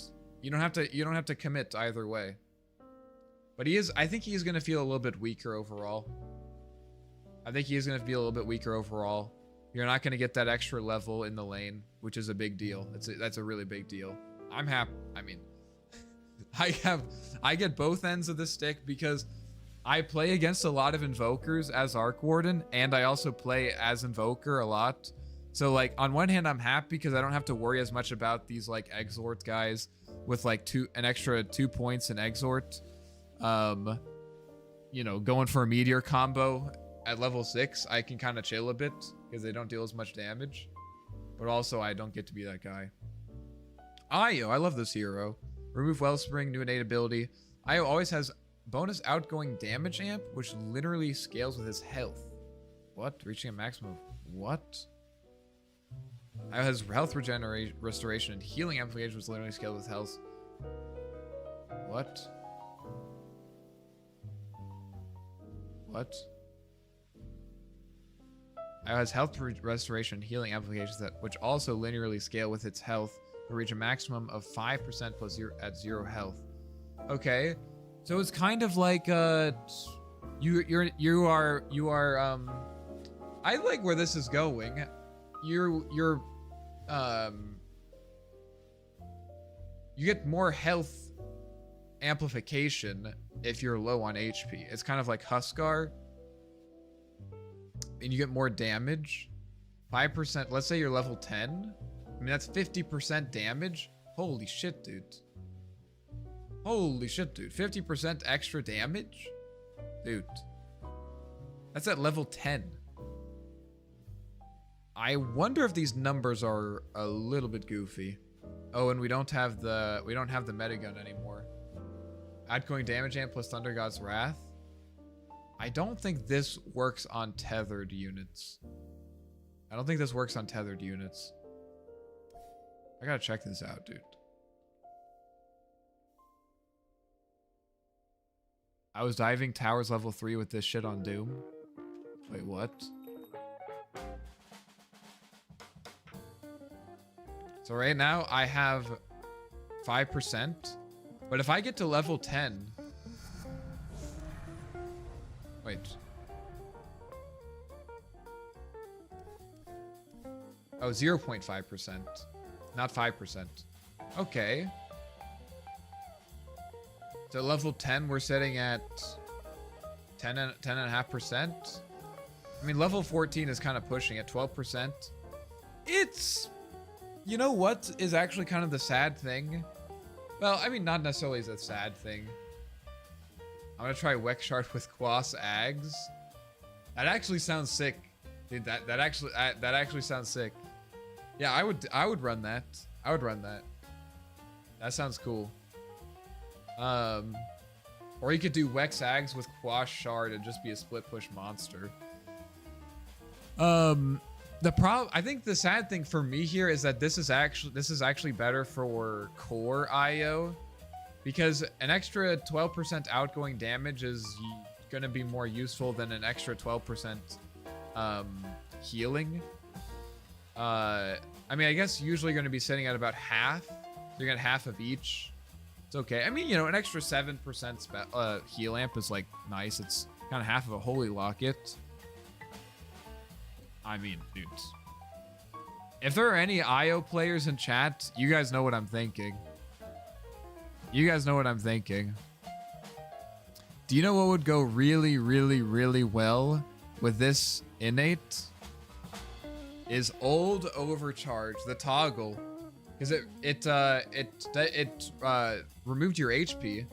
So if you had old overcharge, you could actually like manipulate your HP to be lower to have more healing amp. I think that would be sick. I think that'd be sick, but they didn't do that because they're noobs. They're afraid of what we could accomplish.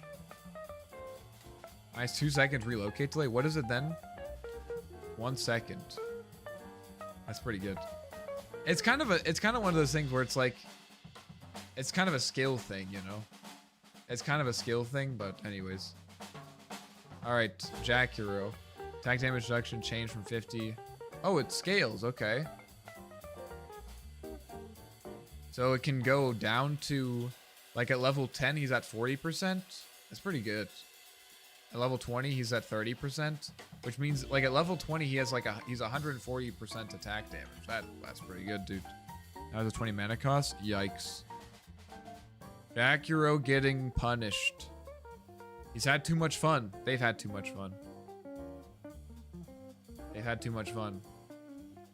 Okay. I mean, it's honestly not that big of a deal. Doesn't seem like it. I mean, 20 mana cost is like annoying, but it's not that much mana. Use it like 5 times as 100 mana. Eh. Liquid Fire getting mana cost every 20 years feels like a crime. Yeah, I don't know. I guess I don't play Jakiro enough to know if 20 mana is gonna matter. I guess this ability, I mean, this ability has a 13-second cooldown, you know? Like, I don't know. It doesn't, this hero still seems pretty good. Duelist innate. New innate ability. Juggernaut receives a stack of blade form every 2 seconds that he does not take damage. Oh, he just had blade form. Okay. Her level 10 is at 0.5%, 3%. He can have 10 stacks. So level 10, it's like 30%. Okay. That seems a bit stronger than what he was at before. Right? At 10, because at level 10 he has 0.5%, so it's 3% total. You can have up to 10 stacks, so that's 30%. Yeah. 30% is a lot. And that's only at level 10. I mean, if you get to level 30, or let's say level 25, let's go level 20. Level 20, that you get an extra 1 point, or you get an extra 0.5%, which is, I guess, not that much. Extra 0.5%, which times 10 is like 5%. So 35%. I mean, that's a lot of agility. But you're not getting... Oh, you're also getting movement speed bonus. Okay. This feels good. No longer upgrade with Aghanim Shard. Ooh. Ooh. Oh, he's probably... They're gonna... Yeah, they got rid of the Healing Ward talent. And now this is only at most 1 hit destroy. It was 3, which was really hard, I think. Wasn't it 3? I thought it was +2. Oh, no, it's just +1. Okay, never mind. I'm delusional. Oh, this is a good shard. People weren't getting the other shard anyways. So, like, you're kind of getting a free talent. Let's see what our talents are, though. -1 second blade form stack gain interval from 1... Oh, that's like halves it. That halves it. I mean, that's... I feel like people are going to take that one. Yeah, they're definitely going to take that one. Get twice as many stacks, kind of. Level 15. -15 second Omni Slash cooldown. I guess. I mean, people will probably take that one. You know, Blade Fury during... Movement speed during Blade Fury is, like, nice. But I'm pretty sure people don't really prioritize Blade Fury anymore. Since most people go for Battle Fury build. Blade Fury DPS increase from 90 to 100. No one's gonna take that. They're gonna go crit chance. They're gonna go Omni Slash duration for sure. Yeah, they're definitely gonna do that. 15%. I mean, that's not that much. It's crit damage. Crit damage, 15%. I don't know, dude. That's 205. I mean, what's 15? We're getting an extra 15%, 35% of the time. So what's 15 times 0.35? Oh, dude. 5% increase to damage? Holy shit. Guys, I'm getting a level 20 talent that increases my damage by 5%. Holy shit. Maybe the left side is better. Maybe going for Blade Fury. I mean, 100 Blade Fury DPS. That's 270 damage per second. That's a lot of damage. That's a lot of damage. Maybe people will go for that casually. Even if you're going right-click build, maybe people will go for that. I mean, you can deal a lot of damage in Blade Fury, dude. Get this. Blade Fury DPS. Maybe you go for this too. This guy's like full level. He has 2,000 HP. Yeah. 270 damage per second is insane. That's literally 1,000 damage. I mean, it's a level 20 talent. It's like not insane, but like over 5% increase in my attack damage, I'm good. Base move speed decrease, really? Remove special reserve innate ability. Oh my god, ability draft players are in shambles. People used to get special reserve and go like Stifling Dagger or Ball Lightning and just have infinite spells. Passive can't be leveled up. Keeper Light gains +1 movement speed every 2.5 intelligence. Whenever Keeper Light moves 300 distance, he leaves behind a light that allows him to see 400 range. What? You can see things that happen behind him, I guess? Okay. I have to see how this works out. If you have like 25 intelligence, you get 10 movement speed. I mean, the hero definitely starts with something like 25 intelligence. So he actually is faster at level 1. Okay. Cooldown rescaled. It's worse early, better late, which is not good for... I mean, it's not that... It's not... Okay, it's... Guys, it's not that much worse early. It's like 1 second. Mana restore increased 90 to 300. Okay. It's actually better early, I think. You're getting more mana, even though it's like a 1 second extra cooldown. By the time you're level 2, you're already there, so... Cast range increased from 400, 500, 600. So a little bit more cast range, especially at the earlier levels. Knockback distance changed. And they... Okay, it's the same drow thing. Oh god, Kez. Oh god, oh god, oh god, oh god, oh god. I forgot about Kez. I forgot there's another hero that I play. I usually only look at Arc Warden and Invoker. Okay. Cooldown rescaled. It's a bit lower. Oh no, I already looked at that. Okay, no longer against bonus movement speed percentage. Ooh. Now increased movement speed bonus of bright speed. Wait. Surely they wouldn't do anything bad to Kez. I mean, they should do something bad to Kez because that hero is insane. But I just hope they do something interesting. Yeah, we'll see. 90 blinding light damage, that's nice. That's really nice. I think people will take the left side. That's really good for mid coddle. Maybe it'll bring it back. 30% Spirit Form Bright move speed bonus. Okay. Bring back Mana Leak. Just kidding, don't do that. I want to see how much movement speed he gets. I want to see how much movement speed he gets. I mean, the main thing I'm worried about is that the Mighty Light talent change was an old change that already happened. Oh, okay. I pump for mid-coddle Dagon changes. Oh, that's a good point. Yeah, I mean, he likes this item a bit more. Gives him some more mana. Or, wait, maybe you're going to go for the new urn thing. This thing. 40 health regeneration. I didn't even check how these are different. 20 health, 25 damage per second. Oh, it's like urn. Okay. So this is cheaper. It's a bit cheaper. But it's kind of like it's like a defensive urn. Like it's like it prioritizes urn defensively. Whereas this one is more expensive, substantially more expensive, but it also has the offensive thing. Okay, so Coddle's not gonna... Mid-Coddle's not gonna do that. Okay, so we have 25... Yeah, we're at 325 movement speed, dude. Check that out. I mean, 370 with boots. Like, just with levels, our movement speed is going up. Look at that. Level 16, you just have 391 movement speed. God forbid I get, like, travels. I mean, for sure, at this point, if I pop this, I'm hasted. Wait, what? I thought I was already at 452. I guess I feel faster. Where's Pachmayas? Killed Core Dazzle, killed Core Sky, killed Core Wyvern. Yeah, I kind of miss Core Dazzle as well. He was kind of my boy. He was kind of my dude. This feels good. I think this is a buff. His spells seem like the cooldowns are a bit longer, but it feels like you're getting more value, which is better for support. And you have this nice talent for core. We got Dagon, we got Vessel.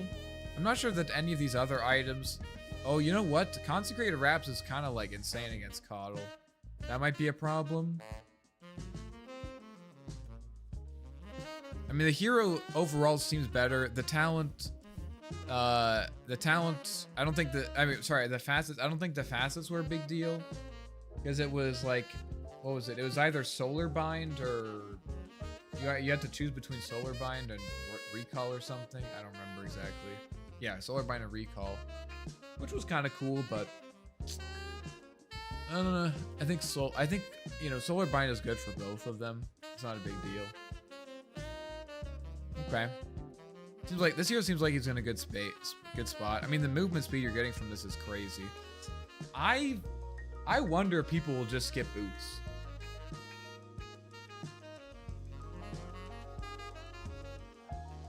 Perhaps are sick and tons of heroes will buy them.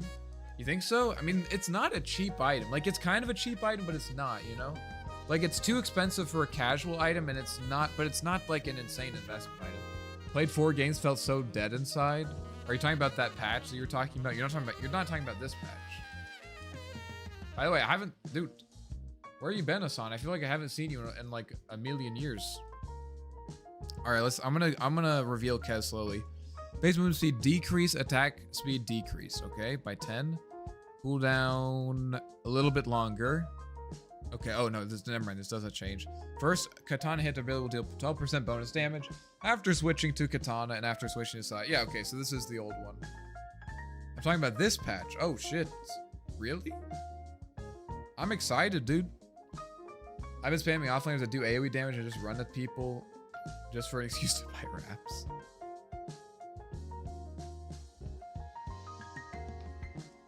I have 2 jobs and go to 2 colleges and play Dota. Do you think I have time for streams? Or, dudes, don't call me out like that. He's based. He's based. You just have to prioritize. You're just telling me that you're not prioritizing the streams, which is okay. You're a busy guy. I get it. I'm not sure how good that prioritization is going to work if with this new patch. When I see a new patch where they killed 5 of my heroes? Wait, really? Oh, you're saying this patch killed Core Dazzle, killed Core Sky, and killed Core Wyvern? How did it? How did it kill Core Dazzle? The Ag Shard? The Core Dazzle seems fine. I haven't seen Wyvern or what was the other one? I haven't seen Wyvern or Sky yet. Dazzle Poison Touch Facet is gone. Oh, the Nothel Bloom. Oh yeah, that does seem like a problem. Yeah, okay, I can see how that would be an issue. I'm sorry to hear that. I feel like Core Dazzle wasn't even like that good. Or like I hadn't seen it. It didn't seem like insane or anything. Okay, good. They fixed this issue. This was a bug. Because it's supposed, if you casted Falcon Rush with Ags, like with the Ags buff, if you casted Falcon Rush, while the if you casted Falcon Rush while Echo Slash was on cooldown with the Ags buff on you, it would reset the cooldown of Echo Slash. Like it would restart the cooldown to be ticking down from like 15 seconds or something. I have 75% win rate and 7k MMR in Core Dazzle. That's great. I'm glad to hear that. I just haven't seen it. Like I literally haven't seen a Core Dazzle in like a long time. So, and you know, pro players aren't really playing it. That's great that you're having success, but like, I'm not surprised. Well, I guess I'm surprised. I'm saying that I'm surprised that they like targeted it, since like no one was like abusing it or anything, you know? You're not in my MMR bracket, get good. I think I am in your MMR bracket though. I think I am though. But I guess if you want to hold that over me, that's up to you. I was trying to commiserate with you. If I was trying to commiserate with you and be like, man, yeah, I'm surprised that they nerfed Core Dazzle. And if you want to just turn it into flaming me, I guess you can do that.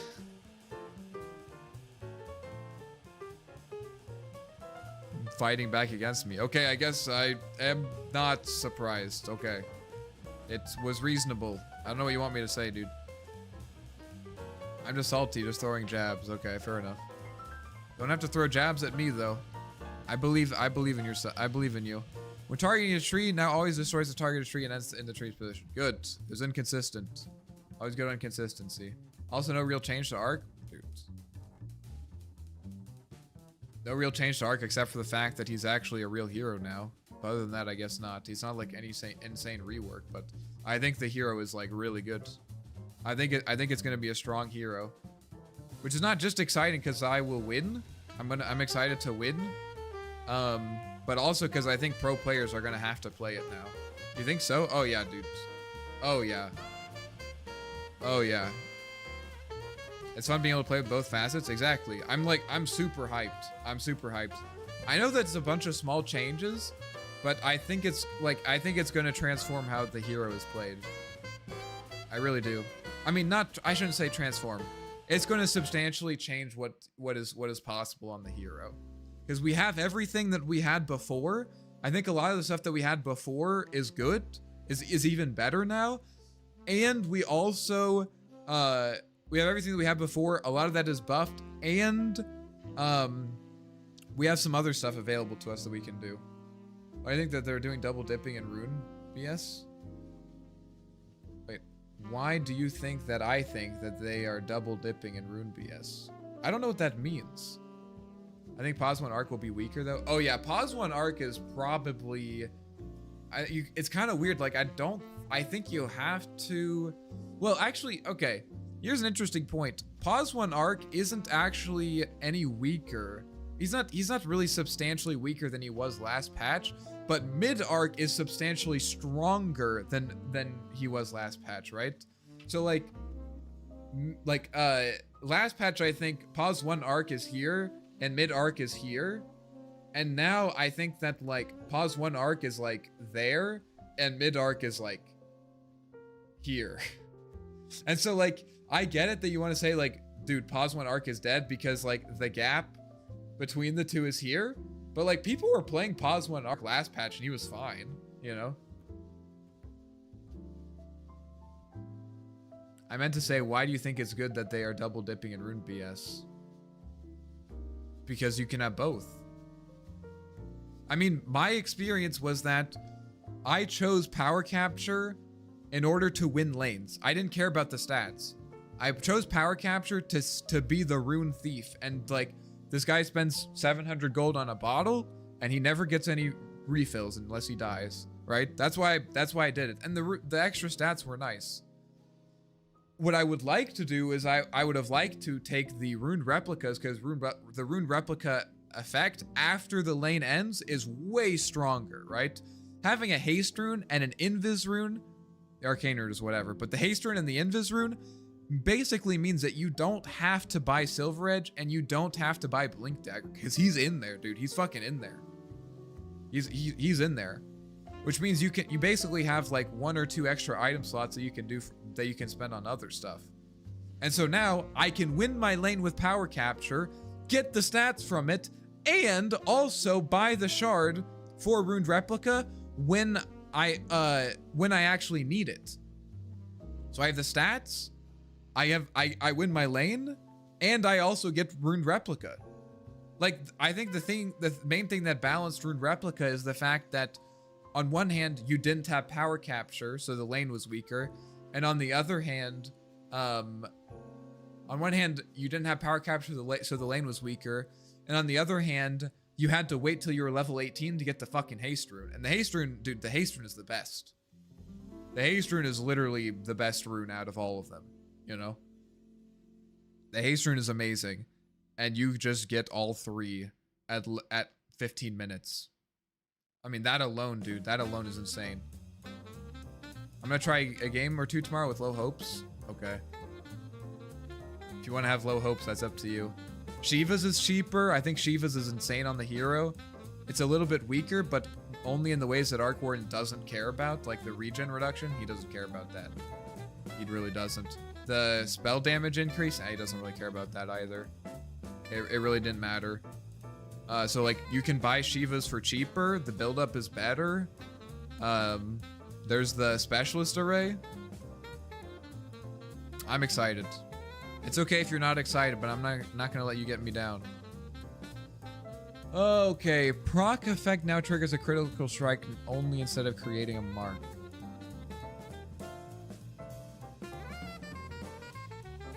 What?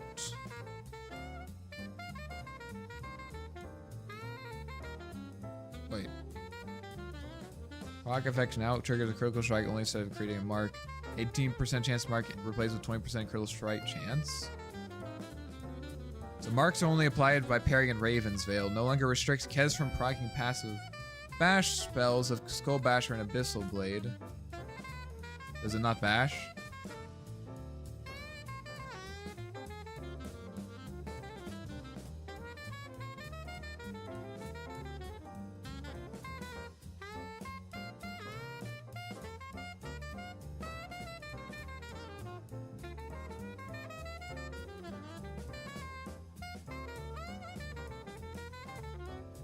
Oh, okay. So you don't stun people. You don't stun people unless they're marked. So if you're just going ham on them, you're not gonna stun them. Okay. No longer restrict Kez from proccing. Okay, so you can buy Abby. How about the Hydra Breath on Zed physical build? It's good. It's good. I think it works. I haven't tried it yet, but I think it's gonna be good. So the thing that I'm excited about is that I think that there are like so many interesting things that you can do on Arc Ward in this patch. There's a lot of stuff that you can do. I think Hydra Breath is good.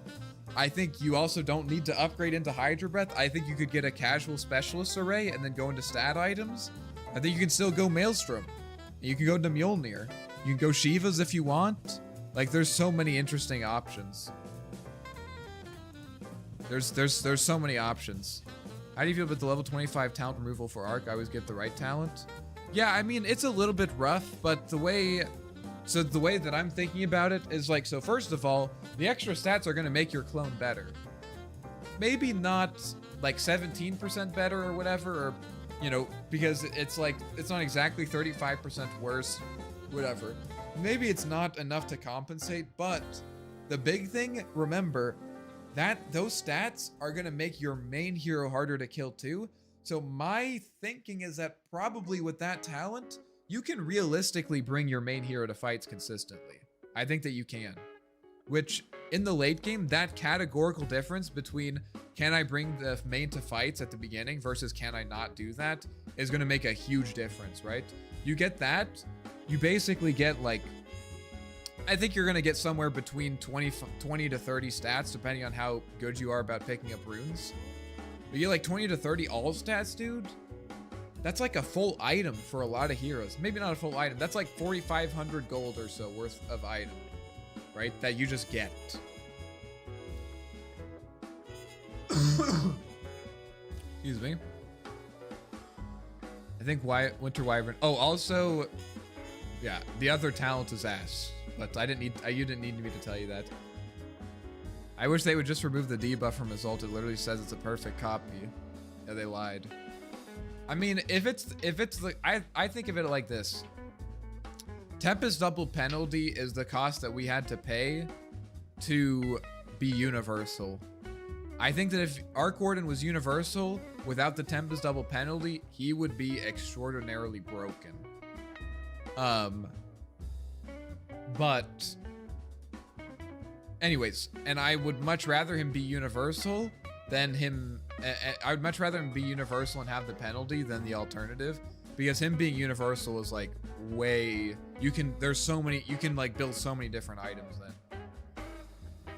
I think Wyvern still has lots of potential, but very hard in early game. Okay, I'm interested to see how it goes.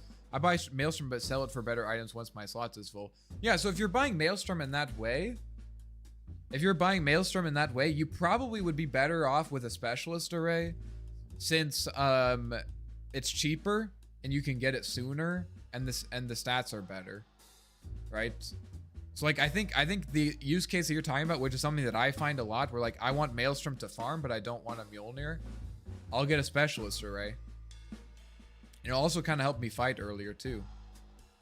I think the new item is broken on Arc, but Dragonlance is just too good to give up. Yeah. I mean, but yeah, you mean you don't want to get, are you talking about Hurricane Pike? No way this hero goes live with haste rune and no penalty? Yeah. That'd be insane. That'd be crazy.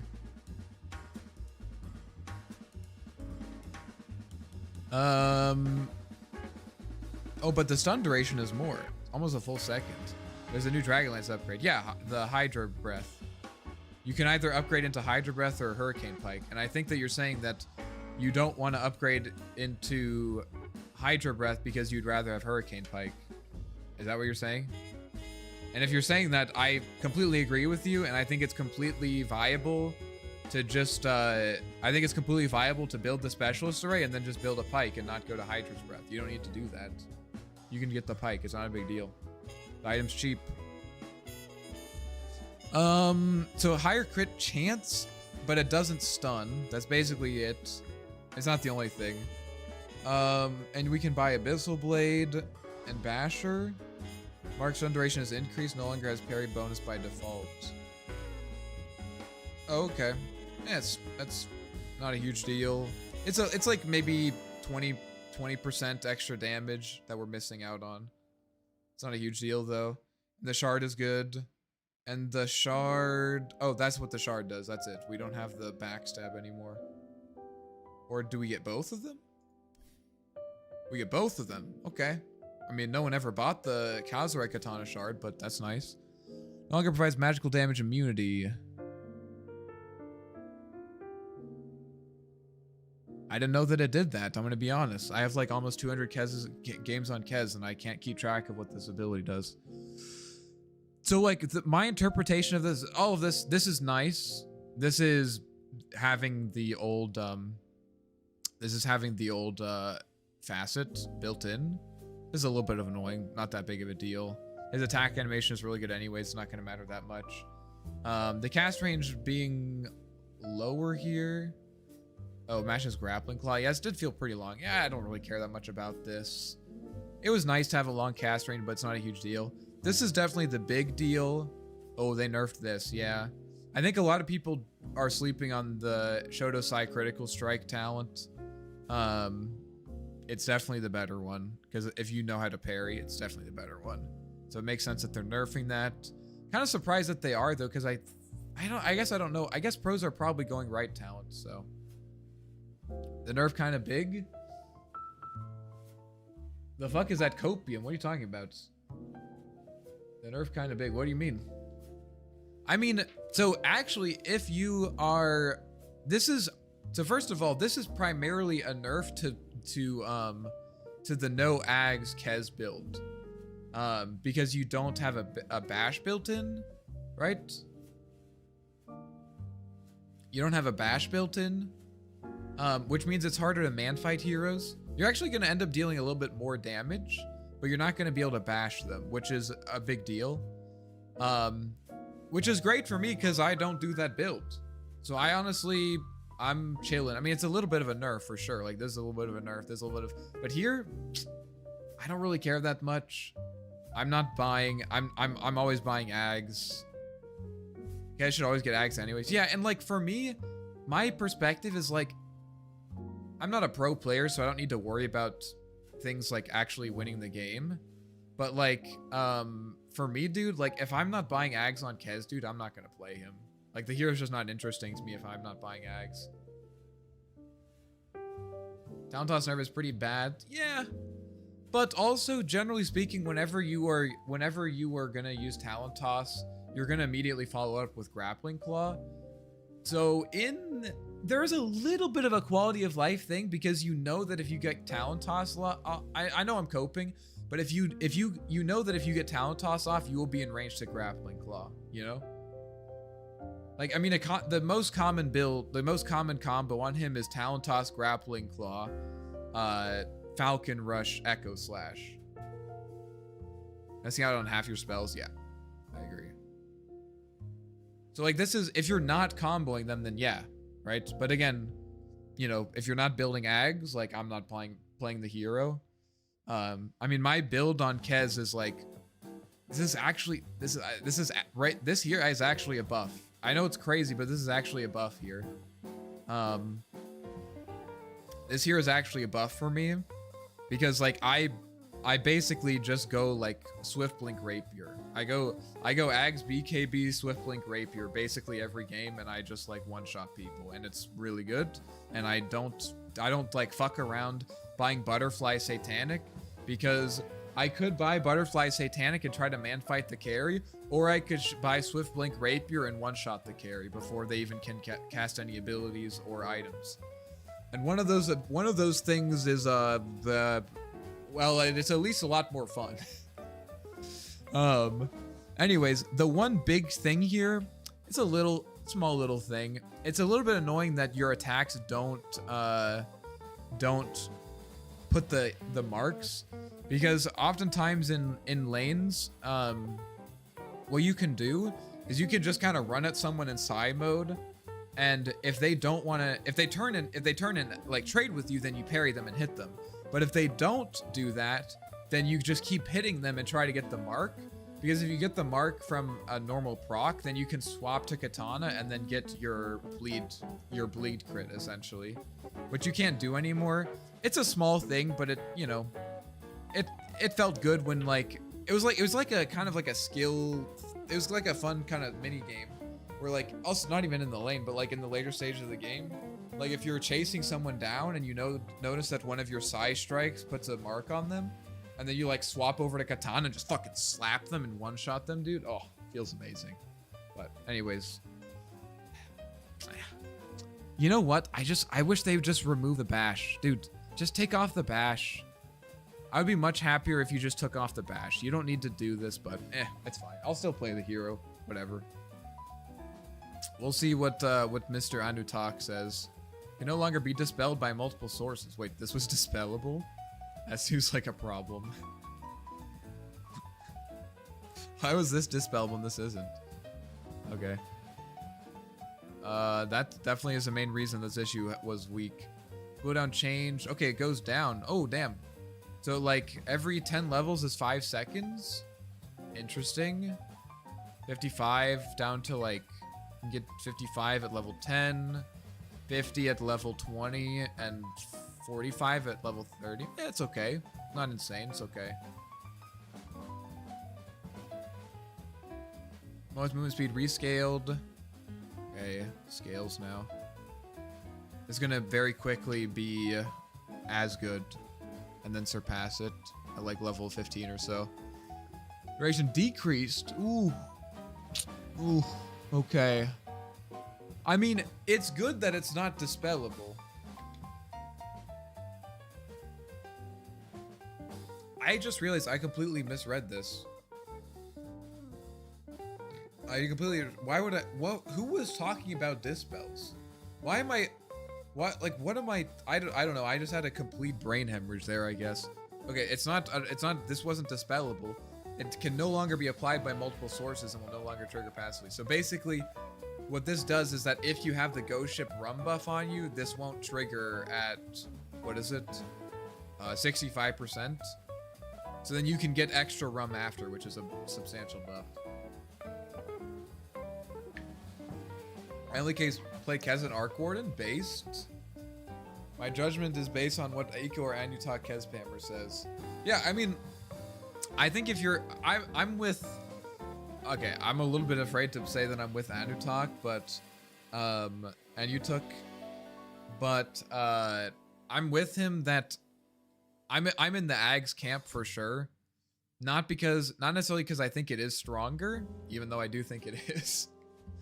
I don't know. That's just been my experience. But it's just like, that's like the only interesting way for me to play Kez. Like, dude, if I'm gonna play Kez without Ags, like, why am I playing Kez? I'm just gonna play like Lifestealer or something. Like, who cares?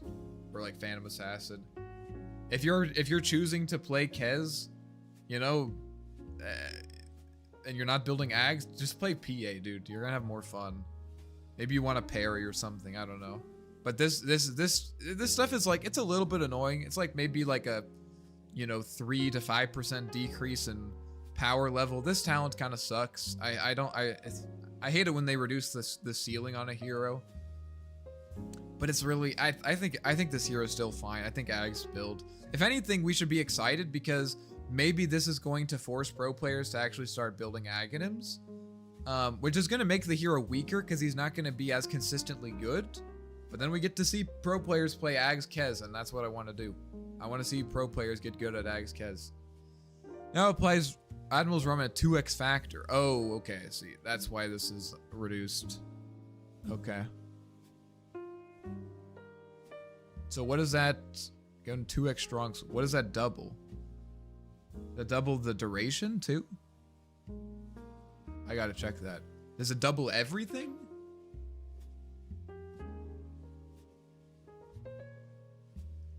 I don't know.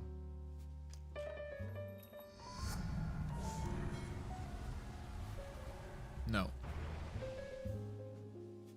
It's just the movement speed, it looks like, and the damage negation. Okay. I mean, I don't think that this is going to... Oh, wait.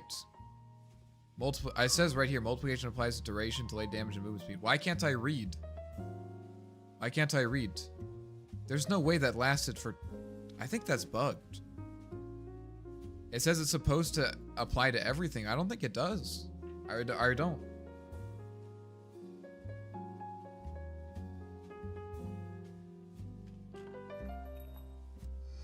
This is supposed to last 5 seconds. 1, 2. Oh, it does. Okay, never mind.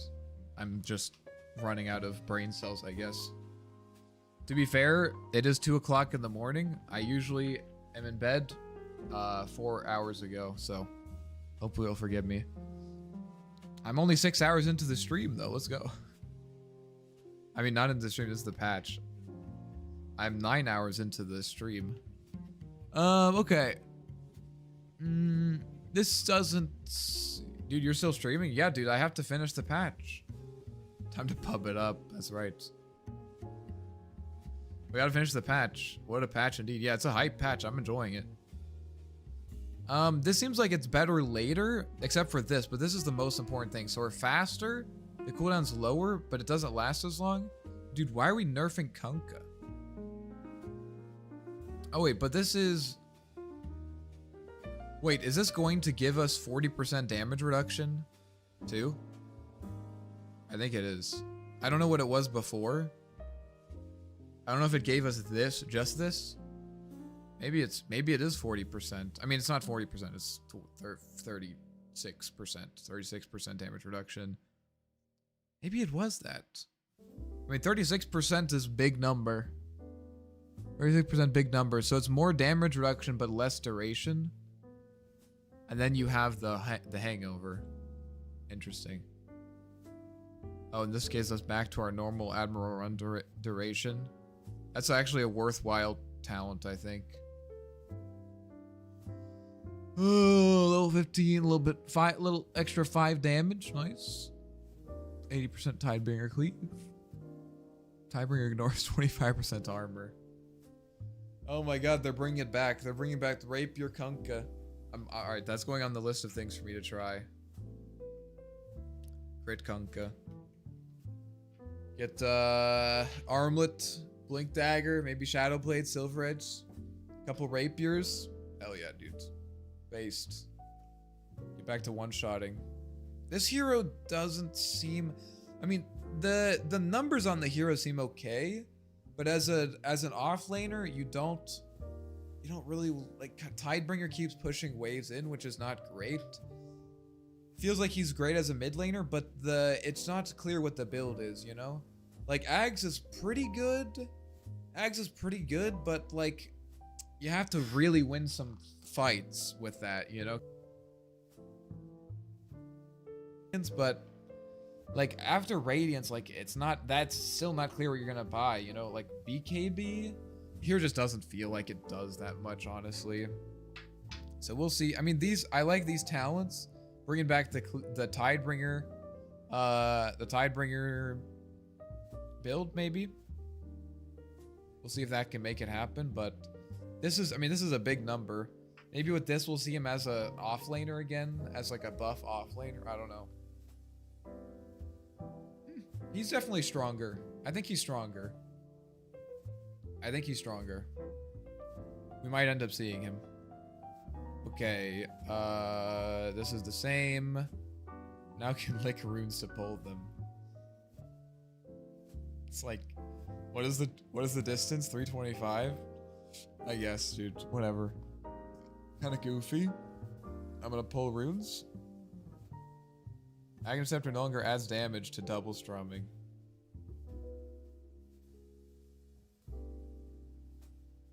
Oh, wait. I called this. I actually did call this. I was talking to my friend. I'm like, I think that they should just remove the damage and buff everything else. They're actually nerfing everything else though. I feel like if they just remove the damage, they could. I feel like this patch could literally be Aghanim Scepter no longer adds damage, buff the other things, and you're good. Like actually make him an aura support that like can't really farm, so you need to make plays and stuff. I could see that. But now this always does 20, 30, 40 magical damage, which is substantially less than like the what? It was like 100 or something before on the Ags or something crazy. So it's gonna hurt. Increase magical damage by 6, 12, 18 per grooving stack when this song is used in double strumming. Okay, so we used. Oh, wait a minute. Wait. We can have max stacks of 5 grooving stacks. So it's 30. 30 plus 20, so it's 50. I mean, that's a lot less damage.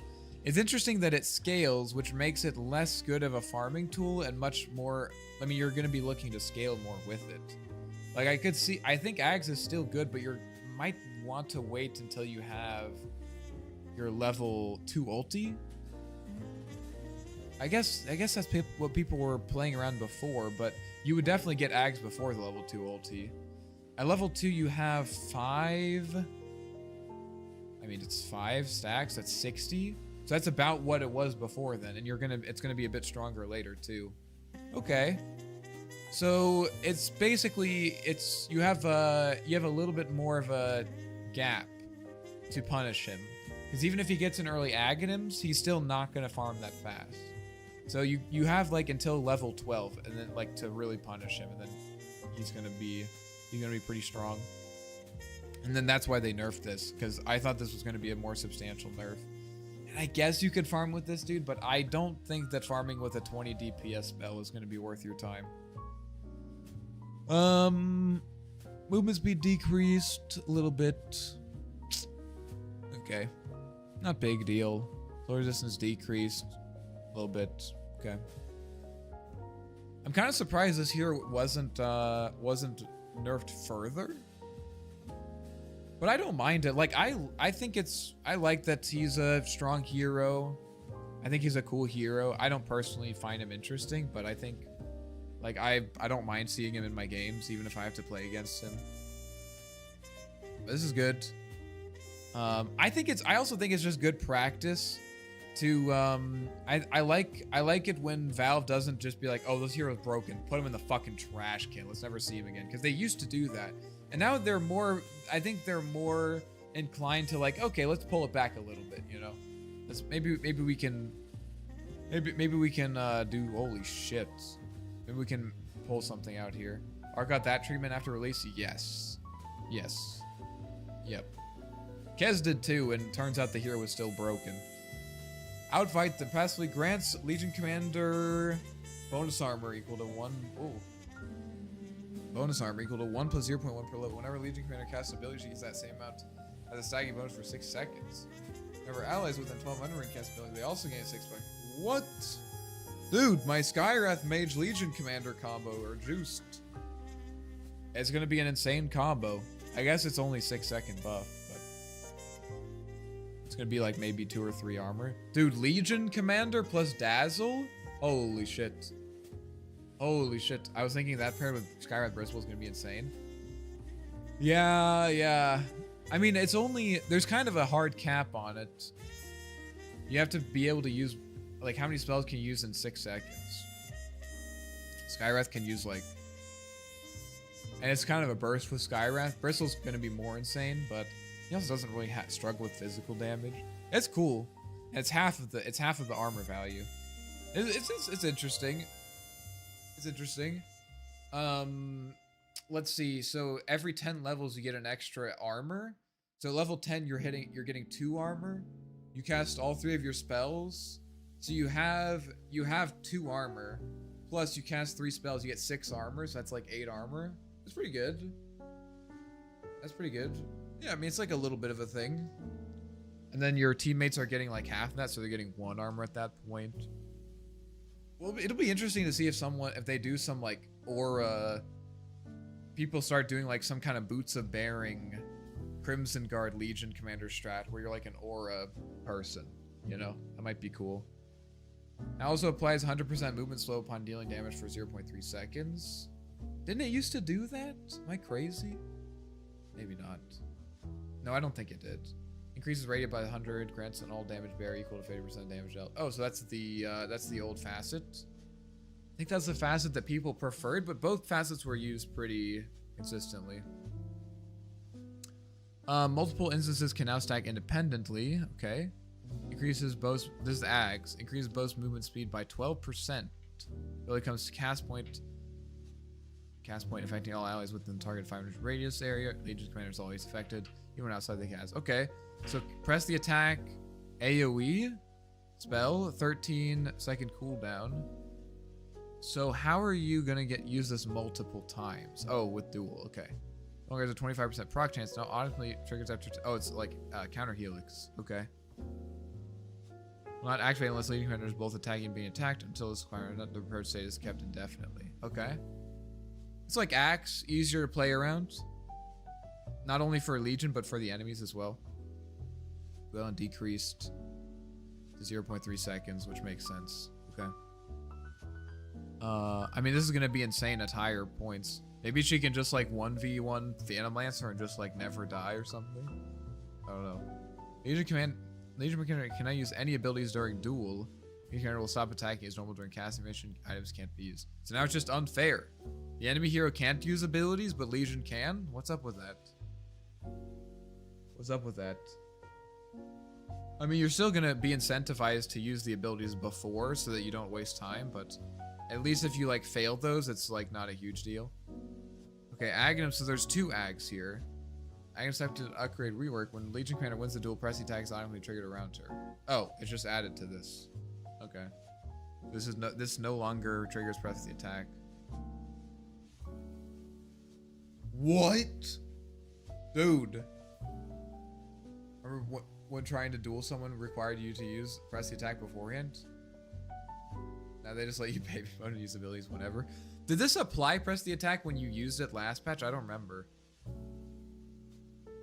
+1 outfight them armor? Okay, that's pretty good. I feel like people might take that.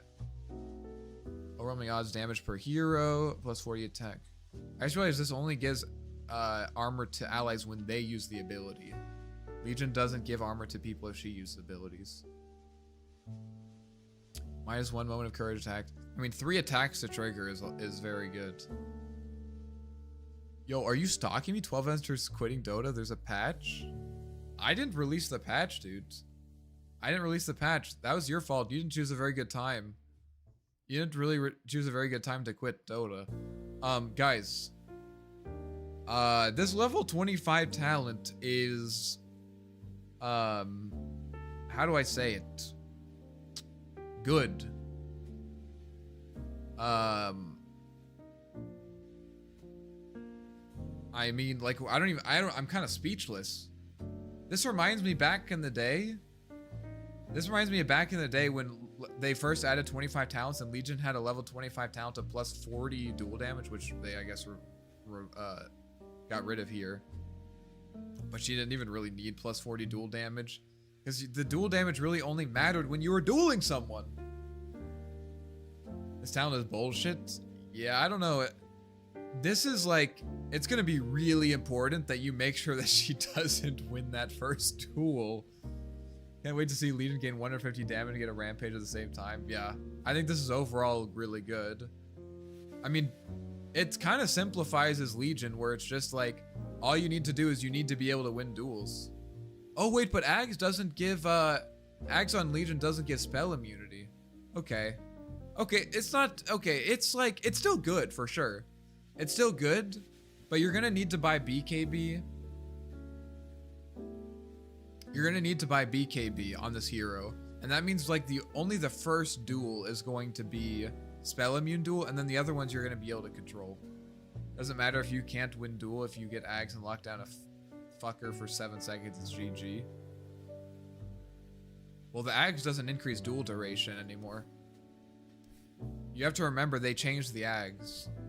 So the duel at max level only lasts 6 seconds, which is still a long amount of time, right? But the new Ags is AoE press the attack. I don't actually mind this as much because I didn't realize that we don't have the 6 seconds even 2 times as long as fuck.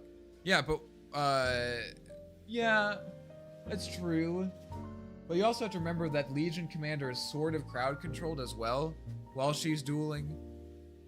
It's definitely okay. I agree with you that it's better, but it's not like insane, you know? I mean, it is really good, but it's not like in my mind, I was picturing old Ags Legion duel where she increases duel duration to 7 seconds and is spell immune every time she duels. I'm like, oh, she just chain duels everything and wins Dota.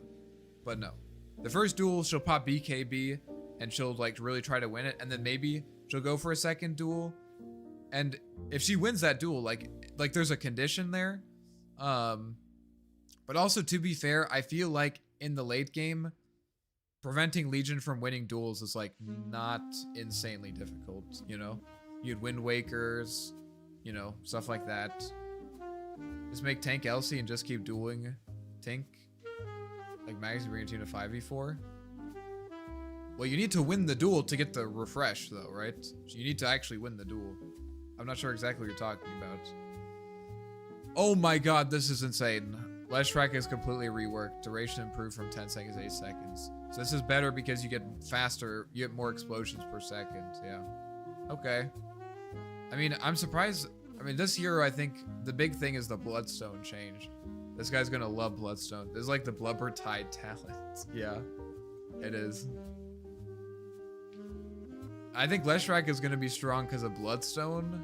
And Shiva's is still good too. Shiva's is cheaper. And this is good too. It's early, better early.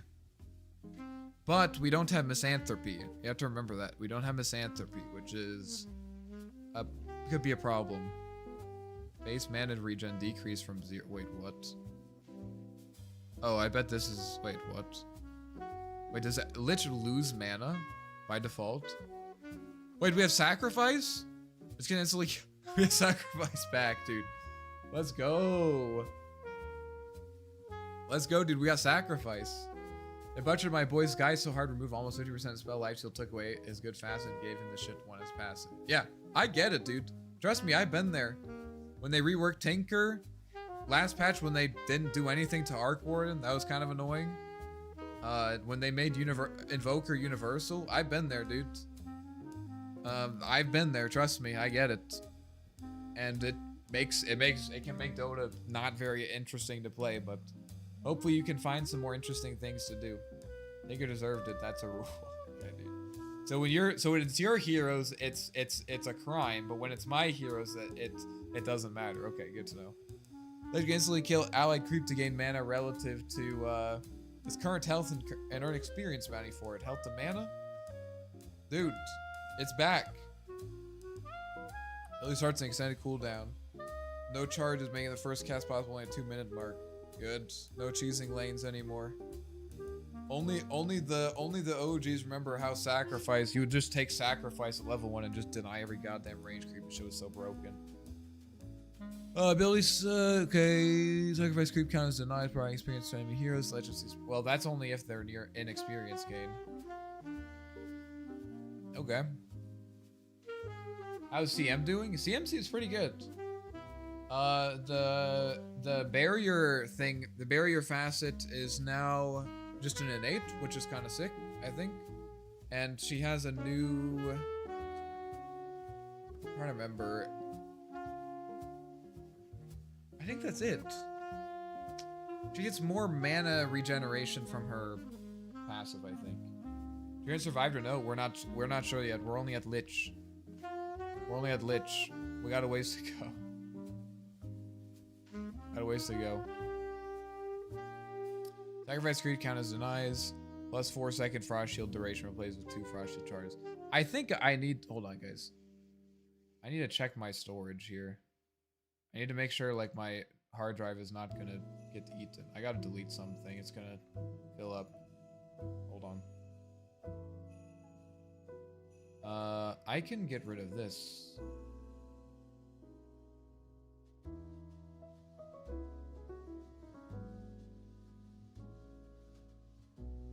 $100 gigabytes? Yeah. Delete that.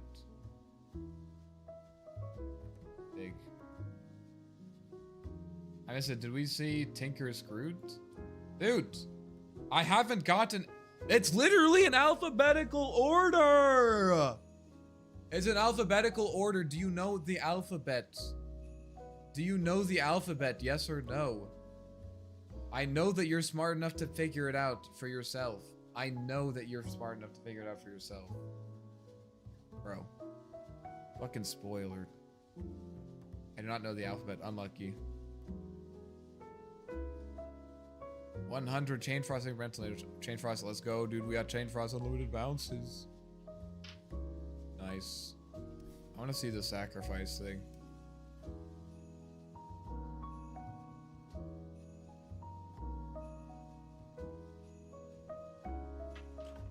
Fucking sack, dude. Fucking sack, I tell you what. If you weren't an OG, I would probably ban you. Just kidding.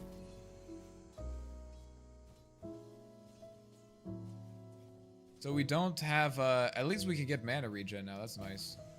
Okay. This hero seems very, very, very, very strong. Very strong. I'll go on the record to say that this hero, this will probably be one of the best supports in the entire patch. Sacrifice, it's very difficult to understate how insanely powerful it is to not only take one, like basically deny one range creep every 4 creep waves, guaranteed, full deny by the way, not a normal deny, it's a double deny, right? Because you can deny the range, you can deny the creep when it's outside of XP range of enemies, and you get XP for that creep. It's good that it has a 2-minute cooldown, but this is going to be very, very strong. There's virtually nothing that you can do about it. Any mechanic like that, it's like, oh, so we just are going to not get 1/4 of the range creeps. And basically, again, it's a double deny. So it's basically counts as 2 range creep denies, right? It counts as 2 range creep denies. So, you know, you have a wave every 30 seconds. So basically half of the range creep experience you're guaranteed not to get. That's not true. That's not true. That's not true, but something like that.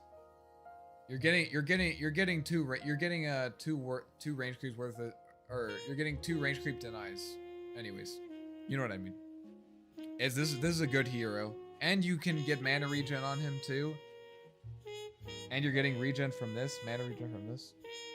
2 frost shield charges is insane. 2 frost shield charges is insane. It's not as crazy because around that time people are gonna have dispels, but. And it fucks up any. That's a good point too. Good point, Assad. Oh my god, Lifestealer. Base damage increased by 10? Jesus Christ. Base attack speed increase? What? 20 attack speed? What? This is a crazy way to start out a fight. Start a hero change. 10 attack damage. 10 attack damage. 20 attack speed. That's like a full glove of haste. And 5 movement speed. Okay. Bull Frenzy worked into innate ability passive, provides lifesteal with 5 bonus attack speed per level. Okay, that's it. Okay, so at level 30, he has 60 bonus. No, it's not 600. I know it's not 600, but I also know that 5 times 3, no, 15, 150 attacks. For a second, I thought he had a 600 bonus attack speed. I'm not thinking straight, guys, but let's keep going. But Feast is now a basic ability. Okay, I see it now. I see. I don't think this is so bad. He's gonna be like,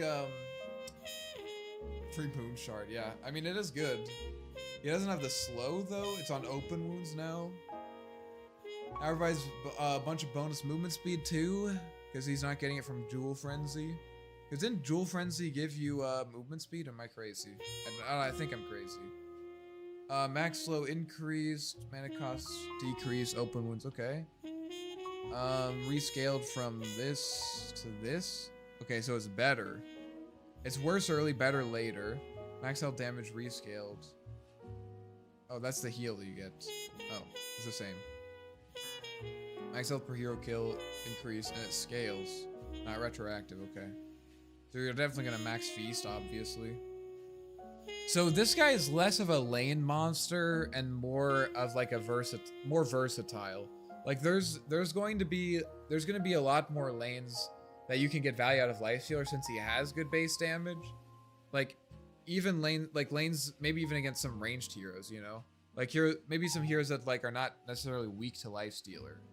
He can still do something, but the drawback is that heroes like Mars or like Tide or like Pudge or something like that, these obvious counters, Bristleback, those heroes, they're gonna have a little bit more of a chance against him because he doesn't have Feast innately. He's not gonna have this Ghoul Frenzy slow, right? Which is a big deal. He's not gonna have the Ghoul Frenzy slow. So and this is not gonna be as strong early either. Because it used to be 2%. That's crazy. So it's gonna be a little bit weaker. I think that's good. I think that's good. I'm gonna go to sleep already? What? You're going to sleep already, dude? It's only been 6.5 hours. What are you talking about? Alright. Infest. Now can be used by inch increase by default. Okay, that's the Gore Storm facet. The Gore Storm facet. Gore's Tome. Gore's Tome. What's that from? That's from Risk of Raid. It's from fucking Risk of Raid. Oh my god. I live in New York and I have a university and job tomorrow. Alright, have fun with that. I hope you enjoy that. It's a humble brag, I guess. Oh, he's employed. Oh my god, he's so cool. He's employed. Fuck you. But also, I love that for you. Aghanim Shard upgrade reworked. When consuming a creep, enemies also take damage over time. Okay, that's the Gore's Storm. Gore's Storm. Not Gore's Tome. Gore's Storm. Okay. Definitely a nerf. You could do some pretty crazy shit. Like you could make some pretty aggressive plays. Just get an ancient creep, run around the map at like haste movement speed and just like kill someone. Or like show up to a play. It was pretty nice. Bit of a nerf. I mean, I think this is overall, I think this feels overall like a nerf, but he's more robust, you know? Like even, it's okay to pick Lifestealer even if he doesn't counter someone on lane. He'll be okay. Ghoul Frenzy, 20 movement speed. Oh, this gave movement speed. It did give movement speed. I don't know, dude. I never play Lifestealer. 50 attack speed on open wounds targets. Holy shit, that's good. 50 Ghoul Frenzy attack speed, 175 infest damage. Okay. Nice. I mean, people are probably gonna go stats, I think, at this point, and probably attack speed. And then probably open wounds lifesteal. And then both level 25s are good. Remove combustion innate ability. New innate ability, Lena's. Oh shit! So Lena's abilities deal an additional 64% damage as undispelled burn damage. But they're reducing the damage. Okay, so basically Lena just has slow burn. Yeah, okay, so Lena just has slow burn. The facet is built in, and they're reducing her abilities accordingly. Okay. Damage decreased, yep. Aghanim Shard upgrade rework. Casting Laguna Blade temporarily supercharges Luna. Granting her 12 stacks of Fiery Soul. Supercharge duration 5 seconds. Okay. Okay. And the Ags is still the fly around to deal bonus damage shit. Okay. Cool. I read this without seeing spell damage decreases, and I was like, who the hell greenlit this? It was broken. Yeah, guys, Lena just does an extra 64% damage. Whatever, dude. Does it chain off itself like it before? Nope. Doesn't have combustion innate. Does not. Which is a big deal. There's a neutral item. There's a neutral item. There's a neutral item now that does give you combustion on any hero, which I think is going to be pretty insane. Venus has an innate 2.5 spell amp rapiers. I mean, this is going to be oppressive. It's going to make her a little bit worse as a core because you can't. It's harder to secure range creeps. But as a support, I think she's going to be a monster. And as a, I think if in lanes where you don't need to secure range creep, she's also going to be a monster. I think this hero is probably pretty good. I think she's still pretty good. Let's check the talents. Okay, 25 damage. Yeah, and like right click build is still doable, you know? Yeah. Plus 1 second slow burn duration. Yeah, I mean this is a good 25 talent.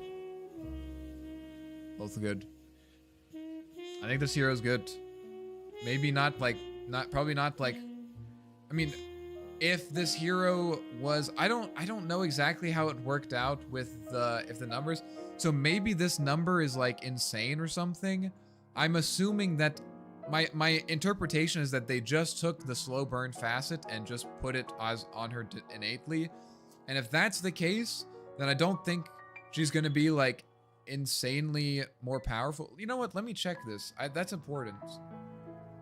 Because otherwise, since she doesn't have combustion, she's just going to be worse. Lena Dota 2. Liquipedia. They still have facets. Slow burn. Slow burn. So it burnt over... It is the same. It's literally exactly the same. It's literally like 1,000th of a percent off. It was basically 64 damage, 64% damage over 3 seconds, and 60%. Well, let's see, is this 60%? Times 85. Ooh, wait a minute. Okay, then. Okay, so these are not the... So if you had slow burn, these would deal less damage. This would deal 51 damage at level 1 with slow burn, like with the facet. And then I'm assuming it's going to be the same. So let's do 325. So right now we're doing 245 divided by 325. So we're at 75% damage. So it used to be that we did 60% damage, but we got an extra 64% spell amp. Does that make sense? So this gave us 64% spell amp, but we did 60% of our normal damage. And so we would be doing 1.64 times 0.6. Like this. So we were doing... Wait a minute, that can't be right. There's no way that's right. Well, 0.217. 0.217 times 3. Oh, 65%. I mean, it's still 65, so this times 0.6. I'm messing everything up. 0.651 times the amplification. Wait. No, it should be 1.651. That's it was a 65% spell amp, but it was 60% of the damage times 0.6. There's something wrong here. I'm missing something. What?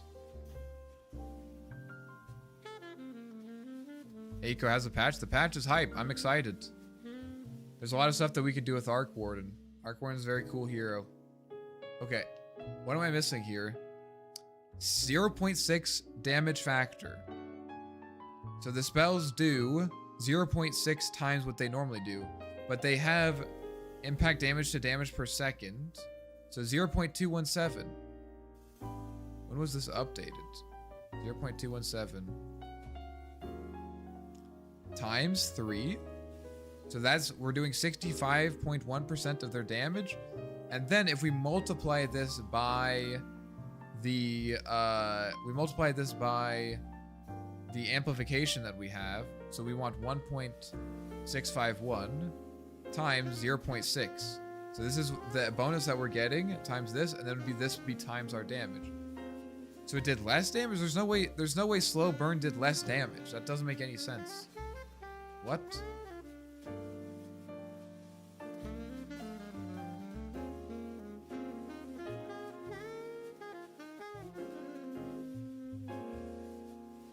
What am I missing?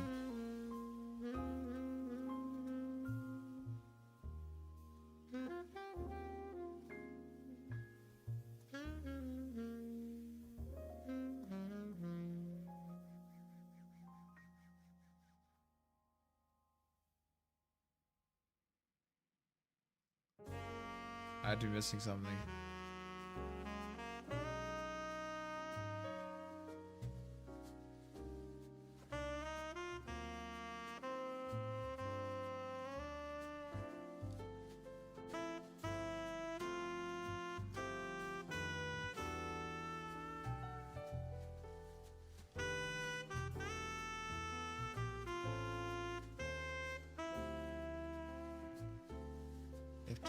Is 60% and 18 point.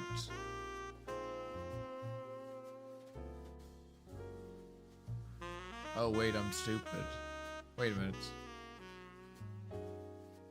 Because that's the. Oh wait, I'm dumb. Okay, I figured it out. Because this is literally the bonus damage. Because that was the bonus damage. Yeah, okay. So 1.651 times 0.6. This is the amount of damage that you're dealing extra. So you add 1 to this because you already cast the ability. Well, you add 0.6 to this. Because our normal... Right? Or no. Yeah, we add 0.6 to this. Because our normal ability does 60% of what it normally does. So we have 0.6 times 1.651 times the ability damage. That's the burn damage. And then we also have to add plus 0.6. And all of that. So if you distribute it out, then it would just be 1.59 times our damage. So that's what we were doing before. Okay, so let's see what we're doing now on Lina. So right now we're doing 65. So it's let's do 245 divided by 325. So 1.5906. That's I'm saving it. Okay. So we're doing 245 divided by 325. So we basically have 0.7538. That's our impact damage. And then we want to multiply this by our bonus 64% damage. 1.64. 123. 1.23. And then we also have to add our base damage, which is the 0.75. So plus 0.754, I'll call it. 0.754.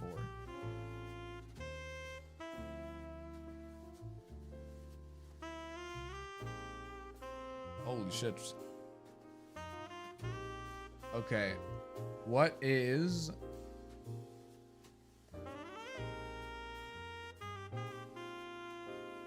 this divided by this?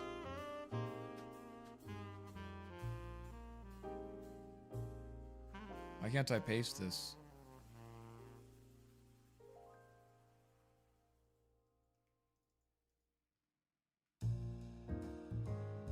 Can I not paste in this calculator?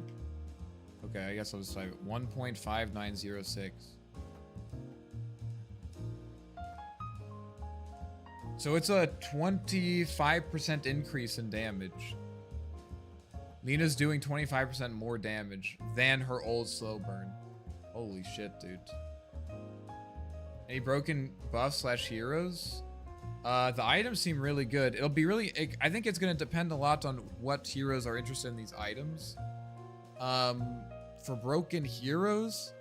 I mean, I don't know, dude. Lina seems pretty fucking crazy. I think Arc Warden is good. Who else is good?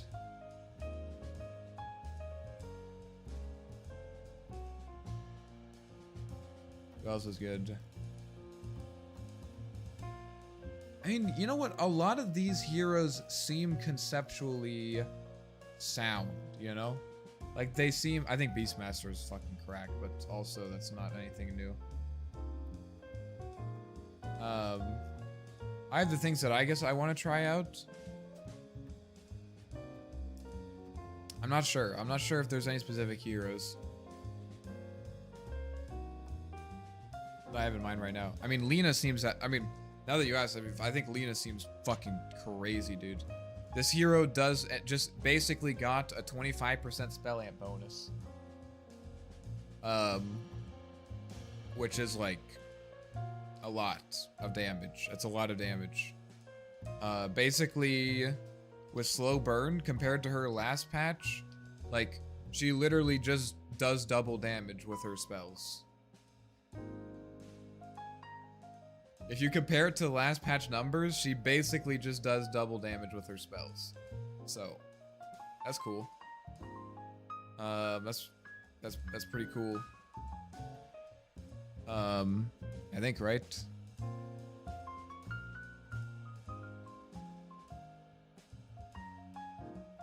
Yeah.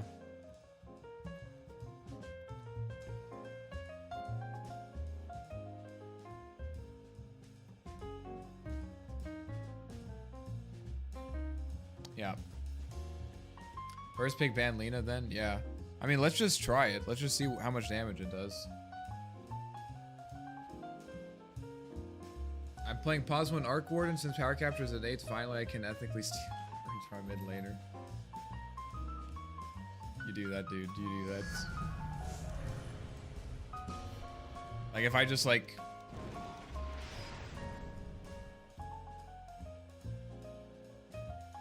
So I'm doing 1443. That's after reductions, though.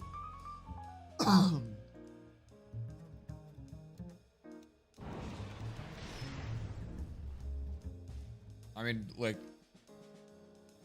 1450, and we divide that, so 1450 divided by 0.75.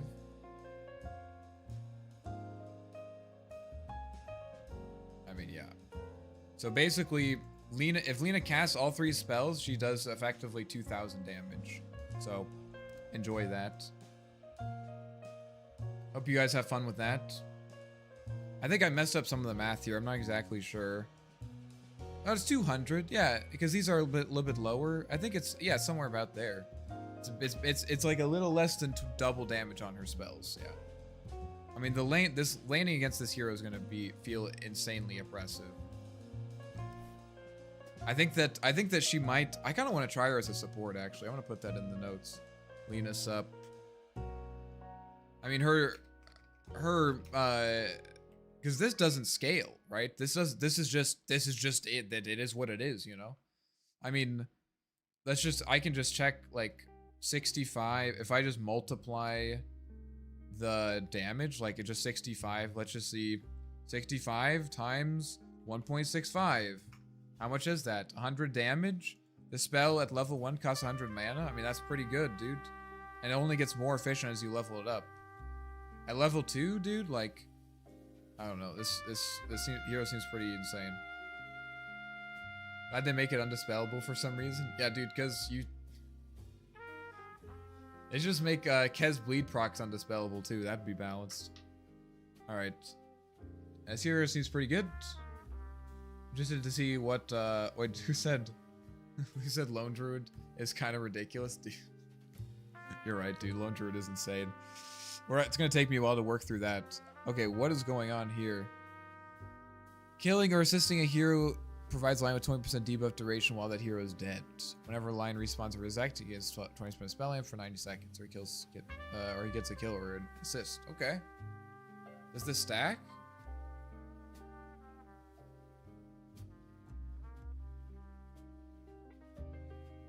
Does this stack? I'm trying to double read because I've had issues with reading comprehension in the past.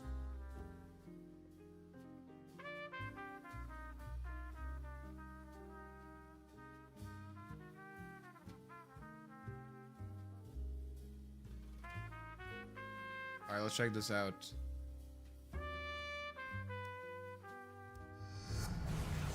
Okay.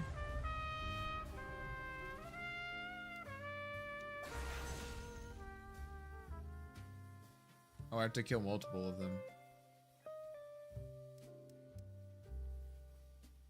This fucking icon is hilarious.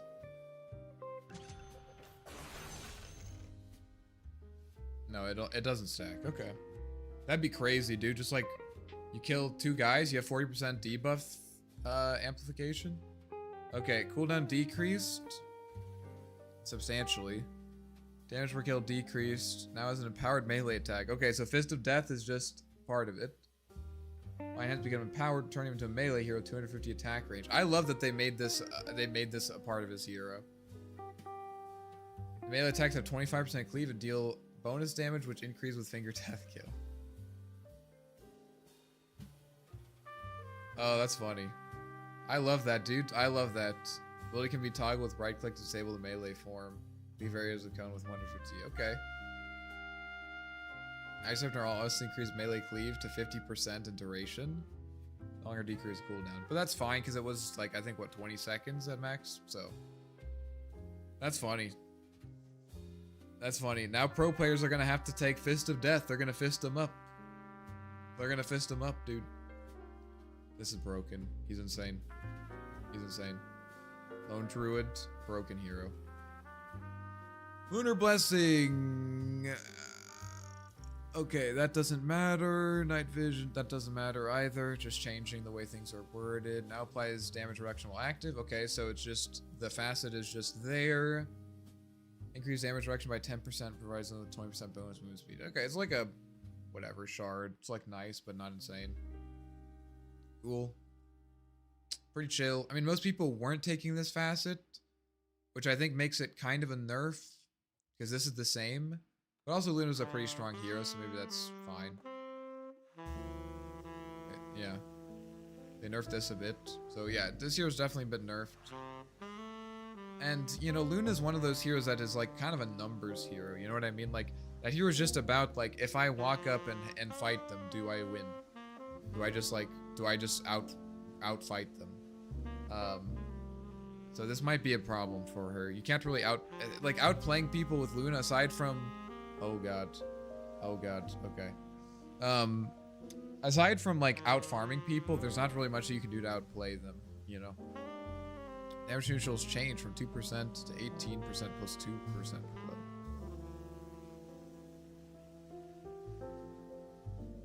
So this is an insane buff. I guess someone was playing Lycan. Try to watch Purge stream. That's not ending before my retirement from Earth. Where's Purge at? Let me check.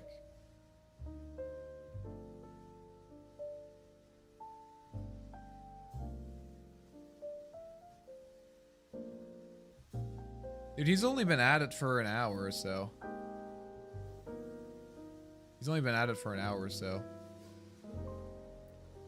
I've been at it for... I was here first, dude. Almost 7 hours. Alright. Increase number of rolls by 1. Grants them hightail ability activate to give them 100% evasion, 20 bonus attack speed, and hasted movement. Okay. This is a solid shard. It's like not prioritized. I wouldn't say it's like a priority, but it's good. Hasted movement speed is definitely cool. I don't know what the cooldown is on this though. Now grants controlled moves, movement speed, and critical strike bonuses. Wait, what? That didn't have. I thought they had that already.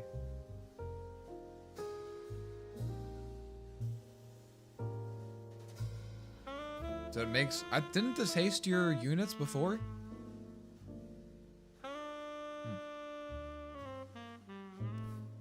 Dude, this guy's really good at killing jungle creeps. Any love for our boy Ark? Dude, Ark Warden is good. Ark Warden is great. Valve gave Ark Warden the love he deserved. 50-second cooldown. Be fast it used to haste all units. Oh, okay, I see. Purge is taking even longer than Eco. We'll see. We'll see. I mean, Purge got started later, so. Okay, Magnus. I mean, this hero seems, I mean, I guess he's gonna be insanely good at farming neutral creeps. Maybe we're gonna see some jungle Lycan. I don't know. I don't know. Get some neutral items. Did you say Purge is? Purge is what? Purge is what? Solid core. No longer levels with reverse polarity. It levels up with level. All of these, I mean, all of these have been basically, like, scaled to fit this curve here. So I'm going to assume that it's about the same for the rest of these. Now always affects max 30% increased values. Okay, that's the Eternal Empowerment. But no, oh, dude, no diminishing returns. That was the fun one. Oh, that's the fun one. And dude, he doesn't even impact, like, he doesn't even get bonus, he doesn't even get the bonus, Eternal Empowerment stuff. Like when you repeatedly attack someone, it gave you more damage.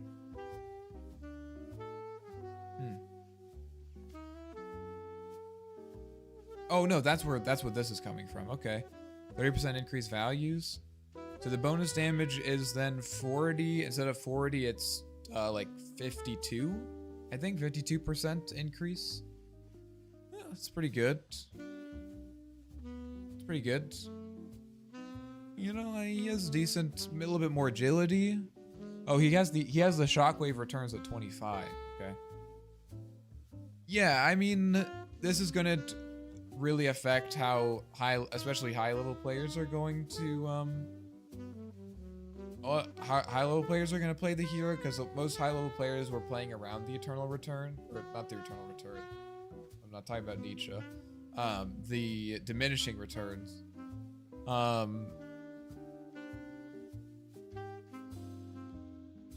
Wait, what? I didn't know that. I forgot that this upgrades skewer. It's gonna be much more about right-clicking, I think, but we'll see. Maybe we'll get some Seb Magnus, like Crimson Guard shit. I predict there'll be a lot of Huskar this patch. You think so? I mean, he does get both facets, but I think a lot of people thought Incendiary was a nerf to the hero. I'm kind of concerned that I wanna try Huskar again. I'll put that in there. Huskar. We're gonna try Huskar at some point. I'm kind of concerned that people are just going to kill themselves with the built-in Incendiary. By the way, I know you know Pudge. Can you drop in a word? The corn mustache is doing it for me. I don't know, dude. What I don't have anything to say to him. Marcy's curry is in the fountain. When special ability is cast, the curry will take all items from the stash before teleporting. Okay. Nice. Little quality of life thing. Curry has any extra items after trying to transfer it in. Transfer will stay next to Marcy. Okay. And the cooldown goes down with each level. Mars bodyguard ability rework tests both passive and active. Okay. Grants Marcy lifesteal and base attack damage. Nice. This is going to be weird because they had the bodyguard and the sidekick thing, I think. Different facets or whatever. I'm not sure. They had the bodyguard thing. I don't really remember what that did. When cast on an ally, she provides them with 75% of passive bonuses and shared all damage barrier that blocks damage. Damaging the barrier on either Marcy or the target will reduce it for both.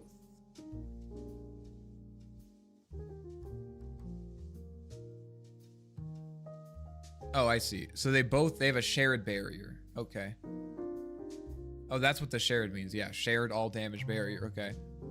That will do so for both. As Marcy attacks heroes, 30% of the damage dealt restores the barrier. What the fuck? So, okay. Interesting. So this is kind of like the reworked kind of bodyguard idea. The protector thing. Cast range 500, cooldown. And this, so the bonus that you give allies lasts only 7 seconds. So, not like old sidekick. Okay. Interesting. Ability gets set to all cast to bring target ally to the destination. Does not work on root or leashed allies. Okay. So, I mean, she has kind of both. So, this should be really good for Marcy, I think. I think this is really good for Marcy. This is very cheap ability. I could see either saying like, hey, man, I'm going to play offlane Marcy and try to sustain a support. But I also could legit see someone playing. I mean, it depends how, if it's a good Marcy support game, this could work. But the thing is that her supporting capabilities is dependent on her damage dealing, right? So I guess with her ulti, she can like kind of protect people. I kind of want to try this out. It's very interesting. This is the first time we've had a shared all damage barrier between two heroes. 12% bodyguard damage. That's the base damage. Okay. Unleash movement speed, bodyguard damage, replace bodyguard strong dispels. Holy shit. I think you did the math wrong on Lina. It's possible. Looks like at least for Dragon Slayer, the damage basically the same at all levels. Level 1 is 51 plus 18.443.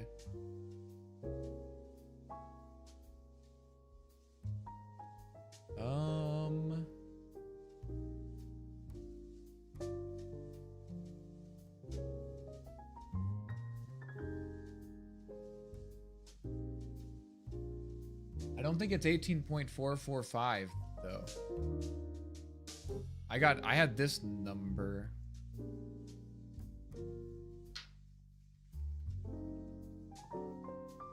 Old level 1 is based on numbers from Wikipedia. Yeah, I use the same thing. Going to go to bed. Hope you have fun tomorrow. Alright. Thanks for stopping by. Thanks for hanging out. Just tried Arc Warden. I like previous patch, especially 25 talent. Dude, you're crazy. I feel like this is going to be so much better. This is what I'm looking at here. So it's doing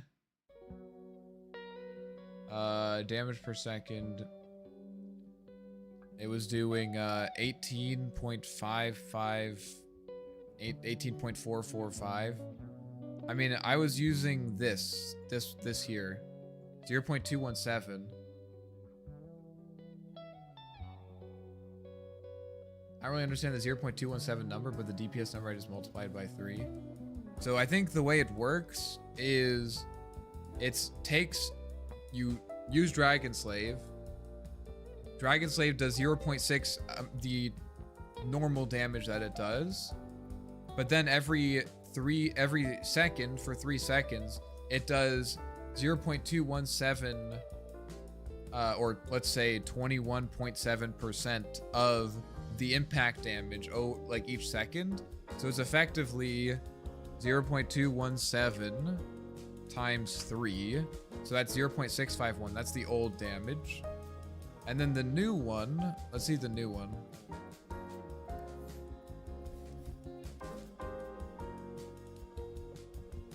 The new one is 64% damage total.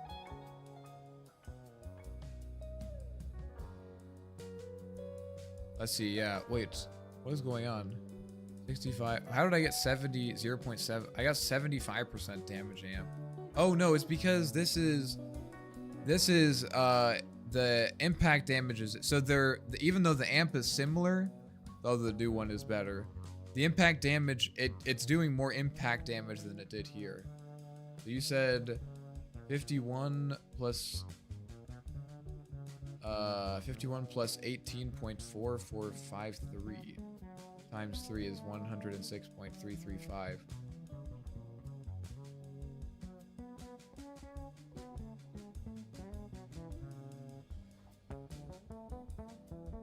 $65. Yeah. So they should be, I mean, I think it shouldn't be surprising that they're pretty close at level 1, right?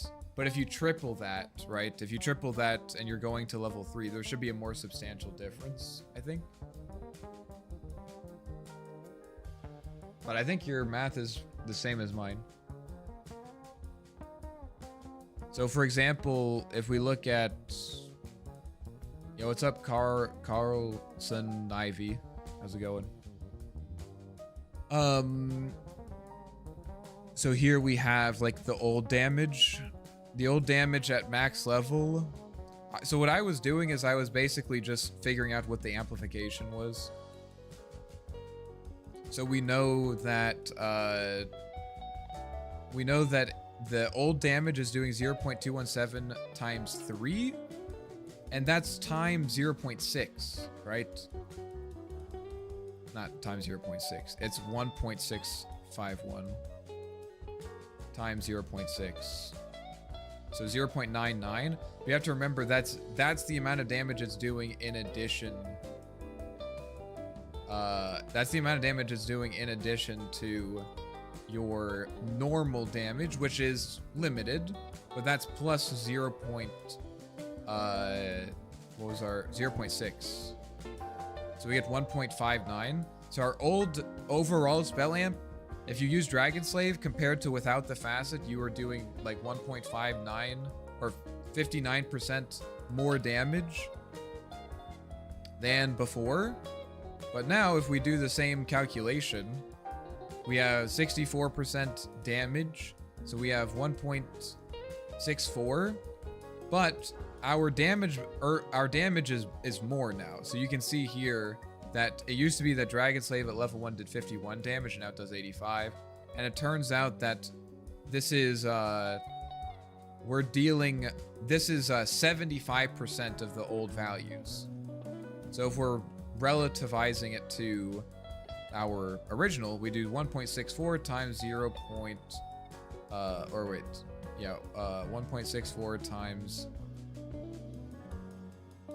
0.75.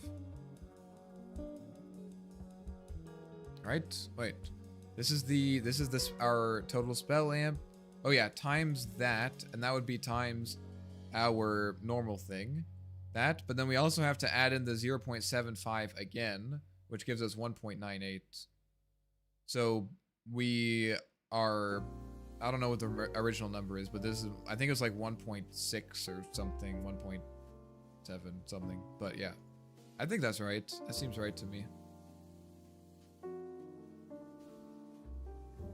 That'd be kind of funny trend to see through Huskar players all of a sudden started killing themselves. Yep. Isn't Lina just nerfed? You would literally take the Ultra Fast instead of Slow Burn because the Abysmal in lane played to delay damage. Well, first of all, the damage we have more damage. I think Lina's actually overall better because you do have more base damage because it used to be 51 and now it's 65, so it's about 15 more damage at level 1. And level 2, you stop having those issues. And honestly, 65 damage is like kind of enough, I think, to secure creeps. What are you calculating? If you don't know what I'm calculating, this stream is probably not for you. I'm just gonna say that, and that's okay. Are you from Paris? That close.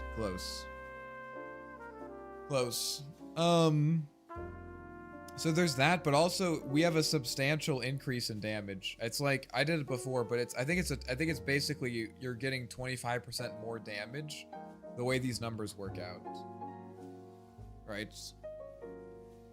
Which is a lot of damage. I mean, if you get Dragon Slave to like level 3, you're basically working with like 90% spell amplification. 90% spell amplification off of what Dragon Slave used to do, by the way. That sounds like way too high. Let me see what it actually is. That sounds way too high. Calculator. Okay, so 325 times 1.9 is 617. Point something. It's 617, whatever. 617, and then our current thing is 245 times 1.64.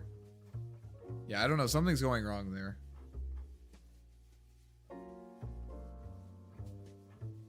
$245. I wonder if the way that I'm adding the extra initial damage is going wrong.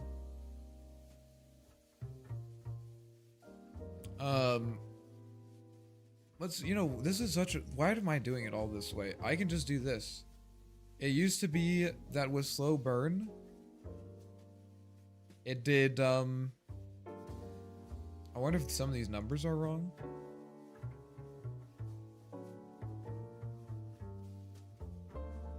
%.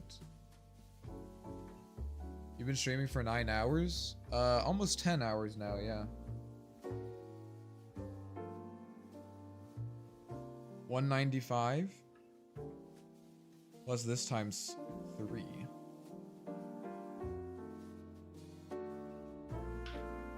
We're at 401 here.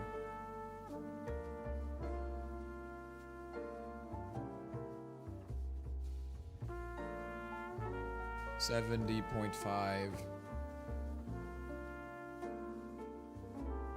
406.5. Which is what we had, basically what we had before.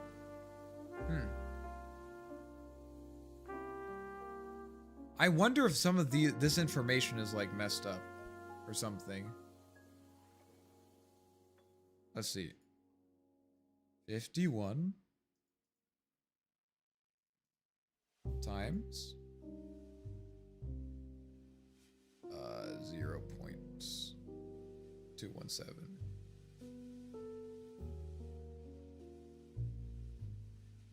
Okay.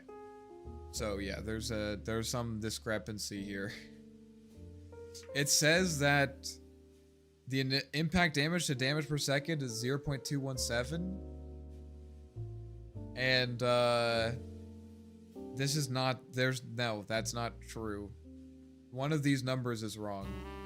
Because 0.217 times 51 is 11, not 18. So something is going wrong here.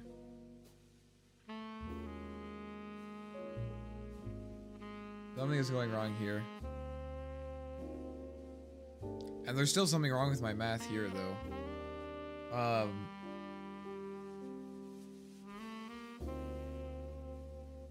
Yeah, I wanted to compare it. I mean, I can tell you that this is a 64% spell amplification, but we don't know what the old facet is, I guess, because there's some crazy shit happening. I don't know what's going on here. I genuinely don't. I don't think we'll be able to figure it out since these two values are different. Like, or this value and this value are not the same. Which should be obvious. Like, 0.217 times 195 is definitely not even close to 70%. I mean, 70. That's like a third or something like that. Something crazy. The values are not synced up. Yeah, there's something weird going on. Why aren't you playing and just calculating? Because we're looking at patch notes. That's why I don't understand the 0.217. Yeah, I don't know. I'm not gonna worry about it.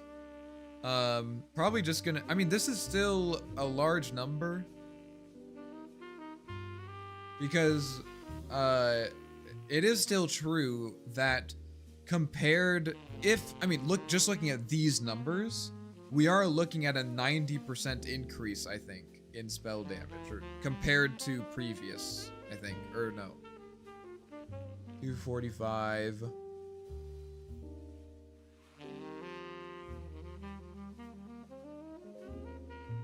I did 325.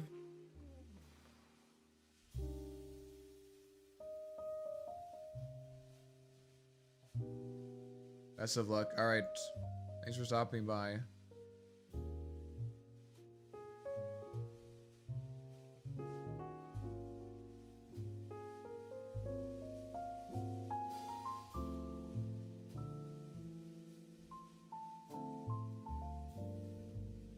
245 divided by 325.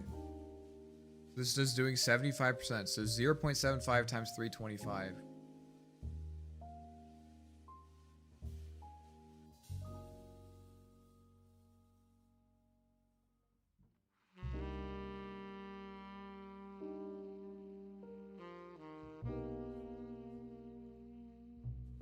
So this,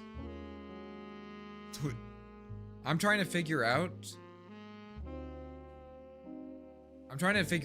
what percentage, like how much more percent of this number are we getting with this, right? Because it's 64% of this, right? So we're dealing 75% less damage, but we're still getting the 1.64% spell amplification. Oh.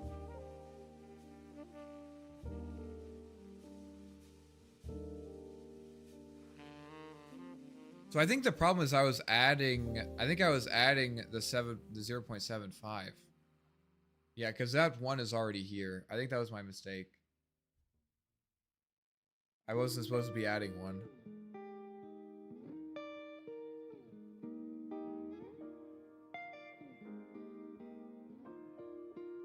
This says it's like 25% or something. If that's right, then like we're off. What the bellman? Are you even supposed to be up? No, don't tell my mom, please. Don't tell her. We gotta finish the patch though. No, I don't know. I mean, now it seems like this is not really that good. It doesn't really seem like it's that good. But then again, if I go into the demo mode and I just use the spells, right? I list level max. So this does 304 damage.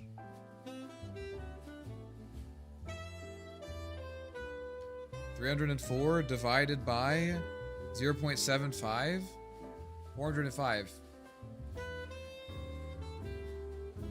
So 405. It's 405.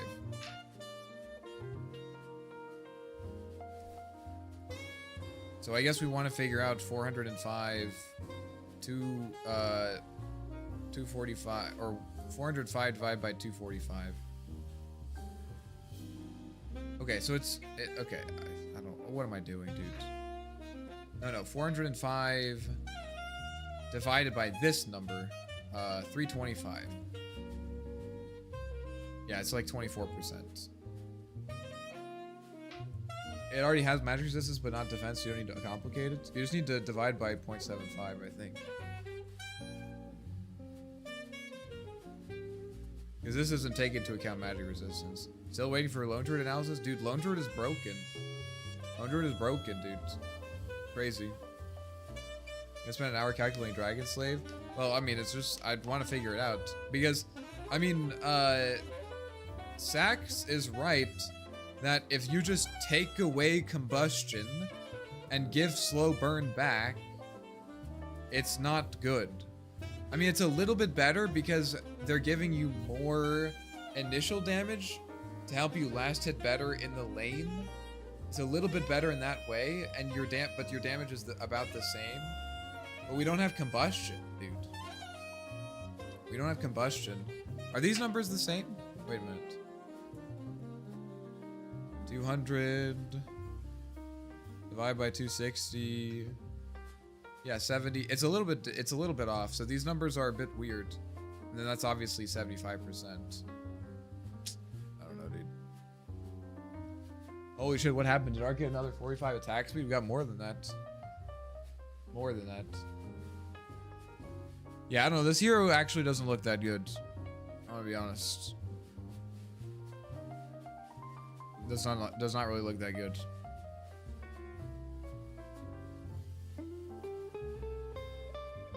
Alright, we got through Magnus. Oh, Marcy. I want to check Marcy. I want to see what this does.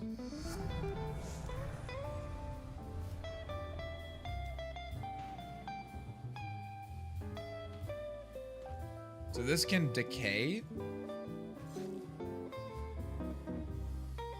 This spell is so weird, dude.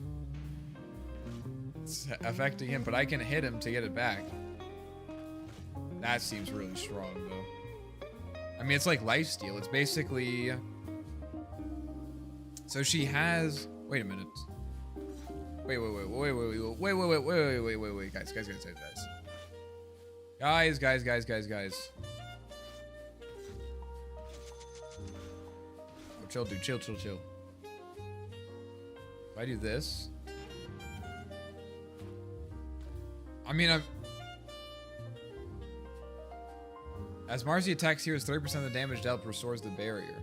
So effectively, on one hand, she's protecting whoever she's protecting, but also she's essentially getting 100% lifesteal, 105% lifesteal, because she's getting the 75% lifesteal, but she's also regaining the barrier as a lifesteal. And she's protecting someone. That seems pretty good. What were the arc changes? You can go back and check them out on the YouTube VOD. Like, you can just check them out right now. I can't really go back. If I like, this is like the 6th time that someone has asked me what the arc changes are. So I can't really afford to go back. Otherwise, I'm gonna actually be here until like the sunrise, which I'm trying to avoid. But basically, we have both. We get both facets like for free. Not for free, but we get both facets at the same time. A lot of the items that Arc Warden wants are good right now. A new item is gives us another farming option, which is kind of sick. We got 15 movement speed, which was awesome, and we have a level 25 talent that doubles our power capture. So, all very good things. No longer considers Mars allies when determining Mars is outnumbered. Okay. So it's just about if enemy heroes. That's nice. Yeah, I kind of felt weird to be like, I'm gonna try to go in and solo. The Telos and Allspice. I don't know, you tell me. Thoughts on Templar Assassin? I haven't gone there yet. They should make Archborn's Runic Confusion also give spell empowerment. Yeah, dude, sure. That's a good idea. Damn nerf on Kez. I mean, it's really only a nerf. The Kez thing is really only a nerf if you're not buying Ags. If you're playing Ags Kez, it's not really a big deal. He just needs good late game spell damage, really? I feel like he needs more than that. Now point target, wait, what? Okay, point target ability, Mars will face towards higher directional toggle on. Oh, okay. Fair enough. Oh, guys, we're gonna get an actual Aghanims. Lowers cooldown by 10 seconds, and so this makes it behave like Kez parry, which is nice. Lowers cooldown by 10 seconds, increased duration from 5.5 to 6.5. If an enemy is killed in the arena, Mars and all of his allies. Okay, so this is Victory Feast. Okay. You know, I mean, it's a little bit weird. It's a little bit weird. You know, at the point that you get this, people might not be reliably dying in arena. And also, Mars, like, wants so many other items. Like, Mars kind of has his whole thing, like, planned out for him already, you know? He already has, like, you get Blink Dagger, you get BKB, you get Yules, you get Hex, you get Refresher. Octarine, maybe Shiva, but you can't even kill Sup because the Bash remove only crit. What? I don't know what you're talking about.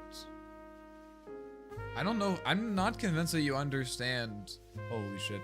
I'm not convinced that you actually understand the Kez changes. I would invite you to check those one more time. It's not really that big of a deal. Cooldown decreased a little bit. Now always centers at cast cursor around the second grouping. Okay. A little bit of quality of life thing. Mars no late game either. I mean, he has late game. He just needs those items. I mean, like, Mars late game is pretty good. You know, Hex, Arena, Spear kind of thing. But, I'm getting distracted by reading the Meepo innate. I mean, it's not his timing. So yeah, I don't know. Maybe people will find this useful. I doubt it. The big thing here is that we don't have, what's it called? We don't have the thing that prevents people from seeing inside the arena. That's a big deal for Mars. Not going to be as versatile against some heroes with saves. Been waiting hours for the Meepo reaction. I'm excited. I'm excited. I'm going to make sure not to reveal it. Okay, Stone Gaze bonus physical damage increased. Okay. I mean, whatever. These two talents at level 10 are kind of okay. 15 talent, cool. Necessary cooldown reduction. That's good. Farm a bit faster. More mana and fights. 8% split shot outgoing damage replaced with 1 Gorgon's Grot. Oh, that's a 15 talent? Okay. I'm interested to see if anyone's actually going to take that. That's a good split shot talent. Okay, and then they changed these around. Okay. I don't know, I mean, it's just Medusa. Medusa, just like with normal Medusa things, you know? Little, you know, I think the split, the volley is like kind of interesting. I'm not sure if people are gonna take that or not. It's not like super insane. Gives you like more area, I guess. Easier to land. We'll see. Meepo, okay, I'm excited about this one. Base movement speed decreased from 320 to 315. Remove sticky fingers, innate. Okay, that's fine. Sticky fingers was completely useless. A little bit slower, not a big deal. New innate ability, passive can't be leveled up. Meepo grants stacking bonuses to himself and his clones based on their terrain. Each Meepo grants his bonuses to other Meepos. If there's a tree within 250 range, he receives 1 health regen. If he's standing on solid ground, he receives 2% bonus movement speed. If he is in water, his attacks slow the target by 2%. Who came up with this? Did one of you write this? This is insane. Not because it's like broken, but it's just like it's actually an unhinged innate. Okay. Each Meepo can provide only 1 tree bonus no matter how many trees are within the radius. If there's a tree in the water, Meepo can provide both water and tree bonus. Okay, dude. So each clone checks what's nearby and then it provides those bonuses to the other Meepos as well. That tree buff should be added for NP. So the trees get to give health regen. Okay. Trees are health regen. On ground, he's faster. That's why he has a reduced movement speed. And if he's in water, he slows. Okay. I mean, it is Geomancy. It is Geomancy. It's cool. It's a cool innate. It's cool innate. But harder than Meepo then? Dude, they're gonna be in the water? Holy shit. Alright. Now appears a debuff immunity. Nice. Should have done that always. No longer separate creep values. Follows global lifesteal rules instead. Okay. Whoa, dude. I just saw Divided We Stand ability reworked. Oh no, dude. Okay, let's see here. Ability reworked. Max level increased from 3 to 4. 3, 10. Okay, good. 3. Yeah, this is good. I like this. So this is okay. Whoa, no, wait, what? Okay, I'm getting ahead of myself. So this is the old facet. More Meepo. Good. This is good. This is how Meepo should be. You can get 5 clones. You get your ulti at level 3, so you don't have to play the lane. All right. No longer passively grants magic resistance. Fair enough. Now each duplicate copies all of Meepo's items, but they share their cooldowns. Damage, attack speed, health regen, mana burn, proc chance. Bonuses from items are distributed equally among the Meepos. What?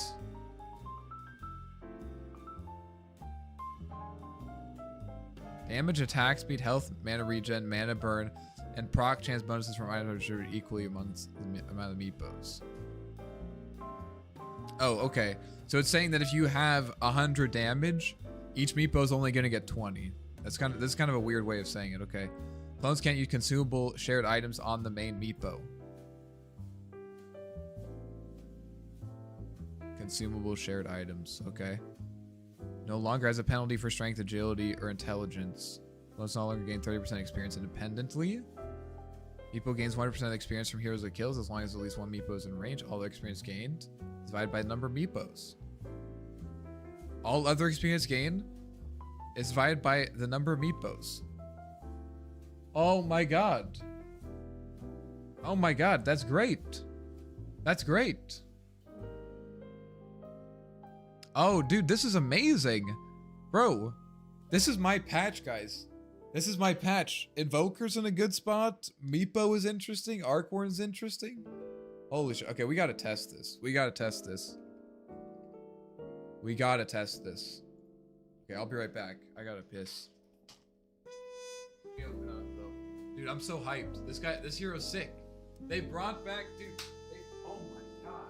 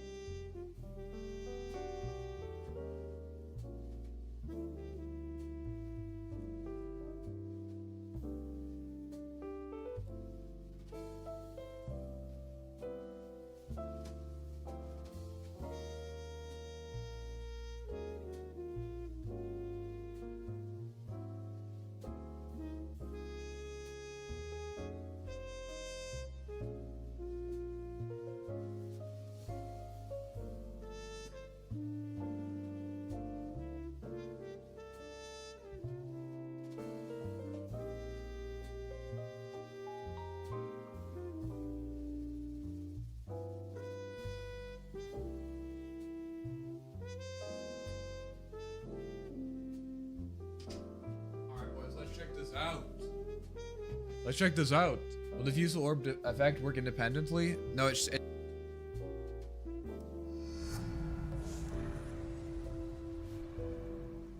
I'm near a tree. So if this guy's near the tree, do I also get that bonus? I do.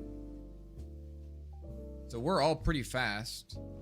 And so if this guy is in the river, as long as this guy is in the river,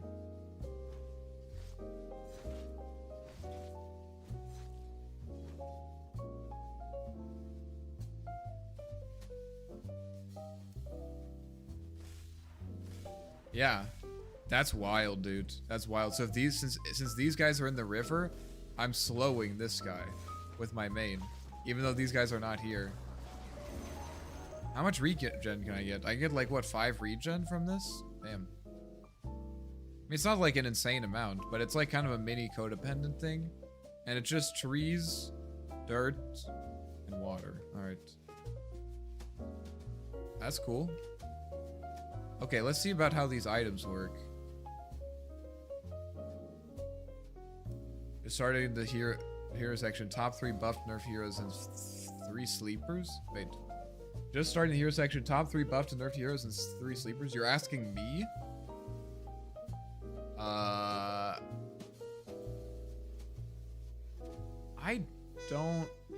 I don't know if I have a good answer for you. I think a lot of the heroes are, I think how do I say this? I mean, a lot of it's going to depend on like who ends up being good with those items. I guess I don't really pay attention when I read patch notes. I'm not really paying attention to like what heroes are like strong or what heroes are weak or whatever. I just try to understand what everyone is doing and how they're different, and then think about heroes that are interesting to me to play. That's what I do. So you do get all of the values from these items, but what do I want to test? Still got Mecha Meepo, of course.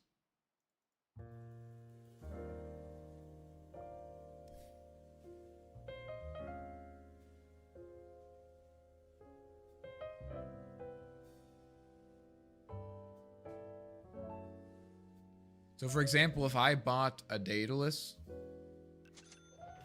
Wow, so they can all crit?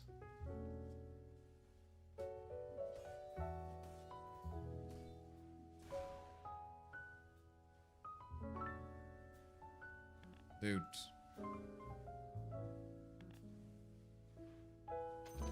What about Radiance?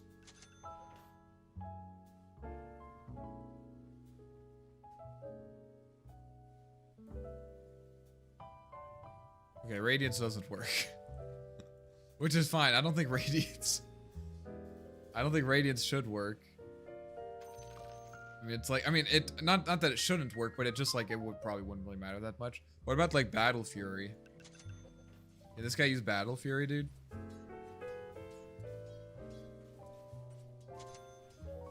Oh, he can. Oh no. Oh no. Dude, am I buying Battle Fury on Meepo? There's no way. I mean, like, what do I don't even know where to start. BKB? Well, they share cooldowns. They share cooldowns.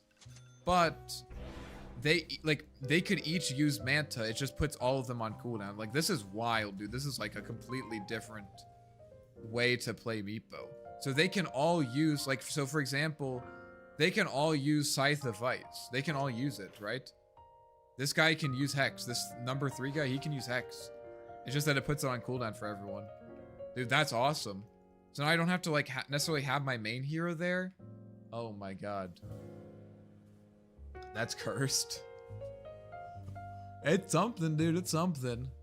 Now these, so this guy... So I think it's supposed to...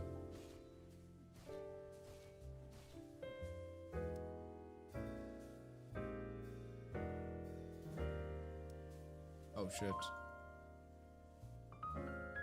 It says that as the same control group. That's funny.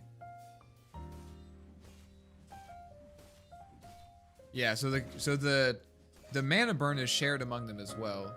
So it's normally burns 40 mana, but instead it's burning it 40 mana among all of them. So each of them is like burning 8 or something. The Battle Fury. Yeah, I don't know about the Battle Fury. I mean, I think you might be able to play carry Meepo with Battle Fury. I mean, you could farm insanely fast with this, you know? You could farm like absolutely crazy. Maybe that's not a good idea. What else is there? Phase boots doesn't really matter. I mean, you're mostly thinking about items with really strong passive effects. Well, now everyone can apply Scotty. That's nice, right? This guy can apply Scotty. Like, look at that. That's pretty nice. Heart? Oh, wait a minute. Dude.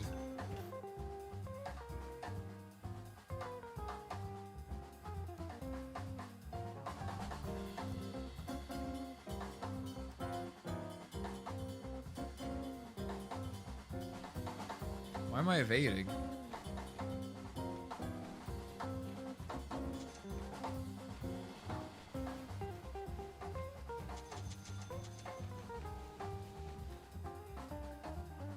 It's working. It's working. Evasion's a talent? Oh, okay. What else is there? Yeah, Heart. I mean, I don't know if Heart's like insane, but Heart is pretty good. I mean, it's like, at least it's like a quality of life thing, even if nothing else. It's more than that, but if nothing else, it is a quality of life thing. You know what I mean? Like the fact that like you can just Manta on any of your clones. Like that's kind of crazy. I mean, I have to try it. I have to try it.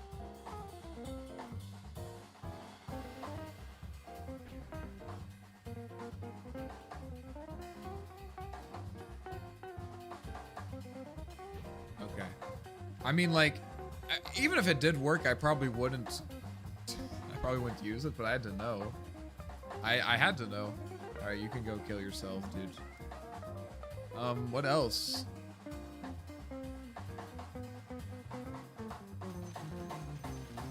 What else is there? Lincoln's? Eh. Guy does with Staging applies 100% effectiveness. Yo, what about Parasmud? Parasmud. Orchid would be good. Why would Orchid be good?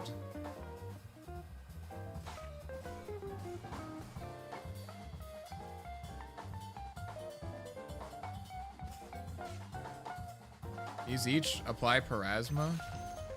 I'm not saying that you should buy Parasma on Meepo, guys. I'm not saying that, but I'm just, you know.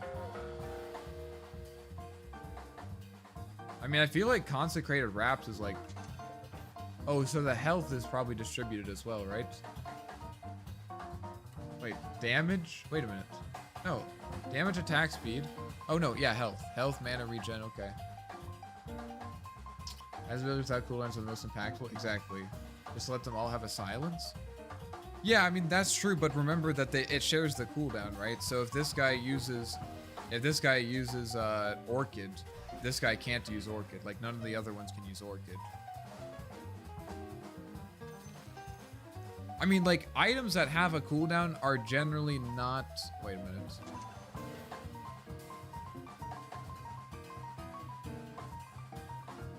I mean, you guys, I think I...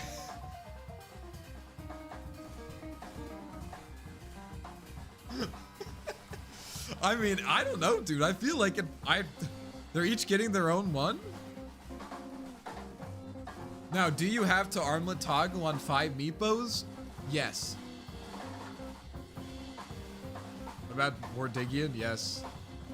This guy's still on. I honestly think this is good, dude. You have health regen? 35 damage, 25 strength. This is actually giving the full 35 damage because it's a buff. Dude, I feel like Armlet is sick.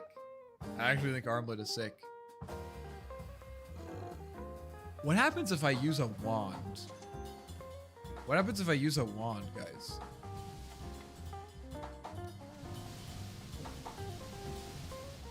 Okay.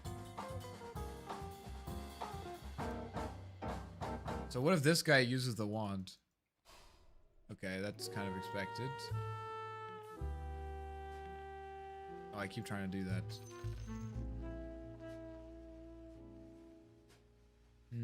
Midas. That Midas. Octarine Core for Poof? Probably not. Carlos Crozier. Nah.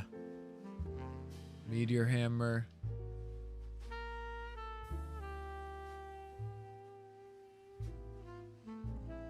Consecrated Wrap seems like a really good tank item. I mean, yeah, I was thinking about it, right? Because each of these guys are probably going to... I mean, the attributes are not as useful, but yeah, I kind of see that. I mean, just even getting the magic resistance. Is the magic resistance spread out? It looks like it's not. Damage, attack speed, health, mana regen, mana burn, proc chance. So armor actually, armor and magic resistance are not. I mean, you don't really have armor issues, but that means like, I mean, yeah, getting like some insane like. Just, yeah, Consecrated Wraps. I mean, old Eternal Shroud would have been insane here, but... And then if this guy attacks me, I just have this barrier. And an armlet. I don't know, dude. Am I gonna go... I'm gonna go off-lane Meepo, go Treads, Armlet, Consecrated Wraps, and fucking own some clowns. Own them up. Did you try Basher? Ooh. They probably do share the Basher cooldown, right? That would be expected. But maybe they don't. Yeah, they do. But it's like... I think the interesting thing about this... Like, this situation is that, like... Basically, any item in Dota is no worse on Meepo than it is on any other hero, right? And so, like, there are a lot of items, like... Dude, like, you can get status resistance now, right? Like, S and Y. You can just get status resistance, guys. Like, that wasn't possible before. Proc chance to trigger gets divided by 5. Well, not quite, but yeah, that's like the idea. But there are like a lot of items. How does Echo Saber work? Yeah, okay. There are lots of items that like seemed like a theoretically good idea. Like Skull Basher like kind of makes sense on Meepo. He gives like 10 strength, even Abyssal Blade. Like you would build Abyssal Blade on Meepo. And like now it's actually better, right? It's actually better for Meepo. It's not better on Meepo than anyone else. You know what I mean?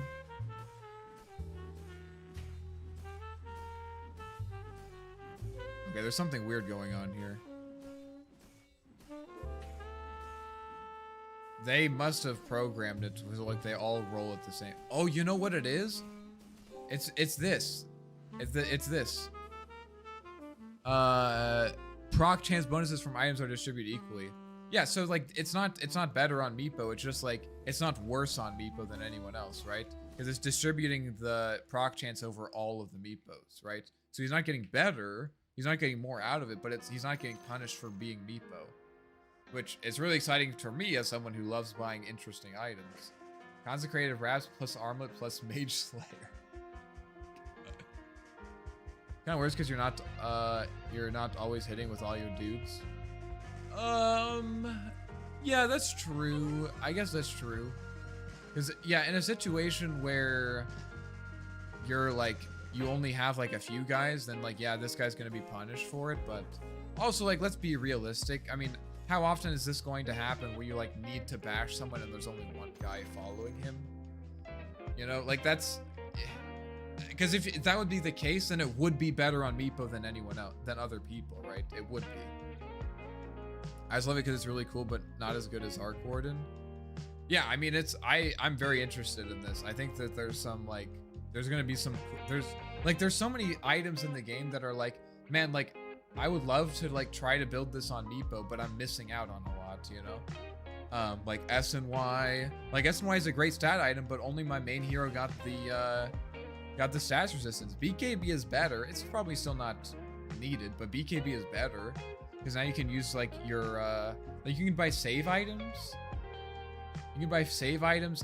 Any of your Meepos can dispel themselves with Manta, dude. You can have Satanic. Satanic's probably not that important. Does mana burn from Diffusal burn for less for each Meepo? Yes. Guard damage block works on all Meepos. That's not surprising. This is so cool. This is so cool. Evasion. Wait. So they all get the evasion then, right? Damn, evasion is good. You can buy butterfly. Guys, you can buy butterfly on Meepo, and it's not just valuable for Mega Meepo. Butterfly on Meepo is actually based. Dude, I think this guy is going to come back as a pause 1. I really do. This guy's going to farm insanely fast. You can even buy... I'm not going to say that you should buy Battle Fury, but you can buy Battle Fury. Like, regen, you can get regen items. It's not like... Before, like, the only way that you could get mana regen is by I honestly don't think that Battle Fury on Meepo is like that bad of an idea. It might even get patched out. Because like having regen on your Meepos is really nice. It really is. Just lifesteal? My theory crafter is building flags to give one Meepo following each of my teammates. Okay, dude. Let me know how that goes. Let me know how that one goes for you, bro. This is so cool. I'm so excited, dude. This is sick. This is sick. Meepo with Essence Distiller could actually be something.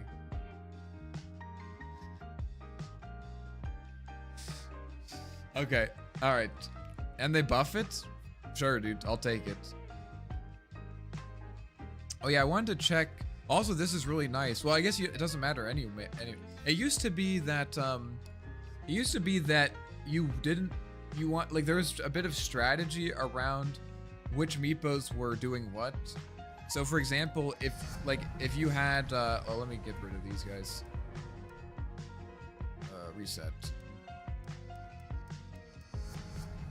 Let's say you have 3 guys here. Anyone who's played Meepo knows how this works. It used to be that the main Meepo got more experience than the clones. And so if your clones were farming a jungle camp while your main was going on and doing other stuff, Meepos got disabled and ranked. Oh no. Wait, there's a gold duping glitch with Meepo? I mean, I feel like we shouldn't be surprised. I feel like we shouldn't be surprised there. Anyways, if you had these guys farming, you would get less XP from the camp than if your main hero was there. So like, the ideal thing is that if you actually wanted to have some guys farming and another guy running around, is that you would want to, I have to level this up. You would want to have your main hero on the, why did you, oh, I think I cast it directly on him. You'd want to have your main hero on the camp farming while your secondary one looks for something, right? But also, you know, theoretically, maybe this guy is like going to do this, right? He's going to farm lane. Well, as soon as this guy is here, theoretically the best thing to do is to send your other guy back. Like, you always want to keep your main hero where all the experience is, right? So this guy's doing this, these guys are farming jungle camps, and then as soon as this guy's done farming, whatever, let's say he's done farming, then you send this guy back and then you teleport back, right? And like, this is fine. It's kind of fun to like micro like this, but it's just annoying. And like, now they all get the same XP. I mean, your main hero has to be there for hero kills, but generally speaking, like, you can just do whatever feels good, you know? If you want to have your excuse me, if you want to have your main hero farming, that's fine, you know? And also, you don't have to worry about it because your clones can blink, right? Your clones can blink, sure, why not? This is sick. I also want to check how consumables work, like bottle. Bottle works, bro. Oh my god, I'm buying bottle on Meepo. Tangos? How do tangos work?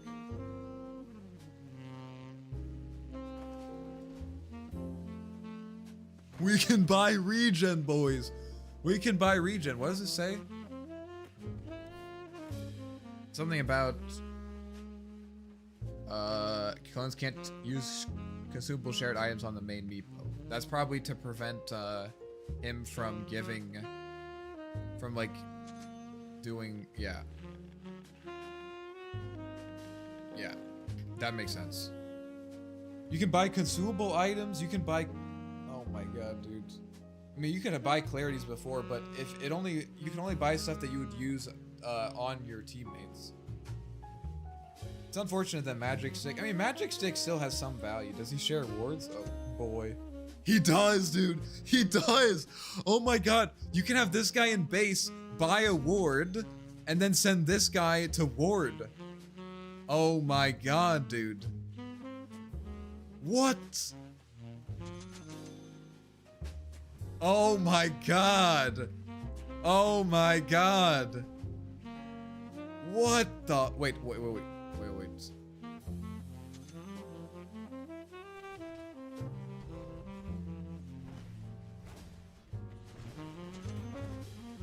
And it goes here. Dude. I mean, that's not that important, but dude. Game breaking. I won't say that's game breaking. How does, oh, Ann does, we know how Ann does good work. Dude, there's so much shit. I mean, I'm gonna be honest, guys. You know what I want to do? I want to go Battle Fury Boots of Travel. That's my build, dude. That's what I'm doing. Battle Fury Boots of Travel, dude. I'm gonna get so much money.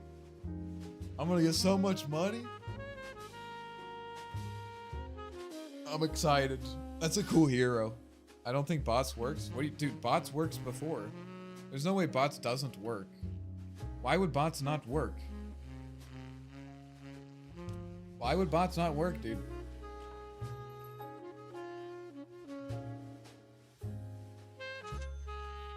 Bots worked before. Oh, it doesn't work. You're right. Okay. You're right, because it shares the cooldown. Yeah, you're right. Some people played trying it earlier. He said it didn't work. Yeah, because it shares the cooldown. I didn't think about that.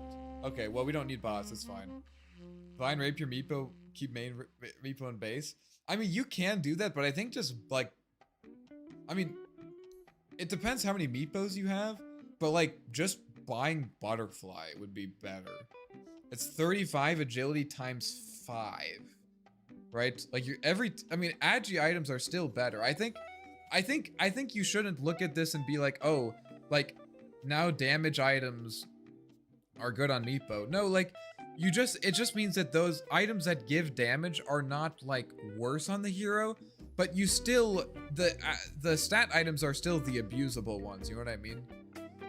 Like the stat items are still king, but there are some situations like Abyssal Blade, I think, for example, or like Shadow Blade, like these items that you wanted to buy for other reasons, but it felt kind of bad because you're not getting the damage, you know what I mean? Refresher Meepo meta incoming. Imagine. I was gonna look something up, but I completely forgot what it was. I completely forgot what it was. That's fine. Oh yeah, Butterfly. 35 times 5? I mean, that's gotta be a large number, because you also have the attack speed. Does Desolator stack? Well, not the debuff doesn't stack, no.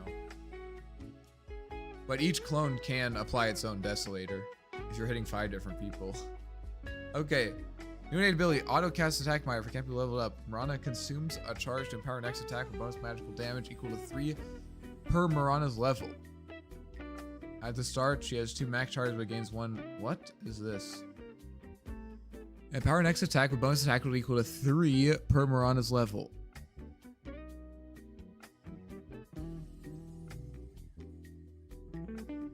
What?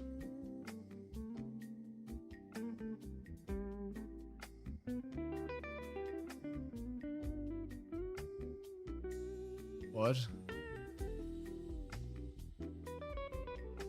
Oh, it like builds up. I see. It builds up over time. So it's 3 bonus damage. And every 6 seconds you get a charge. And here you get 2, you start with max 2 charges, which is 6 bonus damage if you wait 12 seconds. But you can get up to 7 times 2. Or no, you get 7 hero levels. Wait, isn't this terrible? Isn't this terrible? This is terrible. This is so bad.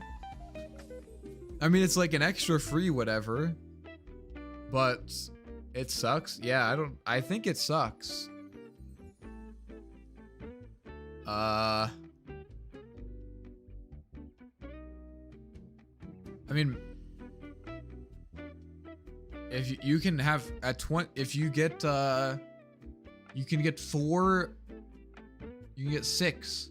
So max, at that base case scenario, you can do 6 times 3. 6 charges times 3 got 18 damage, dude. Oh my god, 18 extra damage every 36 seconds. Oh my god, dude. Broken. Casting Light provides 3 temporary charges. I mean, I guess, dude. So, like, what's an extra 18 damage? Nice. The one thing that is good is that it decouples the damage aspect of Core Mirana from her escape. Yeah. I mean, it is free. So, like, they didn't take anything away. I guess, I mean, from Core Mirana, they took away Leap. The Leap crit thing. I want to make sure that I'm not missing something here. By the way, don't look at my Mirana set. It's kind of hideous. It's kind of hideous. Okay. Bing. 3 damage. Oh wait, but you can't even use them all at once. What are you guys thinking? Oh no, the bonus damage scales. Wait, the bonus damage scales.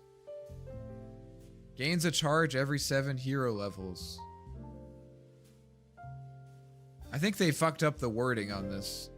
Because if you actually read what it says, it does not sound good at all, but it actually is good. Mirana consumes a charge to empower next attack with bonus magical damage equal to 3 per Mirana's level. Oh, 3 times Mirana's level. Oh, it's 3 times Mirana's level. So that's why it's 90. Oh, okay, so that scales. 3. It should be 3 times, not per. At the start, she has 2 max charges, but gains 1 more every 7 levels. That's a lie. I mean, that's just a lie, though. Oh no, it worked, actually. Okay, this is fine. I think this is good. I thought this was... I didn't understand the fact that it also scaled. Because I mean, I'm sure you can understand that this is not a very easy to understand phrase. With bonus magic damage equal to 3 per Mirana's level. This does not seem like it was written by a human being. I'm gonna say. Alright, cool. Mirana seems good. I mean, this hero is gonna be even more oppressive in the laning stage as a support. I can't really see it as a core. I think this is good as a support though. Be good if it was orb walkable. Yeah, you can't deactivate it, can you? Oh, wait a minute. Can you not deactivate it? How about Meepo? I mean, where do I start? I mean, Meepo is very interesting.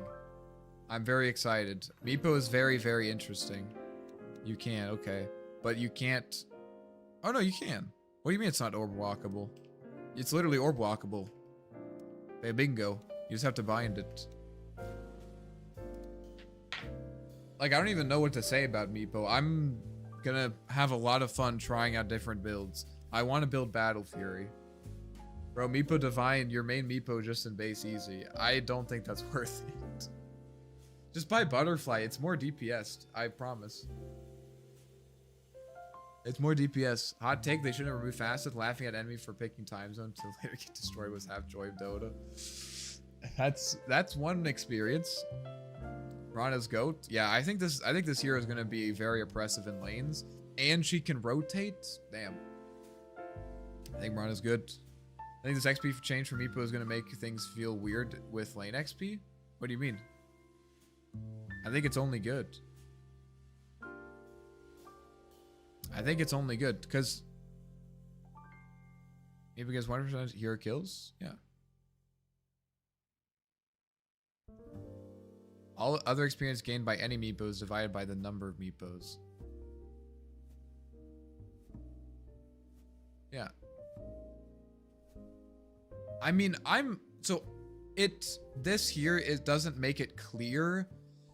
So like, let's say you have a Crystal Maiden, you have a Crystal Maiden and 2 Meepos in the lane. Does Crystal Maiden only get 30% of the XP? It used to work like that, and they've changed it for an important reason. I'm assuming they didn't do that. So my assumption is that if you have a Crystal Maiden and a Meepo and 2 Meepos in the lane, the Meepos are both going to get 25% XP, and Maiden's going to get the other 50%. I'm not sure though. I'm not sure. You're going to miss out while the other one is roaming, right? No. No. Because when one Meepo leaves, then they're going to start getting 50%, I think.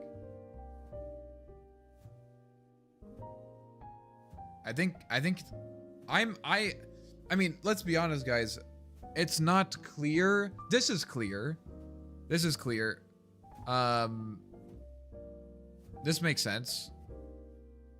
But, clones no longer gain 30% experience independently. Yeah, because of this, it makes me think that these guys don't have a fixed XP gain, which means that their XP is going to be dependent on what other heroes are nearby, which makes me think that it's like, if you're gonna do that, like it just makes sense to say that basically any group of Meepos that are considered for XP are just going to be treated as one Meepo. That's my assumption, but I guess we'll find out. I don't really know how I would test that efficiently. I'm not worried about it. I mean, honestly, XP was never an issue for Meepo. Like, it's really not. If you think XP is an issue for Meepo, you're not playing the hero properly. It's never been an issue.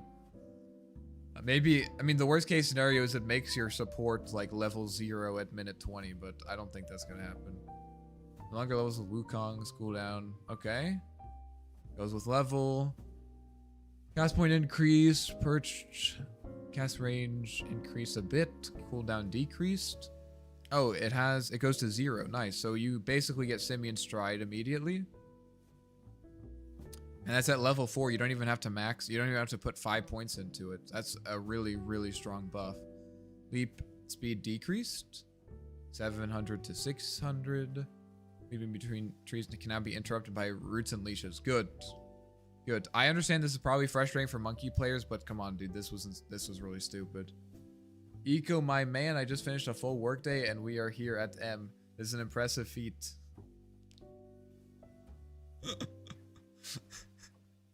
That's what we're doing. I know you're great with Meepo as well as Arcor, and it'd be awesome to see a video of you playing the updated Meepo with on YouTube later. Yeah, we'll do some. There's gonna be some good 7.41 patch content, because to be honest, guys, I'm not gonna be able to stop playing this patch. I'm very excited. I'm not gonna be able to stop playing this, so there's gonna be a lot of videos, a lot of streams. Probably won't be playing Dark Souls this week. We'll see though. We'll see how I feel. I miss Meepo. What did you think about it? I think this hero is like, I mean, it's hard to imagine that this hero isn't really strong, but more importantly to me, not that just that he's strong, but like, it feels like there's so much stuff that's possible on him now, you know? You could buy fucking armlet on Meepo. I don't know if that's intended, but you can do it. Like, there's so many interesting items. You can buy, like, pipe. Dude, you can buy pipe on Meepo.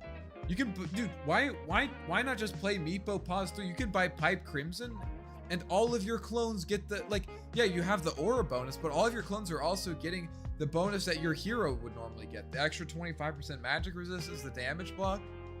Like, I feel like you could play Meepo and maybe not support roles, but any core role. I think you can play him mid. I think you can play him safe lane and get, like, honestly, Battle Fury Meepo. I'm going to be trying that. And you can play him off lane, I think. All right, this is kind of sick. This is super sick. Simian Stride built in. It's just cool. It's just a cool ability. Wukong's command now has a changing of the guard sub ability by default. While Wukong's command is active, Monkey King gains a changing of the guard ability, which allows him to transform into any one of his soldiers. Upon cast, Monkey King what? What? Are you serious?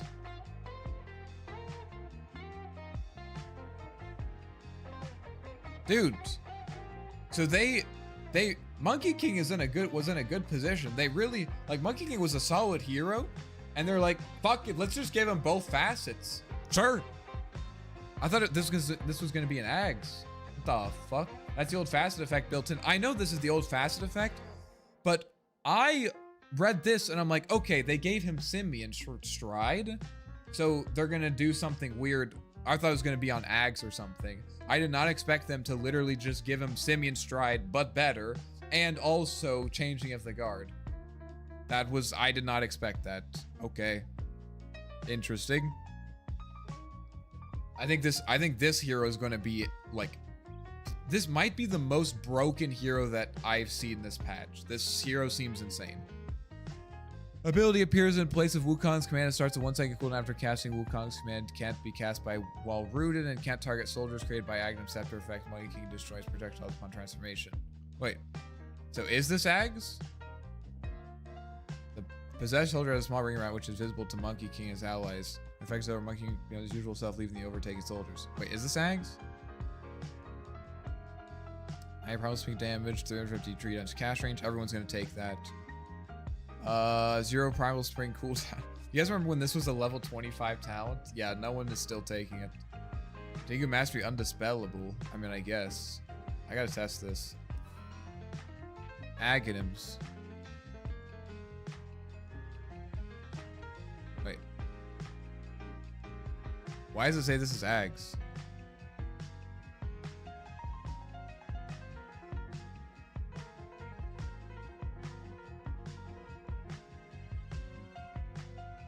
Oh, just mentioning the Ags soldiers.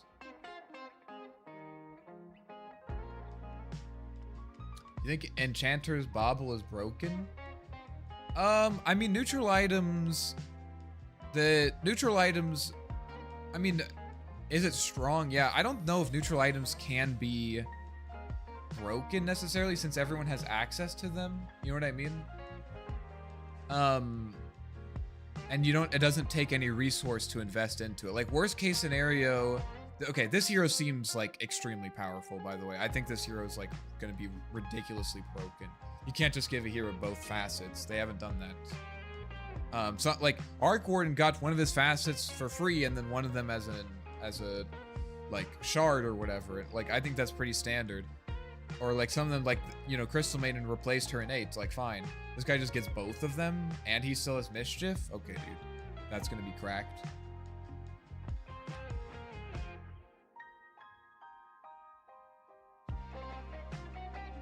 They did give several heroes both their facets. I don't think... Did they give anyone else both facets for free at level 1?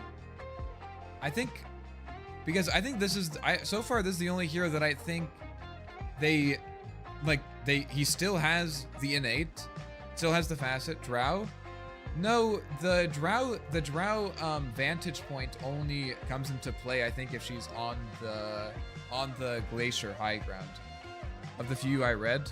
Yeah, I don't actually, I think if you read closely, you'll notice that there's a lot of heroes that have both facets integrated into their kit. Like Marcy, for example. Marcy has both facets integrated, but this here is a nerf to rebound, right? This or the pick me up. It used to be that you could pick me up out of rooted, heroes that were rooted. And this is also a different, like this is not what the original facet was, right? But like this is I think this is a rare situation where like, oh yeah, they just have Simian Stride and it's better because you don't have to put 5 points into it. Yeah, okay, they nerfed Tree Dance a little bit, but you know, whatever. And also they have Changing of the Guard. Okay, dude, whatever. I think this hero is going to be insane. I just as a Meepo, put one in lane and one off the side. XP game from the way was 118. And I tried it with both Meepos in lane and XP game was 236. Wow, okay, so they are actually two independent heroes. Interesting. I still like that. And so the main hero is not privileged, I imagine. Yeah, it's not privileged. That's cool. Can you test? If you have a Meepo not doing anything, you're getting penalized? Okay. Can you test what happens if you have a third hero in the lane? Like a Crystal Maiden? Does she get less XP? That's what I'm really interested in. The amount of time versus time it released Marcy's ability got reworked. Yeah. I feel like every day, sidekick or bodyguard or whatever does something new. Your model size now scales off as agility strength ratio. Let's go, dude. Okay, new innate ability, passive. Strength and agility provide Morphling with additional bonuses. His cast range and slow resistance are increased by a portion of his strength. The attack range and movement speed are increased by a portion of his agility. Attack range, really? These bonuses are provided even while replicating, except for the extra attack range, which is not provided when replicating a melee unit. So you get slow resistance and cast range on strength. Okay. This is another what the fuck Morphling thing. I'm sure Morphling players are gonna have a really fun time trying to figure out what the fuck is going on here. Adaptive Strike is nerfed, I guess, even though no one levels it. Thompson's 100% gonna hate this Morphling rework. Well, yeah. I mean, I think that the flow facet was like inevitably gonna be fucked. You know, it was like it was like one of those facets. I don't know. I feel like there are some changes where like the Invoker thing where he like got cooldown reduction and spell amp from his orbs. Like I knew that wasn't gonna last forever, but it's just like, yeah, let's just see what happens. You know. Okay, so right now I have 350 attack range plus 30. Let's see what we can get to. Okay, this is actually 49. Wait, what can we do here? Like this?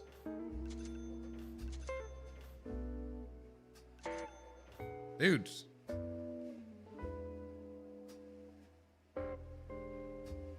Wait, why am I so fast? Oh, it's because I have boots. Wait, I feel like I'm faster than normal. Am I crazy? Why am I so fast?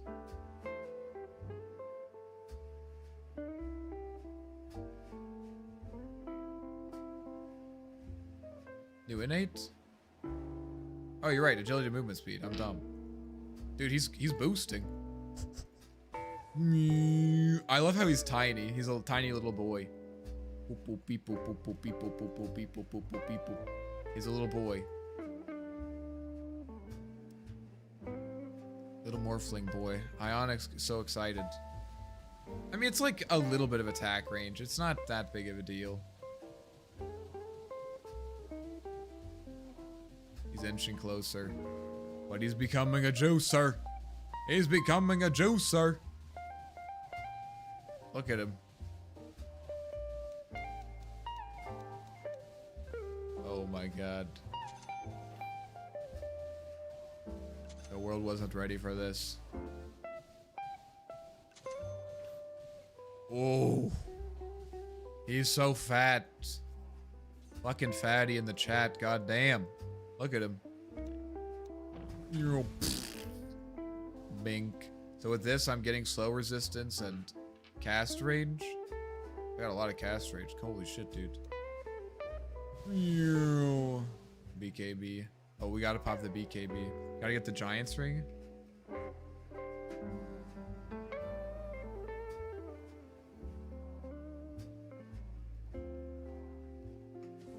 Oh my goodness. Oh my god. Oh my god. Oh my goodness. Wowee. I mean, it'll be interesting to see Crimson. What the fuck? No, dude, we're not going down the rabbit hole of juicing someone up to be Giganto. Guys. It'll be interesting to see if people actually play him in like actually use this strength thing to like play him in other roles. I don't think so, because he doesn't have the spell amp. But he seems like a decent carry. I mean, you basically worst case scenario, he's getting some bonus attack range and movement speed. Check the support case. Support gets 50%. If one meepo is absent, 20% of lane XP is lost. Yeah, dude, fuck Meepo players. They're just gone, dude. He just missed him. Just went in one year and out the other. That's pretty funny. That makes sense. So Meepo is, so it's kind of like what I was saying. It's kind of like what I was saying, but you don't get, it's kind of like what I was saying, but you need to have both there. You need to have both there. I don't think I'll be playing Morphling support anymore. Dude, why were you playing Morphling support at all, dude? You gotta get that checked out. You still awake? Yeah, dude, the patch, we still got like 40% of the patch to read, dude.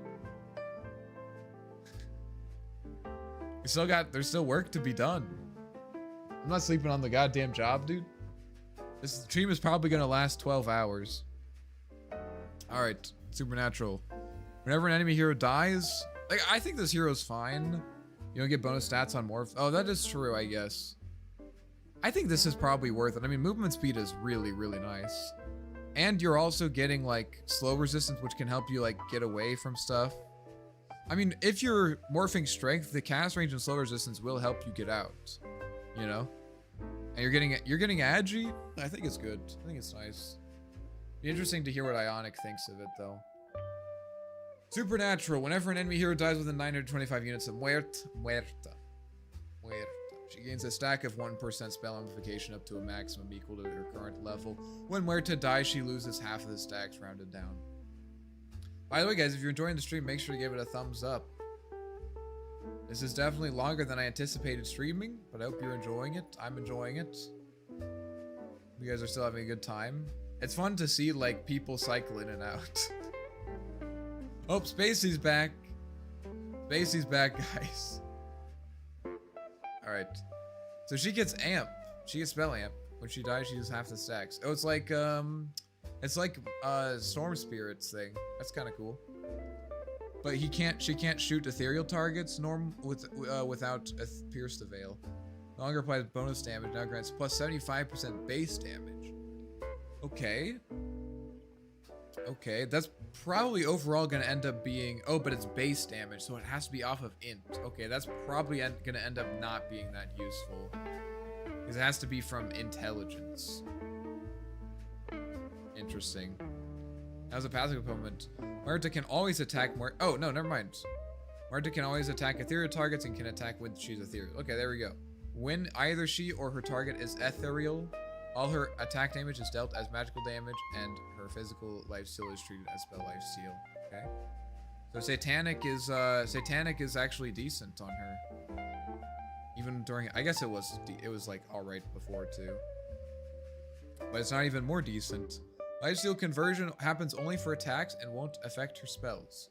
No longer upgraded by Aghanim Shard. Let me do some math really quick. When is 75% of your damage 130? Calculator.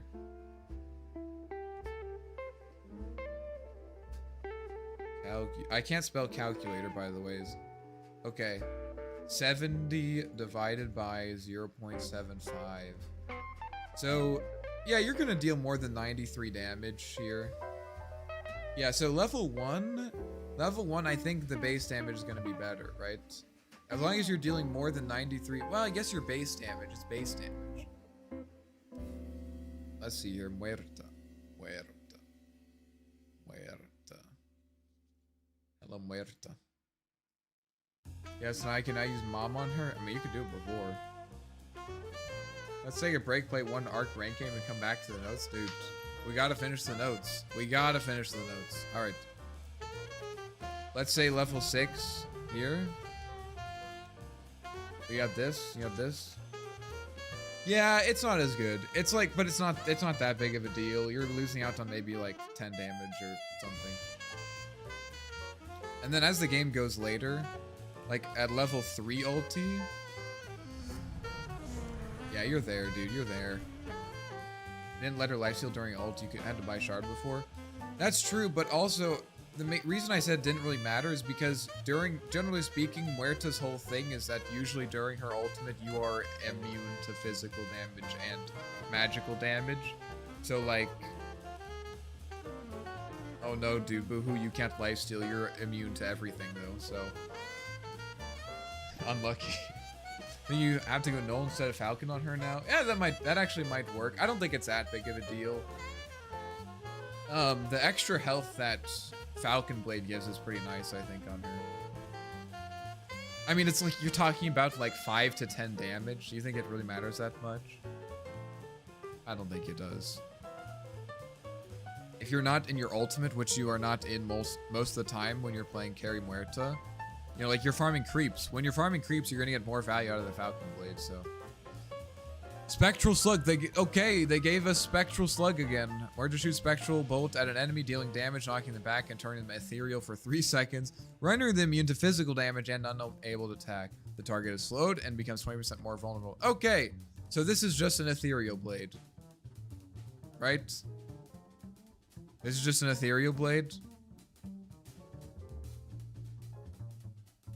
Am I missing anything? I think this is just an ethereal blade. You get a 1400 gold ethereal blade, no stats.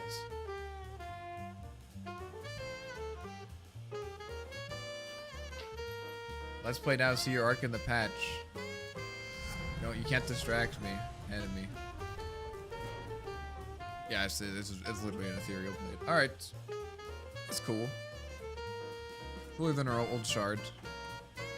How does ult work? Does ult work with Hydra or not?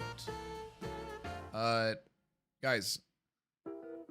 The Hydra, if you're talking about the Hydra attack things, they are projectiles. They are not actual attacks. No, they don't do any attack. They don't proc anything attacks. They don't proc Mjolnir. They don't go proc Gunslinger. Nothing. They don't. None of that shit, dude. It doesn't work. None of it works. None of it works. You should not think about the Hydra projectiles as attacks. They are just projectiles. They are literally just projectiles that deal your attack damage. That's it. Now provides evasion for Naga Siren on her own. Evasion per Naga change. Okay.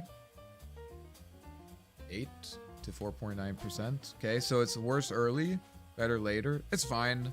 I think this is actually overall a buff. You're going to end up with more, I think. Like, let's say level 20.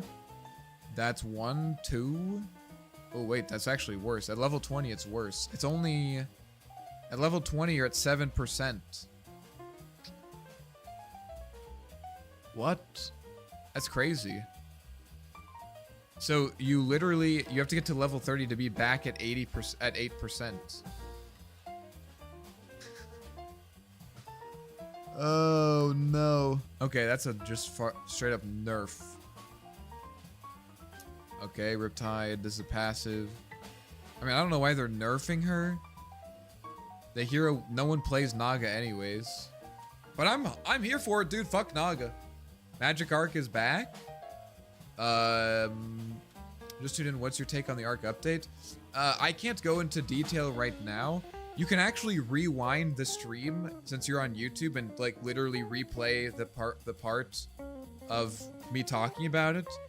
But I think basically, I think Arc Warden's in a really good position. I think Magic Arc is good.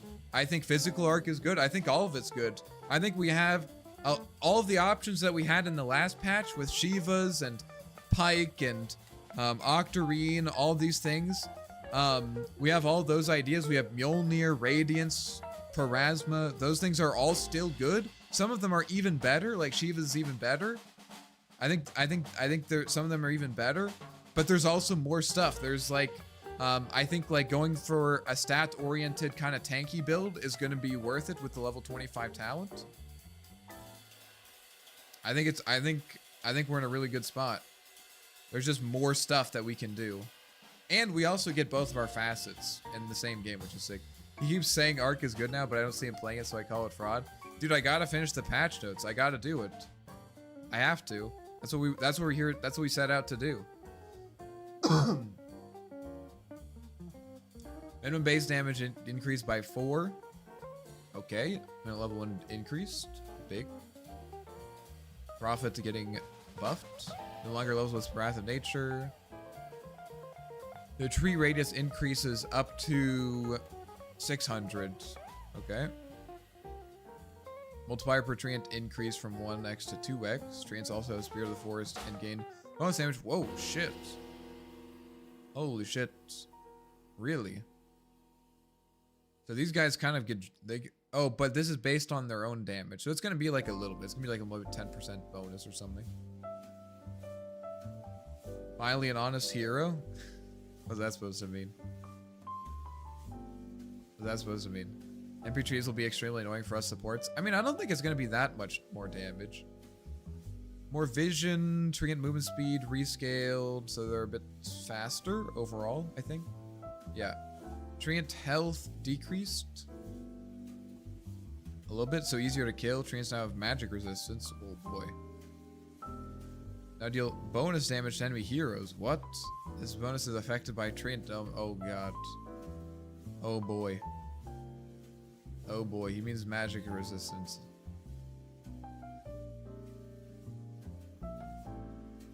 Okay, what?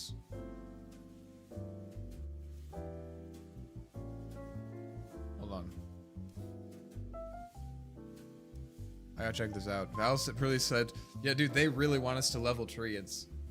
They really want us to level treants.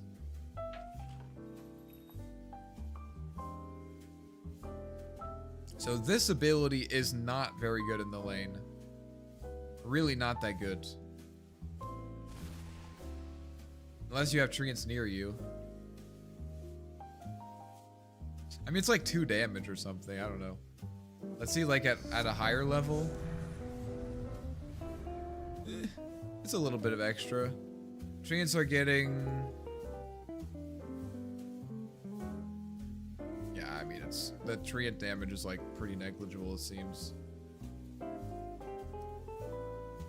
Oh, I guess I have to level them up. Okay, no, here we go. Plus 14. I mean, it's something. It's not, like, insane, but it's, like, fine.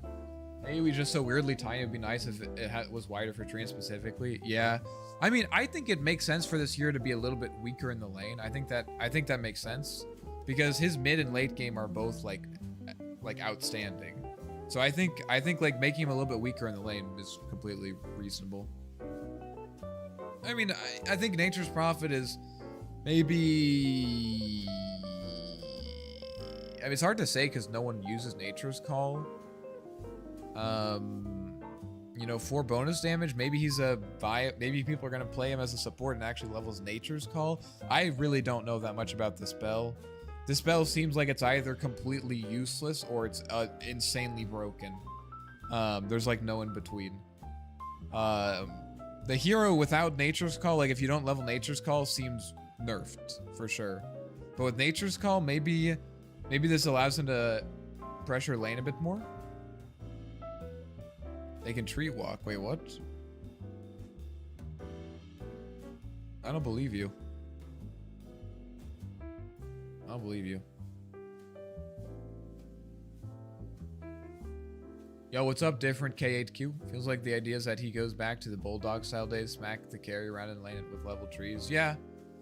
It's a bit weird that the trees are like actually not as tanky, which it has historically been the main thing, but maybe this extra damage will matter. I don't know. I get being super into your own heroes, but how does bro find the passion to think about every hero? I mean, every hero interacts with each other though, right? Let's see this. Also, I mean, that's damage. They're dealing like 18 damage. That's after reductions. And they're not even near trees, dude. I don't know. I think this guy's, maybe Treants is pretty strong. And since Treants are strong, maybe we'll see some Prophet off lane. Ooh. The Prophet off lane? God damn. I mean, I think Leaf Nox, I mean, I guess patches for me have always been very exciting. It's always fun to like see like what, like trying to come up with like some new shit. But also like, as someone who plays a lot of Dota, right? I play a lot of Dota, and I played a lot of Dota in high, I don't want to say at a high level, because there are people who play at a much higher level, but like not unranked, you know? Like people really try in my games, even if they're not that good, theoretically. Not that good, relatively speaking. And so like all this stuff is interesting, like when you spend like, you know, a long time just like, I've been bored of this patch for a long time, and so like it's just, I'm just like eating it up, you know? I'm fucking eating it up. Every little like nuance and detail is just, I'm very excited about it. Like, oh, this is cool, something new, you know? It's just like super fresh. It's like when it's like, you know, when you go on the first walk, maybe you guys don't do this, but like the first walk, I love going on walks, and like the first walk in spring when like trees have bloomed, you just can't get enough of it. You want to like pour over every bud, every blade of grass, every leaf, every bird song. Just can't get bored of it, because I've been fucking stuck in my apartment, you know, trying to endure the winter for a while, you know? And now like I just can't get enough of it. Treants were so obnoxious to kill, and you gave you like no incentive the other than stop them from killing. Yeah, I feel like they should just give more gold or something. Has a new update so far. I'm excited. It looks fun. It looks fun. I'm hyped. Bring back the gold stacks to make the truck from Treants. I'm good. I'm good. Theta no longer levels with Reaper Scythe. I didn't know it did. I literally didn't even know that it did. 3.7. So at level 4, level 18. Let's see your level 20 to make it easy. So that's 0.6, so plus 6. Ooh, that's 9. That's pretty good. Ooh, guys, I'm noticing something. I'm noticing something, guys. You guys seeing what I'm seeing? It's a little bit buff. Dude. Dude. No.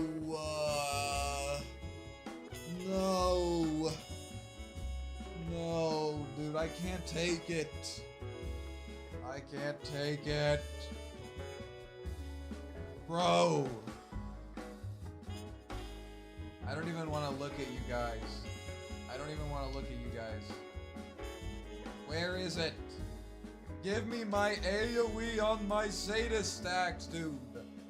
Give me my AoE on Zeta stacks. Reaper Scythe buff, you can't take it? I don't care about the Reaper Scythe buff. Is this actually valuable? It's actually good. It's actually good damage. I don't think anyone's gonna take it, but it's good damage. What was that facet called? I don't know what it's called. You know what I'm talking about? Build Shiva? I mean, that's 150 more AoE. Dude, you get like, you killed someone, bro? Oh my god. I mean, to be fair, I don't actually play Necro. The only reason I care about this is because in ability draft, I loved first picking Necro because you'd get Sadist with that fucking facet.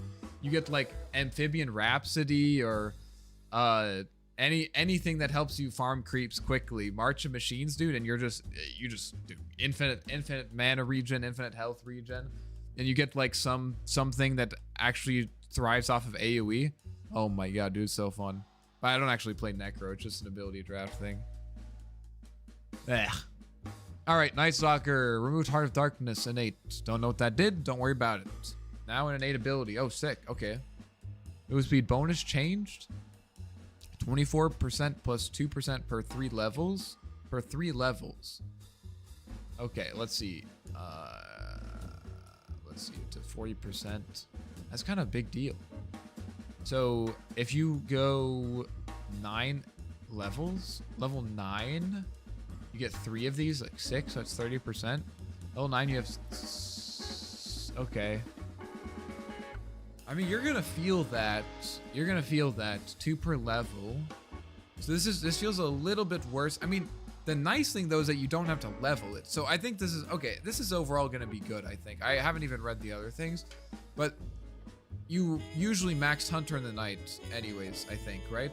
Or no, I guess people did Void. I'm not sure exactly.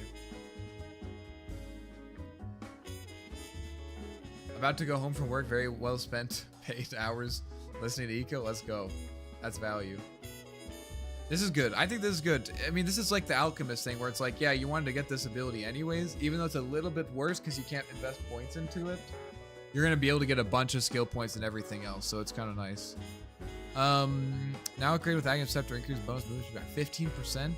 Bonus attack speed by 50. Killing enemy hero resets cooldown of all basic abilities. Based. It's like PA thing. Okay, PA shard, except, wait, I think they reworked it. Anyways, is this the longest stream so far? Dude. He doesn't know. He doesn't know. Can healing like Oracle's Flames now buff Necro Ags now? Wait, what?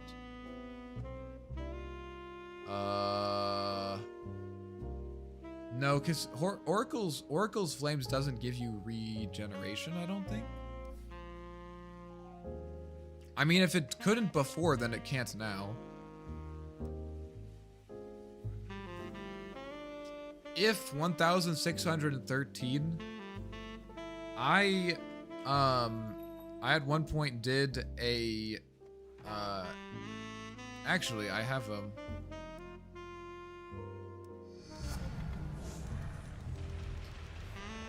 yeah, it's not, it doesn't give him regen. You need this to be regen. Current health regeneration. Yeah, it doesn't work. I did a stream where I I did a marathon stream where I did not stop streaming. Like I literally did not. I was on stream, until from the beginning of Dark Souls until I beat it. Which was kind of insane. And by the way, if you're interested in watching that, I recently published a video.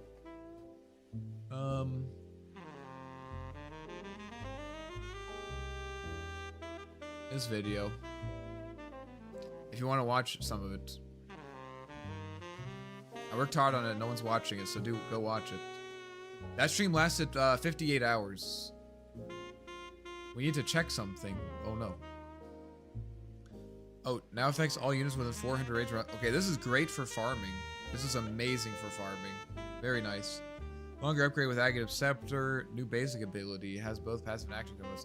Night Stalker heals himself when attacking enemy units. Attacks on allied units and buildings will not heal Night Stalker. What am I doing? Can be cast at night to eat a non. Oh, this is the old shard.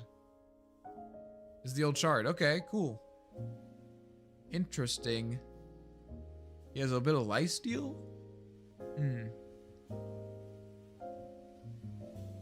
I mean, people are gonna max Void for sure now, and it'll probably be something like 311, and then you have Midnight Feast at level 1 just so that you can get this. I mean, this is a pretty good 1-point thing. Can both Jakira's attack have a chance to proc Hydra? Yes. But remember that each of the Jakira's hits do less damage. So the projectiles will as well.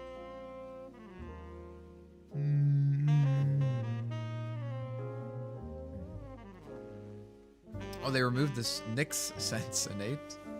Mana burn is now innate. What? When Nyx's acid deals damage with his attacks or abilities, he burns affected unit's mana equal to 12% of the damage dealt. What? Holy shit. Damage reflect with Spike Carapace also counts. So if you do the Giga Spike Carapace reflect, by the way, I think this hero is gonna be probably one of the best offlaners of the patch. I should say that. This hero is gonna be insane. Anytime that you just basically give a hero a spell for free, you just don't have to level this up anymore. And now he has not only does he have a new ability, it's kind of like Slark, you know? They just took away the ability that you kind of wanted to put a bunch of points into. You just give it to them for free, and then you give them a free spell, and not only do you have a new ability, but you also just have a bunch of skill points that you can use now. So this hero is going to be pretty much insane. When Nyx... Oh, yeah, we already read that. So if you, reflect a Laguna Blade, Luna's mana is gone. That's kind of cool. Now it burns... Oh, this also burns their target max mana. Okay. So both of these together. So Mind Flayer is going to burn a lot of mana, depending on how much damage you deal. It also applies a break. Oh, the break is back. Hell yeah. Okay, we need more breaks. Item Shard rework, decrease cool by 10 seconds. Oh, and then we have Scuttle. Okay, nice. I think this hero is this is going to be interesting. I mean, your attacks now burn mana. Your attacks deal let's say 60 damage on a good day. It's you're burning 6 mana. And this isn't dealing any more damage. The mana burn doesn't deal any extra damage. Hey, I mean... Yeah. You know. Nyx Assassin. It's kind of interesting, though, because, this is actually completely useless against Medusa, because I'm sure this works before reductions. We can find out. Let's do that, actually. Let's find out.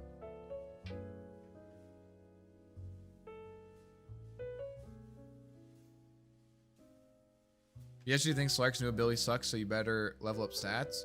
Yeah, sure, but also, there's at least one skill point that you normally would have to... I mean, there's still 4 skill points that you would normally have to put into Essence Shift that you can put into other abilities that aren't Essence Shift, right? So normally, at level 10 or 12 or something, you'd have 2 points in Shadow Dance, 4 points in Dark Pact, and then you have 6 other ability points otherwise, right? Well, normally you would probably want to put those into Essence Shift, right? But You don't have to do that. Maybe the E is good enough to put points into, but you can just put it into pounce and you're fine, you know? Medusa. The concern here is that, that since Medusa's mana burn thing applies, or the damage that you deal to her applies before reductions, we're not gonna burn any mana, yeah. Whereas if we do this, we burn an insane amount of mana, yeah. I mean, we can even get like a rapier.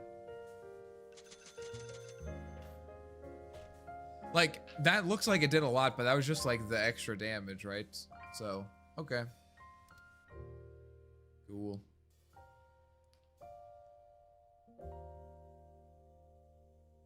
Next, having free break at level 6 feels illegal?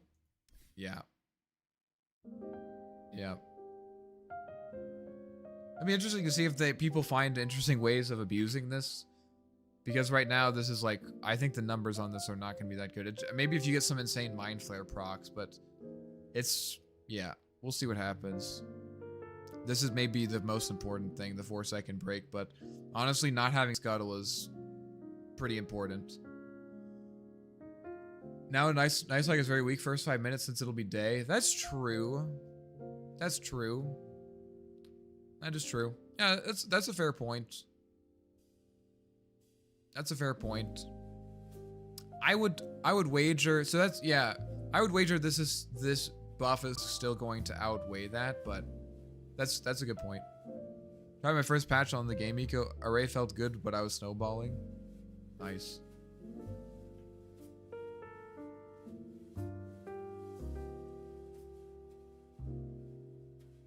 Makes mana burn interaction with Medusa shield? It doesn't work. It doesn't work because this is dependent on the damage that Nyx does. It's the same reason that Cold Snap doesn't work against Medusa. Because Cold Snap has a minimum damage amount. Like, the Cold Snap proccing depends on dealing enough damage. But since Mana Shield blocks 99% of damage or something, right? The Cold Snap doesn't proc, right? So you're gonna take 13%, not of the 300 damage that Impale does, but it's gonna take 13 or 12% of the 1% of the damage that the Impale does. If that makes sense. Fire Blast becomes Refined Fire Blast. Oh, becomes Refined Fire Blast. Wait, what?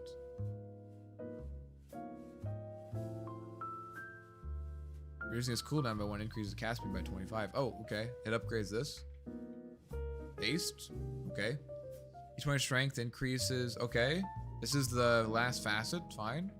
But we don't have the learning curve, which was kind of the most important thing about this hero. He's gonna be a lot weaker in the lane. Even though his axe is a bit stronger. More mana regen. Ignite burn damage decreased. Dumb luck mana. Self attack speed. What?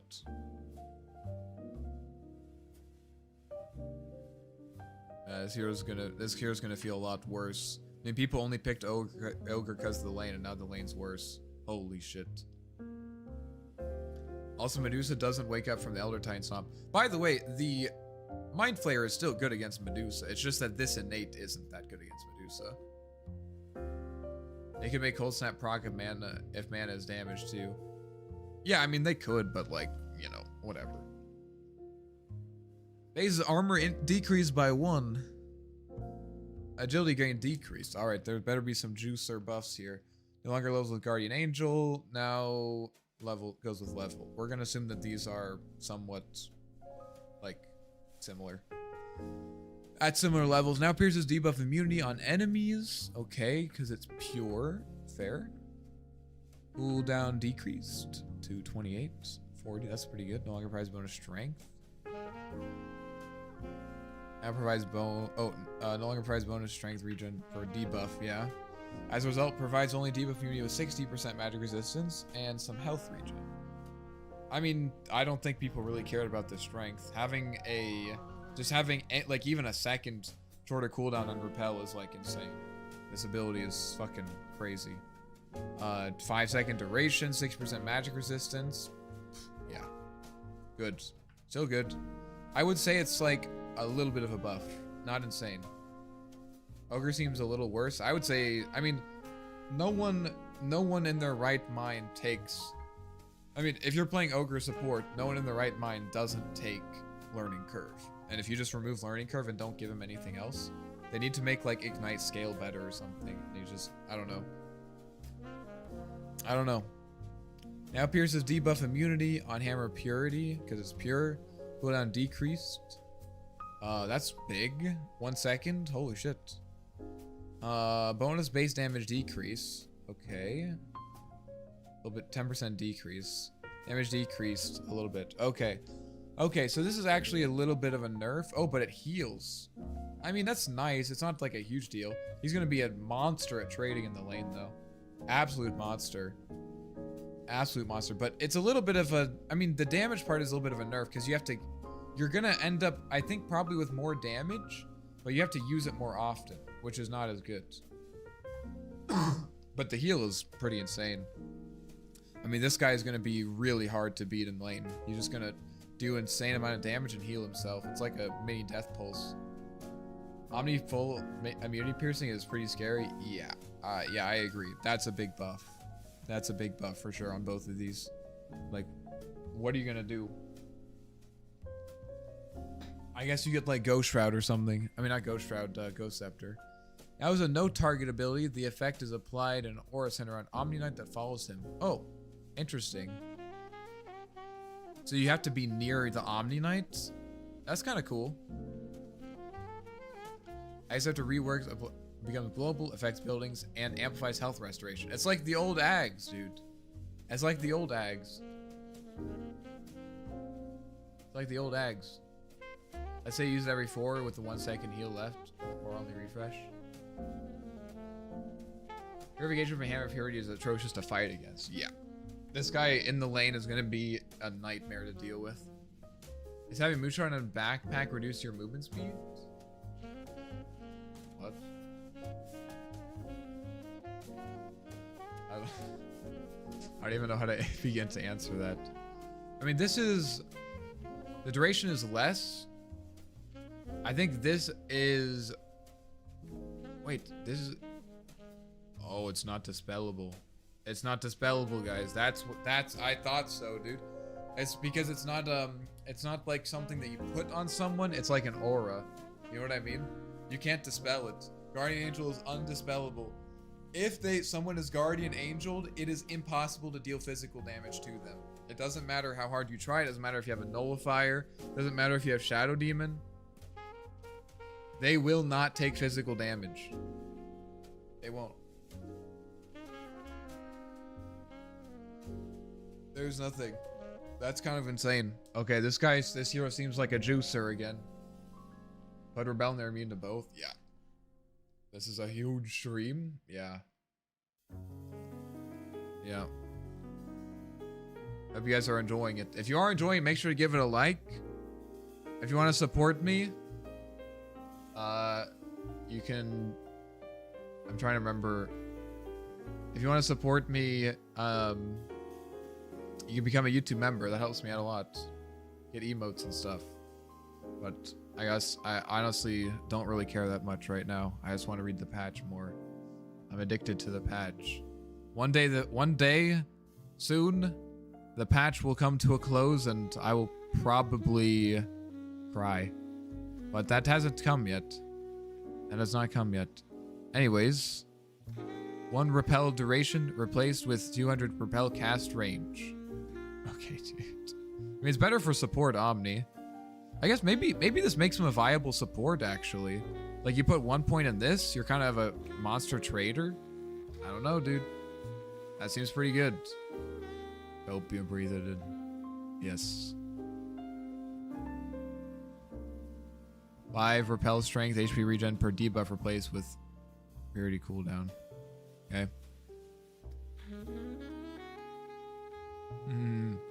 insane degen aura radius. I mean, this hero seems really good. Pierce's debuff immunity. Repel has a lower cooldown. It doesn't give strength, but like, who cares, dude? You're spell immune, and I can also give you physical damage immunity, and also it's undispellable. Dude, this hero seems really good. And this heals you. I don't know. That guy seems. This hero seems very strong. I think we could see maybe the return of support Omni Knight, especially because of this level 10 talent. That's really nice. It makes it a lot easier. This only has 700 cast range, but with this, you're much more comfortable. I gotta take minus 3 second purification cooldown. Yeah, probably. Maybe as a support, you'd be happier with level 20 talent, actually. Because you can stay further away, but yeah. Okay, Oracle prognosticates. Oracle now also predicts Roshan's exact respawn timer. Okay. What the fuck? Dude. What the fuck is this? Oracle receives a tarot card buff now in every 90 seconds. This buff is undispellable and lasts until the next one replaces it. Oracle knows which buff will be next. What the fuck is this? 100% gold gain? 150% intelligence? Heal amplification? And all 400 all damage barrier which it regenerates? Bro. What the fuck is this shit?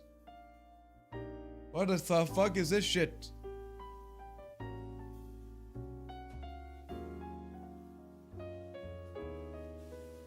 Meepa Moonshard is bugged. Uh-oh.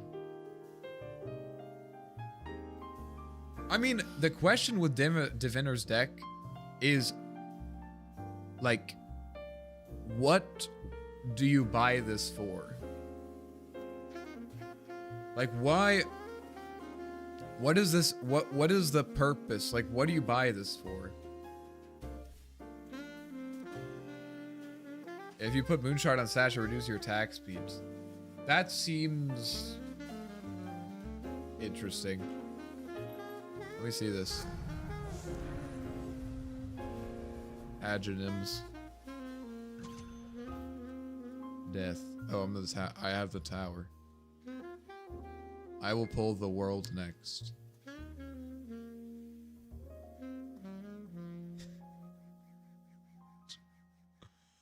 I don't even know, dude. Like, I don't even know what to make of this. Like, as a support, you're not gonna get this item. And as, like, otherwise, like, what are you gonna play core Oracle? I mean, ag support items either have to be, like, insane, like, I'm rushing it items, or they have to be, like really good late game, like, Disruptor ags. And I don't see what this one is. I want to check the Omni Knight thing.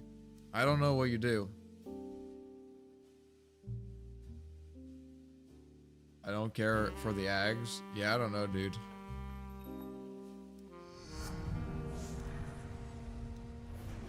Oh my god, that's so cool. That's actually so cool. That's pretty sick. 100% gold game gotta be insane. Yeah, I don't... Like, what are you gonna... So, like, I guess the idea is, like, what? You see oh, I'm gonna get gold gain. Time to farm. Guys, I gotta take mid. I'm about to get my gold gain. Dude, I'm gonna 150. Who cares about 150% intelligence? Who cares? Oh, I got Haley. Like,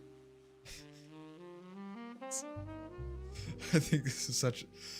I don't know. I mean, the numbers are good. There's just too many of these, honestly. I think if you remove one of them, maybe there's something, but... This to me feels like I have like 4 items. There's nothing else. I'll get the ags because whatever. I was spamming Omnia pre-patch. This looks good except the ulti change. Dude, what are you talking about? The ulti change is maybe even the best part. This is amazing. It's undispellable.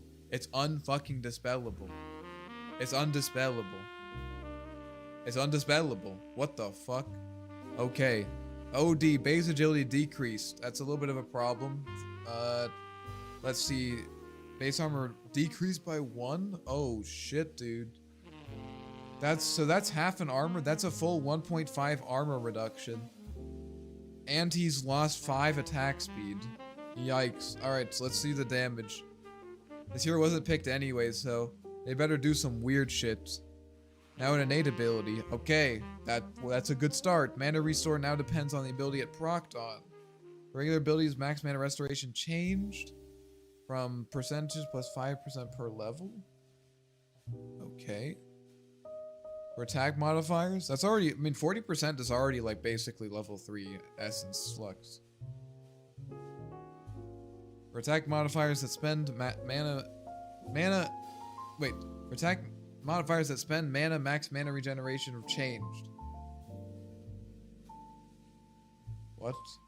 For attack modifiers that spend mana, max mana, there should be a comma here, I think. Max mana restoration changed from this to 25% plus 5% per 5 levels. So, in other words, Arcane Orb. Okay. What was his innate? Oh. Okay. So it's worse? It's a little bit worse for if he's attacking. Okay. Yo, you read Meepo yet? Yeah, dude, Meepo's insane, dude. Meepo's crazy. Meepo might be the craziest change this patch. Be a bit more memey than when they added One Punch to Darkseer. I mean, One Punch actually ended up being good, though. Alright. Objurgation. Both passive and active components increase maximum mana. Can be activated to create an all damage barrier. Basically like Ags, but it's smaller. Cooldown, okay. Oh, God, I'm getting kind of tired. Kind of tired, guys. It confirms no one at Valve understands how to balance that hero or Lone Druid. What makes you say that? What makes you say that? Why do you think they don't know how to balance it? Barrier can be dispelled. Fair enough. Multiple instances of the objurgation barrier stack. Guys, imagine trying to call out, guys, he's got objurgation. Guys, he's got objurgation. Increase max mana barrier to 4% damage. Wait, by 4%. Damage that would bring OD below 20%. Prevented triggering trying to spell an automatic instance of undispellable objurgation. This effect cannot trigger more than once every 80 seconds, but refreshes on death. Objurgation.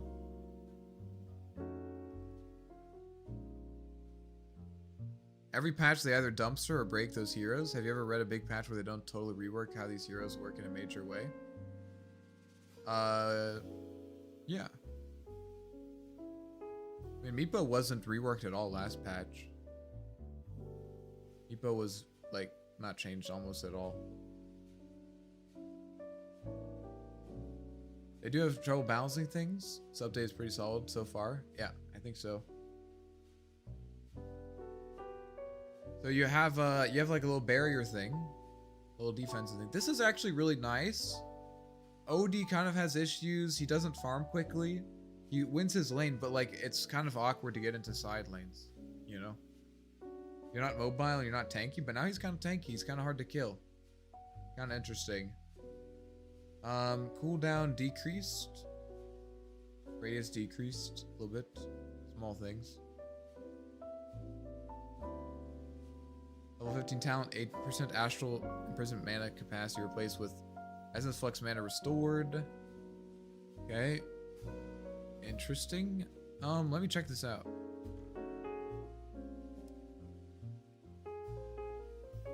Take your Adventure Matrix removed? Bro, don't spoil it. I can't have you spoiling it, please.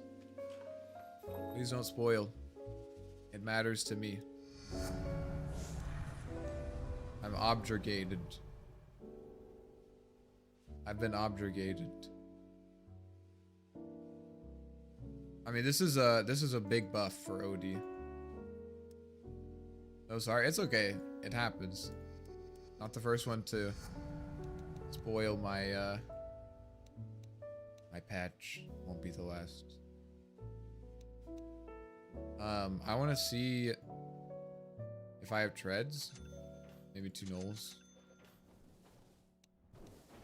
If I end up running out of mana. I'm a spoil? No, don't do it. Objurgation ulti, OD refresher, objurgation ulti. Dude, why are you objurgating? Why are you objurgating, dude? Stop objurgating.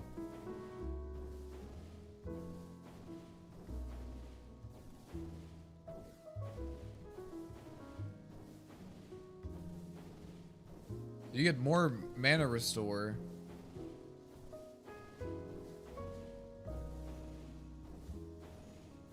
If you use other spells, I guess.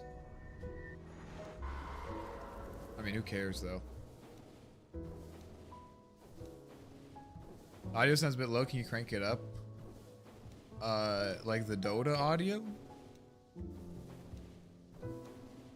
Or just in general? It's kind of interesting. Voice. Me talking? Maybe it's just because I wasn't close to the microphone. I wasn't looking at it. I mean, this hero seems... I mean, he's definitely a lot stronger. It's going to be interesting if people actually... I think people are going to go for Arcane Orb. Well, I mean, people... I don't know. I don't know. I mean, you're going to max Astral, right? Everyone maxes Astral, and then probably go into Arcane Orb, and then I'm objurgating. Stop objurgating yourself, dude. Go objurgate your fucking self. Go worry about your own objurgating, okay? All right, dude. I don't need to know about your objurgatings or whatever. What you think about my objurgations, okay?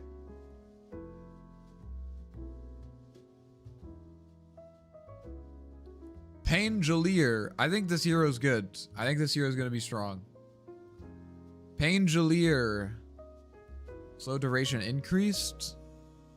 Damage increased a bit. Armor reduction decreased for some reason. I mean, no one plays this hero. Stun duration. Wait, the stun duration is now just max 1.2. That could matter. Maybe. I don't know, I just haven't seen anyone play this hero, which is crazy because like Pango players play Pango, you know what I mean? They fucking play Pango. So even if the Pango players aren't playing Pango, you know something's wrong. So I don't really see this. Maybe the slow is enough. The slow is nice, but the fact that this doesn't slow is kind of a problem. It's definitely good buff, but as an OD spammer 2 years back, this sounds like it will help laning and help him reduce regen consumption. Yeah, and also farming, you know? Like, you can, it was kind of awkward to be like, I want to level Arcane Orb. I want to level Arcane Orb, but also I need to have Essence Flux.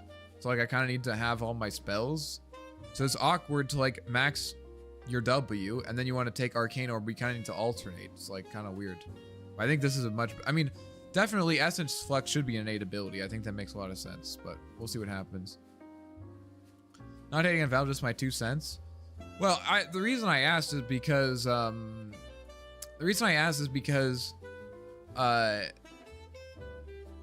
not every patch in Dota is a balance patch, right? You know what I mean? So, like, generally speaking, this is not as true recently, but generally speaking... Like, you kind of have these, like, big number patches that are actually not remotely about balancing the game. Like, this patch here is not about balancing the game. Not primarily, at least, right? This is not about balancing OD. This is about taking the hero in a new direction, right? This is about taking a hero in a new direction. A lot of these, which is, like, why these patches are the most exciting, right? They give new Night Stalker new ability. You think this is going to be balanced? Hell no. It's a spice patch. Yeah, exactly. And like, we need these patches. You need these patches, right? I think actually the patch that we were just playing on was like really balanced. There were a lot of heroes that weren't picked, but like generally speaking, the patch was pretty balanced. And if they just like nerf Batrider a bit on numbers, like they could fix most things. They could make an extremely balanced patch, right? But actually, if you play enough Dota and you go through enough patches, you realize that like the actual thrill of the game is figuring out the patches and dealing with the crazy shit. And it can be frustrating at the time dealing with offlaners that just pull waves and these like this Largo or whatever. But that's what defines the seasons of the game, you know? Like I think Valve is wise enough to realize that like every patch, like there's going to be central heroes and central ideas and items like Wraith Pact or whatever.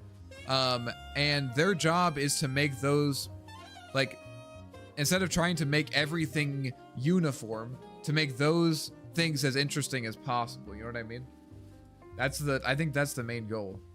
So like, when I'm looking at these patches, I'm not looking for balance or whatever. I'm just like, oh, this is interesting. This is an interesting way to do it. I'm interested to see how this goes. Like, yeah, this hero looks really strong. Like, I think OD looks really strong right now. Maybe next patch will be an OD patch. Maybe it'll be a Meatboat patch. Maybe who knows, you know? But